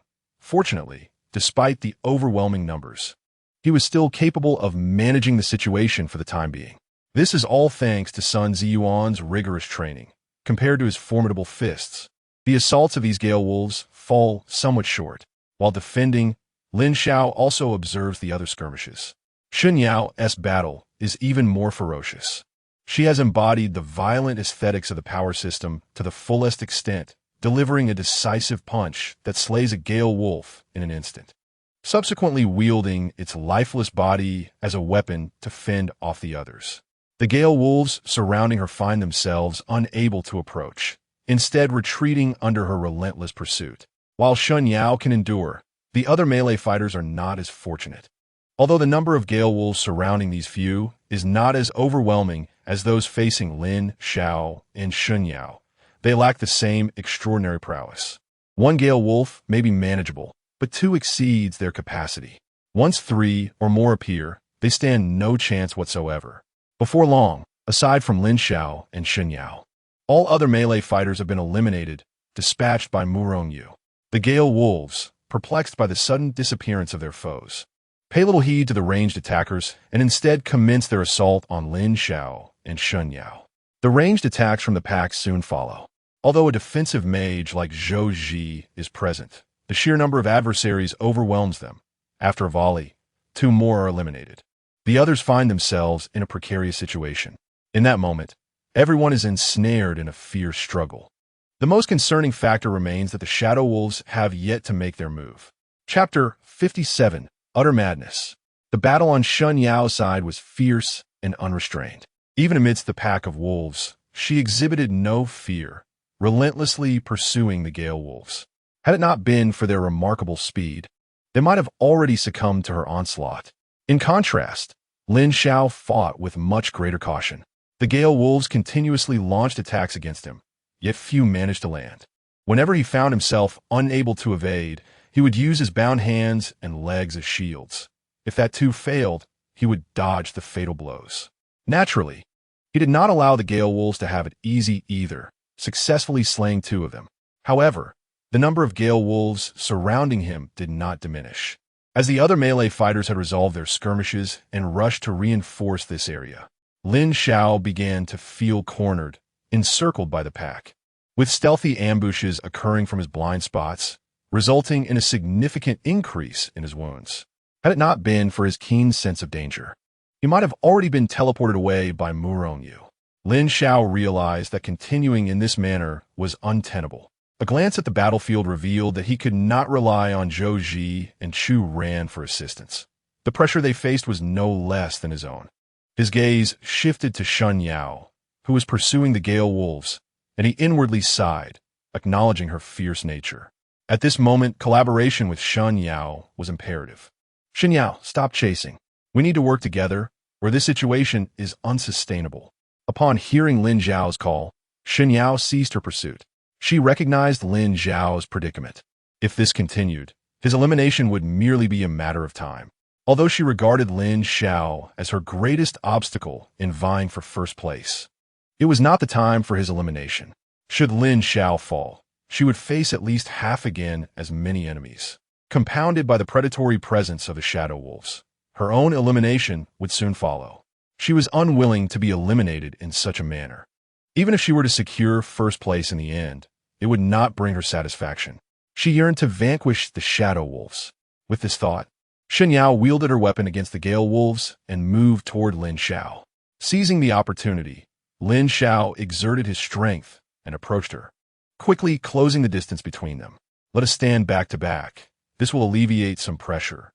Lin Xiao agreed, recognizing that this strategy would indeed ease their burden.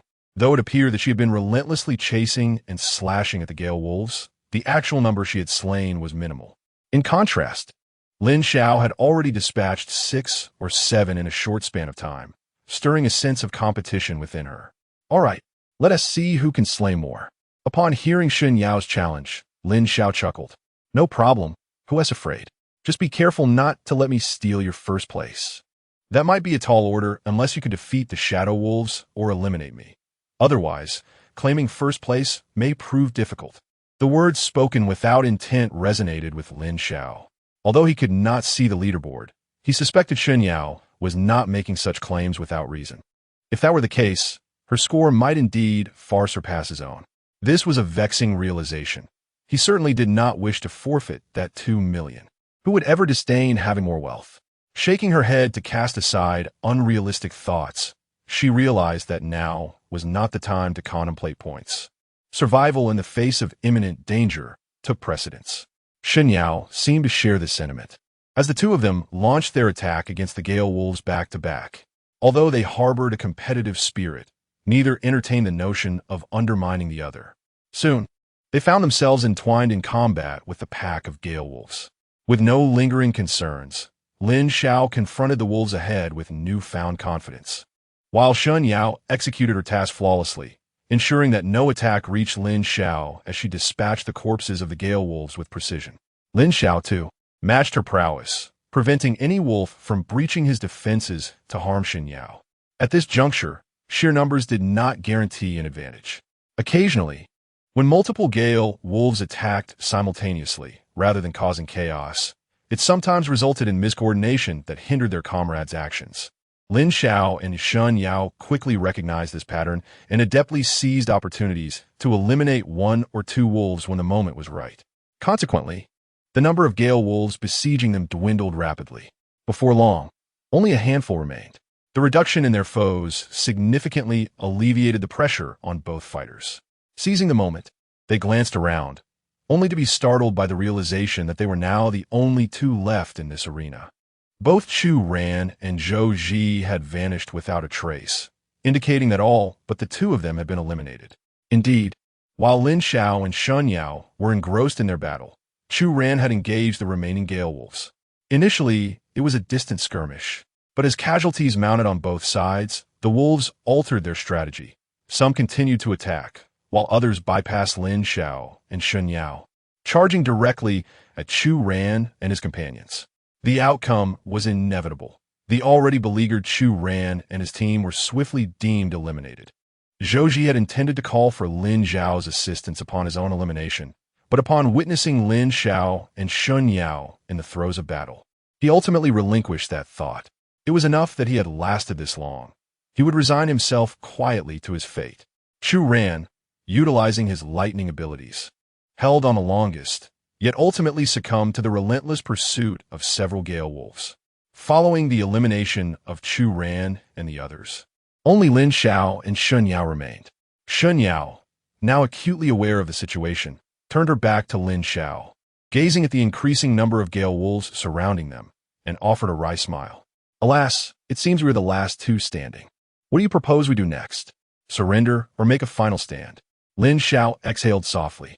I still aspire to contend for the top position, so surrender is not an option for me. However, if you choose to give up, might I claim your head as a trophy? Shun Yao replied, what a fanciful notion. It is impossible to offer you a head, and since that is the case, let us indulge in a frenzy together. I am curious to witness the extent of our capabilities. Lin Xiao remained non-committal, for there were still 20 Gale Wolves remaining, and dealing with them would not be a simple task.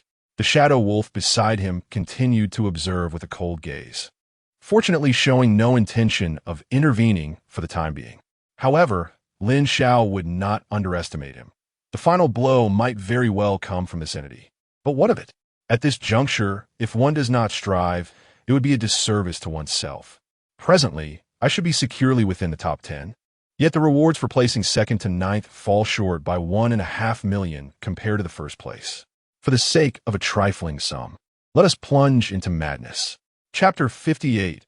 Rescue. The final battle was, as expected, broadcasted live. The streaming room was enveloped in an unusual silence, with scarcely any messages appearing on the screen. This was not due to a lack of viewers. Rather, they were apprehensive about missing any thrilling moments while typing. Among those watching the live stream were not just ordinary individuals. Admissions officers from various spirit martial academies began to take an interest as well. Many of them had already started leveraging their connections to investigate the backgrounds of those who had performed exceptionally well in this assessment. Before long, these officers obtained the students' information. It was no secret and not difficult to uncover, as such details were readily available in the students' files. At this moment, most of the officers stared in bewilderment at Lin Xiao's information. Shun Yao's impressive performance was anticipated. After all, her profile indicated that she was the only SS-level awakened in Sun City. But what could explain Lin Xiao? An F-level ability, a non-combat power. Yet he had persevered until now. Furthermore, his position on the leaderboard, second only to Shun Yao, suggested he was no ordinary contender. They had witnessed Lin Xiao's combat abilities and deemed his physical fitness to be exceptional, but that was the extent of their appraisal.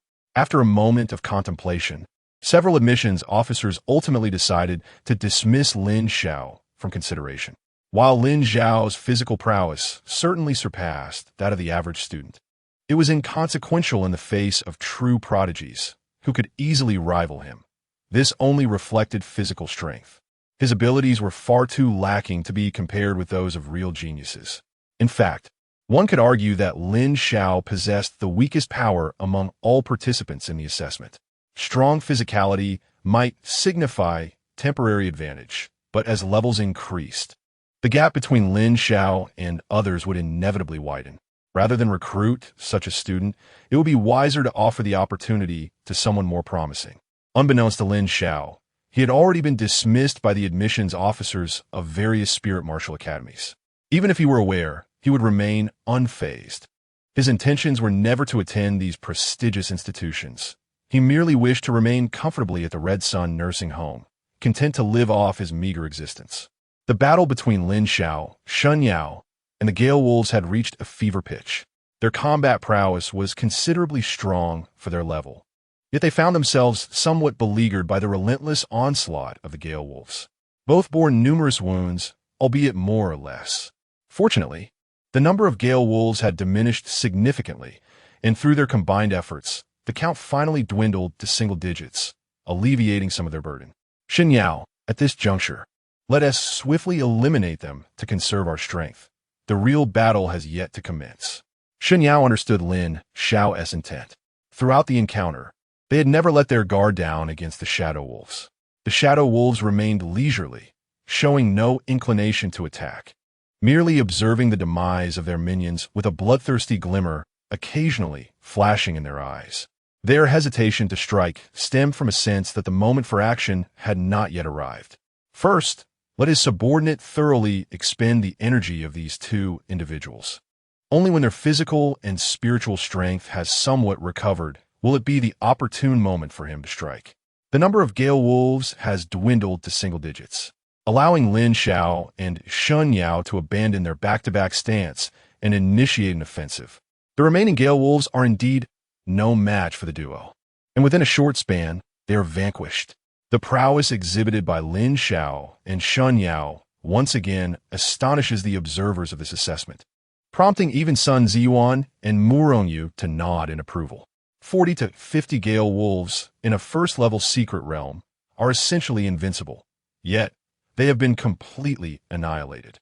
Although Chu Ran and his companions managed to eliminate a few, their numbers only accounted for a mere dozen, essentially a one-for-one exchange. The remaining 30 or so were dispatched by Lin Xiao and Shun Yao, which undeniably elevates their status in the eyes of onlookers. At this moment, both Lin Xiao and Shun Yao find themselves panting heavily. The effort of slaying so many Gale Wolves cannot come without cost. Each bears various injuries, and their stamina has been significantly depleted, leaving little spiritual energy within. The Shadow Wolf has been waiting for this precise moment, as Shun Yao dispatches the last Gale Wolf. It can no longer contain itself and lunges towards her. Shun Yao, feeling somewhat helpless, has been vigilantly monitoring the Shadow Wolf, yet its timing is impeccable. Just after vanquishing the final Gale Wolf, she finds herself unable to defend against the Shadow Wolf's assault, caught in the liminal space between exhaustion and renewal. Is she truly to be eliminated in this manner? Murongyu and Sun Zan are closely observing the situation. Should Shun Yao find herself in peril, Murongyu would intervene immediately. However, their attention is primarily focused on Lin Xiao. Shun Yao is, after all, the granddaughter of an elder from their retirement home, and in addition to participating in the assessment, she carries the task of evaluating Lin Xiao's character. The emergence of the Shadow Wolf has disrupted their plans, yet the current scenario exceeds their expectations. Now, all eyes are on Lin Xiao's response. Although this is a test, Shun Yao is not in any real danger. Lin Xiao could choose to remain uninvolved, yet such an action would reveal much about his character. Should he choose not to assist, he would forfeit his place in the retirement home. To reside there, one need not possess extraordinary abilities, but must have impeccable integrity. Having dispatched the Gale Wolf before Shun Yao, Lin Xiao is not far from her side. Without hesitation, he charges toward her. In a critical moment, he pushes Shun Yao aside and deftly rolls to evade the Shadow Wolf's attack. This unexpected move frustrates the shadow wolf, which had anticipated an assured strike. Shen Yao, taken aback by Lin Xiao's intervention, glances at him in surprise. She did not expect him to choose to save her at this moment. She had assumed he would seize the opportunity to eliminate her instead. Lin Xiao touched his nose, realizing that at that moment. He had not overthought the situation and had forgotten it was an assessment. He acted on instinct.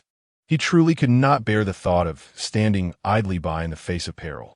Now, reflecting on his actions, he felt a sense of relief that he had saved Shen Yao. Currently, there remained a noticeable gap in their scores.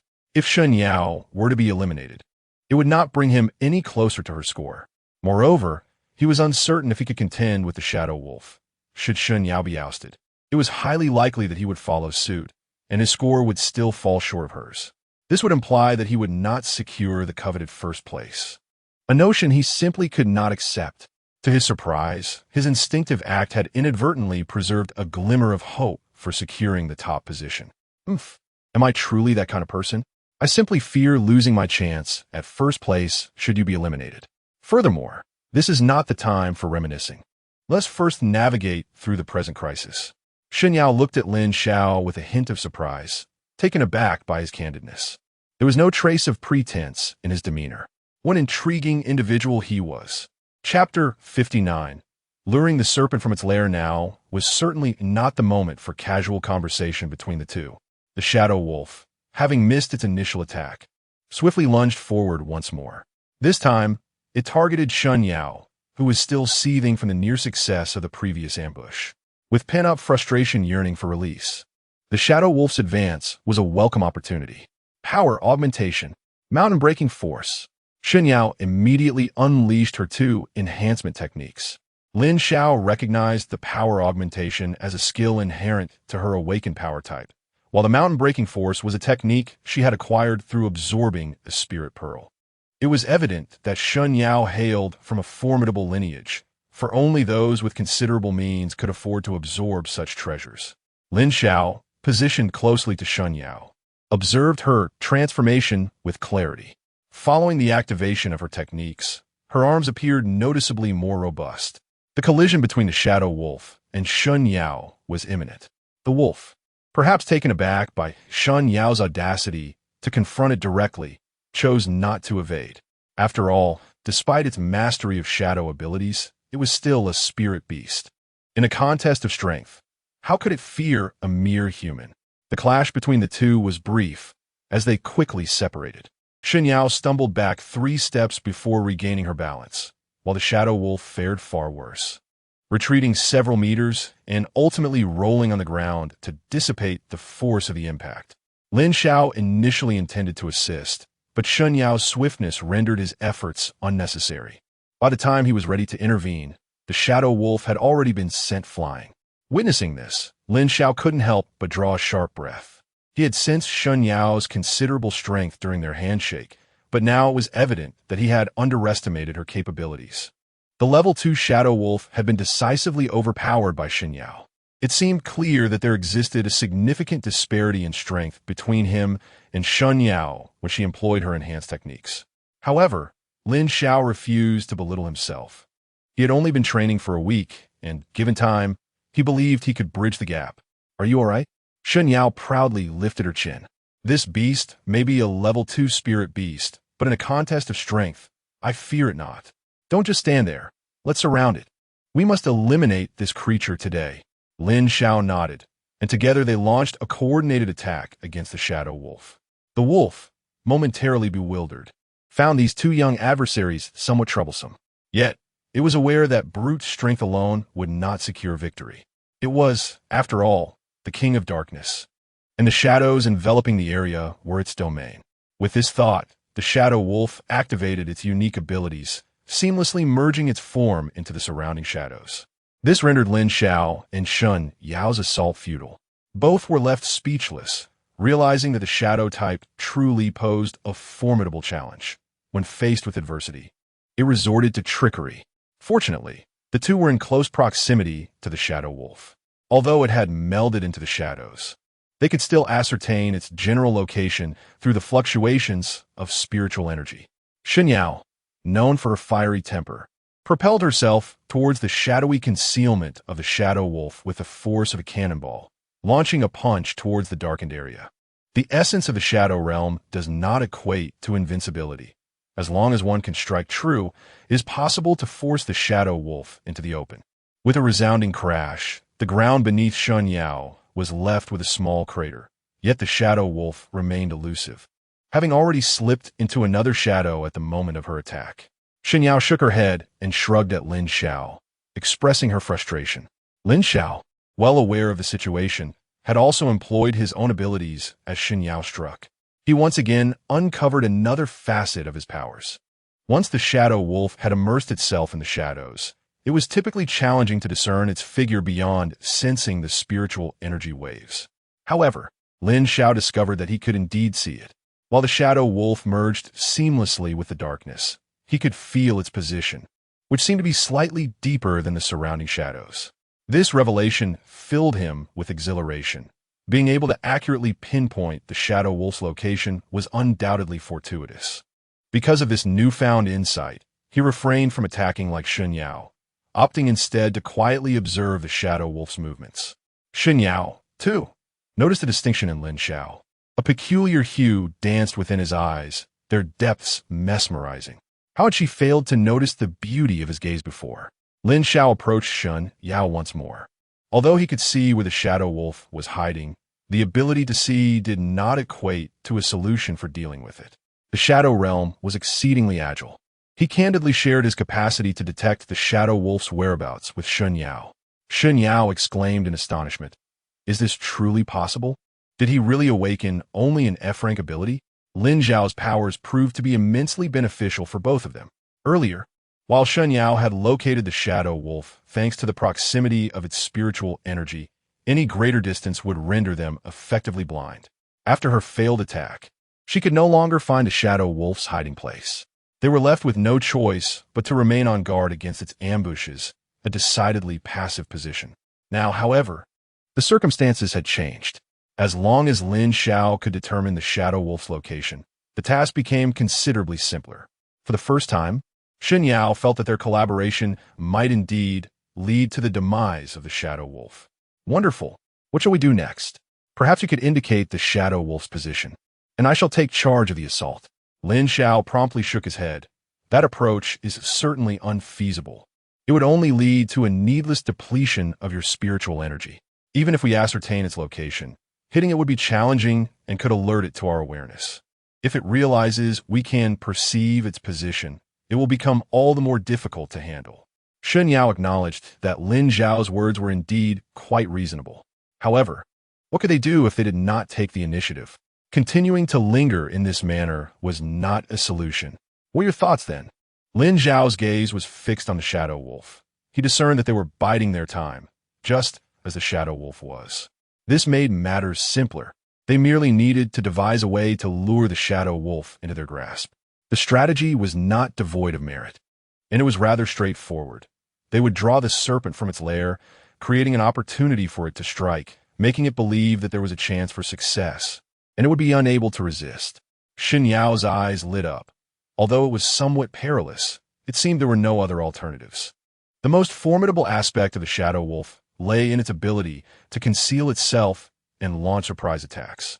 Now that Lin Xiao could detect its presence, the shadow wolf had lost its greatest advantage. Excellent. I shall follow your lead. This time, we must not let it escape. Chapter 60. A successful kill. The shadow wolf was indeed searching for an opportunity. It had distanced itself sufficiently from the two individuals. Confident that they could not perceive its presence, it awaited the perfect moment to strike, eager to teach these two young ones a lesson. Lin Xiao remained vigilant, observing the shadow wolf, which appeared to embody the essence of a cunning sixth party. It concealed itself in the shadows, showing no inclination to engage. It was evident that the shadow wolf was intimidated by Lin Xiao's power, exercising extreme caution. Even when Lin Xiao and Lin Xiao intentionally revealed a few vulnerabilities, the shadow wolf refrained from attacking, lacking absolute certainty. Are you certain you can see it? Given our current state, how can it possibly resist striking? Lin Xiao expressed his disbelief, noting the shadow wolf's excessive caution. I am uncertain, but there is no need to rush. We must appear natural. The reason it has yet to act is that our temptations have not been sufficiently enticing. As we draw nearer, I truly doubt it can resist any longer. Isn't that somewhat risky? Indeed, but at this juncture, one must take a chance. Very well. We shall proceed as you suggest. Exercise caution. After all, it is a 2-star spirit beast. Lin Xiao nodded, aware of the gravity of the situation. Thus, the two feigned a search and soon approached the Shadow Wolf's hiding place. The Shadow Wolf became increasingly anxious, closely monitoring their movements. It sensed that its opportunity had arrived. If it could seize the moment, it might eliminate the two. Observing their demeanor, it seemed they were still unaware of its presence, validating its prolonged wait. With Lin Xiao's guidance, the pair swiftly arrived near the Shadow Wolf. Lin Xiao expertly gauged the distance, ensuring the Shadow Wolf felt undetected while perceiving a favorable chance. After a brief wait, noting that the Shadow Wolf showed no intention of striking, Lin Xiao recognized the need for a more aggressive approach. Lin Xiao, let's turn our backs. This Shadow Wolf, despite its superior strength, remains overly cautious. Without presenting a significant opening, it is unlikely to attack. Lin Xiao subtly nodded in agreement. The two pretended to have failed in their search for the Shadow Wolf, preparing to explore another direction. As they turned, they completely exposed their backs to the Shadow Wolf. Though it was cautious, being merely a second-tier spirit beast, its intelligence was not particularly high. Faced with such a splendid opportunity, how could it resist the temptation? In that moment, the Shadow Wolf could no longer contain itself. It swiftly darted from the shadows and lunged directly at Lin Xiao. This time, it had learned to be clever, recognizing that Lin Xiao would be a formidable opponent, and thus targeted Lin Xiao instead. Given that Lin Xiao dared to set a trap for the Shadow Wolf, he would not remain defenseless. Sensing the rush of wind behind him, he instinctively crouched down. The Shadow Wolf's massive form leaped over his head. Lin Xiao's intentions were far from merely luring the Shadow Wolf. If this opportunity slipped away, the creature would only grow more cautious in the future. Thus, as the Shadow Wolf soared above him, Lin Xiao showed no hesitation. With a swift motion, he seized one of its legs. Before the Shadow Wolf could touch the ground, he exerted his strength, launching himself into the air to land directly atop the beast. Feeling the weight of a human upon it, the Shadow Wolf began to thrash violently, attempting to dislodge Lin Xiao. Yet Lin Xiao was resolute. He wrapped his arms tightly around the creature's neck and locked his legs around its waist. "Feel the grip of my deadly chain," he thought, determined to bind this creature completely, just as he had done with Lu Ruyin and Ji Boxiao. The Shadow Wolf found itself utterly powerless against Lin Xiao's hold. Soon, however, it concocted a plan. As a being of shadows, why did it persist in trying to rid itself of this human through physical means? If it could harness its shadow abilities and slip into darkness, it believed Lin Xiao would not be able to follow. A surge of spiritual energy coursed through its body, and Lin Xiao immediately understood its intent. Having drawn it out, he would not allow it to escape again. With one hand freed, he delivered a fierce punch to the Shadow Wolf. His arm was still bound, but the force behind the blow was undeniable. The Shadow Wolf howled in pain, its internal energy thrown into chaos, disrupting the spiritual technique it had been on the verge of unleashing. The release of such techniques required the flow of spiritual energy, which was precisely why Lin Xiao had so painstakingly climbed onto its back. Frustrated, the Shadow Wolf resumed its furious thrashing, but Lin Xiao clung on tighter. Determined to remain steadfast, the creature found itself in a dire situation, unable to rid itself of Lin Xiao, who clung like a persistent leech, while simultaneously being unable to retaliate. Every attempt to unleash its abilities was thwarted by Lin Xiao's relentless strikes, leaving it in considerable distress. Lin Xiao, too, felt the toll of the struggle. The Shadow Wolf's wild movements and its attempts to roll on the ground had left him battered and bruised, though he did not relent. Were it not for the previous torment inflicted by Sun Ziyuan, he might have long since succumbed. "Lin Xiao, how long will you wait? Hurry and come to my aid." At that moment, Lin Xiao realized the gravity of the situation. With Lin Xiao's diversion, the Shadow Wolf was now akin to a toothless tiger. She leaped into the fray, and with her presence, the Shadow Wolf found itself increasingly beleaguered. Lin Xiao alone was a significant challenge for the creature, and with Lin Xiao persistently harassing its back, it was truly cornered. Every time it attempted to harness its spiritual techniques, Lin Xiao's interruptions thwarted its efforts. Moreover, Lin Xiao's strength was formidable. The Shadow Wolf had already suffered several broken bones, and the pain was excruciating. With Lin Xiao's arrival, the creature was truly caught between a rock and a hard place. How had matters escalated to this point? From the moment Lin Xiao ascended the back of the Shadow Wolf, its fate was irrevocably sealed. Under the combined onslaught of Lin Xiao and Lin Xiao, the Shadow Wolf finally succumbed to the overwhelming pressure, concluding its brief existence. What left Lin Xiao speechless was the fact that, despite exerting the most effort in this confrontation, it was Lin Xiao who delivered the final blow, striking the beast upon its head and securing its demise. This meant that the points for the Shadow Wolf seemingly accrued to Lin Xiao, already trailing behind her in points. This development only widened the gap. No, he must take action. With the 2 million points tantalizingly within reach, he could not simply concede them to Lin Xiao. Thus, before anyone could declare the assessment concluded, he found himself with one last opportunity to eliminate Lin Xiao. Yet, launching an attack against her at this moment felt somewhat unscrupulous. Lin Xiao swiftly banished such thoughts from his mind. What nonsense! Moral considerations paled in comparison to the pursuit of points. Chapter 61. Disparate Treatment. Assessment first. After the successful defeat of the Shadow Wolf, the livestream room erupted once more. Wow, that's incredible. They actually managed to slay a level 2 Shadow Wolf. Yes, I initially thought those two would also be eliminated by the Shadow Wolf. Lin Xiao is quite ruthless, locking onto the Shadow Wolf like that. I would dare to call it the most formidable locking technique. Haha, but in the end, it was our stunning beauty Lin Xiao who delivered the final blow to the Shadow Wolf. I bet Lin Xiao is fuming. This assessment must be over now, right? It was truly spectacular. It was worth it. I don't regret staying up for 3 nights to watch. Impressive, but I must remind you to be cautious of overexertion. Regarding the demise of the Shadow Wolf, Zhou Wei and others were equally astonished. Although this was a trial he had set up, his intention was merely to train these students. He never imagined they would truly defeat the Shadow Wolf. After all, it was a level 2 shadow-type spiritual beast. These individuals certainly surprised him. Once the Shadow Wolf was vanquished, Lin Xiao finally released his grip on the creature, lying on the ground, panting heavily. Every part of his body ached. In contrast, Lin Xiao appeared significantly stronger than Lin Xiao, at least not looking as disheveled as he did. Perhaps due to their collaboration in battle, Lin Xiao did not harbor any wariness towards Lin Xiao at that moment. She approached him and extended her hand. Without overthinking, Lin Xiao offered his hand in return. With a firm tug, she pulled Lin Xiao to his feet.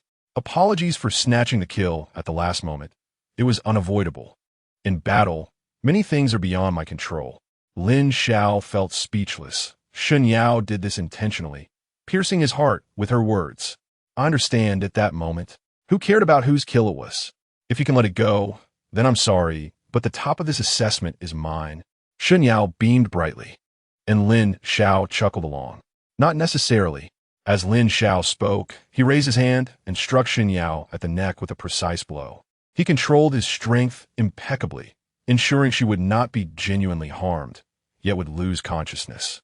Lin Xiao, taken by surprise, never expected Lin Xiao to strike her at such a moment. As she succumbed to unconsciousness, her last thought was, wow, you little rascal, playing dirty with a sneak attack. You lack the strength. Lin Xiao's sudden action left everyone in shock, and a barrage of comments exploded in the chat. I can't believe it. Lin Xiao finally made his move on Lin Xiao. I would call him a role model. He can even take action against such a beauty.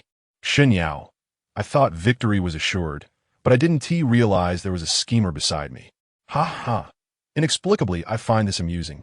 Am I the only one who thinks Lin Xiao might have gone a bit too far? Among those watching the live stream were also the students who had long been eliminated. Zhou Ji's expression was complex. All he wanted to do was shout in admiration for Zhou Ji's prowess. Observing Lin Xiao's demeanor, it was evident that he held no interest in Lin Xiao. allowing Zhou Ji to pursue his own affections without concern. Others were taken aback by the abrupt turn of events, having never anticipated Lin Xiao's surprising actions. The most elated among them was Ji Buoxiao. Look at this Lin Xiao, what a character. In the end, he resorted to undermining those around him. Why isn't anyone questioning this? The collective gaze of the crowd turned towards Ji Buoxiao, akin to that of bemusement directed at a fool. While Lin Xiao's actions were somewhat unscrupulous, they were fundamentally different from Ji Buoxiao's. Ji Buoxiao had abandoned his teammates, fleeing alone in the face of danger. What could Lin Xiao's actions be deemed? At worst, he had employed some tactics to secure victory after the threat had subsided. Although his methods were questionable and perhaps beneath reproach, what of it? This was an entirely different matter from Ji Buoxiao's conduct. Faced with the scrutinizing stares, Ji Buoxiao felt increasingly aggrieved. You all treat me differently. The crowd ceased to regard Ji Buoxiao, finding no merit in explaining themselves to someone like him. Wang Qing and the others had initially intended to announce the conclusion of the assessment, but Lin Xiao's unexpected move surprised them. After some contemplation, they decided to step forward. Lin Xiao, did you not say that defeating the Shadow Wolf would signify the end? Lin Xiao retorted, how could it possibly end like that? That would render my efforts pointless. The chief examiner interjected, you cannot state it so simply. As long as you have not declared the assessment concluded, it signifies that it continues. I will eliminate Shen Yao, and her points will rightfully be mine. Surely, you wouldn't dare to renege on that? Wang Qing found himself at a loss for words, but had to concede that Lin Xiao was correct. Fine, you win. You're the victor of this assessment.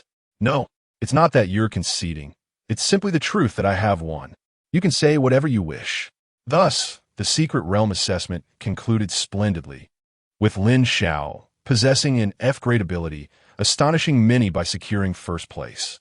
Ordinary individuals began to wonder if they too could attain such remarkable strength as Lin Xiao. Sun Ziyuan and Mu Rongyu, who had remained in the shadows, exchanged knowing glances filled with mirth as they regarded Lin Xiao. This young man has truly exceeded our expectations. Murong, when you suggested this lad's participation, who could have foreseen his ascendance to first place? Indeed, none anticipated it. However, his final move was rather underhanded. I must disagree. That very action was what I appreciated most about his performance in the Secret Realm. One must not be overly rigid. You, an elder, should show some respect. They shared a laugh, contemplating that upon his return, Lin Xiao would likely face the ire of old Shun, who cherished his granddaughter dearly. This lad is indeed due for a reckoning, and once he returns, the nursing home will surely be abuzz with excitement. For reasons unknown, an inexplicable thrill coursed through them. Indeed, as far as I know, there are over a dozen individuals eager to entrust their talents to Lin Xiao. Fortunately, Lin Xiao's methods were not excessively harsh, and at this moment, Shen Yao had gradually regained consciousness. Upon beholding Lin Xiao's infuriating countenance, she nearly succumbed to the impulse of administering a proper reprimand to him. She truly did not anticipate that someone she had placed such trust in would resort to underhanded tactics against her. Lin Xiao, somewhat awkwardly, rubbed his nose. Well, it seems you are not particularly concerned about the first prize. However, I am in dire need of funds, so I hope you can forgive me. In truth, Shen Yao was not excessively angry. Rather, she was taken aback that Lin Xiao had indeed taken such liberties. After all, she considered herself quite the stunning beauty. I may not care for the first prize, yet I still desire to claim it. Regardless, the die was cast, and she resolved to let things unfold as they would. Shen Yao. Oh, the way she expressed it made her feel as though Lin Xiao had sullied her reputation. Lin Xiao, undeterred by her potential forgiveness, realized that their future encounters were uncertain. Suddenly, he slapped his thigh with vigor. Although the assessment had concluded, the battlefield remained in disarray. How could he have been so careless? This was a matter of considerable importance. After all, such small sums were at stake. Chapter 62. A bountiful harvest. After speaking, Lin Xiao disregarded Wang Yao and promptly set about dealing with the corpses of the Gale Wolves and Shadow Wolves. With so many spirit beasts, he wondered if any spirit orbs would emerge. It would be splendid to acquire a handful, perhaps 7, 8, or even 9 orbs. Observing Lin Xiao's endeavor to excavate spirit orbs, Wang Qing and the others refrained from commenting, acknowledging that these beasts had been slain by Lin Xiao and Shen Yao, and thus their spoils rightfully belonged to them. However, Wang Qing glanced at Shen Yao beside him. Shen Yao, are you not going to lend a hand? There might truly be spirit orbs. You contributed in dispatching these beasts as well. Shen Yao shook her head. I have already been eliminated. I shall not interfere. Let him handle it alone. Lin Xiao was quite efficient in processing the beast carcasses. However, despite dozens of gale wolves, not a single spirit orb emerged, which left him somewhat dissatisfied. Fortunately, the wolf pelts and fangs could still fetch a decent price, and he collected them without hesitation. Ultimately, only the shadow wolves remained unprocessed. Gazing at the sleek, dark fur of the shadow wolves, Lin Xiao recognized that the most valuable materials resided within them. Ideally, he hoped this creature would yield a spirit orb. Though he harbored little expectation, any flicker of hope compelled him to dig. When his hand brushed against a smooth orb, he froze in astonishment. No way. A spirit orb has indeed appeared. It was an obsidian spirit orb, and upon sensing it, he discovered it contained the ability of shadow assault. As the realization dawned that Lin Xiao had unearthed a spirit orb, specifically a second-tier shadow-type orb, the onlookers found themselves at a loss for words. What extraordinary luck this young man possessed. A second-tier spirit orb. Ordinary second-tier orbs were currently valued at over $1 million in the market. Yet, this orb was no ordinary one. Being a second-tier shadow-type orb, it was a rare treasure, likely worth at least double. The actual value was uncertain, but it was clear that this young man had struck it rich. The murmurs of the surrounding crowd reached Lin Xiao's ears, prompting a smile to creep onto his lips. Participating in this secret realm assessment had proven to be an astute decision. In such a short span, he had amassed considerable wealth. He had never imagined that earning money could be so effortless. Curious, Shen Yao approached Lin Xiao. Assuming she intended to claim his prize, he instinctively asserted, "What are you doing? This spirit orb is mine. No one can take it from me." Shen Yao rolled her eyes in exasperation, wondering what he thought of her. While the orb was undoubtedly valuable, it did not pique her interest. Had it been a second-tier power-type orb, it might have held some allure. Yet, observing his avaricious demeanor, she sensed he was genuinely in need of funds. What are you thinking? I have no intention of competing with you. I merely found the orb aesthetically pleasing and wanted to broaden my horizons. Upon hearing this, Lin Xiao felt relieved. As long as she was not after his spirit orb, it was not a significant issue. He waved the spirit pearl in front of Shen Yao for a brief moment before swiftly tucking it away. There, you've seen it. You may take your leave now. Shen Yao, visibly irritated, thought to herself, it's fine, I won't let it upset me. Lin Xiao has brought this upon himself today. My grandfather will not let him off easily. A shadowy smile crept onto Shen Yao's face at this thought, causing Lin Xiao to feel an inexplicable chill run down his spine. However, he dismissed the feeling, tightening his grip on the spirit pearl, pretending to place it in his pocket, when in reality, he stored it within his spatial ring. With that, Lin Xiao finally felt at ease, disregarding Shen Yao as he continued to deal with the corpses of the shadow wolves. Once he had almost finished with the task, Lin Xiao gazed sorrowfully at the pile of wolf pelts and pondered how to dispose of them. It was impossible to simply store them in his spatial ring. After all, during his previous dealings, he had raised some suspicions, albeit without any substantial evidence against him. If he were to collect these pelts directly, it would surely attract unwanted attention. Was he to carry them back instead? Though not excessively heavy, it would certainly be a hassle. His gaze soon fell upon Wang Qing. Chief Examiner, do you have any interest in purchasing these wolf pelts and fangs? Wang Qing was taken aback, surprised that Lin Xiao was now trying to do business with him. Being affiliated with the military, he indeed had a use for such materials. Yes, I can purchase them. These pelts can be crafted into armor, and I have a demand for them.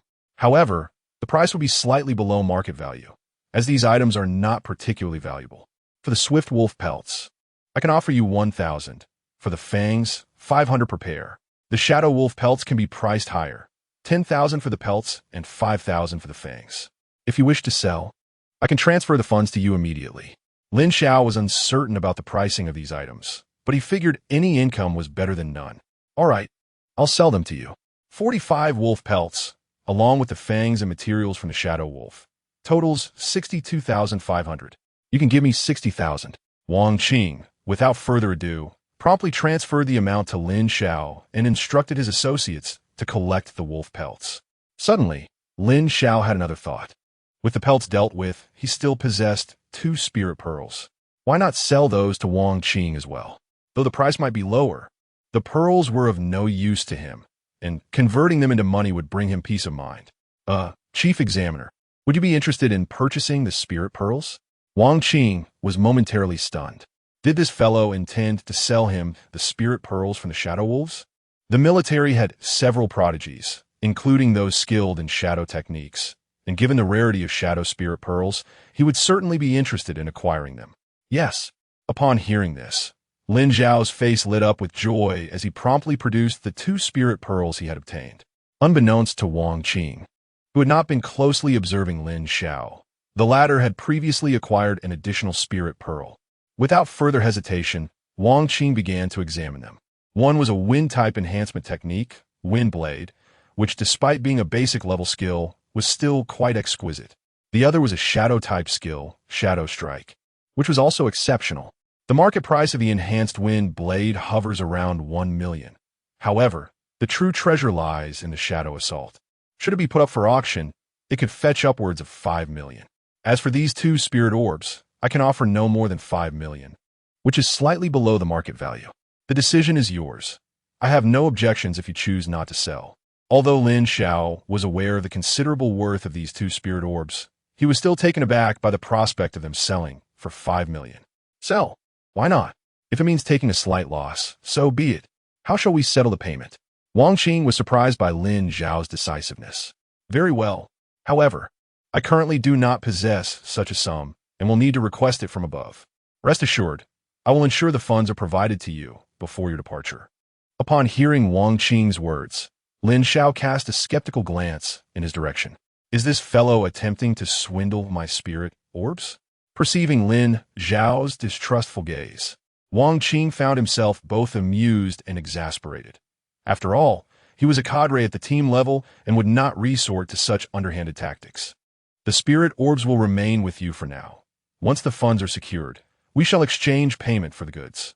Only then did Lin Xiao feel reassured, as long as it did not involve any underhanded dealings. This expedition into the secret realm has indeed proven to be immensely rewarding.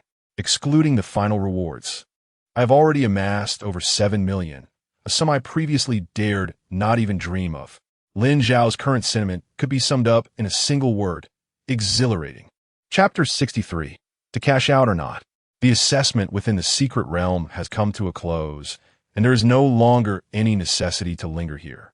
Wang Qing glanced at Lin Xiao and Shun Yao. With the examination concluded, it was time to exit the secret realm, where the city lord awaited them to bestow their final rewards. Both of them had no objections. It was indeed time to leave. The return journey was significantly expedited. Even without Murong Yu's intervention, under Wang Qing's guidance, they arrived at the entrance in just over an hour. Upon exiting the secret realm, all the students who participated in the assessment were gathered there, along with a few unfamiliar faces whom Lin Xiao surmised to be the event's organizers. Next came the exhilarating award ceremony. The thought of securing first place and the accompanying 2 million reward filled Lin Xiao with elation. He was tantalizingly close to becoming a millionaire. Zhou Wei, responsible for the awards, cast a fierce glare at Lin Xiao upon his arrival. Although he acknowledged Lin Xiao's prowess, he found the young man insufferably brash, having disrupted many of his plans. However, at this juncture, seeking trouble with Lin Xiao seemed futile. Lin Xiao sensed Zhou Wei's scrutiny. He recognized him, as he frequently appeared on television. He wondered if he had somehow offended the city lord, given the hostility in the man's gaze.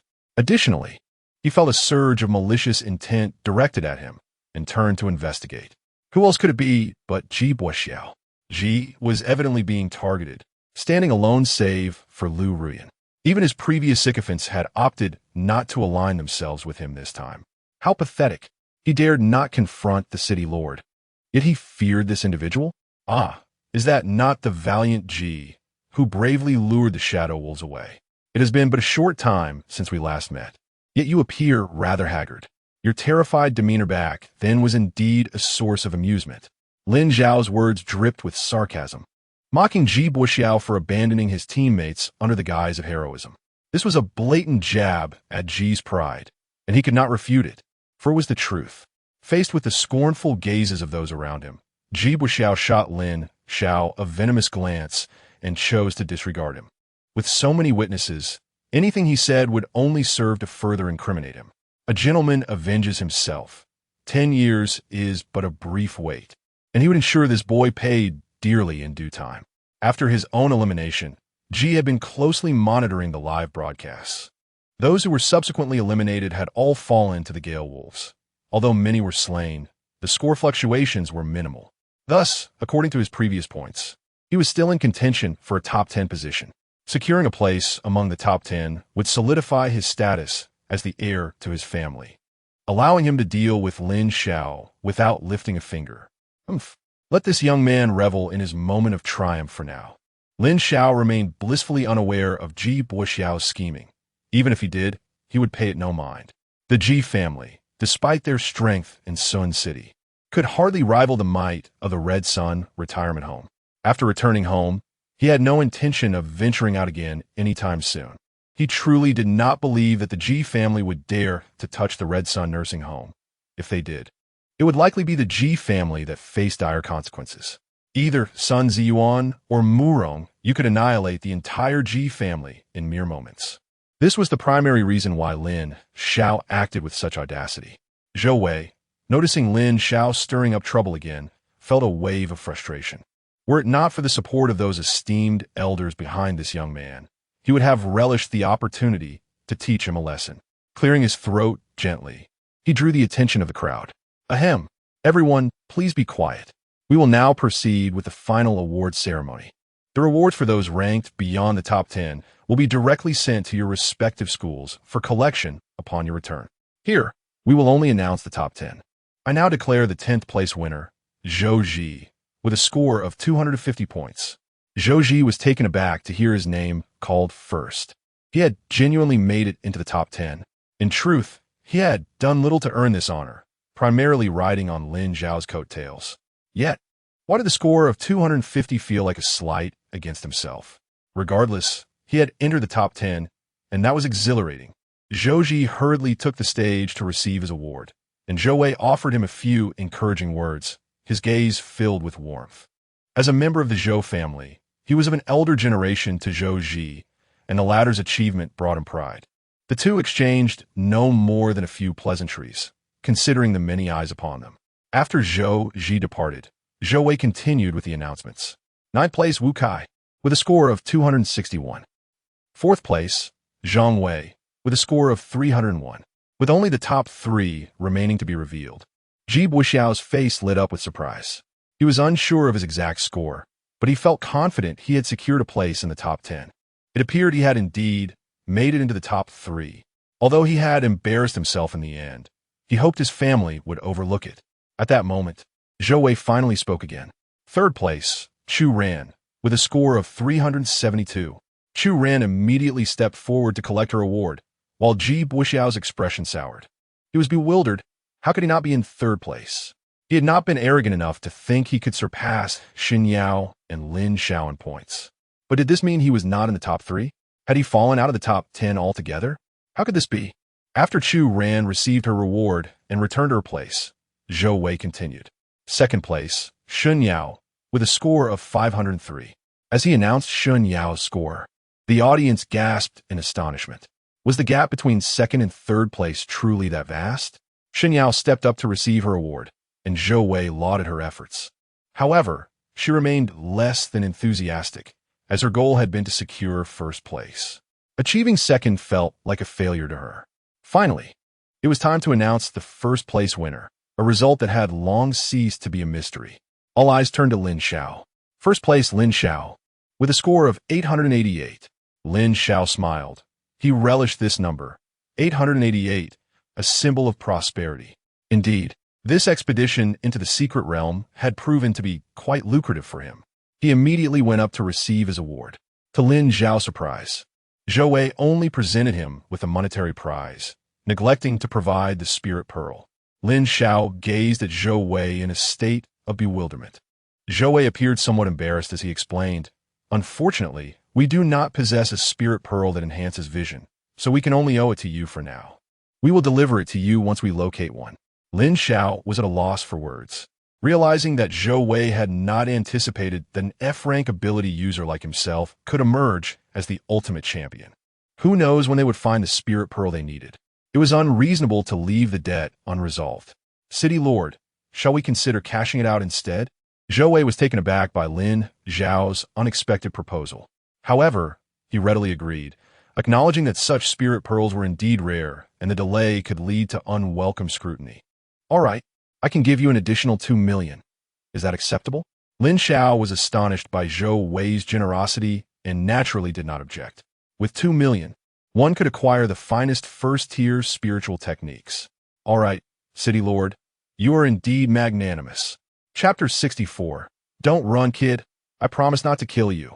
The fun soon arrived, and the smile on Lin Xiao's face had not faded since. Once Wang Qing's money was also deposited, he would truly become a millionaire. Zhou Wei observed Lin Xiao, who was grinning foolishly, and felt a mix of emotions. This young man had become the greatest variable in their assessment, bringing in a substantial supply that disrupted Zhou's plans. Yet it was also because of him that they ultimately succeeded in slaying the Shadow Wolf. Perhaps this was fate. The attention he garnered from the seniors was not without reason, and Zhou found himself curious about how far this young man might grow in the future. After Lin Xiao departed, Zhou Wei glanced at the students still gathered around. "Well, this assessment concludes here. I hope everyone will grow diligently in the days to come and become pillars of our nation. Team leaders, please take your students back." Upon hearing Zhou Wei's words, the crowd began to prepare for their departure. Just then, an utterly inappropriate voice broke the atmosphere. "I refuse to accept this. You cheated. With my score. There's no way I didn't make it into the top 10. The speaker was Xiao, who had finally come to terms with the shocking reality of not placing in the top 10, a notion he found utterly unacceptable. Zhou Wei glanced at Xiao, a flicker of disdain crossing his eyes. "Classmate G, this assessment was conducted fairly. Your previous score was 299, which would have secured you a spot in the top 10. However, due to your erroneous actions, we deducted 50 points from your score. Consequently, your final score stands at 249, placing you 11th. Do you have any objections? If so, I suggest you keep them to yourself."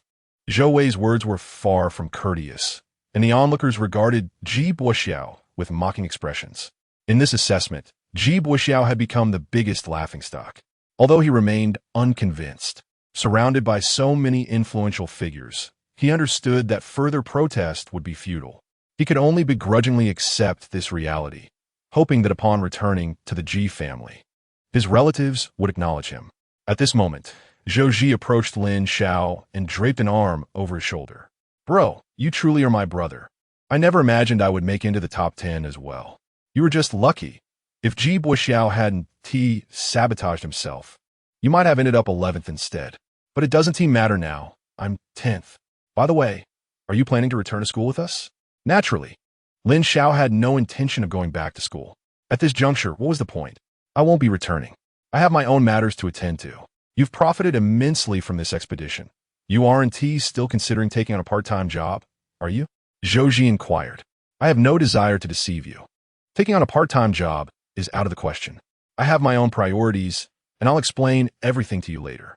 As the two continued their conversation, Zhu Yu appeared beside them, his expression darkening upon hearing Lin Xiao's intention not to return. "Lin Xiao, are you really not going back to school? Why not? In the recent assessment within the enigmatic realm, you have secured the first position, and our school will bestow upon you a reward. How can you not return to school?" Upon hearing of the reward, Lin Xiao's eyes sparkled momentarily, yet he ultimately shook his head gently. "Director, my circumstances are rather intricate. I cannot return to school at this moment. You are well aware of my conflicts with Xiao. Returning now would only invite trouble." Upon hearing this, Zhu Yu fell silent. Though he could provide some support while Lin Xiao was at school, it was impossible for him to remain by Lin Xiao's side indefinitely. The Ji family holds considerable influence in Xuanqing, and should Lin Xiao return, he could not guarantee that Ji Boxiao would not seek retribution. Very well, you must decide for yourself. Consider this. If you return to school, we can still look after you to some extent. However, if you're found by members of the Ji family outside, we would be powerless to assist you. Rest assured, Director, he will not be able to find me. Even if he does, he cannot harm me. Seeing Lin Xiao's resolute demeanor, Zhu Yu ceased his attempts to dissuade him. All right then, I will gather everyone from Class 1. You may depart on your own. Lin Xiao understood Zhu Yu's intention. Zhu would distract Ji Boxiao, allowing Lin Xiao to leave swiftly while Ji Boxiao was still unprepared. Lin Xiao did not refuse. He was not suited to leave with them. After bidding farewell to Zhou Ji, Lin Xiao departed independently. Wang Qing had been waiting for him. The payment had been received, and he promptly contacted Lin Xiao, who in turn handed over 2 spirit orbs to Wang Qing. Their collaboration was exceedingly pleasant. Soon after, Lin Xiao noticed Sun Ziyuan and Mu Rongyu. Upon spotting Lin Xiao, Sun Ziyuan could no longer conceal a smile. He hurried forward, ruffling Lin Xiao's hair in a playful manner. You rascal, you did well. Initially, I wanted you to broaden your horizons. Yet you returned with the first place, truly a point of pride for me. Lin Xiao struggled to escape Sun Ziyuan's playful grasp, fixing his disheveled hairstyle.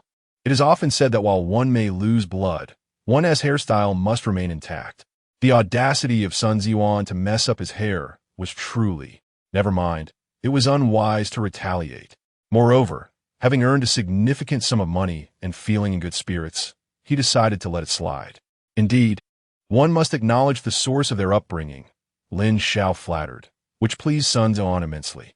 You little rascal, I relish such compliments. Do share more of your flattering words.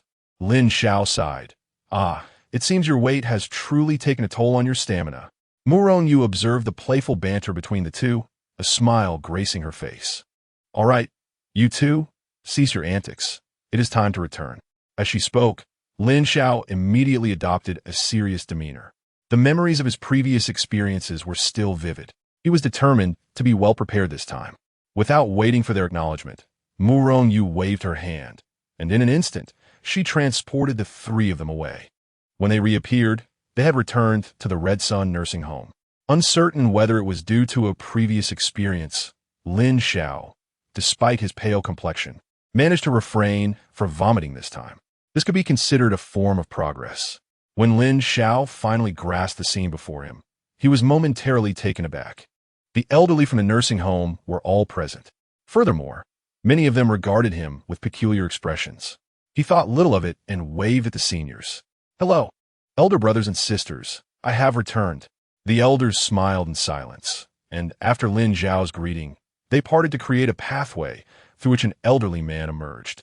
Leaning on a cane, the man slowly approached Lin Xiao. Confused, Lin Xiao recognized the elder as Shun Huaiji. They had met several times before and exchanged pleasantries. The elder had always been quite amiable. However, at that moment, for reasons unknown, his gaze seemed somewhat unfriendly. Brother Shun, what brings you here? Lin Xiao inquired. Sun Ziyuan nudged Lin Xiao and casually remarked, Oh, by the way, I forgot to mention old Shun is Shun Yao's grandfather, the biological one. Lin Xiao exclaimed, What? This is a challenge from the younger to the elder. I stand no chance. I must flee. Without a moment's hesitation, Lin Xiao bolted away. Shun Huaiji's voice echoed from behind. You dare to bully my precious granddaughter? You little rascal, don't run. I assure you, I won't let you off easily. Chapter 65. Crouching Tiger, Hidden Dragon. Although Shun Huaiji was not young, his legs were still in good condition. At least when Lin Xiao had encountered him previously, he had never seen him with a cane. Now, however, he wielded it, evidently using it to strike with greater ease. Lin Xiao had barely taken 2 steps when Shun Huaiji caught up to him. After all, the disparity in their levels was far too great. Upon reaching Lin Xiao, Shun Huaiji showed no intention of being courteous. His cane fell upon Lin Xiao like a torrential downpour. Lin Xiao cried out in distress. Brother Shun, take it easy. That hurts. Now you feel pain, do you? When you bullied my granddaughter, did she not feel pain? How could you lay a hand on my beautiful granddaughter? Uh, I truly did not know she was your granddaughter. Had I known, I certainly would still have struck. You insolent brat, still unrepentant even now. It seems I underestimated you. Prepare to feel the full force of my dragon subduing 18 sticks. Shun Huaiji was nonetheless restrained in his strikes, causing Lin Xiao discomfort without inflicting any severe harm. He chastised Lin Xiao for a full half-hour before finally relenting. Once Shun Huaiji ceased his onslaught, Lu Jiao sauntered over to administer a healing spell. To be honest, Lin Xiao was terrified, fearing that Shun Huaiji would notice his recovery and subject him to another half-hour of affectionate reprimand. Fortunately, Shun Huaiji appeared to have vented his frustration and did not resume his assault. Lin Xiao seized the opportunity to hide behind Lu Jiao. Sister Jiao, Brother Shun is bullying me. Lu Jiao looked at Lin Xiao with amusement. Well, who told you to bully his granddaughter? You deserve that beating. Lin Xiao wished to protest further, but was silenced by Lu Jiao. Enough. This matter ends here. The reason we old folks have gathered is not solely to witness your punishment, but to discuss other pressing matters. Come with me. Seeing Lu Jiao's serious demeanor, Lin Xiao tucked away his petty thoughts, sensing the situation was unusual. Although he had secured first place in the secret realm, it hardly warranted such a grand reception from the elderly residents of the nursing home. It seemed overly ceremonious. Sister Jiao, what is the matter? Do enlighten me. Do not rush. You will soon find out. Since Lu Jiao chose not to elaborate, Lin Xiao decided to remain patient, assuming it was not anything detrimental. Before long, Lin Xiao stood once more before the elderly residents, and Sun Ziyuan stepped forward. Dear friends, I trust you have all witnessed the live broadcast of our previous competition. This young man has flawlessly completed our test and is now qualified to truly reside here. Young Lin, I have a few questions for you, and I implore you to answer them earnestly. Lin Xiao thought to himself. A test? What test? Why am I completely in the dark? Was this secret realm assessment a trial for me? And have I not already been residing here for a week? Truly reside? Was I merely on a trial basis? Surely, they do not intend to cheat me out of my 5 million. Lin Xiao's mind brimmed with questions, yet he understood that this was not the moment to voice them. Uncertain of what inquiries Sun Ziyuan might pose. Brother Sun, please go ahead with your questions. I shall respond earnestly. Good. The first inquiry. Are you certain you wish to reside in our Red Sun nursing home? Consider your answer carefully. I trust you have already discerned the peculiarities of our establishment. Once committed, there can be no turning back. Lin Xiao was at a loss for words. What sort of question was this? His decision to live here was predicated on the desire to lead a leisurely life, and having already invested money, there was no doubt he would stay. I am certain. Excellent. Now for the second question. Are you prepared to sacrifice for your country at any moment? Lin Xiao was taken aback. The transition from confirming his residence to discussing sacrifice was rather abrupt. Could he admit to being unprepared? However, upon witnessing Sun Ziyuan's earnest demeanor, Lin Xiao decided against jesting. I'm always prepared. Though Lin Xiao acknowledged that he was not particularly virtuous, he held no reservations when it came to patriotism. When the nation truly needed him to charge in a battle, he would not shy away. Very well. I hope you remember the words you have spoken today. I am not jesting. For the third point, once you have officially moved in, you must not disclose the circumstances here to outsiders. And you should minimize contact with your family. Can you comply? Absolutely. This time, Lin Xiao responded swiftly. As an orphan, he had no family ties, rendering this requirement insignificant. Good. Since you are prepared, we officially welcome you to the Red Sun nursing home. Let's all applaud. The elderly residents of the nursing home graciously offered their applause to Lin Xiao. You are now a formal resident, and there are certain matters you ought to be aware of. While it is accurate to call this a nursing home, housing our elderly is far more than that, a fact you likely have already sensed. Successfully moving in signifies your induction into the most formidable organization in Huaxia, the Blade. At this moment, Lin Xiao felt somewhat bewildered, yet he grasped the reality that the nursing home might merely be a fade. It served as the stronghold for the Blade organization. He also understood that from the moment Sun Ziyuan revealed this to him, he was irrevocably tied to the Blade. However, a question lingered in his mind. Was he truly deserving of a place within this organization? Sun Ziyuan seemed to sense Lin Xiao's thoughts. For now, you can only be considered a reserve member. True contribution is required to become one of us. You may not fully comprehend the challenges of joining this organization. So let us reacquaint ourselves. With that, Sun Ziyuan began the introductions. I am Sun Ziyuan, a level 9 SS Beast transformation ability user, and former commander of the Eastern Theater of Huaxia. After Sun Ziyuan, Moronyu continued, I am Moronyu, a level 9 SSS space ability user and the founder of the Blade. Lin Xiao, a level 9 SS healing ability user, former logistics minister of the Southern Theater of Huaxia. Shangguan Shi, a level 9 SS special ability user, Scalpel, the foremost surgeon in the country. As the elderly individuals took turns introducing themselves, Lin Xiao's mouth widened with each revelation. Each of these individuals held significant stature, and he found it hard to fathom how he could possibly be acquainted with them. The introductions continued, and, at that moment, an elderly man with one arm was being introduced. The intensity of the old man's gaze upon Lin Xiao was striking. Shano, an 8th level S-class sound specialist, hailed as the foremost sharpshooter of Huaxia, had once eliminated 6 9th level abilities that posed a threat to the nation. Lin Xiao was taken aback. The feat of an 8th level defeating a 9th level, and a total of 6 at that, left him in awe of the extraordinary capabilities of the residents of this nursing home. Li Tai, a 7th level SS class alchemist, was described as unremarkable, yet he delighted in concocting innovative elixirs.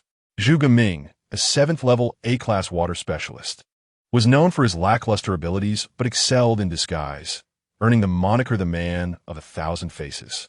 Han Hao, a 7th level A-class earth specialist, was adept in gambling, famously referred to as the King of Kings. Liang Qixing, also a 7th level A-class water specialist, possessed mediocre abilities, yet his true identity was that of a world-class hacker.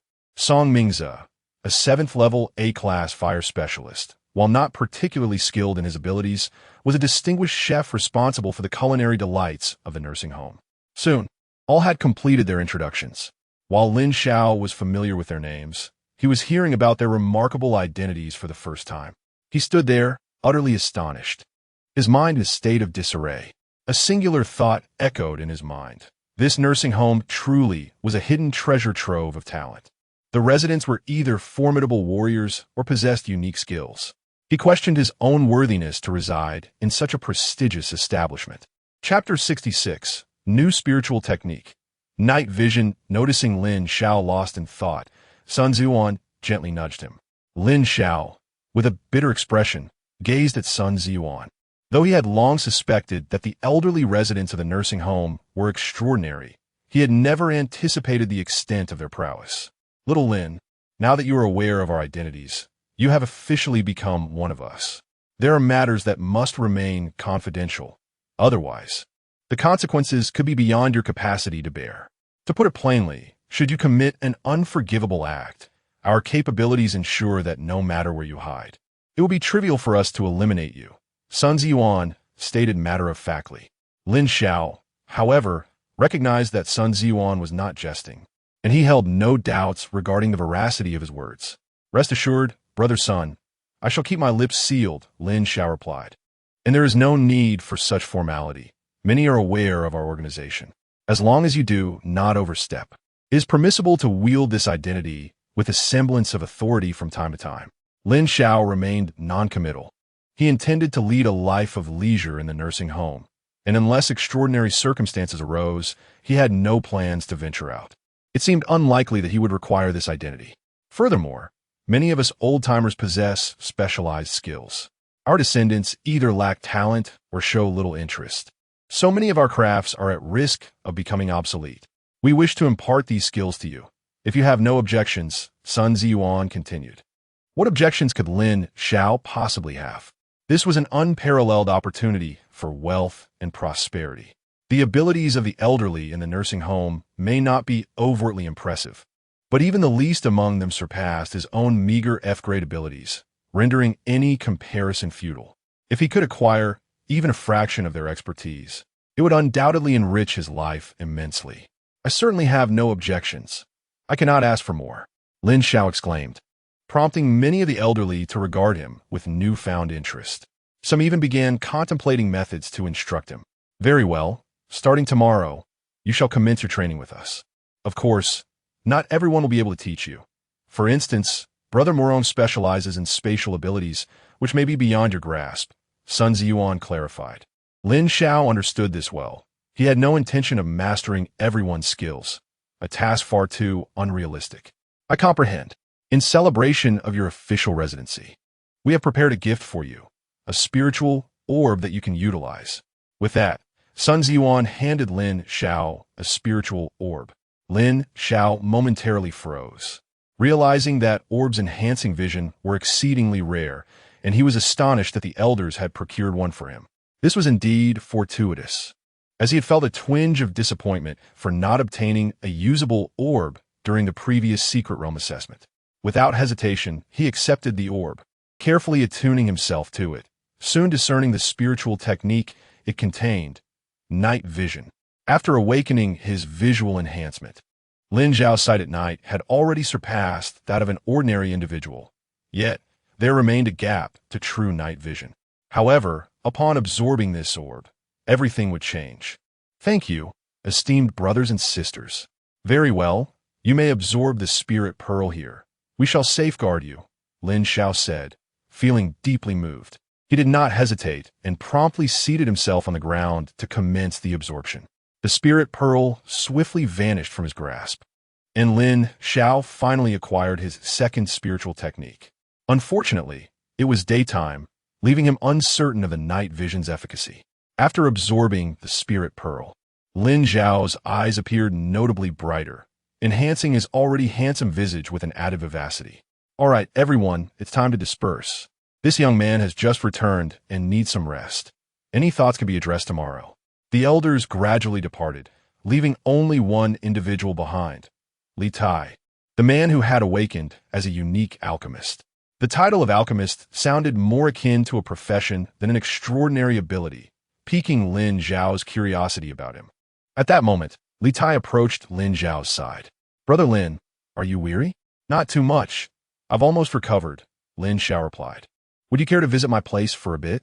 After contemplating, Lin Xiao decided not to decline, seizing the opportunity to witness the profession of an alchemist firsthand. Seeing Lin Xiao's agreement, a smile illuminated Li Tai's face. Recently, he had developed numerous new potions, and the others at the nursing home were reluctant to serve as his test subjects. He had been eyeing Lin Xiao for quite some time, but had refrained from reaching out previously due to Lin Xiao being an outsider. Now, however, things were different. Lin Xiao had officially become one of them, a fresh and willing subject. Lu Jiao, who was about to depart, immediately turned back upon noticing Li Tai calling out to Lin Xiao. Li Tai, are you being overly eager? Li Tai chuckled, Sister Jiao. I was just about to call for you. I didn't expect you to come over on your own. Lin Xiao felt an uneasy premonition upon seeing Lu Jiao. Although she had always been caring towards him, he harbored a slight fear of her presence. It often signified that he would endure punishment or hardship. Would he encounter some danger alongside Li Tai? Surely not. Li Tai noticed Lin Xiao's apprehension and gave a sheepish smile. Brother Lin, relax. There is no danger. I merely wish for you to try out a few of my newly developed potions. They are all highly nourishing, and I only brought Sister Jiao along out of concern that you might not be able to handle such fortifying substances. Upon hearing this, Lin Xiao felt completely reassured. So that was it. As long as he wasn't being used as a test subject for toxins, he was fine. Such nourishing items would undoubtedly be quite valuable, and consuming them would be a boon. At most, he would need to exercise a bit to aid digestion. After 3 days of participating in the secret realm assessment, he found himself reminiscing about the training he had undergone previously. Moreover, with Lu Jiao around, he was confident there would be no unforeseen mishaps. Li Tai led the way ahead, while Lin Xiao and Lu Jiao followed closely behind. Although he felt that everything would be all right, Lin Xiao couldn't shake the feeling that something was amiss. Sister Jiao, is Li Tai trustworthy? Lu Jiao did not respond immediately to Lin Xiao's question. Instead, she appeared to be pondering thoughtfully. To speak candidly, the elixirs developed by Li Tai are indeed quite remarkable. There exists a plethora of varieties, some designed for the restoration of injuries, while others aim to enhance one's cultivation. Admittedly, he occasionally concocts potions whose effects elude even his understanding, yet on the whole, the risks appear minimal. We have all sampled his brews, and thus far, none have met a fatal end. Lin Xiao, oh dear, are you certain this is meant to be a comfort? Is the absence of fatalities truly your measure of praise? What if I suddenly lose my desire to accompany Li Tai? He may have reservations, but the thought of facing adversaries who are no less than seventh-tier cultivators fills me with trepidation. Alas, it seems I must muster my courage. Perhaps I am merely overthinking this. Indeed, it must be that I am simply overanalyzing the situation. Chapter 67. Am I floating? Lin Xiao initially believed that Li Tai would escort him back to his dormitory, but to his surprise, he was led into a laboratory. Upon entering, Lin Xiao was greeted by a subtle yet refreshing fragrance. If his senses served him right, it was the scent of elixirs. Just by inhaling the aroma, Lin Xiao felt invigorated, and he suddenly thought that perhaps trying these elixirs would be rather beneficial. He might even see a significant enhancement in his abilities. The laboratory was dimly lit, lacking illumination, yet Lin Xiao felt no discomfort. Instinctively, he activated his newly acquired night vision skill and was astonished to find that the room appeared brilliantly illuminated. To him, it seemed no different from daylight. This ability proved quite advantageous, for it ensured he would not stumble into pitfalls during nighttime escapades. Just then, Li Tai turned on the laboratory lights, and Lin Xiao's eyes automatically adjusted, causing him no discomfort whatsoever. To his surprise, his F-grade ability did not seem as inadequate as he had previously imagined. Having focused on experiencing the night vision, he now began to scrutinize his surroundings with greater attention. The laboratory, devoid of anything particularly extraordinary, contained rows of shelves lined with various bottles. Presumably, these contain elixirs. At the sight, Lin Xiao could not help but swallow hard. Although he was unaware of the value of these elixirs, he surmised they must be quite precious. If he could sell them all, he could amass a considerable fortune, surely. What puzzled Lin Xiao, however, was the apparent absence of a cauldron for alchemy. He wondered how Li Tai, a self-proclaimed alchemist, could operate without one. Li Tai, oblivious to Lin Xiao's musings, noticed the latter's gaze fixed on the bottles and could not suppress a proud smile. My dear brother Lin, do not underestimate the treasures contained herein. These are the fruits of my life's work. Behold, this is the Spirit Restoration Pill. Its primary function is to replenish spiritual energy. The basic version can restore the energy of abilities below level 5, the intermediate version for level 7, and the advanced version for level 9. Impressive, isn't it? This is my specially crafted rejuvenation pill, capable of instantly healing any injury except for severed limbs. And here we have the Spirit Gathering Pill, which allows one to absorb surrounding spiritual energy at double the rate for a short duration. Lastly, we have the Boundary Breaking Pill, which can elevate a level for those below level 7, albeit with the caveat of temporary weakness post-consumption. As Li Tai elaborated, Lin Xiao found himself unable to contain his drool. What divine elixirs were these? Setting aside other considerations, just the few varieties Li Tai had mentioned could fetch unimaginable prices if sold. These elixirs seemed plentiful in this laboratory. Recognizing Lin Xiao's thoughts, Li Tai remained unconcerned. Rest assured, brother Lin, since I have invited you to test these elixirs, I shall not let you go unrewarded. For each one you try, I will provide you with a bottle of elixirs from this collection. What do you think? Lin Xiao did not anticipate such an unexpected benefit, nearly unable to contain his laughter. All right, let's commence at once. I am currently aware of only a handful of elixirs, approximately 8 or 9 types. So we shall begin with the most rudimentary. After speaking, Li Tai produced several elixirs and placed them upon the table, selecting the most inconspicuous one to present to Lin Xiao. This is one I recently concocted. Based on the properties of the herbs, this elixir should enhance physical strength. To give a try, Lin Xiao examined the elixir and detected nothing amiss. Eager to earn Li Tai's commendation, he decided to take the plunge and consumed it whole. Contrary to his expectations, the elixir possessed a delightful flavor, reminiscent of candied pears.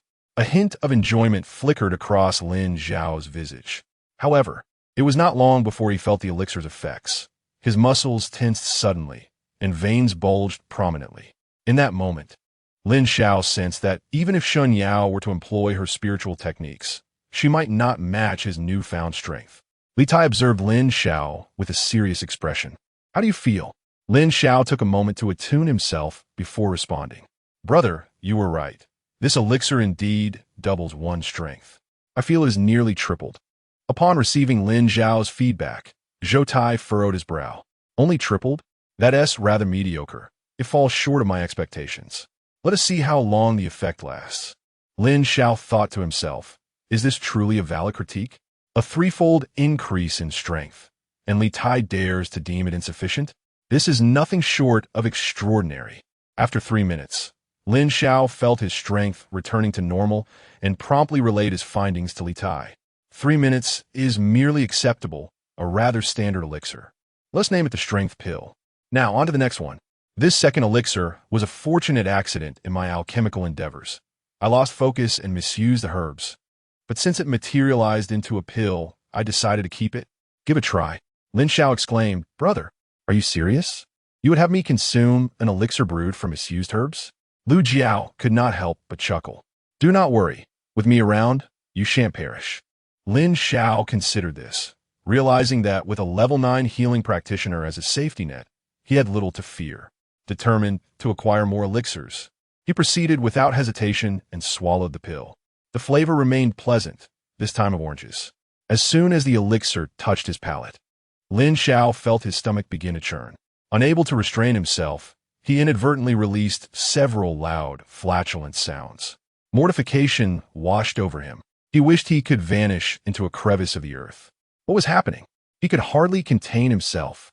Li Tai and Lu Jiao instinctively distanced themselves from Lin Xiao by several meters and promptly opened the windows for ventilation.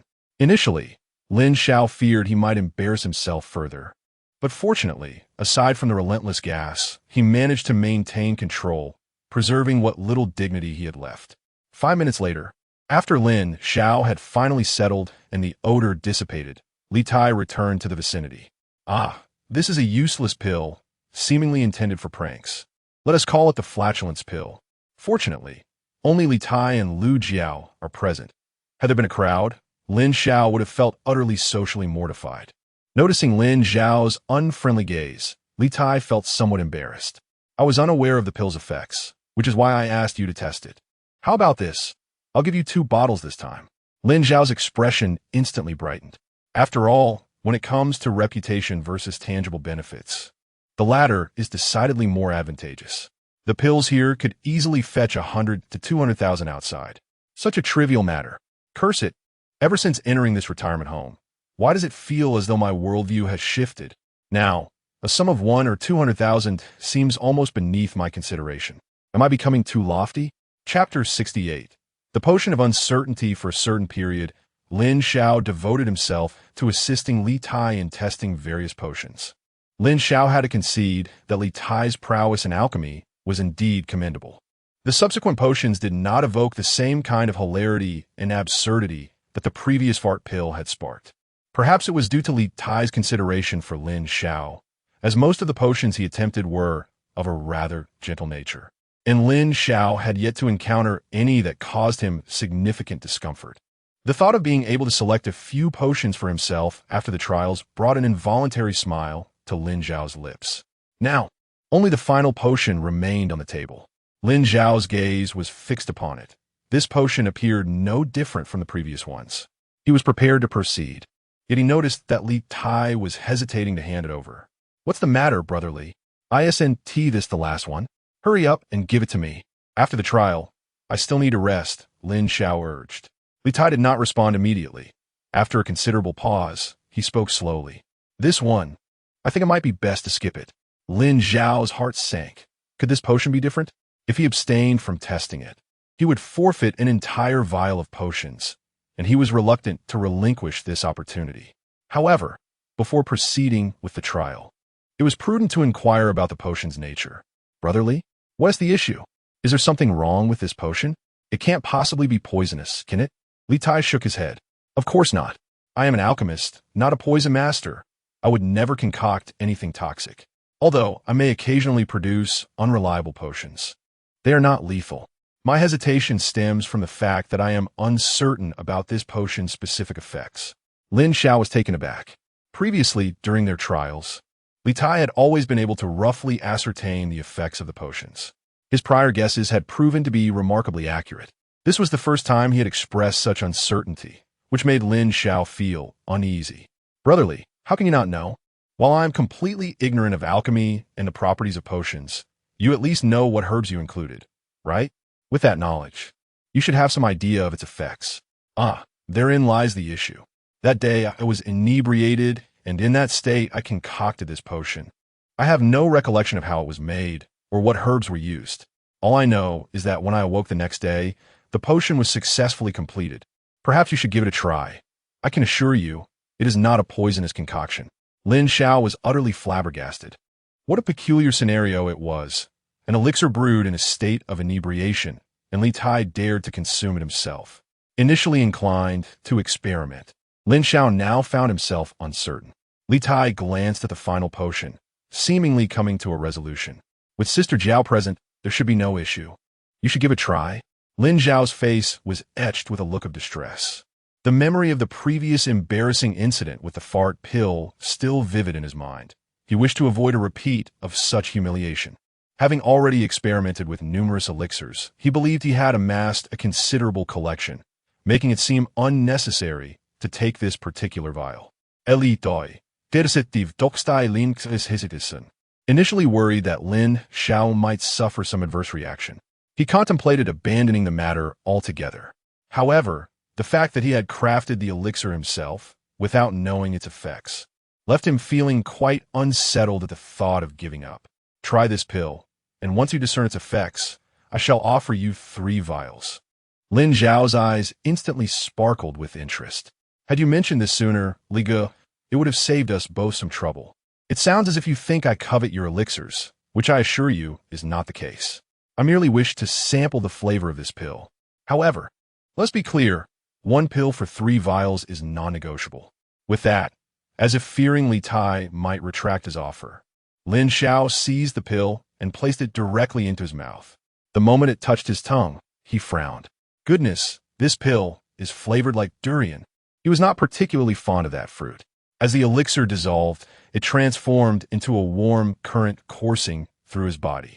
Uncertain of the precise effects of the pill, Lin Xiao attentively monitored any changes within himself. However, after an extended wait, there was no discernible reaction. Li Tai, who had been closely observing Lin Xiao, was equally taken aback. This cannot be right. Although I am unsure of the herbs used during the refining process, I distinctly noticed the disappearance of several particularly precious plants the next day. Among them were some that I possess only one of, and even consuming those alone should elicit some response. Thus, Lin Xiao and Li Tai exchanged bewildered glances for an extended period. Just as Li Tai began to suspect that he had ruined the elixir, Lin Xiao suddenly collapsed to the ground. His legs kicked out, his eyes widened in horror, and his body convulsed uncontrollably. Lu Jiao, startled, rushed to Lin Xiao's side and immediately cast a healing spell upon him. To her astonishment, her efforts yielded no effect. Lin Xiao continued to convulse. Could he be poisoned? Detoxification spell. Major recovery spell. Sacred healing. Divine wind of restoration. Lu Jiao nearly exhausted her repertoire of spells. Yet Lin Xiao's condition remained unchanged. Growing anxious, she turned to Li Tai. What on earth did you give this guy? Li Tai, equally bewildered, responded, This shouldn't be happening. While I may not know the potion's properties, I am certain it is not a toxic elixir. Even if it were, Lu Jiao's detoxification spell should have worked. Wishing to prevent any serious harm from befalling Lin Xiao, Li Tai rushed to his side to assess the situation, fearing the consequences if something truly dire had occurred. Sister Jiao, something feels amiss. This young man seems to be without significant issues. His vital signs are normal, and the fluctuations of spiritual energy within him are also stable. There should be no cause for concern. Lu Jiao, feeling uneasy, conducted her own examination of Lin Xiao, arriving at the same conclusion as Li Tai. This revelation eased her mind. It now appears that this may be a side effect of the medicinal pill.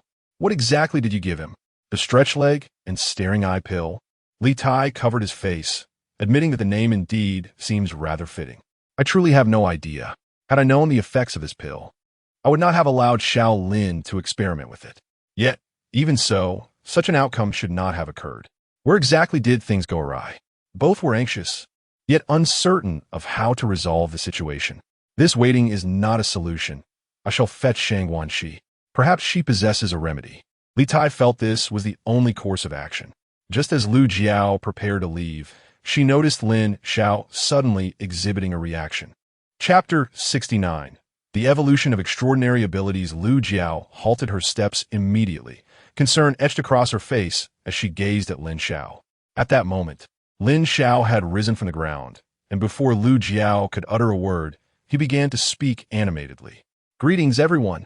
I am a trainee with 2.5 years of experience, passionate about singing, dancing, rapping, and basketball. As he spoke, his body involuntarily swayed. Spicy chicken skewers. Spicy chicken skewers, just 1 yuan each. I demand that the heavens no longer obscure my sight, and that the earth no longer suppress my heart. It is the heavens I seek to overthrow. With thunder, I shall shatter the darkness. I will be the last ray of light in the shadows. Lu Jiao. Li Tai. Are you certain you did not give him a wisdom-reducing pill? This child cannot be foolish, can he? Li Tai was also uncertain, as Lin Xiao's behavior was exceedingly juvenile. I'm not sure, but it should not be the case. You must understand, during the concoction of this elixir, several rare herbs were included, 2 of which are unique. Then how do we explain the current situation? Well, Suddenly, Lu Jiao remarked, wait, this boy's actions seem to be instinctual. He appears not to have fully awakened yet. Look at his eyes. Upon hearing this, Li Tai also discerned the issue. Although Lin Xiao's eyes were open, they appeared vacant and devoid of focus. Are you suggesting that he has not yet regained consciousness? Once he does, he should be fine? I cannot be certain of that. Let us observe for a while longer. Both were apprehensive about any unforeseen incidents involving Lin Xiao and decided to wait until he regained consciousness. After consuming the elixir, Lin Xiao perceived no anomalies. Before he could inquire with Li Tai, the potion began to take effect. At that moment, Lin Xiao lost all control over his body, collapsing onto the ground. His consciousness remained alert, yet he found himself utterly incapable of reclaiming dominion over his physical form. In that instant, he questioned whether he was about to be usurped, having previously taken over the body of its original owner. For reasons unknown, while Lin Xiao could not command his body, he could sense everything occurring within it. Initially, it was manageable, merely stretching his legs and staring blankly. However, as events unfolded, he bore witness to his own mortification. If he could control his body at that moment, he would earnestly wish to vanish into a crevice of the earth. This could not continue. Otherwise, he would become the subject of ridicule for eternity. While Lin Xiao pondered how to regain control, his consciousness abruptly shifted inward, no longer perceiving the external world, but instead entering his own body. He could see his heart pulsating and the blood coursing through his veins. He was uncertain why this phenomenon transpired, but surmised it was intricately linked to the elixir he had consumed. Afterward, Lin Xiao discovered that his body seemed to be undergoing a gradual transformation. Impurities were continuously expelled from his physique, and his skin became exceptionally fair. Before he could fully comprehend this change, he felt his consciousness begin to fade, and subsequently, he lost all sensation of his own metamorphosis. Unbeknownst to Lin Xiao, the elixir was not merely altering his body. It appeared that even his DNA was undergoing a transformation. The nature of these changes would only become apparent once he fully awakened. Lu Jiao and Li Tai closely observed Lin Xiao's condition. Upon noticing that Lin Xiao, after an episode of agitation, had once again calmed and was expelling impurities from his body, a foul odor began to permeate the room. Fortunately, the windows had been opened beforehand. Otherwise, they might have suffocated in the stench. What was happening now? This should be the elixir taking effect. Lin Xiao was purging the impurities from his body, which suggested that the elixir had a beneficial impact. Hearing Li Tai's remarks, Lu Jiao felt a sense of relief. Lin Xiao's condition seemed to be stabilizing. Initially, they believed Lin Xiao would awaken shortly, but over 2 hours passed before focus gradually returned to his pupils. At last, Lin Xiao as consciousness re-entered his body. His first sight was the concerned gazes of Lu Jiao and Zhou Tai. Sister Jiao, brother Li, I'm fine, and I feel fantastic. There's no need to worry. Seeing Lin Xiao speaking normally and showing no signs of mental impairment, Lu Jiao finally felt at ease. Little Lin, you truly scared me. Li Tai, disregarding any dirt on Lin Xiao, rushed to his side. Little Lin, quickly tell me, what is the effect of this elixir? Brother Li, please be patient. I need to fully appreciate the changes, Lin Xiao replied before examining his transformation. His initial sensation was that his vision had improved significantly. Given that his ability was vision enhancement, he had always possessed superior sight, but now it seemed even more acute, allowing him to discern particles floating in the air. Furthermore, his mind felt exceptionally clear. Many previously convoluted thoughts had been organized. He also sensed that his body had undergone a substantial upgrade. His strength appeared to have escalated to a new level. The specifics remained elusive, but he felt confident that it surpassed the enhancement provided by the strength-enhancing pills he had previously consumed. What sort of elixir is this to yield such immense benefits? Lin Xiao promptly shared his impressions with Li Tai, who wore an expression of astonishment. He had inadvertently concocted such a miraculous elixir. Although he had produced numerous potions, most offered only temporary boosts or restorative effects. Instances of permanent enhancement, such as Lin Xiao's, were indeed rare. However, recalling the herbs he had used, he felt somewhat reassured. Regrettably, he could not recall the exact process of concocting this elixir.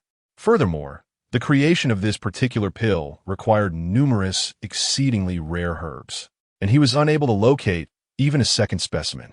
Even if he possessed the formula, it was unlikely that he could replicate the process. Were there any other changes? Reflecting upon the enhancement of his vision, Lin Xiao suddenly felt compelled to test his extraordinary abilities. I shall give it a try. It seems my powers have also undergone some transformation. Upon uttering these words, he immediately activated his ability to enhance his vision. In that very instant, he was astounded. His powers had indeed evolved. Not only could he see with greater clarity and over greater distances, but he could also perceive what lay behind him. This meant that his current vision allowed for a panoramic view of his surroundings, free from any blind spots. Lin Xiao exclaimed, a white eye. Alas, this world lacks chakra, and I cannot discern the flow of spiritual energy. One thought crossed his mind. Would he awaken the Sharingan in the future?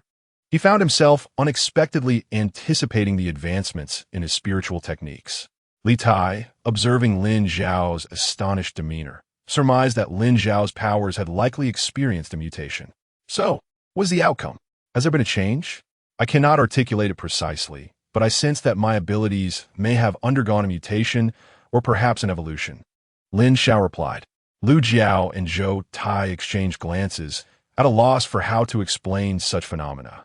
Thus far, there had been no recorded instances of power evolution. Chapter 70.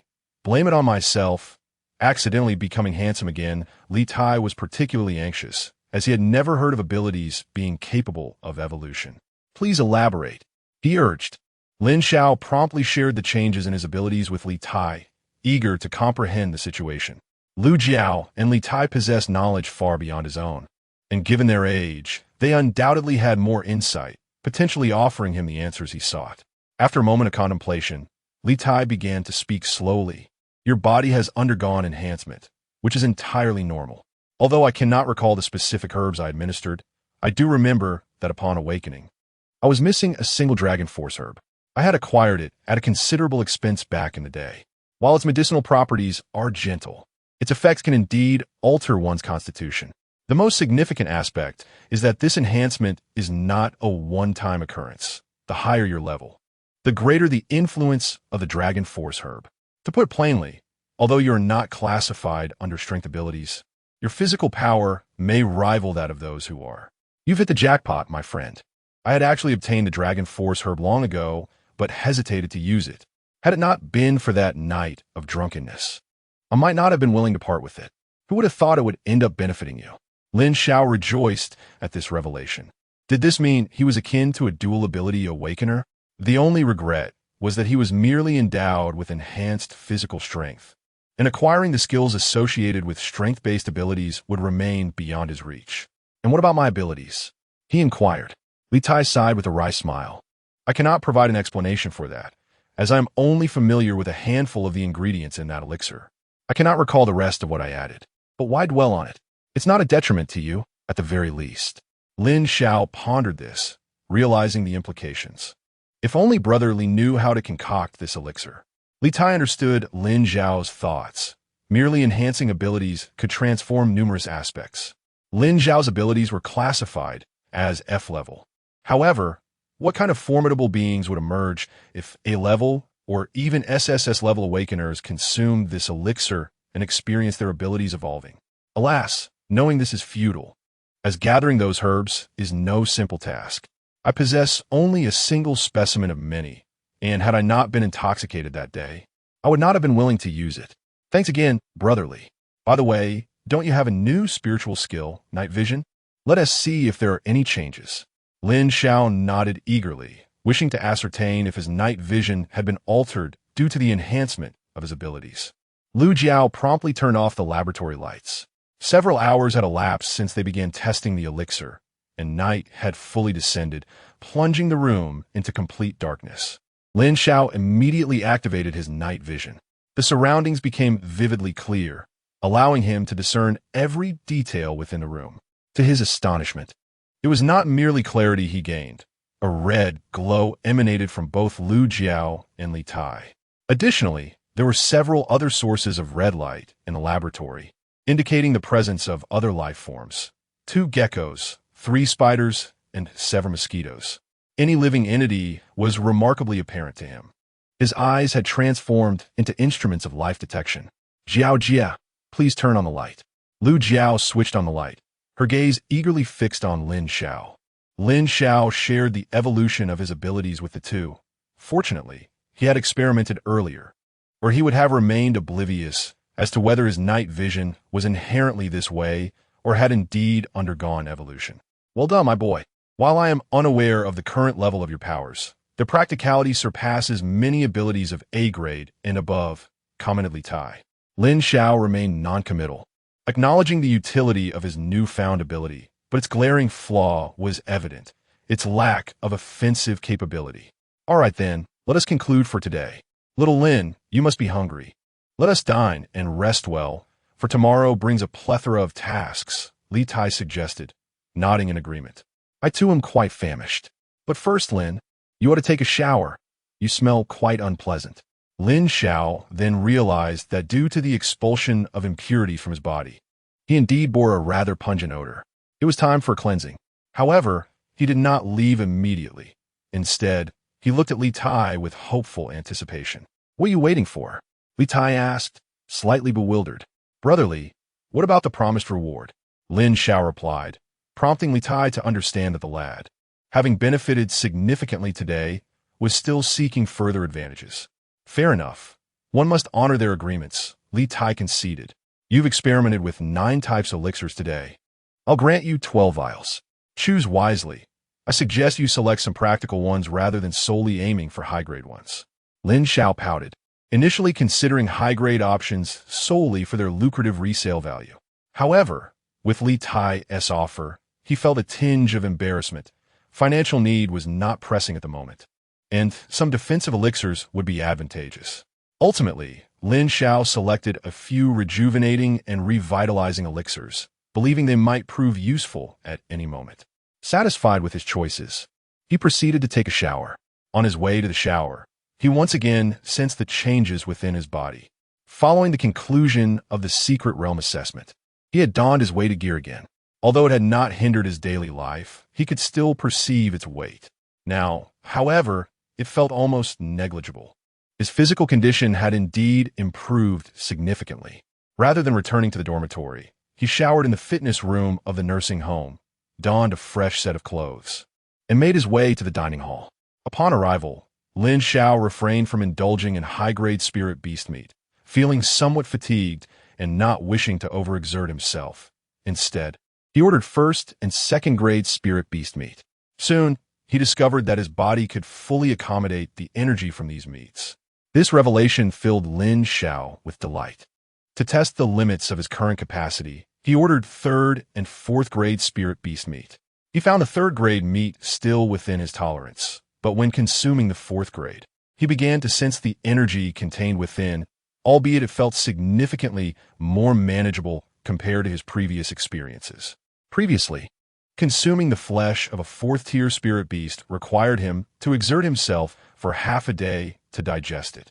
It seems that from now on, he must begin with 4th-tier spirit beast meat himself. This spectacle did not escape the notice of Lin Xiao and Li Tai, both of whom were astounded. Lin Xiao, currently only at the 1st tier, could directly consume 4th-tier spirit beast meat without any exercise or assistance from Lin Xiao to neutralize the energy. What kind of prodigy had they cultivated? The elderly diners, too, were wide-eyed with amazement. While Lin Xiao was bathing, Lin Xiao and Li Tai had already informed the others of his transformation. Initially, some were skeptical, but now they were utterly convinced. Those who had previously shown little interest in Lin Xiao suddenly felt compelled to approach him.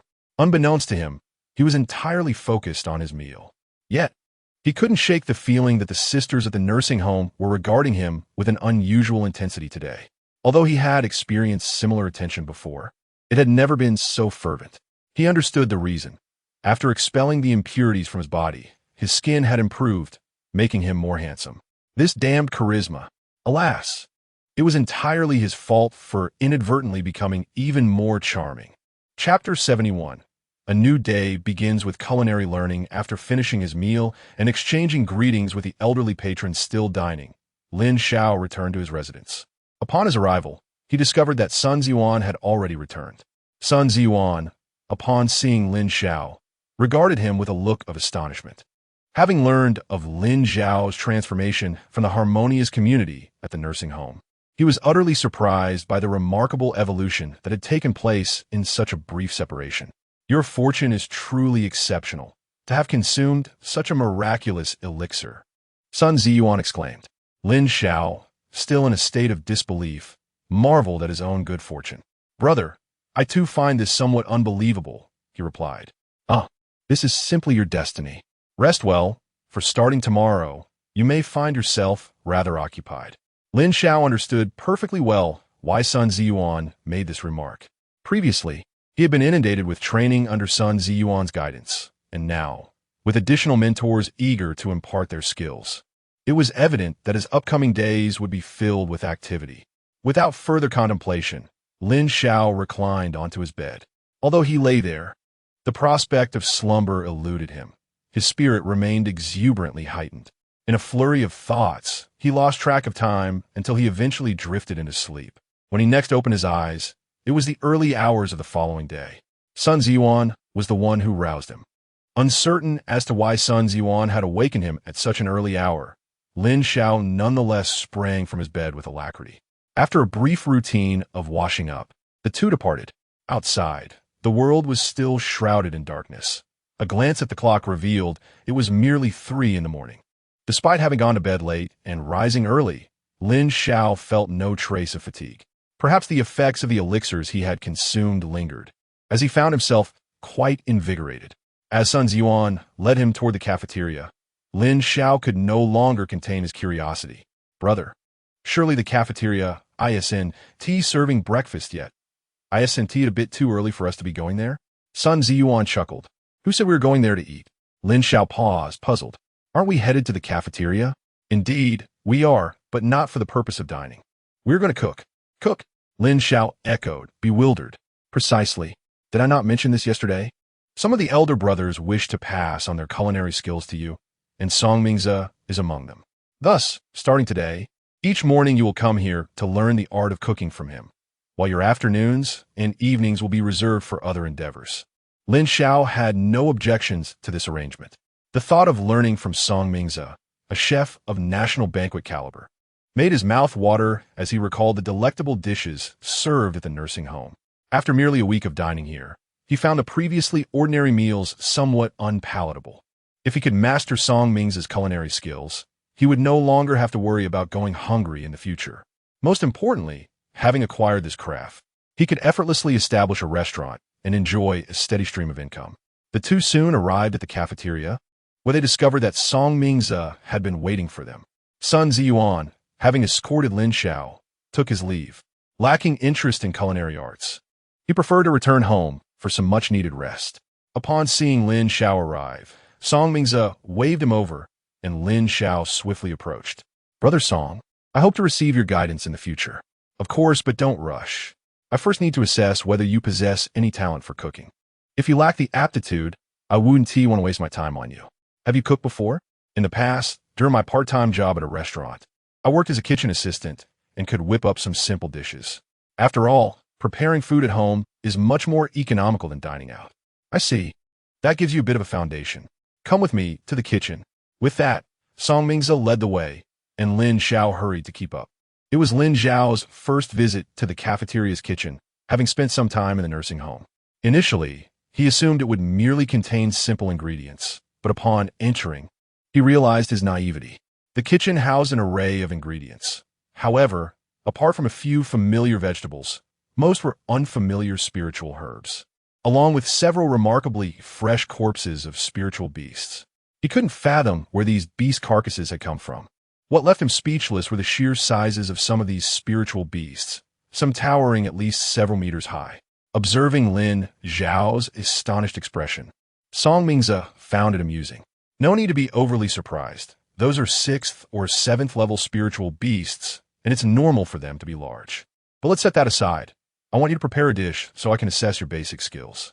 Without overthinking, Lin Xiao noted the well-equipped tools available and decided to stir-fry some shredded potatoes.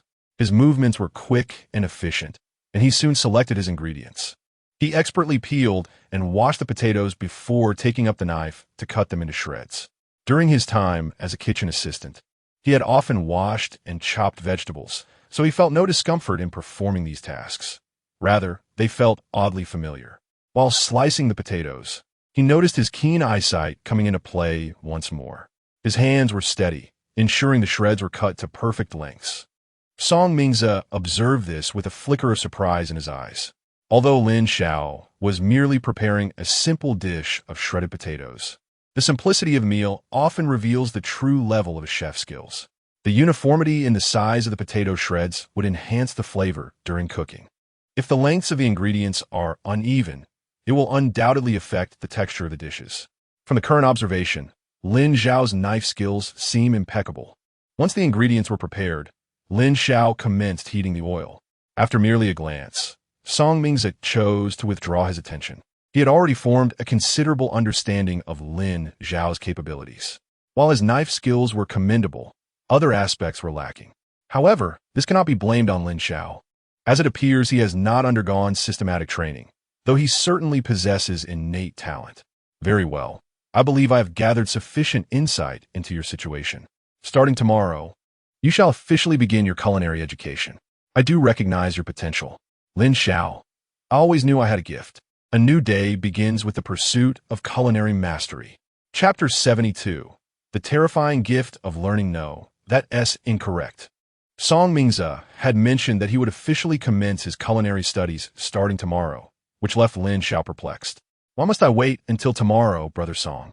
What should I do today? Realizing Lin Xiao's misunderstanding, Song Mingze clarified, in truth, it wouldn't be amiss to begin today. However, your foundational knowledge is rather lacking. Just take a look at the ingredients in my kitchen. How many of them do you recognize? You are unaware of how to combine these ingredients, nor do you know which foods should not be paired together. Thus, you must first start with theoretical knowledge. Lin Xiao understood now. So, brother, how shall I go about learning this theoretical knowledge? With a smile, Song Mingze produced 2 thick tomes from his spatial ring and handed them to Lin Xiao. These are my compiled materials. As long as you memorize the knowledge contained herein, you will be well on your way. Lin Xiao gazed at the hefty volumes, feeling somewhat overwhelmed. Isn't this a bit too demanding? There's so much to remember. It's unlikely I can finish it in just a few days. You need not complete them all at once. Start with the basics, and I will teach you as you learn. For now, focus on the books. It's nearly time for me to prepare breakfast. I need your diligent study. Cooking for so many people each day is exhausting for me. And once you are able to assist, It will ease my burden. Nodding in acknowledgement, Lin Xiao realized he might not be of much help at present. So he quietly found a corner to delve into the books. One tome was a comprehensive guide to herbs, while the other cataloged spiritual beasts. He began with the herb guide, and upon opening the first page, he was immediately captivated by the content. Rather than merely listing the medicinal properties of the herbs, it provided detailed instructions on how to prepare them deliciously, along with any taboos and the optimal pairings for enhancing flavor. The inclusion of photographs of the herbs made the learning process exceedingly convenient for Lin Xiao. However, what astonished him most was that merely skimming the content seemed to etch the information into his mind. They say the early morning is the best time for planning. But was this effect not a tad too remarkable? He had always been confident in his memory, having consistently ranked first in his class, a testament to his exceptional recall. Yet now, the results seemed almost exaggerated. Could yesterday's elixir have enhanced his memory? To validate his hypothesis, Lin Xiao continued to peruse the book. Soon, he was astounded by his astonishing ability to retain information. While reading, he could absorb lines at a glance. Anything he encountered was firmly lodged in his mind. Had he acquired the gift of an eidetic memory? To confirm his suspicion, Lin Xiao swiftly finished reading the entire herb guide and quickly mentally reviewed the information. The evidence proved as he had suspected. He truly had developed an extraordinary memory. Lin Xiao was certain that he had never possessed such abilities before. Thus, all of this could only be attributed to the elixir he consumed yesterday. Initially, he wished to share his joy with Song Mingze, but upon noticing Song Mingze engrossed in his tasks, he opted for silence. Instead, he picked up another tome on spirit beasts and began to peruse its contents. Thanks to his newfound photographic memory, it did not take long for him to memorize the information from both books. Bored, he turned his attention to Song Mingze, who was in the midst of preparing a meal. At that moment, Song Mingze wielded a long knife expertly as he dissected a 7th-level demon beast known as the serrated sky-devouring pig. Information about this spirit beast had been detailed in the books he had read earlier.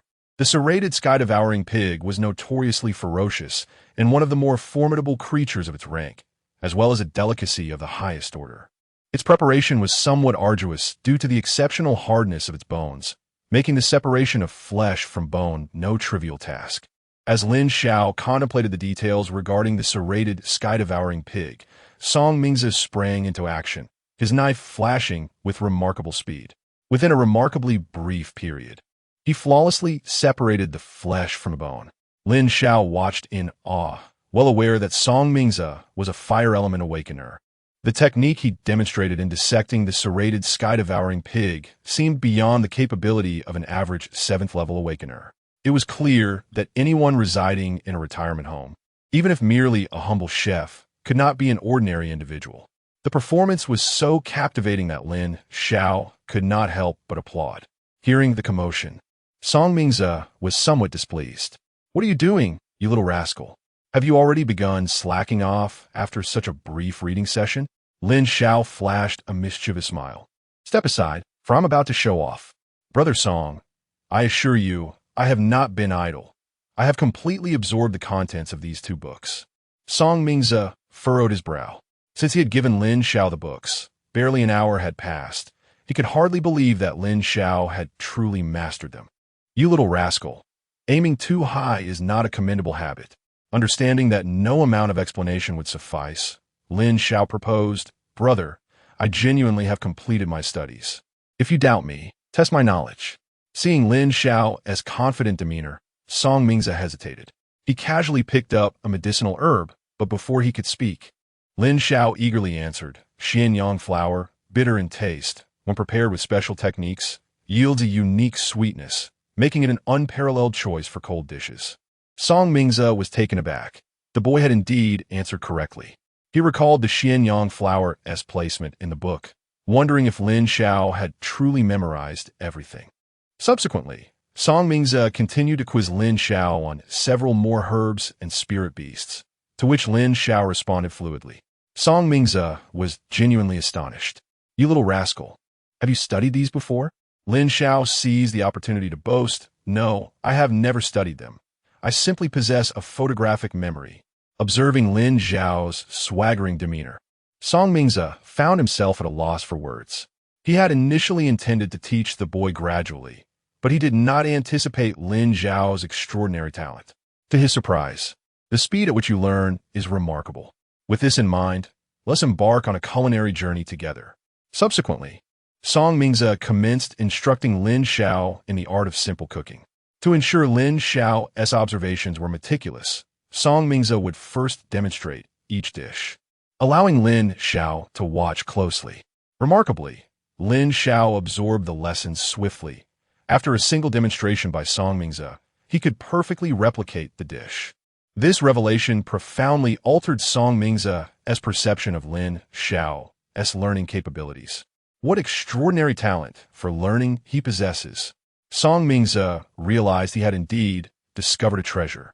He initially believed that if Lin Xiao could master 70 to 80% of his culinary skills, he would have a worthy successor. However, it now appeared that Lin Xiao was not only well-suited to inherit his legacy, but might even surpass him. This was all the more impressive, given that this young man was also balancing other studies. Retaining him was undoubtedly a sagacious decision. Chapter 73, Retesting. Rank Unknown breakfast was swiftly prepared, with Lin Xiao contributing significantly, undoubtedly easing the burden on Song Mingze. The remaining tasks were entrusted to Su Qing and her team. Song Mingze was solely responsible for cooking. Other matters did not require his direct involvement, as he was a staff member of the nursing home, overseeing the dietary needs.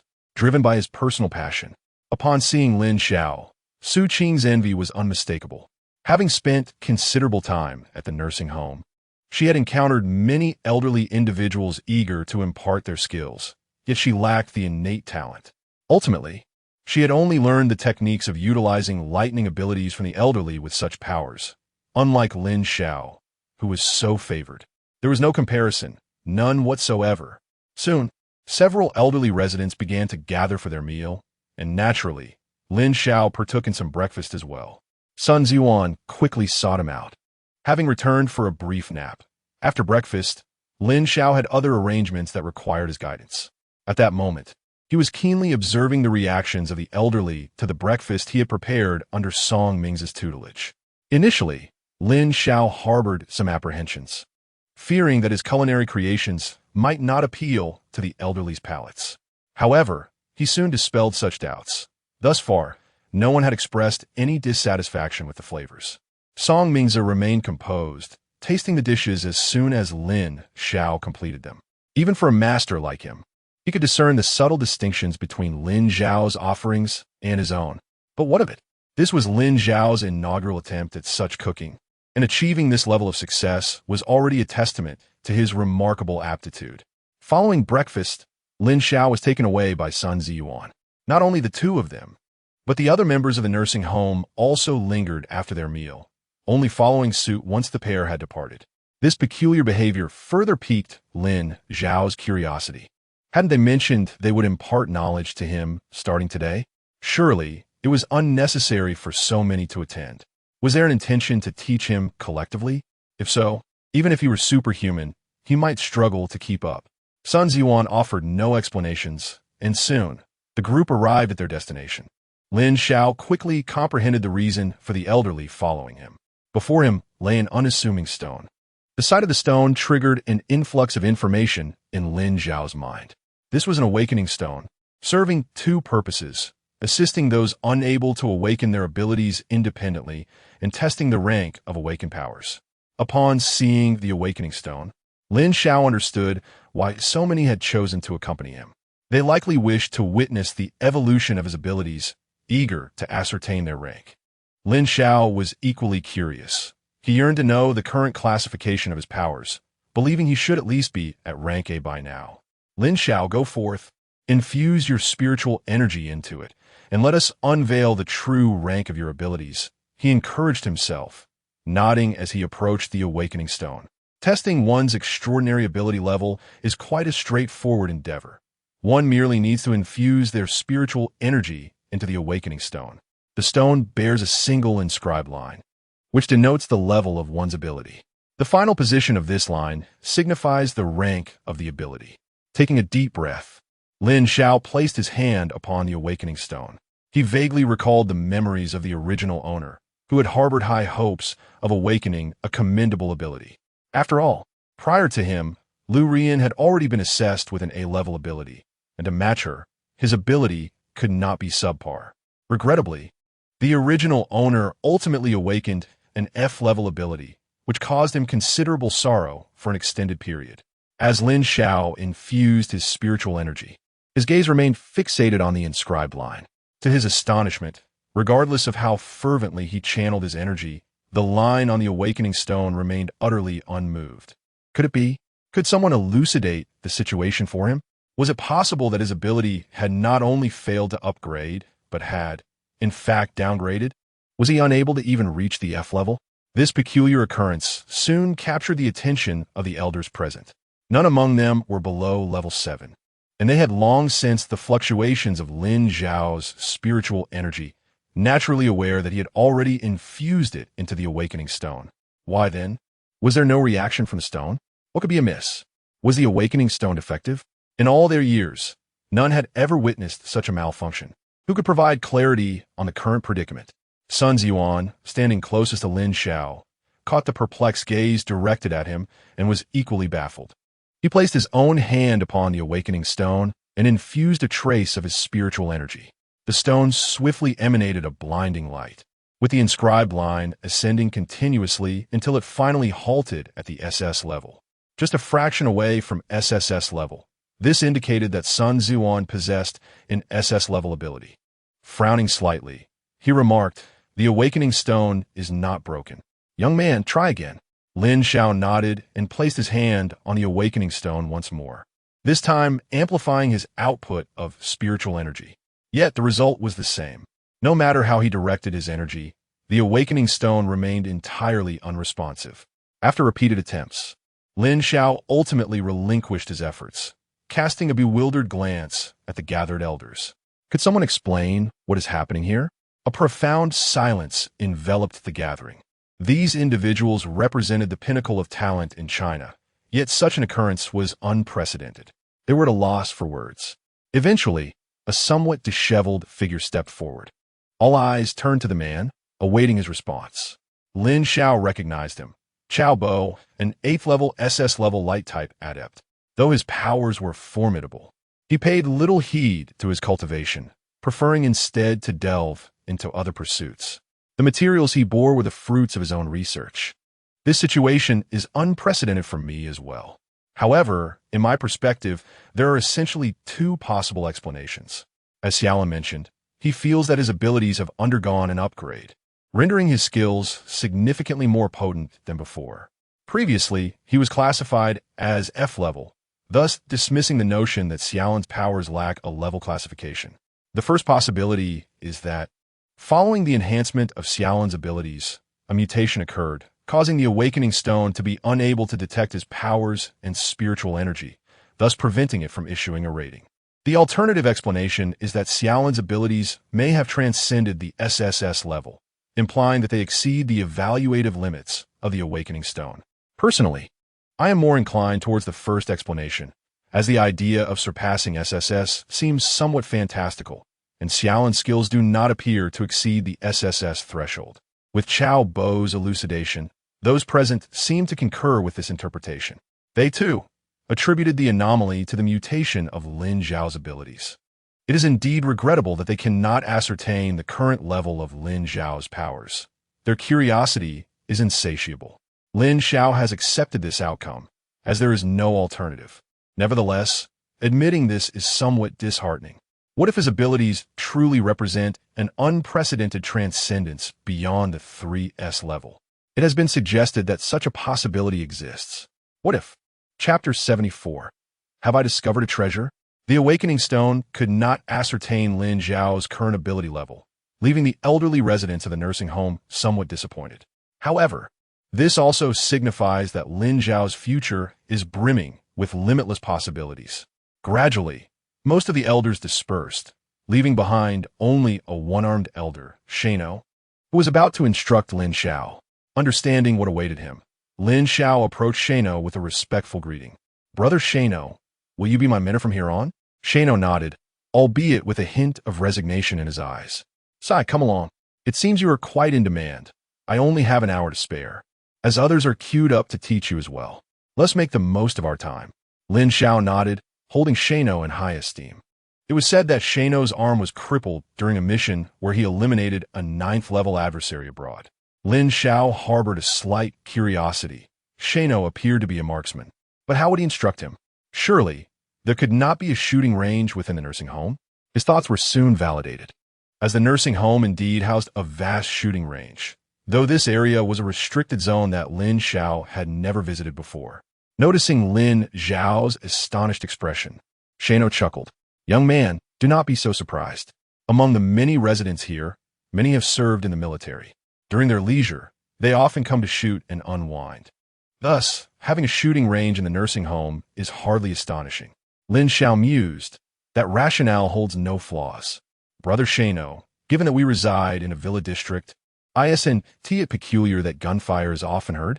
Having spent some time in the nursing home, Shano replied, have you ever heard gunfire during your stay? Lin Xiao paused. Indeed, he had never heard any gunfire. Haha. During its construction, special soundproof materials were utilized. Not only gunfire, but even the loudest explosions would go unheard here. But aside from that, what are your thoughts on snipers? Lin Xiao was taken aback. He had never contemplated this matter before. In his previous world, snipers seemed too distant, while in this world, a realm where spiritual energy has awakened and everyone possesses abilities, he instinctively overlooked the significance of firearms. I have never engaged with such matters, so I'm at a loss for words. Shano, unperturbed by Lin Xiao's response, continued, let me share my understanding with you. First, regarding firearms, there's a saying that holds true, beyond 7 steps, a gun is swift. Within 7 steps, it is both swift and precise. Do not underestimate the power of firearms. Even a 9th-level powerhouse can be felled by a bullet if caught unawares. Lin Xiao comprehended, just as Shano had articulated. Firearms could indeed prove effective in certain circumstances. Brother, did you eliminate the 9th-level powerhouse with a single strike when they were caught off guard? It seemed that Shano did not anticipate that Lin Xiao would pose such a question.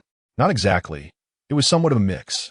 Half of the time, I took advantage of their lack of vigilance, while the other half, on the battlefield, one cannot expect an opponent to be entirely defenseless.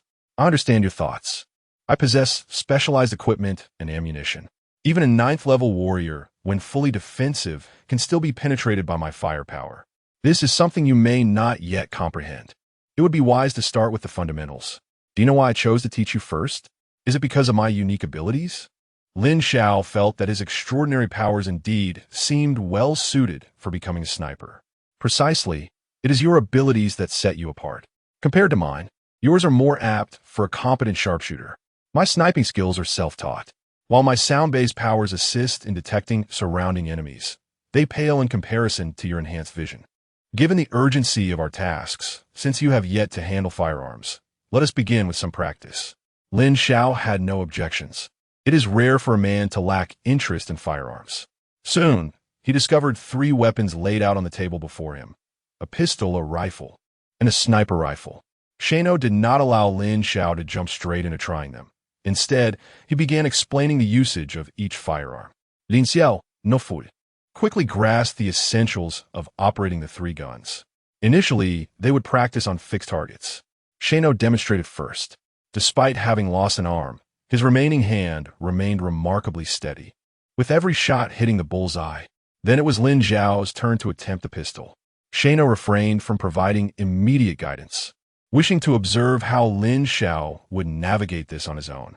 Undaunted, Lin Xiao activated his unique skill as soon as he was prepared. The target, already clear in his vision, appeared even more magnified before him. Recalling Shano's instructions, he proceeded with confidence. Before long, he fired his first bullet. As this was his initial attempt, hitting the bullseye was beyond reach, and he landed a score of 7. Shano, however, was quite satisfied with Lin Xiao's performance. He could tell that Lin Xiao had never handled firearms before, and a score of 7 on his first try was commendable. Just as Shano was about to offer some advice, Lin Xiao had already fired his second shot. The bullet's trajectory was remarkably stable, and this time it struck the 9 ring. Lin Xiao frowned, having expected to score a 10. He quickly deduced the reason for his miss. Without hesitation, he continued to pull the trigger, and the remaining 6 shots all struck the 10 ring. After expending 8 rounds, Lin Xiao turned to Shano.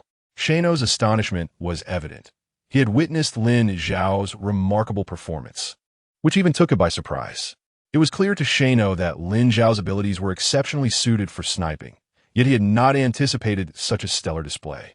On his first attempt at shooting, he exhibited such remarkable prowess that it transcended his own comprehension. Swiftly, he concealed his expression. Although this lad was a promising talent, he must not be allowed to become overly proud. His performance was commendable, and next he was to try his hand at the rifle. This time, Shano did not even demonstrate for Lin Xiao. Instead, Lin Xiao picked up the rifle, allowing instinct to guide him. After a brief moment of adjustment, he squeezed the trigger without further contemplation. The instant the shot was fired, Lin Xiao sensed something amiss. The recoil of the rifle was entirely different from that of the pistol. Though he quickly adapted and managed to counter the recoil, the result of this shot was less than satisfactory, barely staying on target with a mere ring. A smile immediately blossomed on Shano's face. Did this lad truly believe that marksmanship was a simple endeavor?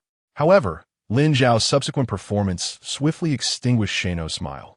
With just a minor adjustment, Lin Xiao acclimated to the rifle's recoil and proceeded to execute controlled bursts. Out of the 30-round magazine, only the first shot registered a ring, while all subsequent shots struck the coveted 10 ring. Shano's expression morphed into one of astonishment. Had he stumbled upon a hidden gem? Was this young man's talent perhaps too extraordinary? Even those who had long been acquainted with firearms might not possess Lin Xiao's level of consistency. Chapter 75. The burden of a brilliant student. Once Lin Xiao completed his shooting with the rifle, only the exclamation, "Wow," resonated in Shano's mind. However, he maintained a facade of bravado, offering only a few perfunctory compliments to Lin Xiao, remarking that he was fairly good, though still far from his own years of effort. Little did Shano know that his own achievements were the result of immense dedication, while this young man appeared to be born for the role of a sharpshooter. With Shano's training, it seemed likely that Lin Xiao would surpass even his own prowess. Reflecting on this, a smile of satisfaction crept onto Shano's face. Having lost an arm, he understood that even with Lu Jiao's 9th-level healing abilities, regeneration was not an option. Although Chao Bo was working on a mechanical arm for him, it could never compare to the functionality of his original limb. This reality indicated that he might no longer be the formidable marksman he once was. If this young man could successfully take over his position, it would indeed be a commendable choice. As for the sniper rifle, its precision was unparalleled, and Lin Xiao, without any surprise, hit the bullseye on all fixed targets. He felt a profound satisfaction with his performance and noted Shano's insincere praise, despite the lack of accolades. Admiration shone in Shano's eyes. Truly, he was a genius. Lin Xiao was once again struck by the terrifying power of the elixir he had consumed the previous day. Although he considered himself to possess commendable learning aptitude, achieving such results prior to taking the elixir would have been impossible. He believed the miraculous results were intrinsically linked to the potion he ingested. "Brother Shah, I feel I've mastered the fixed targets. What shall we learn next?" Shano, exasperated, gazed skyward. His plan for the day had been to have Lin Xiao practice with fixed targets. In his estimation, even with Lin Xiao's extraordinary talent, it would take several days to adapt. After all, sharpshooters were honed through experience with live ammunition. Yet it appeared this principle did not apply to Lin Xiao. He had not anticipated Lin Xiao's remarkable aptitude. He had barely begun instructing him when Lin Xiao had nearly perfected the skill. At times, having a student so extraordinarily gifted felt like a double-edged sword. "Very well, let us practice with moving targets. Begin on your own, and I shall provide guidance from the sidelines." Under Shano's direction, the targets began to move, and Lin Xiao commenced his practice. Initially, Shano believed that without direct instruction, Lin Xiao would take longer to master the technique. However, he soon realized he had underestimated Lin Xiao. Lin Xiao's unique ability to enhance his vision resulted in the perception of slowed movement when he activated it. The targets Shano had set were moving at a moderate speed. which appeared even slower to Lin Xiao. He refrained from hasty shots, taking time to observe the trajectory of the moving targets before finally firing. This time, the results were even more astonishing, as Lin Xiao hit every bullseye without the need for adjustments. Skeptical of the outcome, Shano hastened the target's pace, ultimately setting them to their maximum speed, yet Lin Xiao continued to hit every mark with precision. Once he emptied his magazine, Lin Xiao turned to Shano with an innocent expression. "Brother, I feel we can move on to the next task." Shano felt a twinge of disappointment, exclaiming, "What should I do? I'm feeling a bit emo." Do not be overly pleased, for these are merely the fundamentals. Although the target is in motion, it is quite large, and its trajectory remains fixed. Next, we shall engage in training with small objects for irregular shooting. Subsequently, Shano procured a selection of small balls and activated the wind apparatus at the shooting range. This particular facility had been meticulously designed to incorporate numerous unpredictable elements. "I shall toss these small balls, and it will be your responsibility to hit them." Lin Xiao, somewhat unconvinced, considered that while the balls were diminutive, their size was comparable to the center of the target. Additionally, since they would be thrown, their trajectories could be predicted. The only aspect that posed a challenge was the irregular winds within the venue. While Lin Xiao pondered this, Shano cast the first ball, and Lin Xiao's gaze instantly fixed upon it. He soon sensed something unusual. The ball was not simply tossed, but spun with considerable force.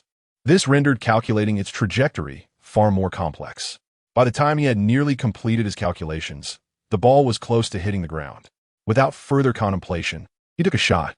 As Lin Xiao fired, he felt a sense of assurance, but to his surprise, the shot he had deemed certain missed its mark. His calculations had indeed been sound, but the winds within the venue had altered the ball's position. Observing Lin Xiao's bullet strike empty air, Shano felt a surge of satisfaction. If the young man were to hit, Shano would find himself at a loss as to how to further instruct him. He was there to teach Lin Xiao, not to be outshone by him. "Do not lose heart, young Lin. Your performance is commendable," Shano reassured. Lin Xiao, regaining his composure, replied, "Shano, I am not disheartened. I am merely reflecting on where the issue may lie. Reflection is indeed a virtue. Let us pause. Practice alone is insufficient. I must impart some theoretical knowledge to you. Numerous factors influence sniping. You must consider various aspects such as sunlight, wind direction, and wind speed, all of which can affect the accuracy of your shot. Different firearms. The initial velocity of the bullets, effective range, and ballistic trajectories vary, necessitating prior adjustments before use. Furthermore, many uncontrollable factors must be accounted for. Ultimately, as a competent sniper, achieving a single, fatal shot is paramount. Otherwise, your position may be revealed, and the likelihood of a subsequent shot will significantly diminish. Lin Xiao nodded, realizing that his earlier miss was due to focusing solely on the ball's trajectory while neglecting external forces. "Understood, Shano. Now, please instruct me on how to manage these factors." Delighted that Lin Xiao remained humble despite his promising performance, Shano proceeded to elucidate the key considerations. Lin Xiao quickly grasped the concepts, and once Shano had conveyed the necessary information, the remainder was practice. Shano was astounded. Having merely listened to his explanations, Lin Xiao immediately applied them. While he could not yet achieve a perfect score, he managed to hit 7 or 8 out of 10 shots. Shano was left speechless. In the presence of genius, sometimes, effort appears to be of little value. As the time drew near, Shano provided Lin Xiao with several books on firearms before bidding him farewell. After all, Lin Xiao had other knowledge to acquire, and he needed to ponder what he would impart in their next lesson. Within the span of an hour, Lin Xiao had completed the material he had prepared to teach over the course of a month. To further educate this individual would require some genuine skill. It was quite a headache. Sometimes having a particularly astute student could indeed be a source of vexation. Upon exiting the shooting range, Lin Xiao discovered that someone had been waiting for him. It was the enigmatic Zhuge Ming, a master of disguise. It appeared that this individual would be his next mentor. Lin Xiao held a certain intrigue for the art of disguise, although it was merely an interest. In a world where one could transform into another person merely through makeup, possessing multiple facades seemed far from an extraordinary talent. The mystique of Eastern sorcery is not without merit. Chapter 76. Solo emo is inferior to collective emo. Zhuge Ming was unaware of Lin Xiao's thoughts as he had already been waiting outside for a while. He had witnessed Lin Xiao's astonishing performance at the shooting range, which left him utterly amazed. Lin Xiao's remarkable aptitude for learning intrigued him greatly, and he was eager to discover whether Lin Xiao possessed similar talents in other areas. "Brother Zhuge, it seems that I shall be learning from you next," Lin Xiao remarked. "Indeed, my young friend, we are ready to impart our skills to you. Would it be too much to ask for you to address us as your masters?" Zhuge Ming inquired. Lin Xiao replied, "I must decline. I refuse to lower my status. Furthermore, not everyone here is teaching me. For instance, I call brother Murong brother and you master. Do you think that is appropriate?" Zhuge Ming sighed. "It appears you have a point. Very well, let us set that aside. Time is of the essence. Come, let us commence your lessons." The distance to the location where Zhuge Ming intended to teach Lin Xiao was not far, and Lin Xiao made no objections as he followed along. The two soon arrived at their destination. "What I will teach you is the art of disguise. The extent of your learning depends on your abilities. Now, let me ponder where to begin." Zhuge Ming mused, deep in thought, when Lin Xiao raised his hand. "Is there something you wish to say? You need not be so reserved. Brother, before we begin, could you let me experience it? Perhaps demonstrate it for me?" Lin Xiao requested. Zhuge Ming slapped his thigh in realization.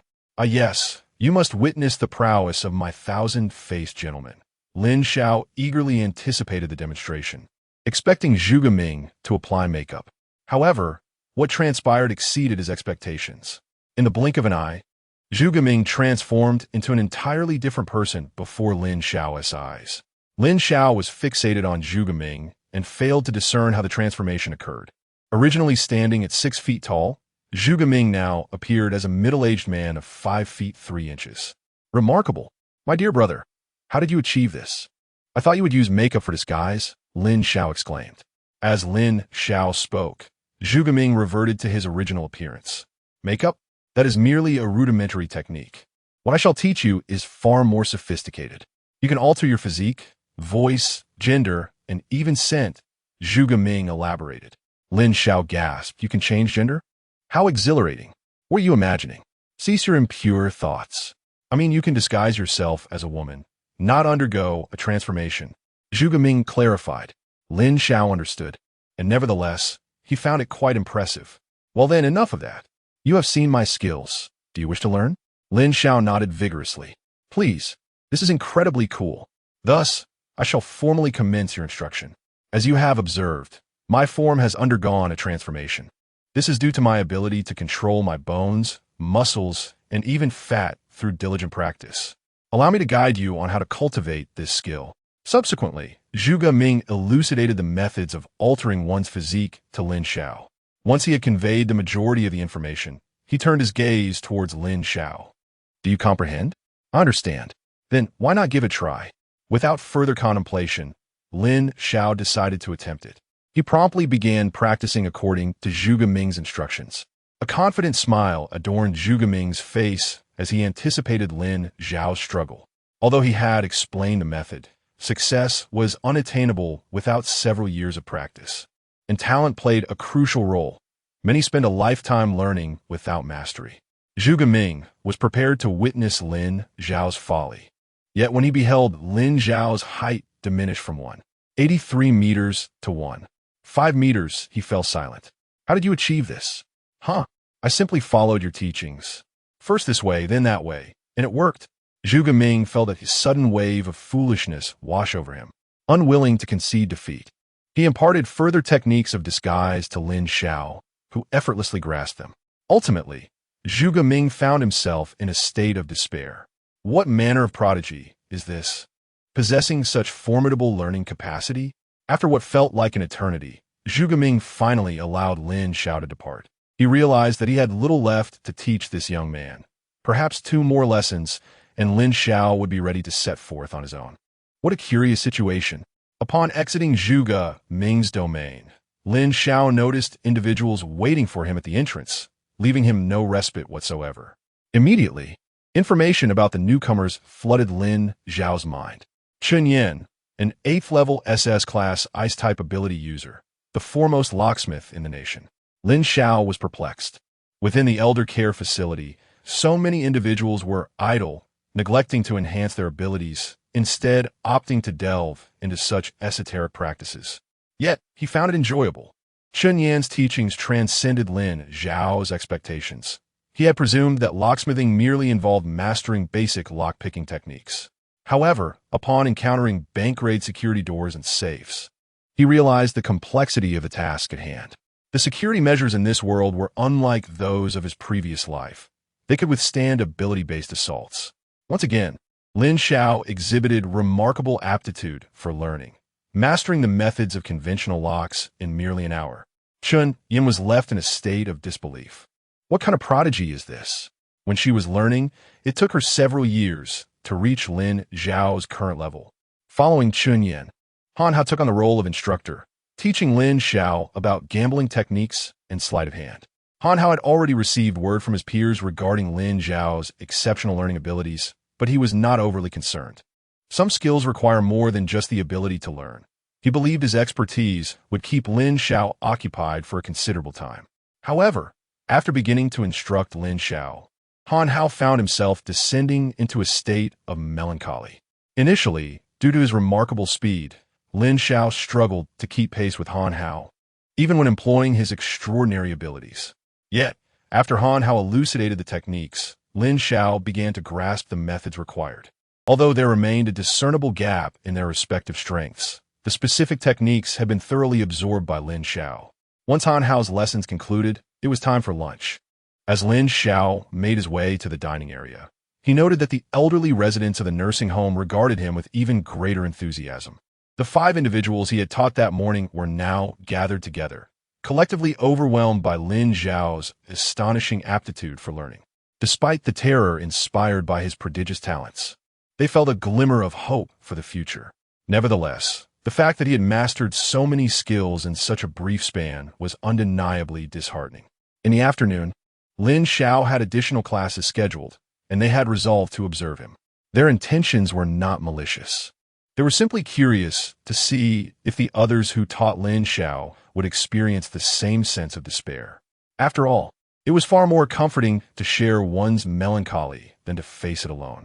Chapter 77. The frenzied absorption of versatile talent after finishing his lunch.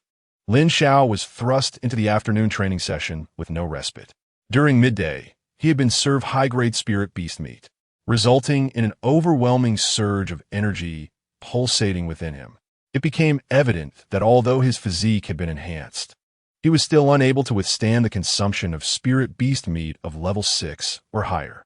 The rationale behind providing Lin Xiao with such premium fare was the fact that his instructors for the afternoon were both experts in combat techniques. Prior to this, Lin Xiao had been burdened with increased weights, as his current physical capabilities rendered the previous load insufficient for any substantial training benefit. The first lesson of the afternoon focused on combat skill training, led by Zhang Mingyuan from the nursing home. While his supernatural abilities were not particularly remarkable, his combat skills were undeniably top tier. Lin Xiao was eager to seize this opportunity, especially as he felt on the verge of bursting from the excess energy within him, creating an urgent need for physical exertion to dissipate it. Moreover, the training hall was not limited to just the 2 of them. The entire nursing home had gathered to observe. They were all aware of Lin Xiao's rapid learning abilities, which ignited a desire in those who had initially hesitated to impart their skills to him. They were there to witness just how formidable Lin Xiao truly was. Without further adu, Zhang Mingyuan engaged Lin Xiao in combat. This session was intended to assess Lin Xiao's combat proficiency. Although he had previously practiced with Sun Ziyuan, that training primarily focused on endurance and reflexes, lacking any formal instruction in specialized combat techniques. Consequently, Lin Xiao was no match for Zhang Mingyuan, who subdued him within mere moments. However, Zhang Mingyuan was not disheartened. Rather, he was pleased with Lin Xiao's performance. He had anticipated that his skills would allow him to defeat Lin Xiao in a single round, but Lin Xiao's endurance exceeded his expectations, demonstrating considerable resilience. Following this, Zhang Mingyuan began to instruct Lin Xiao on various combat techniques. To his astonishment, Lin Xiao grasped the techniques with remarkable swiftness and was soon able to apply them in practice. As combat training did not permit the use of supernatural abilities, Lin Xiao's enhanced vision did not count as cheating, as it did not directly augment his physical prowess. As their sparring continued, Lin Xiao managed to endure longer against Zhang Mingyuan, had it not been for the significant disparity in their abilities. Zhang Mingyuan might have felt threatened by Lin Xiao's potential for counterattacks.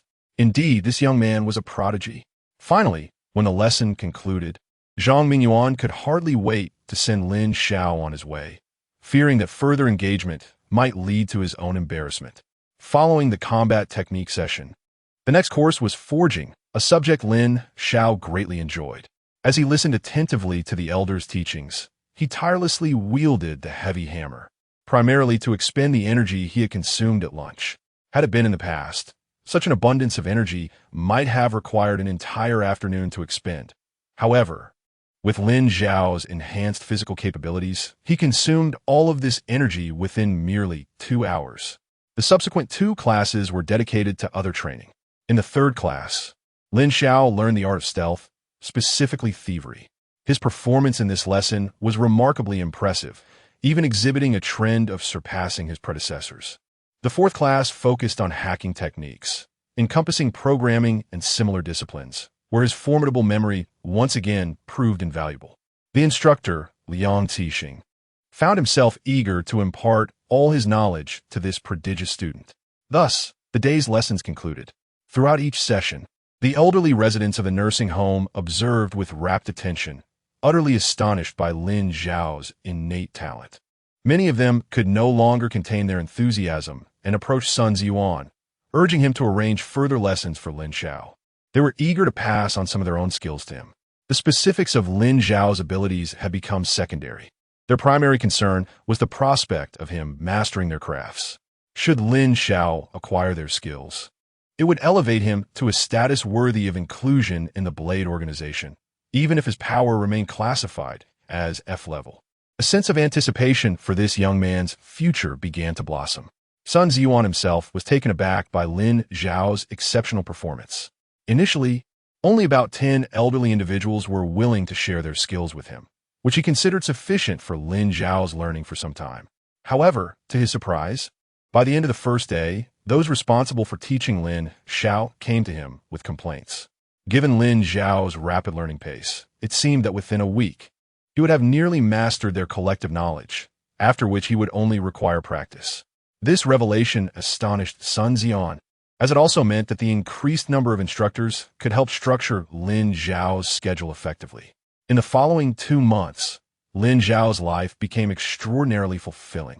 As he fervently absorbed knowledge daily, his studies spanned a wide array of subjects, and despite the breadth of his learning, he encountered no insurmountable challenges. This reassured the elderly residents, who willingly entrusted their skills to Lin Xiao. Over the course of 2 months, the transformation in Lin Xiao was monumental.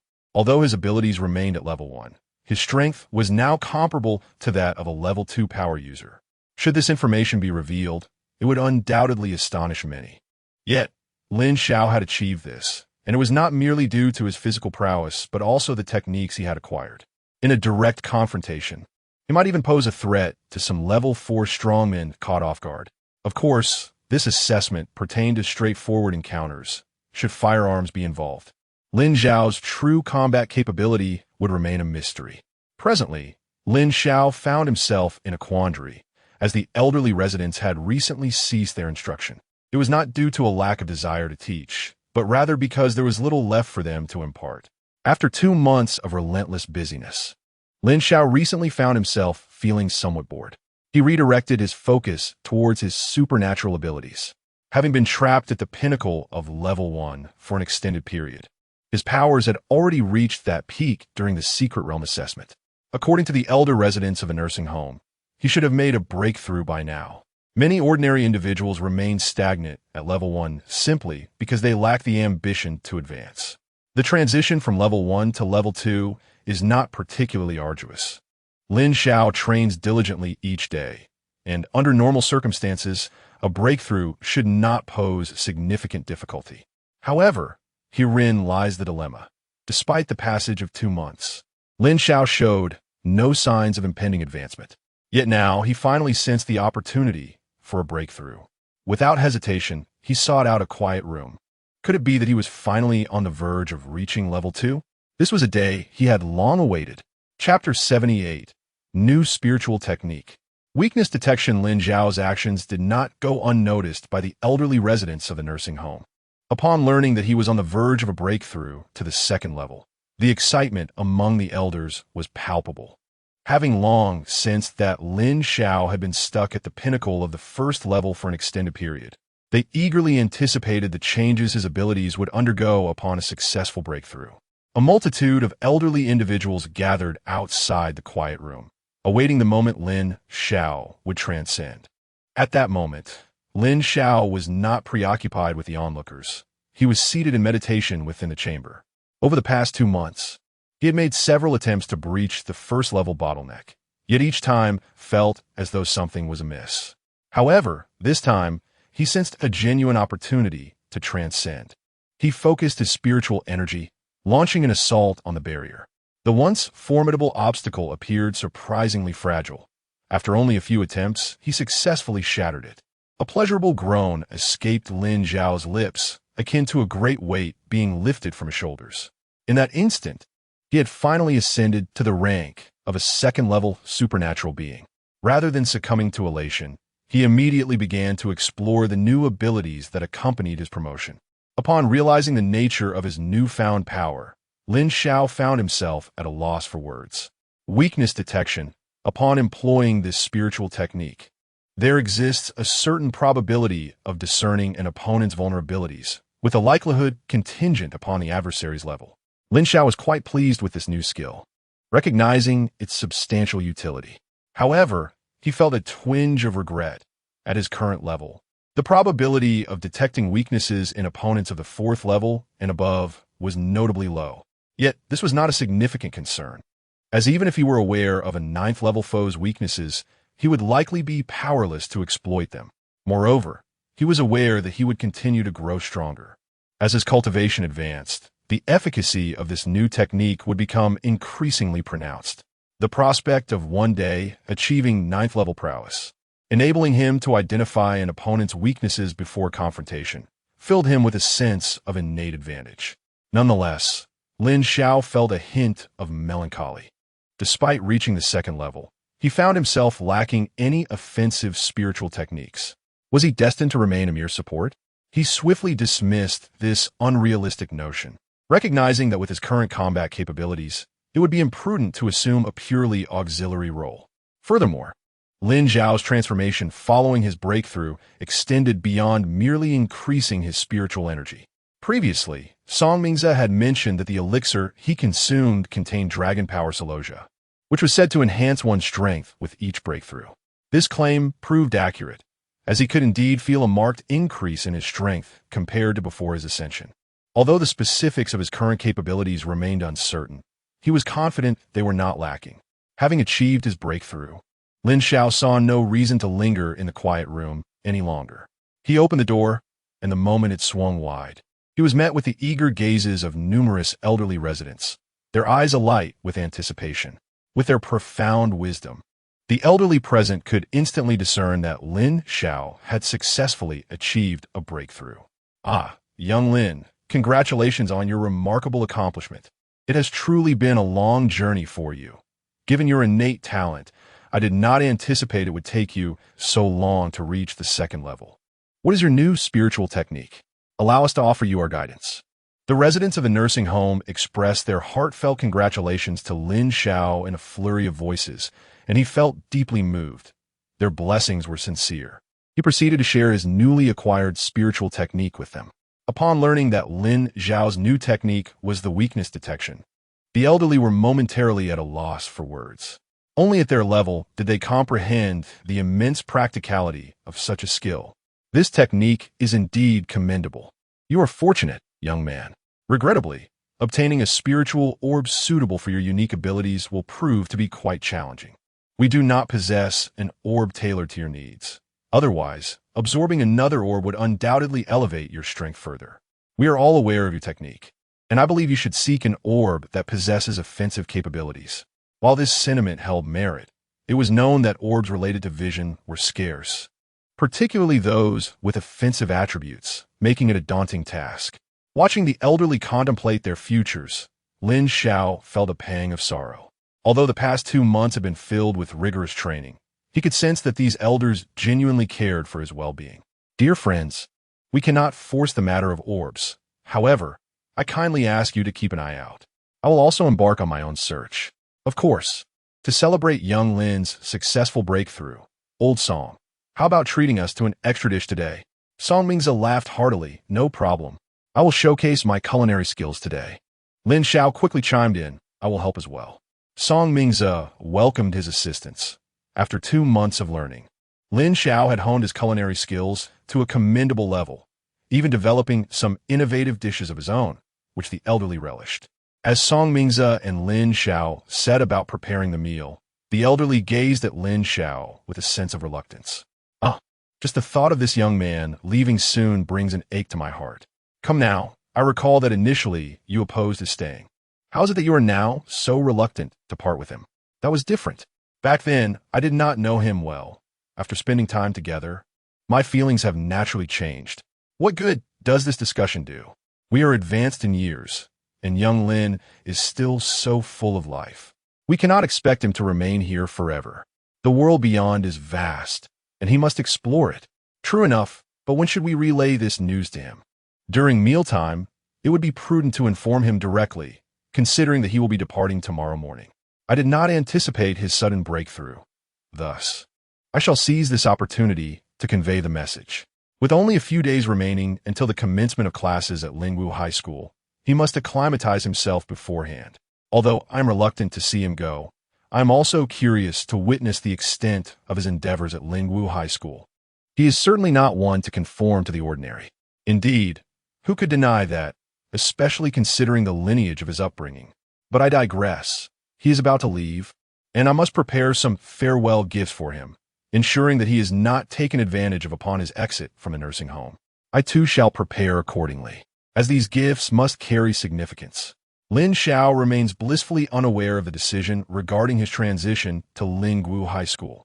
At present, he is engaged in food preparation alongside Song Mingze. Song Mingze, not partaking in the task, leisurely smokes his pipe. A gentle smile gracing his face as he observes Lin Xiao diligently at work. Once today concludes, my leisurely days will be no more. Chapter 79. A fortuitous windfall. Lin Xiao's culinary skills had garnered the approval of Song Mingze, yet he found himself lacking in experience. He swiftly prepared a sumptuous banquet, incorporating a variety of new dishes. Each time he created a novel recipe, he would present it to Song Mingze for tasting, and based on Song Mingze's reactions, it seemed he was quite pleased. As mealtime approached, the elderly residents of the nursing home gathered in the dining hall. Lin Xiao was taken aback by the scene outside. Although this gathering was intended to celebrate his successful breakthrough, the turnout was astonishingly large. In the past, the elders would arrive gradually for their meals, but this time, they all came at once, leaving him both flattered and bewildered. Brother Song, the dishes are nearly ready. Shall we head out? For some reason, I feel rather uneasy. Song Mingze, surprised by Lin Xiao's perceptiveness, realized that he had picked up on certain cues. It was evident that some individuals had not managed to conceal their emotions effectively. Let us go. We do have something to discuss with you. Lin Xiao paused, intrigued. You have something to tell me? I can't shake off this ominous feeling. Brother Song, please don't keep me in suspense. Just tell me directly, will you? Is it that you want me to participate in some action since I've learned enough? I have been eagerly anticipating this day. Song Mingze glanced at Lin Xiao, but chose to remain silent. Stop speculating. You'll understand shortly, he replied before stepping outside. With no other option, Lin Xiao followed suit. As they emerged, the elderly residents turned their attention towards them, particularly focusing on Lin Xiao, which heightened his sense that something significant was afoot. He approached Lu Jiao and sat beside her. Sister Jiao, what is going on? Why does everyone seem so peculiar today? Don't worry, you'll find out soon, she reassured him. A heavy silence enveloped the room, and staff members like Su Qing began serving the food. Yet the elderly patrons showed no inclination to pick up their chopsticks. Their gazes remained fixed on Lin Xiao, making him feel increasingly uncomfortable. Dear friends, please don't look at me like that. It gives me the creeps. If there's something to discuss, just say it outright. I cannot endure this prolonged suspense, he implored. With Lin Xiao's plea, the residents understood it was time to clarify the matter. All eyes eventually settled on Sun Ziyuan. Sun Ziyuan felt exasperated. Was he to announce this news simply because he shared a dormitory with Lin Xiao? Are you all reluctant? I am not. With a resigned sigh, he stood up. Very well, since no one else will speak, I shall take it upon myself. Lin, it's nothing grave. I just wanted to inform you that starting tomorrow, you will be leaving our nursing home. Lin Xiao was momentarily stunned, caught off guard by this unexpected news. A sense of unease washed over him. Dear friends, have I committed some grave error? I have been residing in the nursing home without venturing out, and it seems I have done nothing wrong. You may scold or chastise me, but please do not cast me out. Lin Xiao is truly frightened. In 2 lifetimes, his greatest fear has always been solitude. The days spent with the residents have finally afforded him a semblance of home, and he is loath to relinquish this hard-won sense of belonging. What are you pondering? You have done nothing amiss. Why would we expel you? It is simply that we have imparted nearly all we can teach you, and we feel it would be a shame to confine you here when the world beyond is vast and filled with opportunity. Therefore, we have arranged for you to attend school at the Kyoto Lingwu Academy. You shall begin tomorrow. We have taken care of your train ticket and admission notice. You will depart in the morning. Upon realizing he was not being cast out, Lin Xiao breathed a sigh of relief. Yet, the knowledge that he must leave still filled him with reluctance. Departing tomorrow morning feels rather abrupt, does it not? It is not that I hold the Lingwu Academy in contempt. Do you, my dear friends, truly believe that your teachings surpass those of the Lingwu Academy? Wouldn't such a notion be misplaced? It must be said that Lin Xiao's argument holds merit. Regardless of the Lingwu Academy's prestige, it cannot compare to their collective wisdom. However, there is little left for them to teach him. You are correct, yet sending you to the Lingwu Academy entails further responsibilities. Our intention is for you to perform admirably there. In a few months, a global intercollegiate competition will be held to select outstanding talents from various institutions. We believe your presence there will be advantageous, as this marks your first task upon joining the Blade organization. Your objective is to return with a championship. With Sun Zuan's words echoing in his mind, Lin Xiao found himself with little room for argument. Very well, I shall ensure the completion of this task. Though I truly will miss you all, do not fret. Attending school does not mean we are abandoning you. You are always welcome to visit whenever you have the chance. Lin Xiao pondered this and realized that attending Lingwu University might not be so objectionable after all. Moreover, the decision had been made by these elders. Even if he opposed it, it would be futile. At this point, he could only accept his fate. Thus, the matter was settled. Everyone continued their meal, avoiding the sentimentality of a farewell akin to a parting at death's door. Indeed, this is a positive development. Young Lin requires some experience in the world. By the way, Lin, we have prepared gifts for you that may prove useful during your journey. Soon, Lin Xiao received a plethora of gifts. With so many elderly residents, even if each contributed 1 item, he would receive over 100. Although it seemed impolite to inspect the gifts in front of them, Lin Xiao could not concern himself with such niceties at this moment. Each time he picked up an item, the elder who gifted it would begin to provide an introduction. A nameless black card, the supreme VIP of a certain establishment. Indeed, among these treasures, each item was worth its weight in gold. Lin Xiao's favorite gift was undoubtedly the one presented to him by Qiao Bo. As a leading researcher in his field, Qiao Bo bestowed upon him something truly unique, a seemingly ordinary belt. Yet, Lin Xiao knew it was a piece related to the mechanized armor that Qiao Bo had been studying. Having previously taken the mechanized suit for a test drive, Lin Xiao had already mastered its operation. To his astonishment, Qiao Bo had gifted him one outright.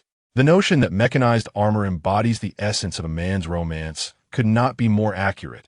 Lin Xiao was utterly enamored. In addition, there were numerous other weapons and firearms, all of which Lin Xiao accepted without hesitation, storing them within his spatial ability. More on you, ever practical. presented Lin Xiao with a collection of spatial rings. However, the capacity of these rings was not as vast as the first one he had received.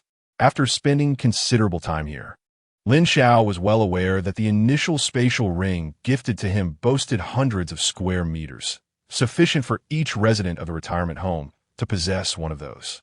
The rings he received this time were significantly smaller, ranging from 1 to 2 square meters, with the largest being merely a few dozen square meters. With these rings, whether to conceal his genuine spatial ring or to present them as gifts, he found them quite advantageous. Regardless, he felt he had truly struck gold this time. Chapter 80. The courage of wine as the gifts had been nearly all received. It was time to properly bid farewell to Lin Xiao. Song Mingze retrieved a selection of fine spirits from his spatial ring.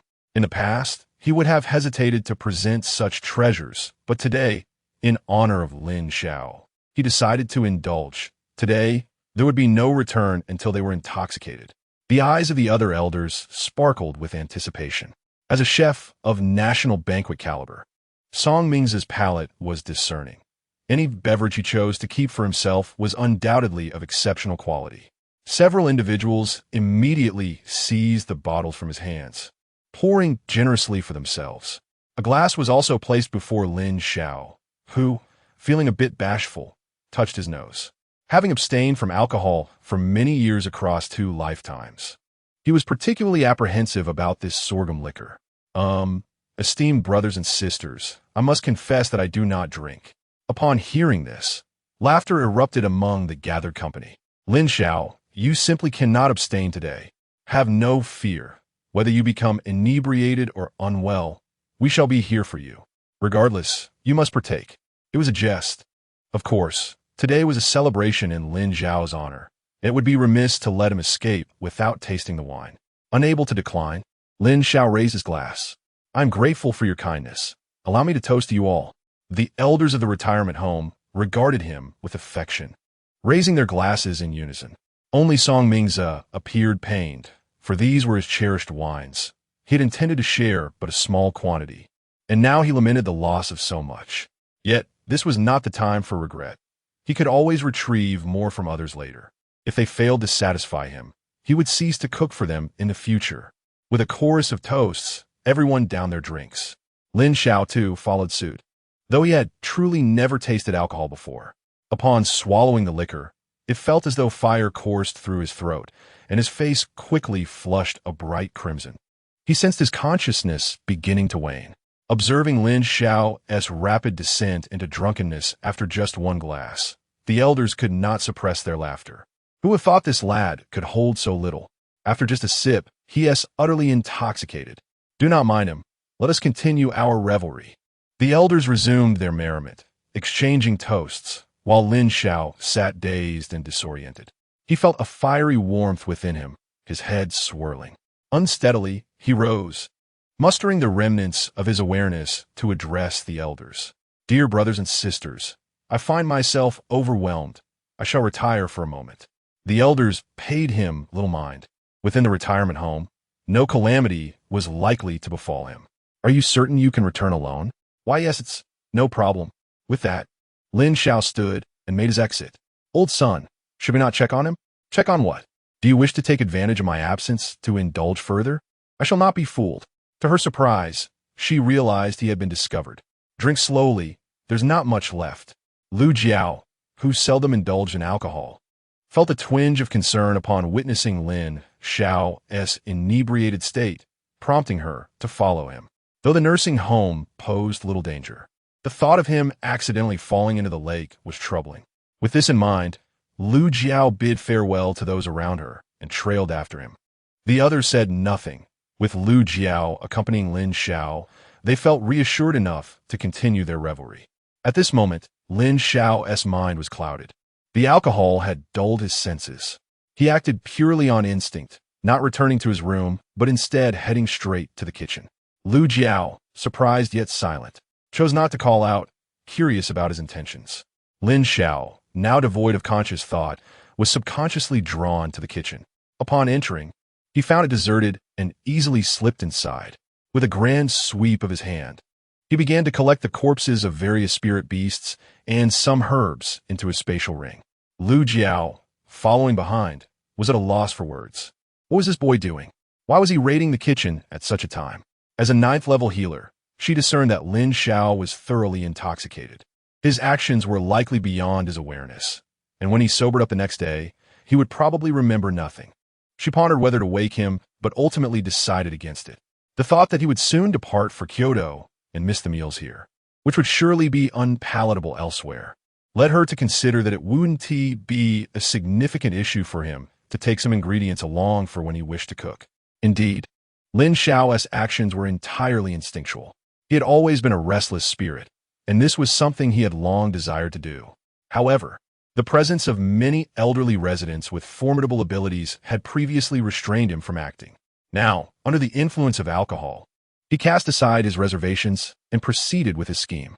Perhaps this was the age-old adage of alcohol emboldening the timid. Lin Xiao initially assumed that after plundering the kitchen, Lin Xiao would return to rest. Yet, she underestimated his insatiable greed. After emptying the kitchen, he did not retreat, but ventured to other locations. He raided Li Tai's alchemy room, leaving it bare, then proceeded to the forge, seizing every visible weapon. In summary, wherever Lin Xiao roamed, he collected whatever he could carry. Many items were locked away, but this posed no challenge for him. He effortlessly acquired those as well. Lin Xiao, who had been trailing him, found herself at a loss for words. After a brief internal struggle, she resolved to allow Lin Xiao to continue his heist. The boy was departing soon. Surely, it was not unreasonable for them, as elder siblings, to provide him with a little extra for his protection. After Lin Xiao had thoroughly plundered everything within his reach, he meandered back to his abode and promptly collapsed onto his bed to rest. Soon, the room was filled with the sound of his even breathing. Lin Xiao gazed upwards in exasperation, pondering whether this young man was intoxicated. He had left no stone unturned in his scavenging, skillfully employing all the techniques he had been taught, ultimately managing to find his way home. To claim he was sober would be a stretch, as he swayed unsteadily, nearly prompting her on several occasions to offer him support. Ah, well, it is what it is. One wonders how those old rascals, still indulging in their lavish feasts, will react upon discovering that their possessions have been pilfered by this young rogue. It promises to be quite amusing. The mere thought of their expressions brought an irrepressible smile to Lin Xiao's face. After all, these old fools had been excessively indulgent. It was time they faced some consequences. Chapter 81. I fear seeing him. I can't help but want to give him a beating. When Lin Xiao awoke, it was already the following morning. Perhaps due to the effects of a hangover, he still felt a lingering dizziness in his head. It appeared that his tolerance for alcohol was exceedingly poor. In future similar situations, it would be prudent to avoid alcohol unless absolutely necessary. At this moment, Lin Xiao was unaware of his actions after drinking yesterday. He could vividly recall everything before he consumed the first drink, but after that, he had no recollection whatsoever. Furthermore, Lin Xiao had not yet checked his spatial ring, and thus had completely forgotten about the incident involving the elderly care facility. Upon seeing Lin Xiao awake, Sun Ziyuan, who had already risen, greeted him. Awake? Lin Xiao nodded, sensing an unusual gaze from Sun Ziyuan. Is there something on my face? No, I was just wondering if you remembered anything from yesterday. By now, the elderly residents were already aware of Lin Xiao's escapade at the care facility. It was no longer a secret. Lin Xiao had informed the residents that Lin Xiao was the mastermind behind everything. This left the elderly quite speechless, yet they could not bring themselves to demand the items back from him. Ultimately, they had to tacitly accept that those items were given to Lin Xiao. Lin Xiao was perplexed by Sun Ziyuan's inquiry.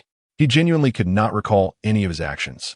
Did I do something embarrassing after getting drunk yesterday? Perhaps a striptease? Sun Ziyuan had been observing Lin Xiao's expression and could tell he was not feigning ignorance. Lin Xiao had truly forgotten what transpired the previous night. He had anticipated this scenario. Lin Xiao had undoubtedly been intoxicated, a state that was unmistakable. However, who could have imagined that this young man, inebriated, would have the audacity to ransack an elderly care facility?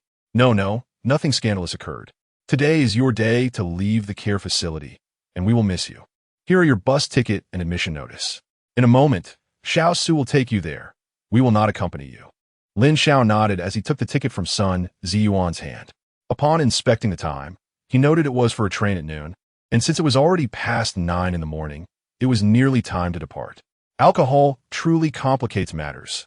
For nearly 2 months, he had been rising at 2 or 3 in the morning. After waking, he would go to learn culinary skills from Song Mingze. Regardless of the weather, he had never missed a session, but due to drinking, his biological clock had been thrown into disarray. Indeed, alcohol complicates matters. Brother, what about the other seniors? I must bid farewell before I leave. No need for that. We agreed yesterday that you would leave on your own. We are all quite old and do not favor such scenes of parting. Lin Xiao fell silent, sensing that leaving like this felt somewhat improper. Yet, upon witnessing Sun Yuan's demeanor, he understood that further words would be futile. I will come to visit you all during my holiday. Absolutely. After all, you are still one of us at the nursing home. You must return to see us when the time comes, was the response. All right. Xiao Su is waiting for you outside, so I shall not see you off. He will take you to the station. Lin Xiao opened his mouth, but ultimately said nothing. He did not make any formal farewells. After a moment's thought, he stepped forward to embrace Sun Ziyuan. Brother, I won't say much. Thank you for your care over these many days. I am leaving now. Sun Ziyuan felt a twinge of sadness in his nose. From this day forth, he would reside alone once more. For some reason, he suddenly felt a pang of loneliness. Upon exiting his room, Lin Xiao indeed found Su Qing waiting for him outside. During their time together, Lin Xiao and Su Qing had grown quite familiar, as she was one of the few around his age in the nursing home. Xiao Su, after I leave, please take good care of my elder brothers and sisters. Su Qing couldn't help but roll her eyes. She had long since recognized his audacity. Ever since he began calling her Xiao Su, he had never changed his address, truly considering himself a figure of authority. Under normal circumstances, she would have argued with Lin Xiao, but today, being his departure day, she felt too apathetic to engage in a dispute. Resta suret, linda ye. I shall look after all the esteemed elders at the nursing home. Xiao Su, I must say you are too restrained. Being overly reserved will only distance you from the elder brothers and sisters. Su Qing understood why Lin Xiao said this. She genuinely envied him. Though he appeared carefree, he truly regarded the elderly as his family, and they delighted in his company. Lin Xiao's presence brought forth many smiles upon their faces. She wished she could emulate him. Perhaps if she were less reserved, the elders would also treat her with greater warmth. However, knowing this was one thing, and acting upon it was another. Growing up, she had heard numerous heroic tales of the elderly, and in their presence, she would involuntarily become anxious and reserved. This was inevitable, after all. Not everyone possessed Lin Xiao's carefree spirit. Understand, linda ye. I will attempt to change. It is almost time. We must drive over now. There is little time to waste, so let us not delay any further. Let us set off. Brother Morong could easily use his spatial abilities to transport me to the station. Why go through all this trouble? Su Qing couldn't help but roll her eyes again. For only this fellow would dare to speak so casually.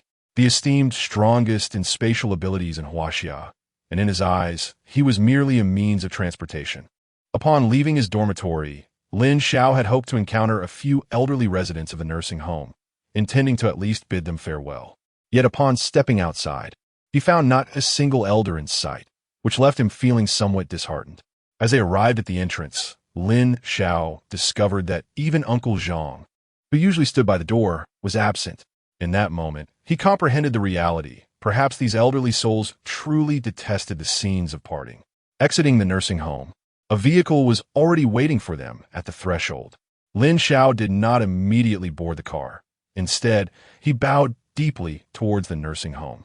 After a long pause, he finally rose and called out loudly in the direction of the residents. Dear brothers and sisters, I shall return often.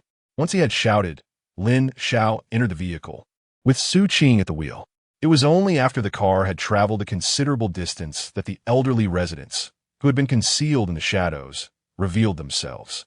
Sighing, one of them remarked, "Ah, the young lad has finally departed. I cannot fathom why, but my heart feels oddly hollow. Indeed, with age comes a propensity for sentimentality. Yet, I had intended to bid him farewell. Alas, he has absconded with all my elixirs. I fear I might be unable to restrain myself from delivering a thorough thrashing. Chapter 82. Responsibility for the reversal. The nursing home was situated quite a distance from the station, and it took over an hour for Su Qing to drive Lin Xiao there. It was late August, a time when students were heading back to school, so the station was bustling with people. During his time at the nursing home, Lin Xiao had been in contact with Zhou Ji several times. Zhou Ji had also traveled to Kyoto Lingwu, and it wasn't just him. Both Lu Ruiyan and Ji Buoxiao had made the same journey. Zhou Ji had departed a few days earlier, and Lin Xiao, unaware of his own impending trip, had the chance to bid him farewell. Otherwise, they could have traveled together, providing companionship on the road and alleviating loneliness. After dropping him off at the station, Su Qing left without a word, leaving Lin Xiao feeling somewhat helpless. He had hoped to chat with her while waiting for the bus, but it appeared he would have to wait alone. This was Lin Xiao's first departure from Sun City, and it would be impossible for him not to feel a stir of excitement. Although he felt an overwhelming reluctance to leave the nursing home, he was also eager to explore the world beyond. This time, his destination was Kyoto Lingwu, and he wondered what awaited him. As Lin Xiao quietly waited for his bus, a casual glance revealed two familiar faces, none other than Ji Buoxiao and Lu Ruiyan. Lin Xiao inwardly cursed his luck, lamenting that he must have neglected to consult the almanac before leaving. For how else could he possibly encounter these two on the same day? He silently wished to remain unseen. At that moment, he wanted no entanglement with either of them. Perhaps it was the very dread that summoned them, or perhaps Lin Xiao simply shone too brightly. Lu Ruiyan spotted him immediately. For reasons unknown, upon locking eyes with her, Lin Xiao sensed a flicker of delight in her gaze. Ji Buoxiao soon noticed Lin Xiao as well. Without hesitation, he strode directly toward him. Lin Xiao mentally screamed for him to retreat. Yet, as the two approached, he could only resign himself to the inevitable outcome. He bore no fear of them. Dealing with them was hardly a challenge. However, Lin Xiao wished to avoid any interaction, as it would only leave him feeling repulsed. Lin Xiao, I finally found you, Ji Buoxiao exclaimed, but Lin Xiao, uninterested in engaging with him, averted his gaze.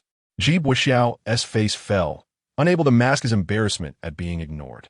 Meanwhile, Lu Ruiyan's expression transformed upon seeing Lin Xiao, revealing a different kind of radiance.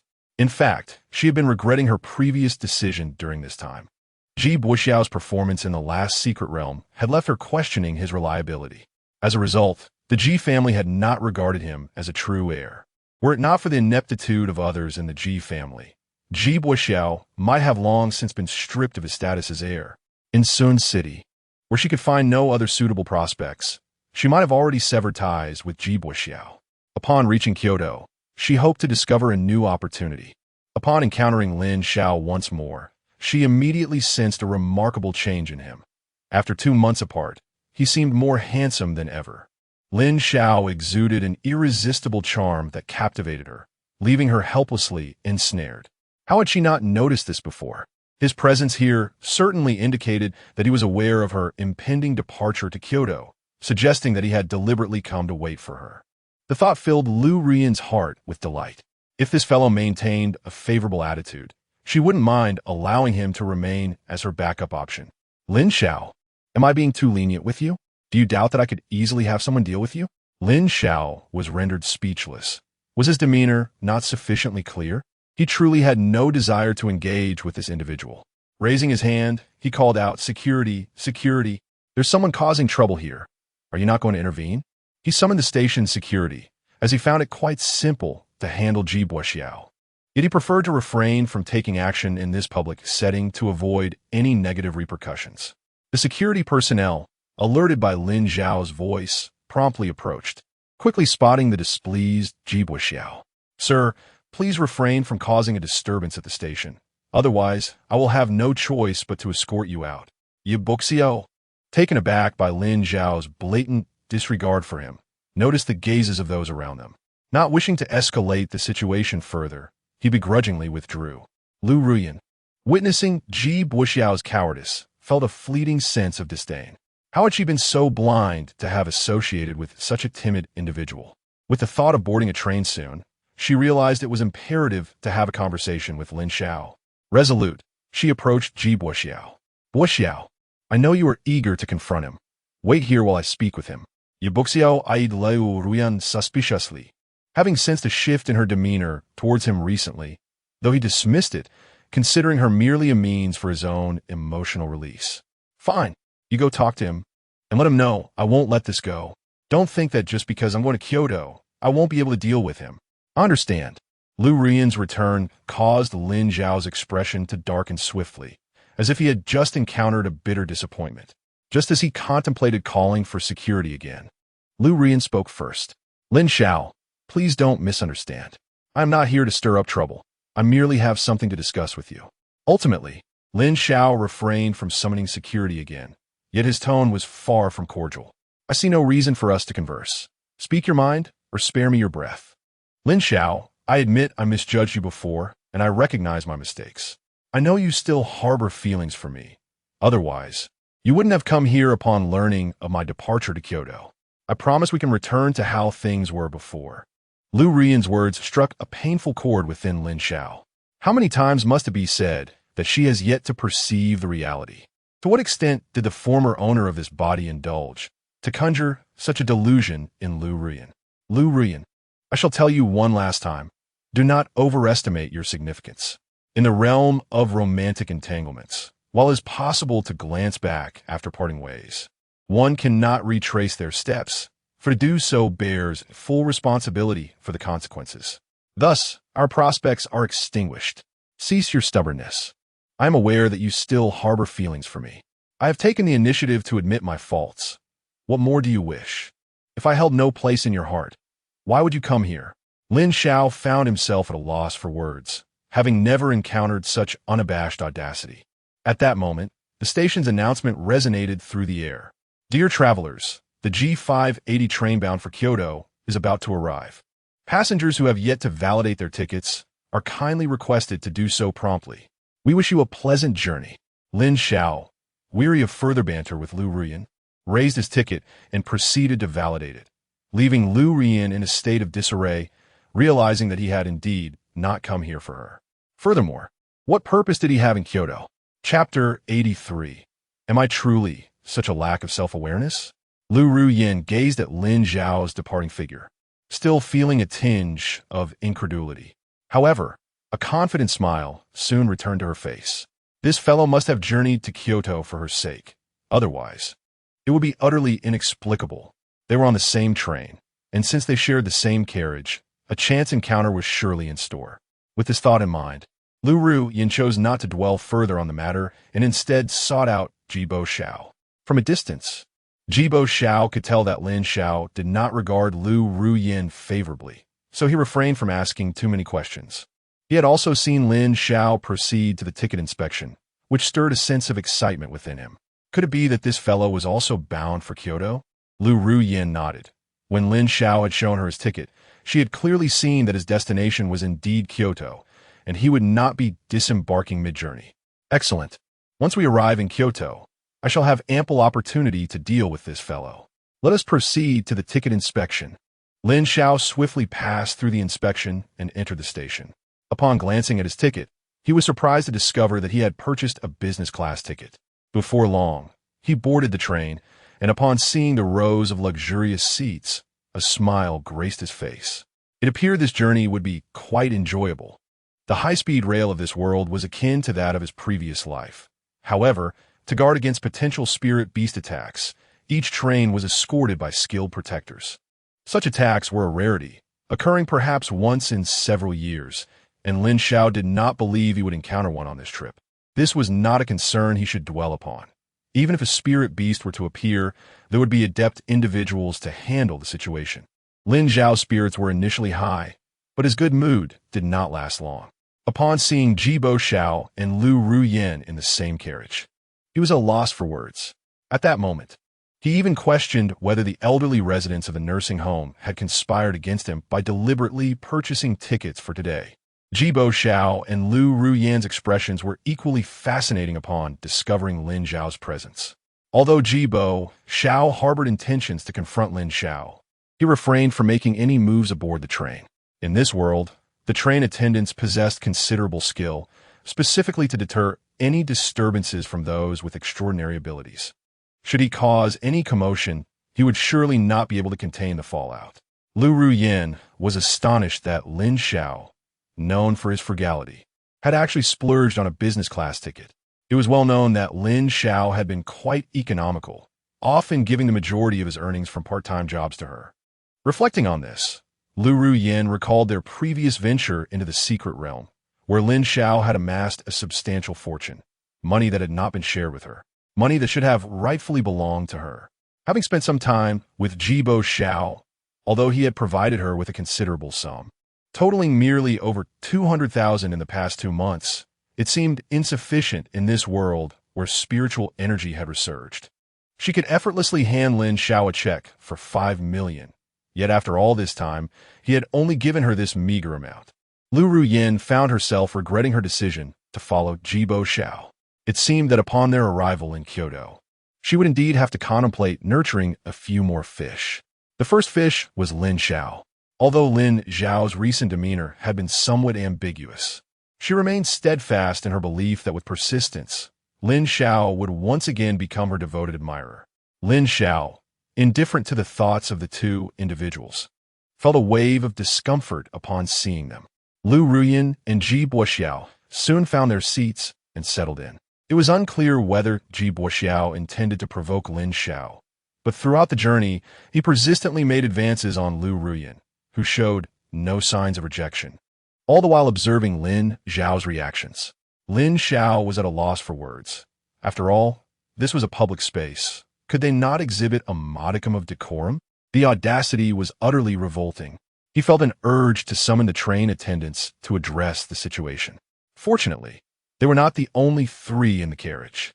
There were others present as well. Before Lin Xiao could take action, someone had already approached the attendants to lodge a complaint. After comprehending the situation, the attendants tactfully addressed the two.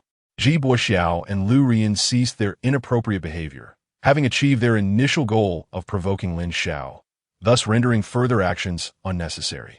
However, while their actions had subdued, their words continued to be laden with flirtation. Lin Xiao, disinterested in their antics, reclined in his business seat. As the train commenced its journey, he resolved to don his headphones and listen to music. If the repulsiveness persisted, it was best to turn a deaf ear, lest he be overwhelmed by nausea. Lin Xiao had headphones at hand and decided to retrieve them from his spatial ring. His expression quickly shifted to one of astonishment. To his surprise, the once empty storage space was now nearly overflowing. After a brief assessment, he discerned the addition of various items. Many of these treasures belonged to the elderly residents of the nursing home, some of which he had previously requested but were not relinquished. Why at this moment? Were they nestled within his spatial ring? The ring was not something that could be opened by just anyone. It required the owner's consent or death. Under other circumstances, attempting to access the spatial ring would elicit a reaction from the owner. The elderly residents possessed powers beyond his comparison. Any of them could forcibly access his spatial ring. Could it be that he had slept so soundly the previous night that he felt nothing? He quickly found solace in the thought that among the elderly was Murong Yu, a master of spatial manipulation. It was entirely feasible for him to have silently opened Lin Xiao's spatial ring and placed items within it without his knowledge. Sigh, these elderly folks truly were something. If they genuinely wished to bestow these items upon him, would he have the audacity to refuse? Was he truly such an ungrateful person? Much of what was contained within was of immense value. Selling just a few pieces could allow him to live comfortably. To all the esteemed elders, he felt an overwhelming affection. Lin Xiao became immersed in his daydreams, and his spirits lifted in delight.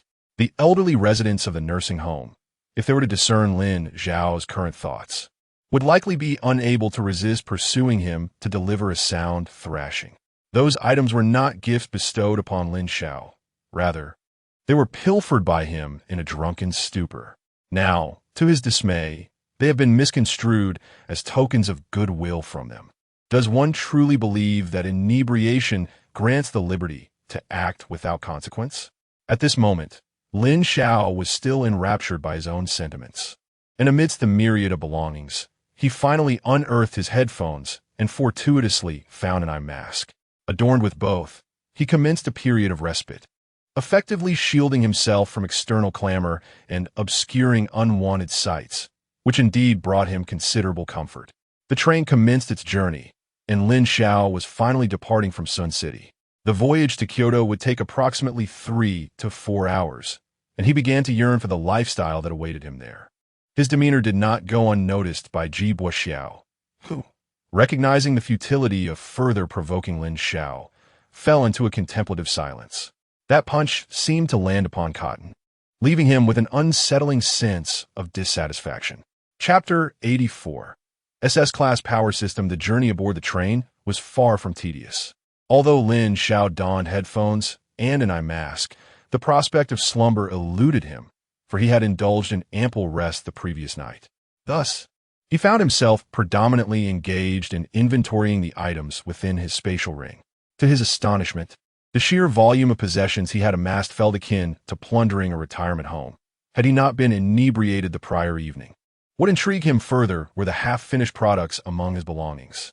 It soon dawned on Lin Xiao that these were left by the elderly, intended to stave off boredom and provide a semblance of purpose during idle moments. The thoughtfulness of these seniors was truly commendable. The anticipated assault by spirit beasts, however, never materialized. Dear passengers, we will soon arrive at Kyoto East Station.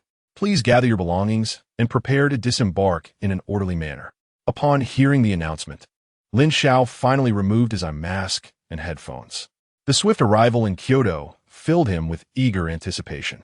He refrained from glancing at Ji Xiao and Lu Ruyan. As a mere look would be enough to induce nausea, he preferred not to invite trouble upon himself.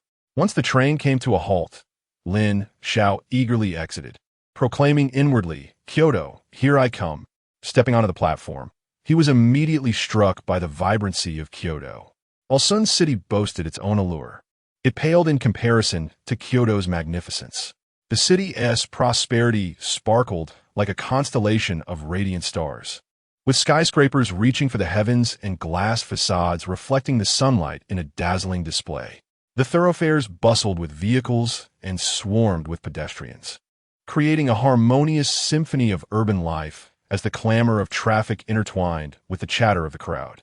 Having spent the majority of his time in a retirement home since his arrival in this world, being thrust into the city's dynamic flow felt surreal. Perhaps he had indeed drifted somewhat from the realm of reality. Navigating through the passenger corridor, he swiftly located the exit. Upon emerging, he immediately spotted the prominent sign for Kyoto Spirit Martial Academy. With the school year fast approaching, it was customary for upperclassmen to welcome new students at such prestigious institutions. Lin Xiao instinctively made his way in that direction. Ji Xiao and Lu Ruyan followed suit, and upon noticing Lin Xiao ahead of them, Ji Xiao could not resist delivering another scornful remark. "Heh, does anyone truly believe that securing first place in the secret realm assessment guarantees admission into Kyoto Spirit Martial Academy? How utterly laughable!" Ji Xiao's words were not without foundation. Lin Xiao's performance had indeed captured the attention of many martial academies. Yet upon discovering that his ability was merely ranked at F level, their interest waned. His entry into Kyoto Spirit Martial Academy was not through the standard admissions process, but rather through the connections of the elderly within the retirement home, two of whom had previously served as principals of the academy. It was a simple matter to facilitate someone's entry. Even the current principal would not dare to voice any objections. Lin Xiao chose to ignore Ji Xiao's taunts. He was determined to let his actions speak for themselves. Lin Xiao approached the welcoming committee at Kyoto Lingwu. Upon noticing him standing in the line, a beautiful senior immediately spoke up. "Hello, I am Wu Ling from Kyoto Lingwu. May I ask if you are one of our new students? If so, please present your admission notice." Wu Ling's heart raced uncontrollably at the sight of Lin Xiao. She had often fantasized about having such a handsome junior, and now, unexpectedly, he had appeared at their welcoming station. "Hello, senior. I am indeed a new student this year. My name is Lin Xiao. I hope to receive your guidance in the future," he replied, handing over his admission notice. Wu Ling examined the document, noting the details. Lin Xiao, SS level strength system. Quite impressive. I will take you to our school bus. Just one more person is needed to fill it up. Lin Xiao had no objections. Being on a different bus than Ji Xiao and Lu Ruyin was a delightful prospect. However, he was puzzled about how his ability had been classified as SS level. After receiving the admission notice, he had not scrutinized it closely, only now realizing that his ability had been upgraded to SS level strength system. This must have been the work of the elderly at the nursing home. It wasn't entirely inaccurate, as his current strength was indeed on par with an SS level. This senior. We are also new students at Kyoto Lingwu. Shouldn't you take a closer look at his admission notice? We hail from the same place, and we are aware of his abilities. He is certainly not in SS level strength system. His ability is F level, and we suspect he has forged his admission notice. Ji Xiao's voice rang out just in time, drawing Wu Ling's attention. Upon recognizing Ji Xiao, she couldn't help but frown, not out of prejudice, but because, in contrast to Lin Xiao, Ji Xiao appeared rather ordinary, even somewhat unattractive. Are you questioning me, classmate? Do you believe I could be responsible for welcoming new students and misread our school's admission notices? Wu Ling's voice brimmed with indignation, as she was utterly confident that Lin Xiao's admission notice was without fault. Senior, I speak the truth. We are all from Xuanqing, and we are familiar with his abilities. Ruyin, isn't that right? At that moment, Lu Ruyin, still bewildered by Lin Xiao's admission to Kyoto Lingwu, instinctively nodded at Ji Xiao's words. Seeing both of them affirming the same claim, Wu Ling felt a twinge of confusion. However, she was certain that Lin Xiao's admission notice was legitimate. What could possibly be amiss? Lin Xiao sighed, realizing that these two were indeed persistent. Glancing at a nearby stone pedestal, he suddenly conceived an idea. Approaching the stone, he effortlessly lifted it. Sometimes, actions speak louder than words, and practical demonstration can be far more convincing. A smile instantly broke across Wu Ling's face. The stone was no lightweight, and it was evident that only someone from the strength system could lift it so casually. Both of you, refrain from causing a disturbance here. Lin Xiao, let us make our way to the vehicle. Ji Xiao intended to voice further thoughts, yet was restrained by Lu Ruyin. Brother Xiao, I have a strong feeling that the admission notice is genuine. If it were counterfeit, wouldn't it be exposed upon arrival at the school? Ji Xiao pondered for a moment and realized that she had a point. What was the rationale behind Jingdu Lingwu's decision? Why had they chosen to admit Lin Xiao? And how had he ended up in the strength department? This defied logic. Lin Xiao, however, was indifferent to their speculations. Under the guidance of the martial spirit, he had already boarded the shuttle bus destined for Jingdu Lingwu. Inside the bus sat around 20 to 30 new students of Jingdu Lingwu, and Lin Xiao sensed a vibrant vitality radiating from their faces. Yet, he felt somewhat out of place. Could it be that spending too much time among the elderly had rendered him somewhat antiquated? Chapter 85. Born with Dual Elements. A dual personality? There remained a final seat on the bus, and Lin Xiao promptly took it. His arrival caught the attention of the women on board. Although there had been a few handsome young men previously, they paled in comparison to Lin Xiao. The gazes of the men in the vehicle turned decidedly less amiable. For as soon as Lin Xiao appeared, the girl's attention was diverted. Is being handsome truly remarkable? Lin Xiao sensed the scrutiny of those around him, but dismissed it as childish. Wu Ling, who was also part of the journey, began to fulfill her responsibilities once the bus set in motion. Greetings, fellow students. I believe many of you recognize me. I am your senior from the second year, Wu Ling, an SS level wind elemental. The journey to school will take some time, so let us take this opportunity to get acquainted. Let us begin with introductions, starting with this gentleman. The student pointed out by Wu Ling immediately stood. Hello, everyone. I am Jiang Yichen, an A-level fire elemental. I look forward to your guidance. I am Su Xia, an S-level fire elemental. Lin Xiao, SS-level strength elemental. Soon, all had introduced themselves, and Lin Xiao felt slightly astonished. Including himself, there were a total of 32 freshmen on the bus. 21 were A-level, 7 were S-level, and the remainder were SS level. He began to understand why the elderly at the nursing home had arranged for him to be an SS-level strength elemental. Were they concerned he might feel inferior? It must be said, Kyoto's Spirit Marshal is indeed a gathering of prodigies. After the introductions concluded, Lin Xiao noticed the girls in the bus gazing at him with even greater fervor. He pretended not to notice, as he currently had no intention of pursuing a romantic relationship. Women would only hinder his swiftness in drawing his blade. Wu Ling continued to foster a lively atmosphere, and soon everyone began to engage in conversation in groups of 3 or 5. Lin Xiao remained silent, yet listened intently, as there were topics of interest among their discussions. Did you know? This year, we have a prodigy who is born with dual elements, already a level 4 powerhouse. How can we not know? Not only is she born with dual elements, but both are SSS level. It's astonishing how 2 opposing abilities could manifest in a single individual. You must be speaking of Luo Yao. I've heard she awakened her powers independently at the age of 10. She is indeed a prodigy. The crucial point is that I've heard Luo Yao is also extraordinarily beautiful. Even before the school year begins, she has been informally designated as the top beauty among the 10 school flowers of Kyoto Spirit Marshal. Is that true? I can't wait to see her in person. A beauty of such caliber must have countless admirers. I can attest to that. Many pursued her before, but now there are hardly any left. That's impossible. How could such a perfect girl have no suitors? Is it because her power is too formidable? You may not be aware, but perhaps due to her innate dual affinity, Luo Yao appears to possess a dual personality. When she harnesses her light affinity, she exhibits remarkable shyness, reportedly blushing even when spoken to by strangers. However, in the presence of her dark affinity, she transforms into a veritable enchantress.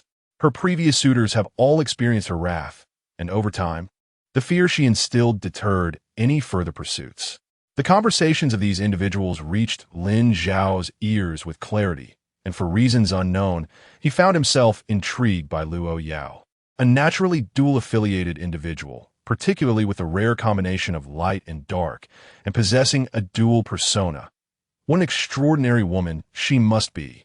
As a newcomer to the Kyoto Spiritual Martial Arts Academy, she has already attained the formidable rank of level 4, while many senior students have yet to reach that level. Lin Xiao pondered who might emerge as the stronger contender should they both unleash their full potential. He held a firm confidence in his current abilities, estimating his true combat strength to be around level 4 as well. Previously, he had looked down upon the students of Kyoto Spiritual Martial Arts, but in this moment, he shifted his perspective. The world has never lacked for prodigies. Upon arriving at the academy, he was certain he would soon encounter Luo Yao. What kind of remarkable woman could she be? His interest in her deepened, albeit with no ulterior motives on his part. Lin Xiao then chose to play the role of an attentive listener, absorbing information about the school. He learned about the 10 most beautiful students and the standout newcomers among this batch, as well as various geniuses within the institution. During this time, several young women approached him for conversation, but he merely offered perfunctory responses. His demeanor only served to heighten their curiosity about him. After an hour's journey, the bus finally arrived at Kyoto Spiritual Martial Arts. Upon disembarking, the 4 characters of Kyoto Spiritual Martial Arts came into view, strikingly bold and evidently crafted by a master calligrapher. Numerous upperclassmen were present at the entrance, eagerly rushing forward as the vehicle arrived. They instinctively took the luggage from the new female students, while the male students were largely ignored. Observing the scene, Lin Xiao found it amusing. Was this truly the legendary college experience? It was, indeed, rather entertaining. Fortunately, his belongings were stored within a spatial ring, alleviating his burden considerably. Perhaps due to the scarcity of male students, once all the luggage of the females had been claimed, attention finally turned to the new male arrivals. At Lin Xiao's side, a tall and slender young man introduced himself. "Hello, Junior. I am Zhang Hui, a second-year student. Please show me your admission notice so that I may check your dormitory assignment and escort you there." Lin Xiao thanked him and obediently handed over his admission notice. Zhang Hui utilized specialized software to swiftly ascertain the location of Lin Xiao's dormitory. "All right, Junior, I have already discovered the location of your dormitory. Allow me to escort you there." "Thank you very much, Senior," Lin Xiao replied. As they entered the campus, Zhang Hui took the opportunity to introduce Lin Xiao to the various architectural marvels that adorned the university. As a premier institution of spiritual martial arts in China, The buildings of Kyoto Lingwu were nothing short of remarkable. Rather than being grandiose and imposing, they exuded an air of antiquity and elegance. Lin Xiao found himself enamored by this aesthetic. Under Zhang Hui's guidance, they soon arrived at Lin Xiao's dormitory building. Your dormitory is in Block 10, Room 303. Since you have no luggage, I shall refrain from accompanying you upstairs. I still need to catch the next shuttle. I cannot afford to let those others succeed in their pursuits, Zhang Hui remarked. Thank you, senior, and I wish you the best of luck. Lin Xiao responded with a playful smile. Haha, indeed. I have a strong feeling that whether I find companionship hinges on the next shuttle. Chapter 86. Supergeneration. After bidding farewell to Zhang Hui, Lin Xiao made his way to his dormitory. Kyoto Lingwu truly lives up to its reputation as one of the nation's premier spiritual martial arts academies, and the dormitory building is indeed quite impressive. Lin Xiao had previously heard that the dormitories at Kyoto Lingwu accommodate 4 students per room, and he wondered if his roommates had already arrived. Finding room 303 was not a challenge. Lin Xiao quickly located his dormitory. The door was ajar, indicating that someone had already arrived before him. Upon entering, he was greeted by the sight of a young man organizing his belongings. To Lin Xiao's surprise, the young man was none other than Sun Bin, the great-grandson of Sun Ziyuan, whom he had met briefly during Sun Yan's 99th birthday celebration. What a small world it is.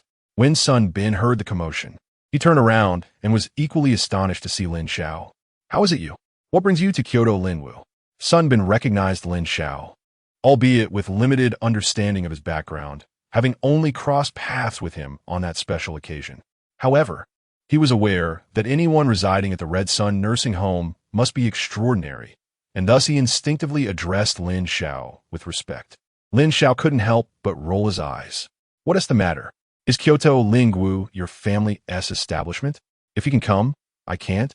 Sun Bin quickly grasped the situation, realizing that Lin Xiao's actual age was quite comparable to his own, perhaps even appearing younger. That is not what I meant. I simply didn't expect to encounter you here. Lin Xiao was somewhat pleased with Sun Bin's demeanor. Do you also reside in this dormitory? Yes. Senior, are you here to see me? Lin Xiao had arrived empty-handed, and given that he was a new student, Sun Bin instinctively assumed he had come with luggage. What are you thinking? I'm a new student in this cohort as well. This is my dormitory.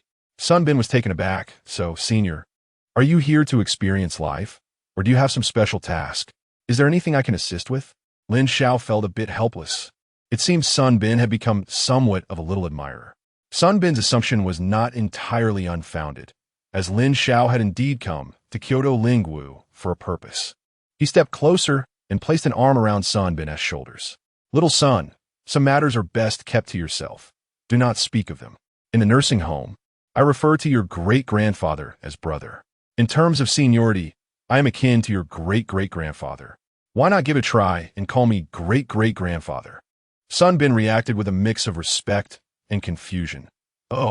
Although he held Lin Xiao in high esteem, he found it difficult to address someone of his age as great-great-grandfather. Lin Xiao noticed his hesitation and promptly took out his phone. His persistent camaraderie with the nursing home residents had been for this very moment. It seems you are somewhat reluctant. Now that I've arrived at school, I haven't even notified the nursing home of my safe arrival. It's the perfect opportunity to inform your great-grandfather. Before Sun Bin, Lin Xiao promptly dialed Sun Ziyuan's contact, and soon after, Sun Ziyuan answered the call. Brother Sun, I have arrived at the Kyoto Lingwu. You little rascal. It's commendable that you have the decency to let us know you're safe. Brother, reporting my safety is but one aspect. Look who I have here with me. As Lin Xiao spoke, he turned the camera towards Sun Bin. Upon seeing Sun Ziyuan, Sun Bin quickly greeted him, great-grandfather. Sun Ziyuan paused for a moment, surprised. Oh, you rascal, how is it that you are with Lin Xiao? Ah, right, you're also a freshman at Kyoto Lingwu this year. I had completely forgotten about that. Great-grandfather, I happen to be assigned to the same dormitory as Senior Lin. I see. Little Lin, since you and Binner are in the same dorm, please take good care of this lad. Between us, we are like brothers, and in terms of seniority, Binner is indeed your junior. Lin Xiao thought to himself, how delightful. Without uttering a word, Brother Sun has graciously elevated my status. Rest assured, I shall take care of him. Brother Sun, Please extend my regards to the elder brothers and sisters at the nursing home. I just wanted to report my safety, and when I return, I will bring gifts for you all." After ending the call, Lin Xiao immediately turned to Sun Bin. What could Sun Bin say? Since great-grandfather had spoken, he dared not remain silent for fear of incurring his wrath. "Hello, young master." "Why the young?" "Just call me great-grandfather as you should. Anyway, since you've addressed me as great-grandfather, I shall look after you from now on. If you encounter any difficulties at Kyoto Lingwu, I will help resolve them." "Thank you, young master. By the way, have the others in the dorm arrived yet?" "Well, I was the first to arrive. With only a few days left until classes commence, I believe they will be here shortly." "Young master, where's your luggage? Allow me to help you arrange your bed." With a ready labor at hand, Lin Xiao took his belongings from his spatial ring without hesitation. In front of Sun Bin, it was of little consequence that his possession of a spatial ring was revealed. It was only a matter of time before it became known. He currently wore a smaller spatial ring, primarily to avoid drawing attention, as a larger one he typically used was rather ostentatious. Instantly, Sun Bin understood that Lin Xiao possessed a spatial ring, and envy welled up in his eyes. "Young master, is it a spatial ring? I truly envy you for having one." "What? Don't you have one?" Sun Bin was momentarily at a loss for words. Even the most ordinary spatial rings cost hundreds of thousands, and they were scarce. Even if he wished to purchase one, it would be nearly impossible to acquire. His great-grandfather was acquainted with Elder Morong and had given several storage rings to the family, but there were not enough to distribute among them. "I truly do not have one. That can be arranged." Sun Bin's status posed no issue. As the great-grandson of Brother Sun, gifting him a storage ring should not be a problem. Upon contemplating this, Lin Xiao promptly retrieved a spatial ring, approximately 10 square meters in size, and handed it to Sun Bin. "Address me as Tay, and I shall not let you go unrewarded. Consider this spatial ring as a token of our first meeting." Sun Bin, gazing at the ring in his hand, found himself momentarily at a loss for words. Upon inspecting the spatial ring, he discovered its interior contained an astonishing area of over 10 square meters, rendering this gift rather extravagant. "Thank you, young master. Should you have any requests in the future, please do not hesitate to ask." Lin Xiao nodded in satisfaction. Sun Bin's respectful address was much more pleasing to his ears. Without waiting for further instructions, Sun Bin instinctively began to organize Lin Xiao's belongings. As they had arrived early, the two of them naturally occupied the two lower bunks. Once everything was arranged, Lin Xiao reclined on the dormitory bed, with only 2 days remaining before the commencement of the school year. During this interval, he pondered whether to explore the capital. Remaining within the confines of the school seemed rather dull. Chapter 87. The new roommates Sun Bin and Lin Xiao were still unfamiliar with one another, and Lin Xiao's seniority rendered Sun Bin somewhat apprehensive. Lin Xiao discerned this unease. "Do not be so tense, my young friend. I am quite easy to get along with, so please do not regard me with such trepidation. Moreover, refrain from calling me great ancestor. It makes me feel aged, particularly in the presence of others. I prefer to maintain a low profile." Sun Bin hurriedly nodded in agreement, as he found this request quite agreeable. After Lin Xiao gifted him a spatial ring, Sun Bin's attitude towards him shifted significantly. He was not one to adhere to rigid traditions. If a few extra titles could yield further benefits, he would not mind adding great ancestor to Lin Xiao's name. However, avoiding the title altogether would be preferable, as it felt rather awkward. Initially, Lin Xiao believed that the other two roommates might not arrive today, but not long after, they appeared. The two were evidently acquainted and had come together. Upon entering the dormitory and spotting Sun Bin and Lin Xiao, they paused in surprise. They had thought they had arrived early, only to find that Sun Bin and Lin Xiao had beaten them to it. Lin Xiao scrutinized the newcomers.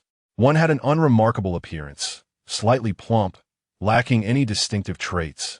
Yet the smile on his face exuded warmth and an air of mystery. The other was far more striking, a rare handsome gentleman radiating a unique charm, with an irresistible rogue appeal. His slightly tousled hair suggested a carefree demeanor, and a mischievous grin lingered at the corners of his mouth, as if he held the world in disdain. His eyes, while playful, glimmered with profound depth. This was the first time Lin Xiao felt that someone's appearance posed a challenge to his own. he was nearly matched. Sun Bin noticed the two's astonishment. What on earth? How did it end up being you two rascals?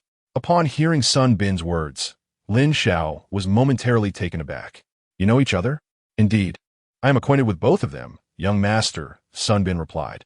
The chubby one is Hu Yu, the scion of the capital's elite. Do not let his amiable appearance fool you. He harbors a devious mind.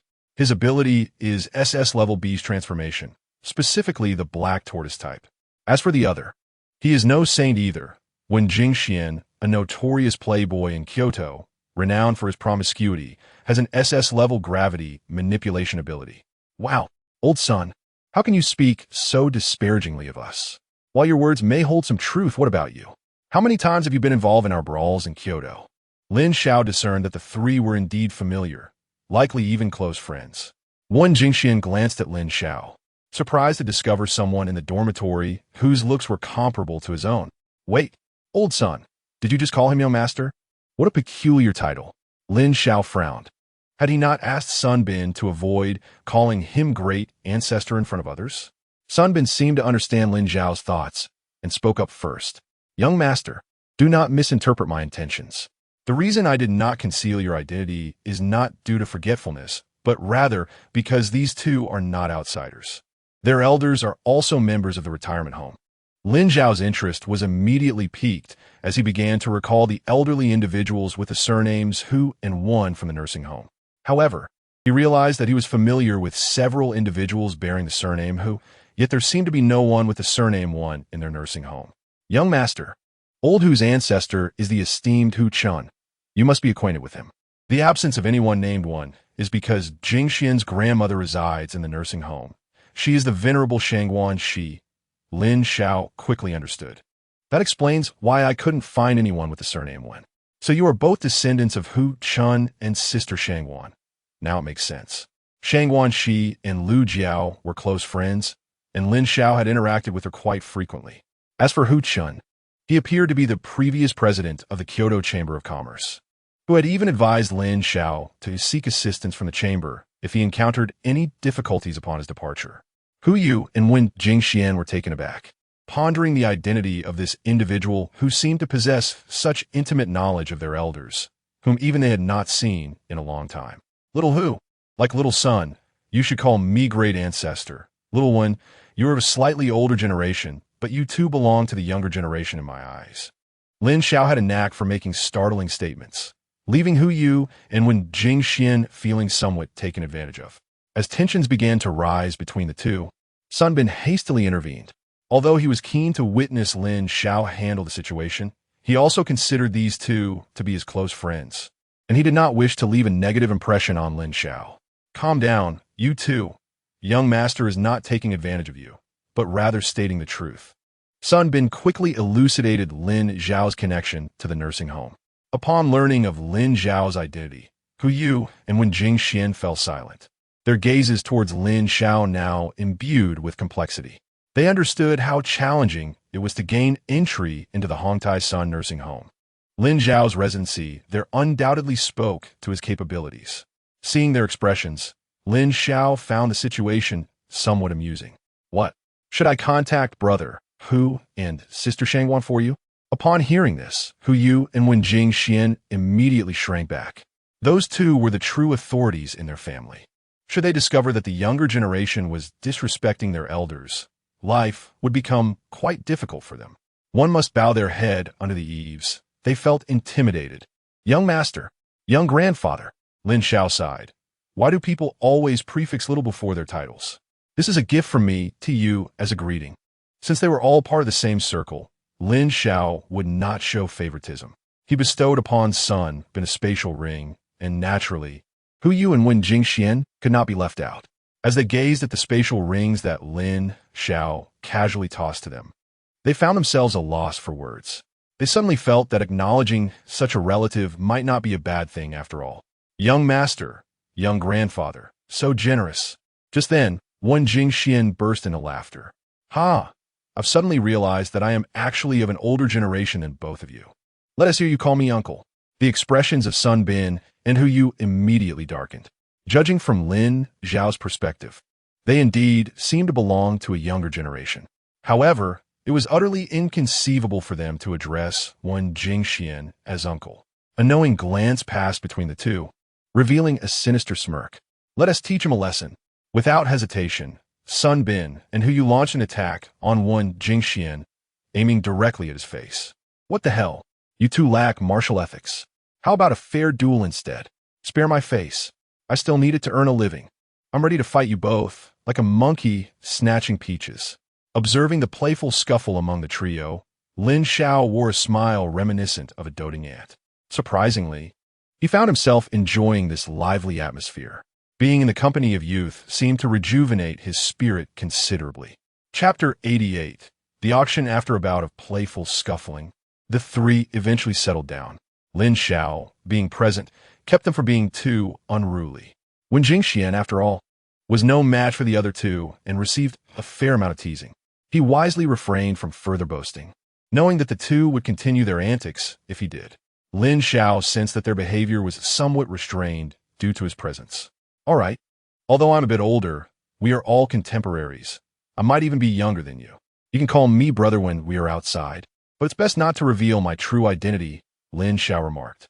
Upon hearing this, the three felt a wave of relief. Their elders seemed quite amicable. Very well, young master, let us tidy up first, and once we're done, I shall take you out to explore. I'll cover all expenses today. Hu Yu, as a prominent figure within the capital's elite, had the authority to make such a statement. Lin Xiao did not oppose, as he was indeed keen on venturing out. Hu Yu and Wen Jingxian began to arrange their bedding, and soon they were ready. Just as they were about to leave, Wen Jingxuan's phone rang. Upon glancing at the caller ID, his expression turned peculiar, yet he answered the call. Hello, Lily? Do we not agree that we've broken up? There is no need to contact me anymore. We are simply not suited for each other. How are we not suited? Please clarify. I have type B blood, and so do you. I fear our future child might be type 2B. Is that reason not sufficient? That's it. I'm hanging up. With that, Wen Jingxian ended the call, leaving Lin Xiao and the others in stunned silence. Was that truly the rationale behind his breakup? Just as they were about to comment, Wen Jingxuan's phone rang again. Despite his typically thick skin, he blushed at this moment. After some contemplation, he answered the call once more. Yeah, did I not tell you? My great-grandmother appeared in a dream, saying we are not meant to be. Please do not pursue me any further. He hastily ended the call, perhaps fearful of receiving another. In a moment of quiet resolve, he chose to power off his phone. Ah, young master, do not misunderstand. Our relationship was merely a spiritual one. We realized we were incompatible and thus parted ways. They still covet my charm and wish to entangle me. Hu Yu interjected, trash. You were just waiting to find someone new in college. Sun Bin added, no need for explanations. We are well aware of your reputation as a playboy. Lin Xiao spat. Scoundrel. Wen Jingxian, with a face full of dismay, thought, alas. On the very first day of meeting the young master, my image is utterly tarnished. Clearing his throat, he declared, let us not dwell on such trivial matters. Enough of this. Let us go out and enjoy ourselves. Lin Xiao, unperturbed by the earlier conversation, recognized that everyone has their own way of conducting themselves. He would not interfere with Wen Jingxuan's choices. As they stepped outside, they encountered no hindrance, and along the way, they observed many new students arriving for enrollment. Their quartet attracted considerable attention, particularly focused on Lin Xiao and Wen Jingxian, the two strikingly handsome young men whose presence delighted many onlookers. Initially, Lin Xiao presumed they would need to hail a cab, but upon witnessing Hu Yu and Wen Jingxian each arrive in flamboyant sports cars, he realized the superficiality of his earlier assumptions. The outing was orchestrated by Hu Yu, so Lin Xiao chose to relinquish his concerns and simply accompany the group. Hu Yu promptly led the trio to a renowned restaurant in Kyoto. Lin Xiao had no objections, as he was feeling somewhat peckish. The establishment exuded an air of sophistication, and Lin Xiao's anticipation grew, only to be dashed when the dishes arrived. It was not that the food was subpar. Rather, Lin Xiao's palate had become accustomed to finer fare. Compared to the meals prepared by Song Mingze, this dining experience fell short. Nonetheless, the sustenance sufficed to satiate his hunger. He pondered the culinary standards at Kyoto Lingwu. If the cuisine proved unsatisfactory, He would need to devise a means of securing better provisions for himself. Noticing Lin Xiao's lack of enthusiasm, Hu Yu felt compelled to lift his spirits.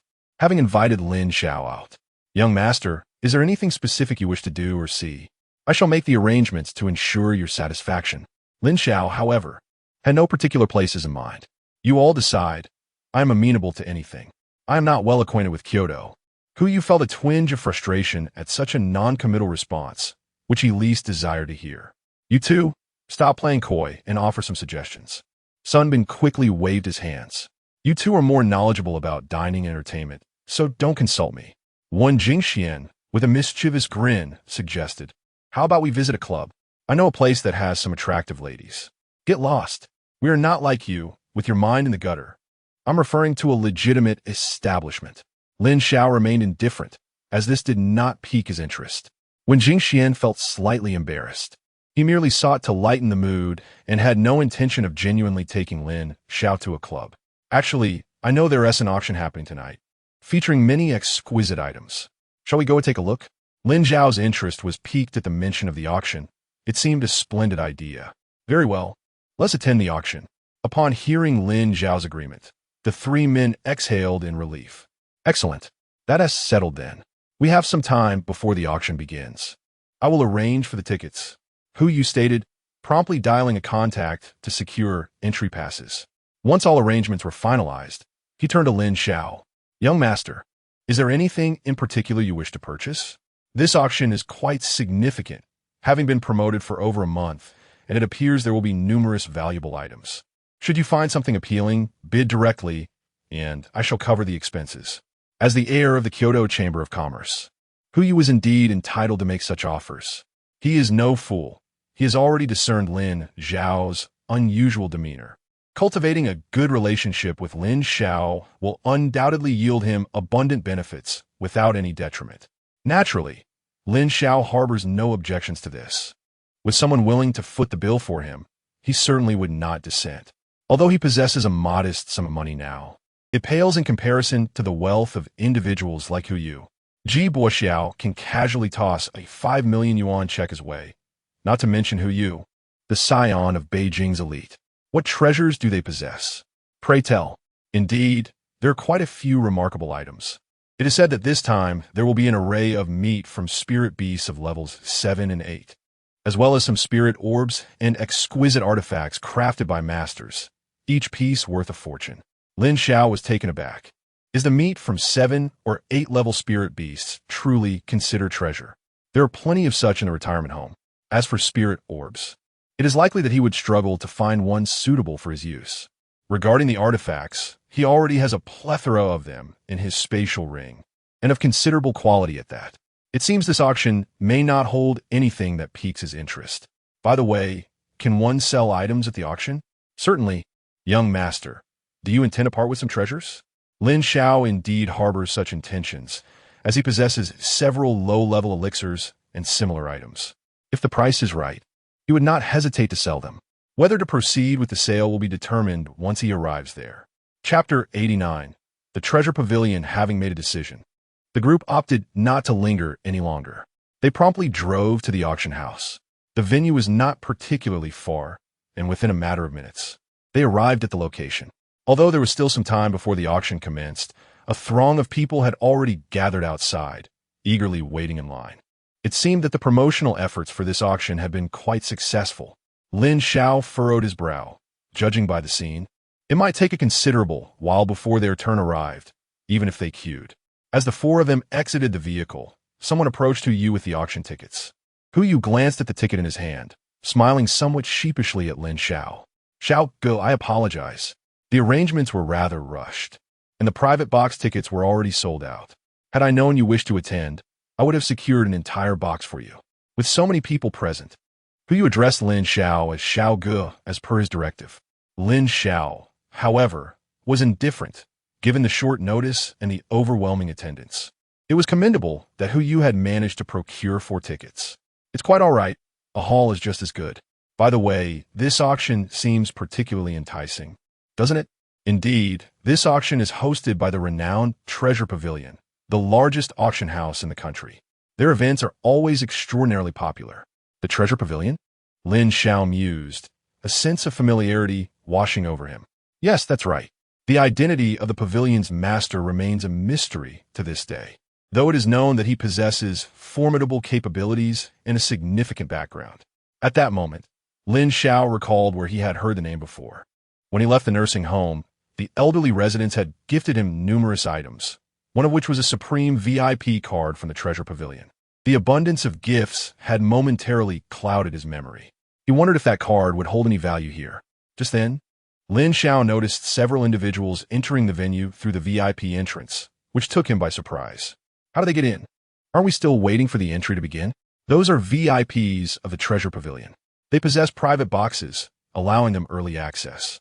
However, dealing with treasure pavilion VIPs is no easy feat. My father is a gold member, but since he is currently away from Kyoto, I couldn't bring the card along. Lin Xiao was taken aback. So, VIP cards grant early entry? Who you?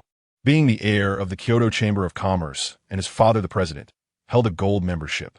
Did that mean his own supreme VIP card was of an even higher tier? This was indeed promising news for him. In truth, Lin Xiao did not particularly mind whether they attended the auction in the main hall or a private box. It was merely the sheer number of people queuing outside that was daunting, and with the entry time seemingly indefinite, he was unsure when they would be allowed inside. Come on, let's not stand here foolishly. Let us head for the VIP entrance. Xiao Ge, are you saying you possess a membership card from the treasure pavilion? Indeed, I happen to have one. Shall I take you all inside? Lin Xiao was indeed somewhat apprehensive about this matter. If he were to enter alone, he would much prefer to go in with the three others. After all, who would pay for him later? No worries. So long as one is a member, they could bring a certain number of people into the venue. Well then, that settles it. Although Hu Yu was astonished to discover that Lin Xiao possessed a VIP card for the Jabala, upon reflecting on Lin Xiao's status, it seemed less surprising. At that moment, the area outside the venue was teeming with people, yet the VIP passage remained eerily empty. After all, not everyone qualifies to become a VIP of Jabala. Lin Xiao followed the trio toward the VIP entrance and was astonished to find Ji Buoxiao and Lu Ruyin also present. These two seemed to be an inescapable presence, always appearing no matter where one went. Ji Buoxiao had indeed come to Kyoto specifically for this auction. Ruyin, do you know how difficult it was to obtain tickets for this auction? Money alone might not suffice. It took me quite some time to secure 2 tickets, he remarked. Lu Ruyin subtly rolled her eyes. What was so impressive about just 2 tickets? She too recognized that the attendees of the auction were either immensely wealthy or of high status. Perhaps she could discover some promising prospects here. Brother Buoxiao is the best. By the way, Brother Buoxiao, is there anything in this auction that you have your eye on? I'm now a level 2 ability user. Though my family has prepared a level 2 spirit orb for me, I'm not entirely satisfied with the accompanying spirit technique. I hope to find something better here. If I can't buy anything, I'll at least gain some experience. Of course, if there is something you're interested in, you can place a bid, Buoxiao replied. Just be sure to act within your means. As long as the price isn't outrageous, it's acceptable. I knew Brother Buoxiao would be the most supportive. She exclaimed, Oh, isn't that Lin Xiao over there? The commotion caused by Sun Bin and the others indeed caught Lu Ruyin's attention. Not only her, but many eyes turned in that direction, as those who could traverse the VIP passage were few. She quickly spotted Lin Xiao. Ji Buoxiao, upon seeing him, confirmed it really is Lin Xiao. What are you doing here? Is this a place you are allowed to come? Lin Xiao was speechless. He knew encountering these 2 wouldn't bode well. Before he could respond, Hu Yu and the others expressed their displeasure. Who are you to speak to our brother Xiao like that? Ji Buoxiao frowned at Hu Yu and his companions, uncertain of their identities, fearing they might be formidable individuals. Since the 4 were using the VIP passage, they must possess significant status. Noticing Ji Buoxiao's hesitance to reply, Lin Xiao scoffed disdainfully. He truly did not regard this fellow highly. All right, let us proceed inside. There is no need to stoop to their level, Lin Xiao declared. With that, Sun Bin and the others dared not voice any objections. However, as they departed, the 3 cast fierce glares at Ji Buoxiao. Lu Ruoyan's gaze remained fixed upon Wen Jingxian from the very beginning. She immediately discerned that both Wen Jingxian and Hu Yu were of extraordinary status, their garments bespoke and exquisite. Amidst the two, her attention was undoubtedly drawn more to the strikingly handsome Wen Jingxian. At this moment, it appeared that he was indeed a catch worth pursuing. The quartet swiftly arrived at the VIP passage of the Gathering Treasure Tower, where several burly men clad in suits blocked their way. Gentlemen, this is the VIP passage. If you're indeed VIPs, please present your cards. Lin Xiao understood that these individuals were merely fulfilling their duties, and he did not intend to trouble them. With a flurry within his spatial ring, he soon retrieved the coveted Supreme VIP card.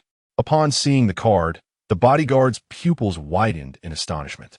It was indeed the Supreme VIP card. Chapter 90. Box 0. In Wen Jingxuan's former girlfriends, the demeanor of the bodyguards promptly transformed into one of gentleness, bordering on obsequiousness. A few esteemed guests, please come in. At that moment, Lin Xiao suddenly recalled that while he possessed a supreme VIP status, he had not reserved a box in advance. Given the bustling atmosphere, it was likely that all the boxes were fully booked.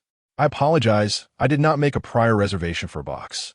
If there are no available boxes, we can head directly to the hall. I merely wish to avoid the queue, which is why I sought to enter early. Do not worry about that. We always reserve a few boxes for our clients. As a distinguished Supreme VIP, you certainly have your place.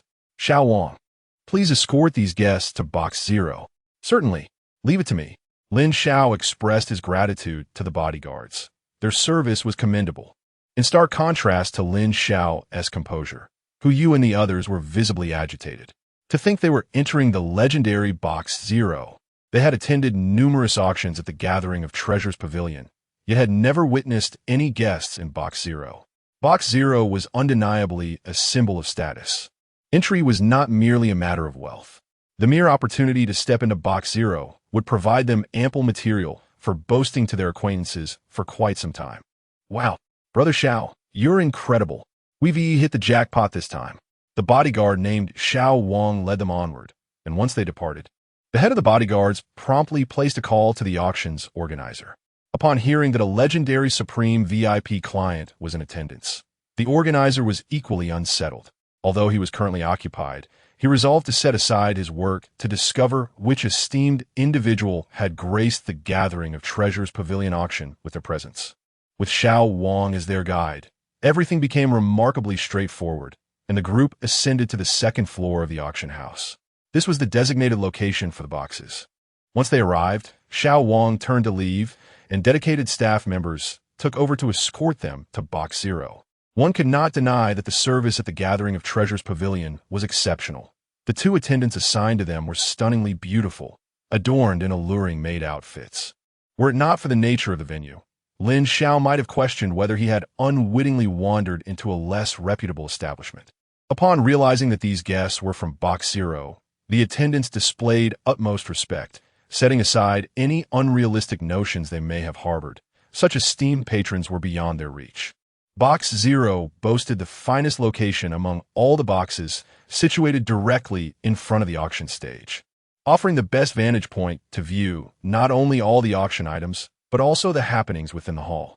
To reach Box 0, one had to pass by several other boxes. With some time remaining before the auction commenced, many early arrivals did not immediately enter their boxes. Those who gained entry were anything but ordinary. Most were well acquainted with one another. Thus, they engaged in idle chatter in the corridor. Perhaps a single conversation could pave the way for their collaboration. This meant that Lin Xiao and his companions would undoubtedly have to pass by them to enter the private room. Lin Xiao sensed no anomaly. However, he noticed that when Jingxian, upon entering, cautiously hid behind Sun Bin. Jingxian, what troubles you? Is there someone here who instills fear in you?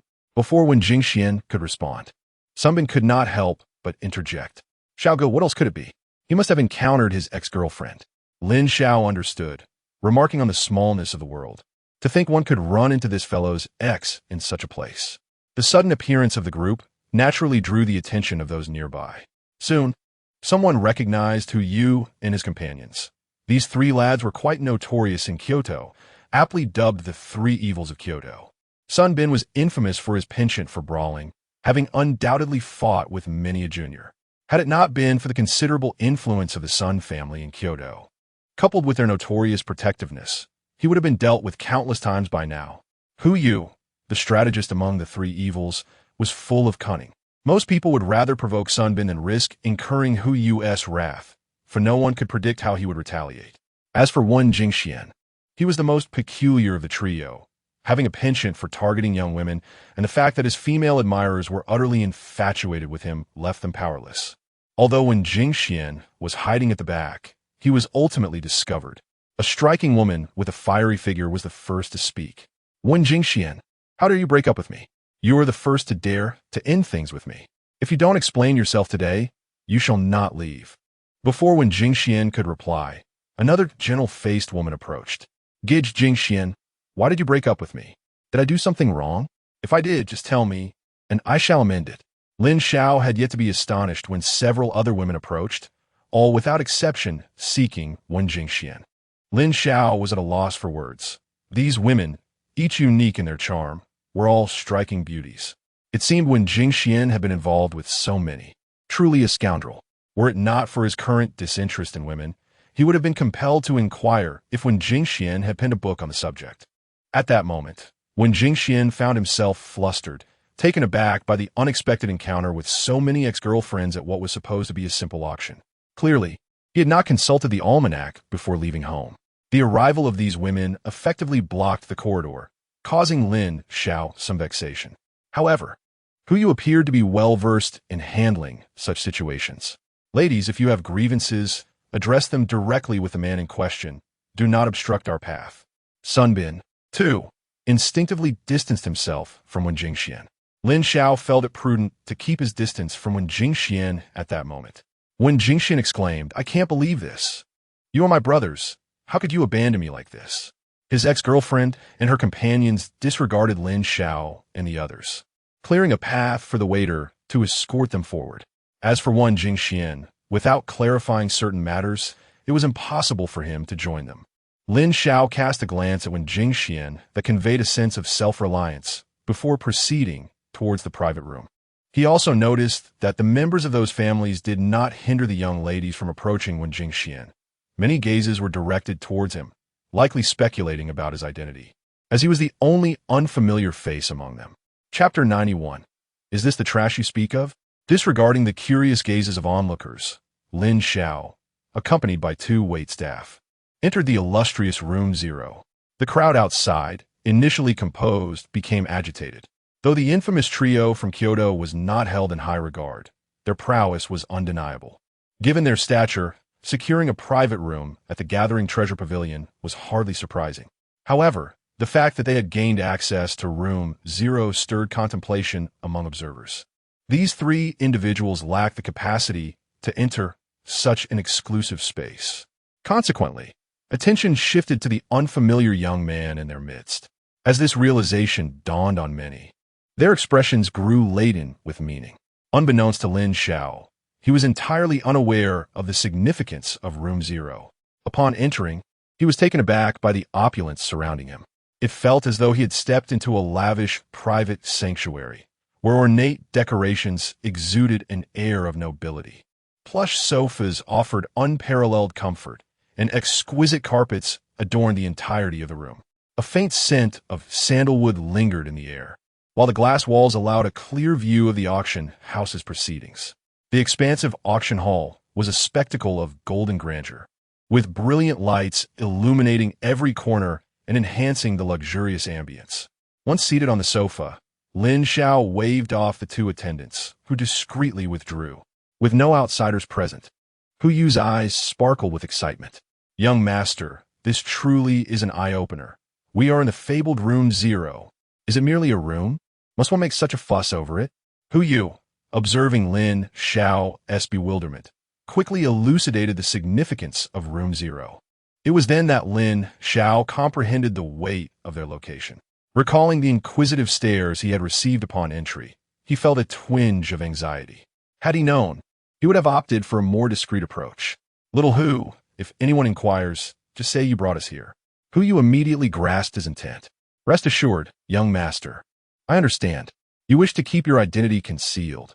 I will handle it appropriately. Lin Xiao regarded Hu Yu with satisfaction, appreciating his astuteness. The room was well equipped, and the trio found no cause for boredom. After a considerable time, when Jing Xian entered the room, appearing disheveled, with his attire in disarray and traces of lipstick adorning his face, Lin Xiao could not help but admire when Jing Xuan's allure. It was quite a feat to have so many former flames still enamored with him. You two left him to fend for himself. I misjudged you both. One, Jing Xian exclaimed, utterly speechless as he realized that his companions had abandoned him, nearly leaving him trapped. Unable to confront Lin Xiao, he redirected his frustration towards Hu Yu and Sun Bin. Sun Bin clenched his fists, producing a crackling sound. What is this? It seems the previous lesson was insufficient. When Jing Xian retorted, damn it, in a one-on-two scenario, feeling overwhelmed, Lin Xiao chose to remain silent, observing that the camaraderie among the three was genuine. Just as he contemplated speaking, a knock resonated from outside the private room. Knock, knock, knock. Lin Xiao was taken aback. Who could be seeking them at this hour? Could it be those individuals they had encountered earlier, curious about their presence in room 0? After a moment's reflection, Lin Xiao resolved to let the visitor in. Kumin. With his words, a man entered. The gentleman's stature was upright, clad in a neat and fitting uniform, exuding elegance and an air of professionalism. His countenance was kind yet dignified, and his eyes sparkled with wisdom. Upon entering, his gaze immediately fell upon Lin Xiao. Recognizing the notorious trio from Kyoto, he deduced that it was impossible for them to possess the supreme VIP card of the Jijialu. Thus, the card's owner could only be the unfamiliar youth before him. Good day, sir. I am Lu Hao, the head of this auction at Jijialu. May I kindly request to see your VIP card? Lu Hao's demeanor was cordial. Being associated with the auction, Lin Xiao had no reason to decline and handed over his VIP card. He surmised the reason for his current privileges. The elder who had given him the card also bore the surname Lu. Lu Hao respectfully accepted the card, and, as he glimpsed the number inscribed upon it, his expression transformed into one of even greater reverence. Sir, may I inquire how you acquired this card? A senior brother gifted it to me, Lin Xiao replied nonchalantly. However, Lu Hao's expression shifted. He was well aware of the card's owner, and the youth's casual reference to him as senior brother was intriguing given Lin Xiao's tender age. As the head of the Jijialu, Lu Hao was undoubtedly astute. He could discern from Lin Xiao's demeanor that he was not fabricating his story. Hastily, he returned the card. Please keep this card safe. Tonight, whatever you wish to purchase at the auction, we shall offer you a 50% discount. Lin Xiao's eyes sparkled with delight. Nice. Although Hu Yu had stated that he would cover the expenses, saving some money was certainly agreeable. While it was known that auction items often carried a markup, a direct 50% discount might result in a loss for Lu Hao's side. Despite this awareness, Lin Xiao felt no hesitation in accepting the offer, as it was not his own money at stake. Very well, although I feel somewhat embarrassed, I shall graciously accept. Lu Hao responded, You're too kind, sir. This is merely the privilege you are entitled to. Should you have any further requests, I am more than willing to assist. If not, I shall take my leave. Lu Hao's decisiveness in not prolonging pleasantries only served to elevate Lin Xiao's regard for him. Now that you mention it, I do have a matter for which I require your assistance. Lu Hao was eager to forge a connection with Lin Xiao, and upon hearing that there was indeed a request, he promptly replied, Please, do not hesitate to ask. It's nothing monumental, merely that I possess a few items I wish to submit for this auction. I wonder if that would be convenient? Convenience is key. These matters are trifling. However, could you kindly present the items intended for auction? I shall assist you in appraising them. They do not appear to be of significant value, merely trifles. As Lin Xiao spoke, he began to retrieve items from his possession, several vials of elixirs, and some artifacts that he deemed unworthy. Upon witnessing these items manifest seemingly from thin air, Lu Hao discerned that Lin Xiao possessed a spatial ring, which heightened his regard for Lin Xiao's status. Initially, upon hearing Lin Xiao refer to the items as mere rubbish, Lu Hao felt a twinge of disappointment. Yet, as he beheld those artifacts, his demeanor shifted, revealing a flicker of anticipation. His commendable professionalism allowed him to suppress his astonishment. He casually picked up a vial of elixir, uncorked it, and inhaled deeply. To his surprise, It was a primary restoration pill of exceptional quality. Furthermore, a revitalizing pill. Quickly, he assessed all the items, finally fixing Lin Xiao with a look of complexity. Is this what you refer to as rubbish? Have you perhaps misunderstood the concept of refuse? If these are considered detritus, then what does that render the majority of items at this auction? Surely, they must be of an even lower caliber. Chapter 92. The auction commences as Lu Hao observed Lin Xiao's nonchalant demeanor. He surmised that these items likely held little significance in Lin Xiao's eyes. Otherwise, he would not have so casually presented them. Sun Bin and his companions were also unfamiliar with the items Lin Xiao had brought forth. However, from Lu Hao's tone during the appraisal, they could glean that these items were probably of remarkable quality. Sir, we will ensure that all of these items are auctioned for you, and we guarantee a price that will meet your satisfaction. Moreover, our establishment, the Gathering Treasure Pavilion, will not take any commission. Lu Hao's words left Sun Bin and his friends momentarily stunned. Previously, they had accepted that the items they bid on would be subject to significant markdowns. But the notion that they would not even take a commission on sales raised questions about their new roommate's connection to the pavilion. Among them, Hu Yu's mind was the most agile, leading him to speculate about Lin Xiao's identity. It was highly probable that the mysterious owner behind the Gathering Treasure Pavilion was affiliated with the retirement home. After inventorying the items, Lu Hao departed. At that moment, guests began to trickle into the hall, signaling that the auction was about to commence. Lu Hao felt an overwhelming desire to remain by Lin Xiao's side to assert his presence. However, he feared that failing to manage Lin Xiao's auction items properly might leave a negative impression. Ultimately, he left hastily, leaving behind only a business card. Lin Xiao observed the incoming guests, with Hu Yu seated beside him, introducing those he recognized. Lin Xiao listened quietly. The attendees of this auction were renowned figures from Kyoto. Many were chairpersons of various conglomerates, yet they lacked even the qualifications to enter the VIP boxes. This revelation deepened Lin Xiao's understanding of the dynamics in Kyoto. Hu Yu also elucidated the situation regarding the boxes outside. Most were occupied by family members, and, compared to the corporate leaders below, these families were deeply entrenched in Kyoto, possessing a heritage that far surpassed that of the others. Lin Xiao began to grasp the true value of the VIP card in his possession. He had a multitude of such cards, and although he had previously been somewhat dismissive of them, he now realized that his perspective had been rather narrow. Soon, the hall was completely filled. Apart from the 4 tickets procured by Hu Yu, not a single seat remained unoccupied. Upon spotting those 4 empty seats, Lin Xiao found himself at a loss, lamenting his earlier oversight in not selling the tickets, which could have yielded a modest profit. This little Hu really has no sense of practicality, he thought. Amidst the crowd, Lin Xiao naturally noticed Ji Buoxiao and Lu Ruyan. To his dismay, the two had fortuitously seated themselves directly below their box, meaning that Lin Xiao could see them with just a tilt of his head.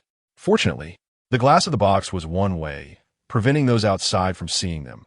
Otherwise, he could only wonder how Ji Buoxiao would react. As all the guests settled into their seats, the lights in the auction hall abruptly dimmed, leaving only the spotlight on the auctioneer's podium illuminated. Lu Hao strode confidently to the forefront. Welcome, esteemed guests, to the Jijialo auction. I hope that everyone will find desired treasures today. I hereby declare this auction officially commenced. Let us present our first item for bidding. Those fortunate enough to attend this auction were individuals of status, most of whom were acquainted with Lu Hao. The fact that Lu Hao himself was presiding over the event came as a pleasant surprise to many. He had not personally hosted the recent auctions. This heightened awareness of the auction's uniqueness filled the atmosphere with excitement. The significance of Lu Hao's involvement suggested that rare and precious items might surface today. The first auction item was soon introduced by a woman elegantly clad in a qipao. She presented a transparent jade bottle, within which rested a singular elixir. All eyes gravitated towards the elixir. Alchemists, as a profession, were exceedingly rare in this world. Although one might frequently encounter various elixirs in the market, their efficacy often left much to be desired. The presence of such an elixir at an elite auction like Jijialo indicated that it was likely extraordinary. Lin Xiao did not dwell on the thought. After all, this was not the bottle he had given to Lu Hao. His own elixirs were packaged tin to a bottle. So this must have been a consigned item from another source. Ladies and gentlemen, our first auction item today is the revitalizing elixir. After thorough appraisal, we have determined its quality to be exceptional. I trust you are all aware of the elixir's remarkable effects in critical moments. It can mean the difference between life and death. While there are some formidable healers in reality, who can guarantee that a healer will be available each time one suffers an injury. Thus, possessing such an elixir can indeed be a lifesaver in dire circumstances. The exceptional revitalizing elixir has no starting bid, and each subsequent bid must increase by no less than 10,000. Interested guests may now place their bids. Lin Xiao could hardly believe that the first item for auction was indeed his own elixir. Although the bottle had been swapped, he recognized it as the same elixir he had provided. The exceptional revitalizing elixir was not something that could be concocted by just anyone. Lin Xiao quickly surmised why Lu Hao chose to sell the elixir separately. As the adage goes, rarity enhances value. Selling it in bulk might have diluted the perceived efficacy of the revitalizing elixir. Undoubtedly a remarkable item, bids began to flow in swiftly. Bidder number 86 offers 500,000. The first bid, a staggering 500,000, caused a smile to play at the corners of Lin Xiao's mouth. It seemed that he would be reaping substantial rewards today. Bidder number 73 bids 600,000. Bidder from box 5 offers 1 million. Bidder from box 3 offers 1,100,000. Is there anyone willing to bid higher? The prices surged rapidly, and Lin Xiao struggled to suppress his grin. Though he lacked expertise in alchemy, he was vaguely aware of the production costs of the revitalizing elixir. The expense of crafting elixirs was relatively low, at most around 10,000. This was an extraordinary profit margin. Brother Song truly cherishes himself. Such elixirs are plentiful within his spatial ring. Song Mingze remarked, "Did I present that to you?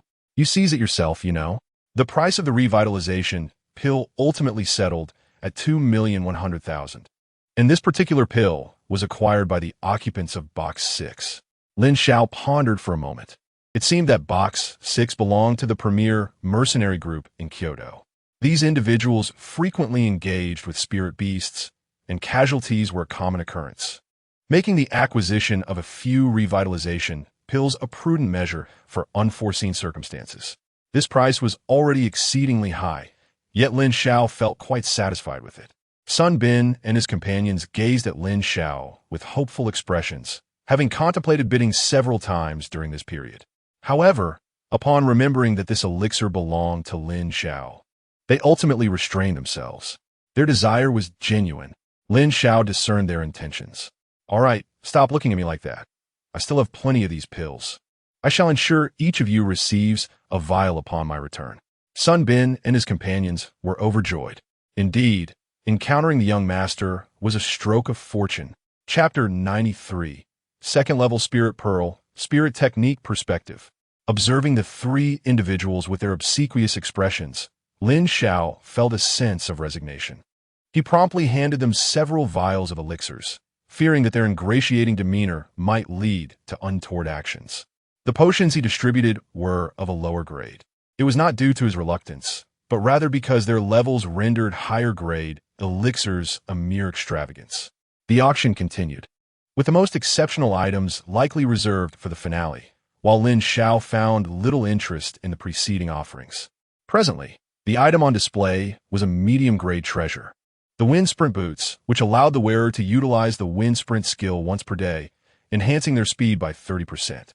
Interested parties were invited to place their bids, starting at 500,000, with increments not less than 100,000. The grading of treasures is categorized into 4 levels: low grade, medium grade, high grade, and supreme grade. The wind sprint boots, being a medium grade treasure, were considered quite commendable. However, Lin Xiao regarded them with indifference, for his own treasures far surpassed this one.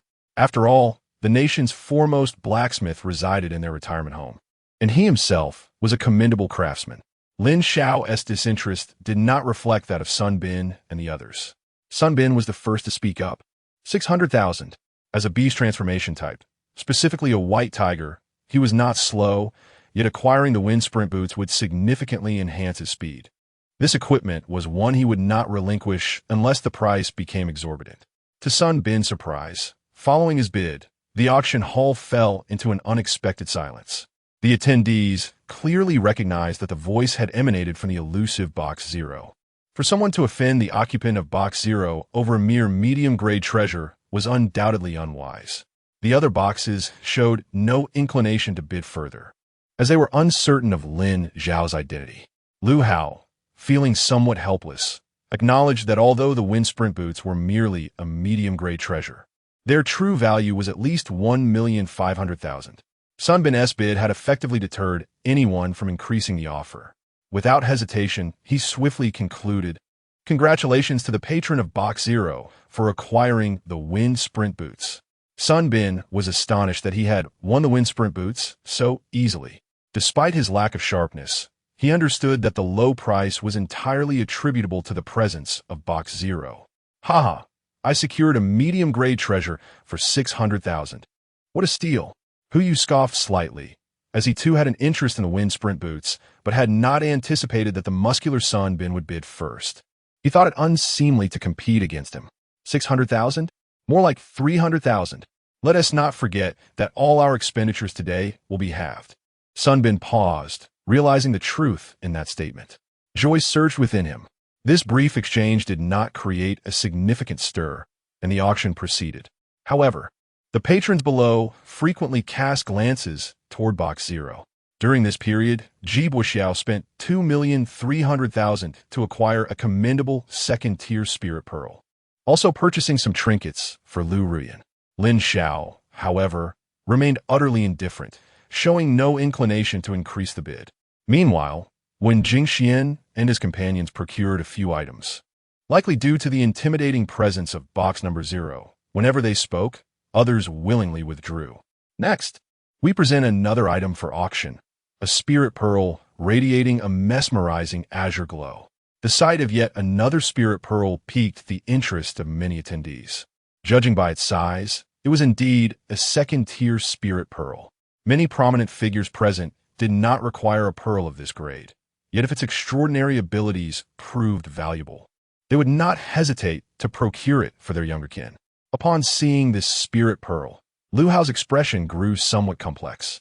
This pearl had been auctioned several times before, each time failing to sell. To his surprise, it had resurfaced once more. This second-tier spirit pearl possessed commendable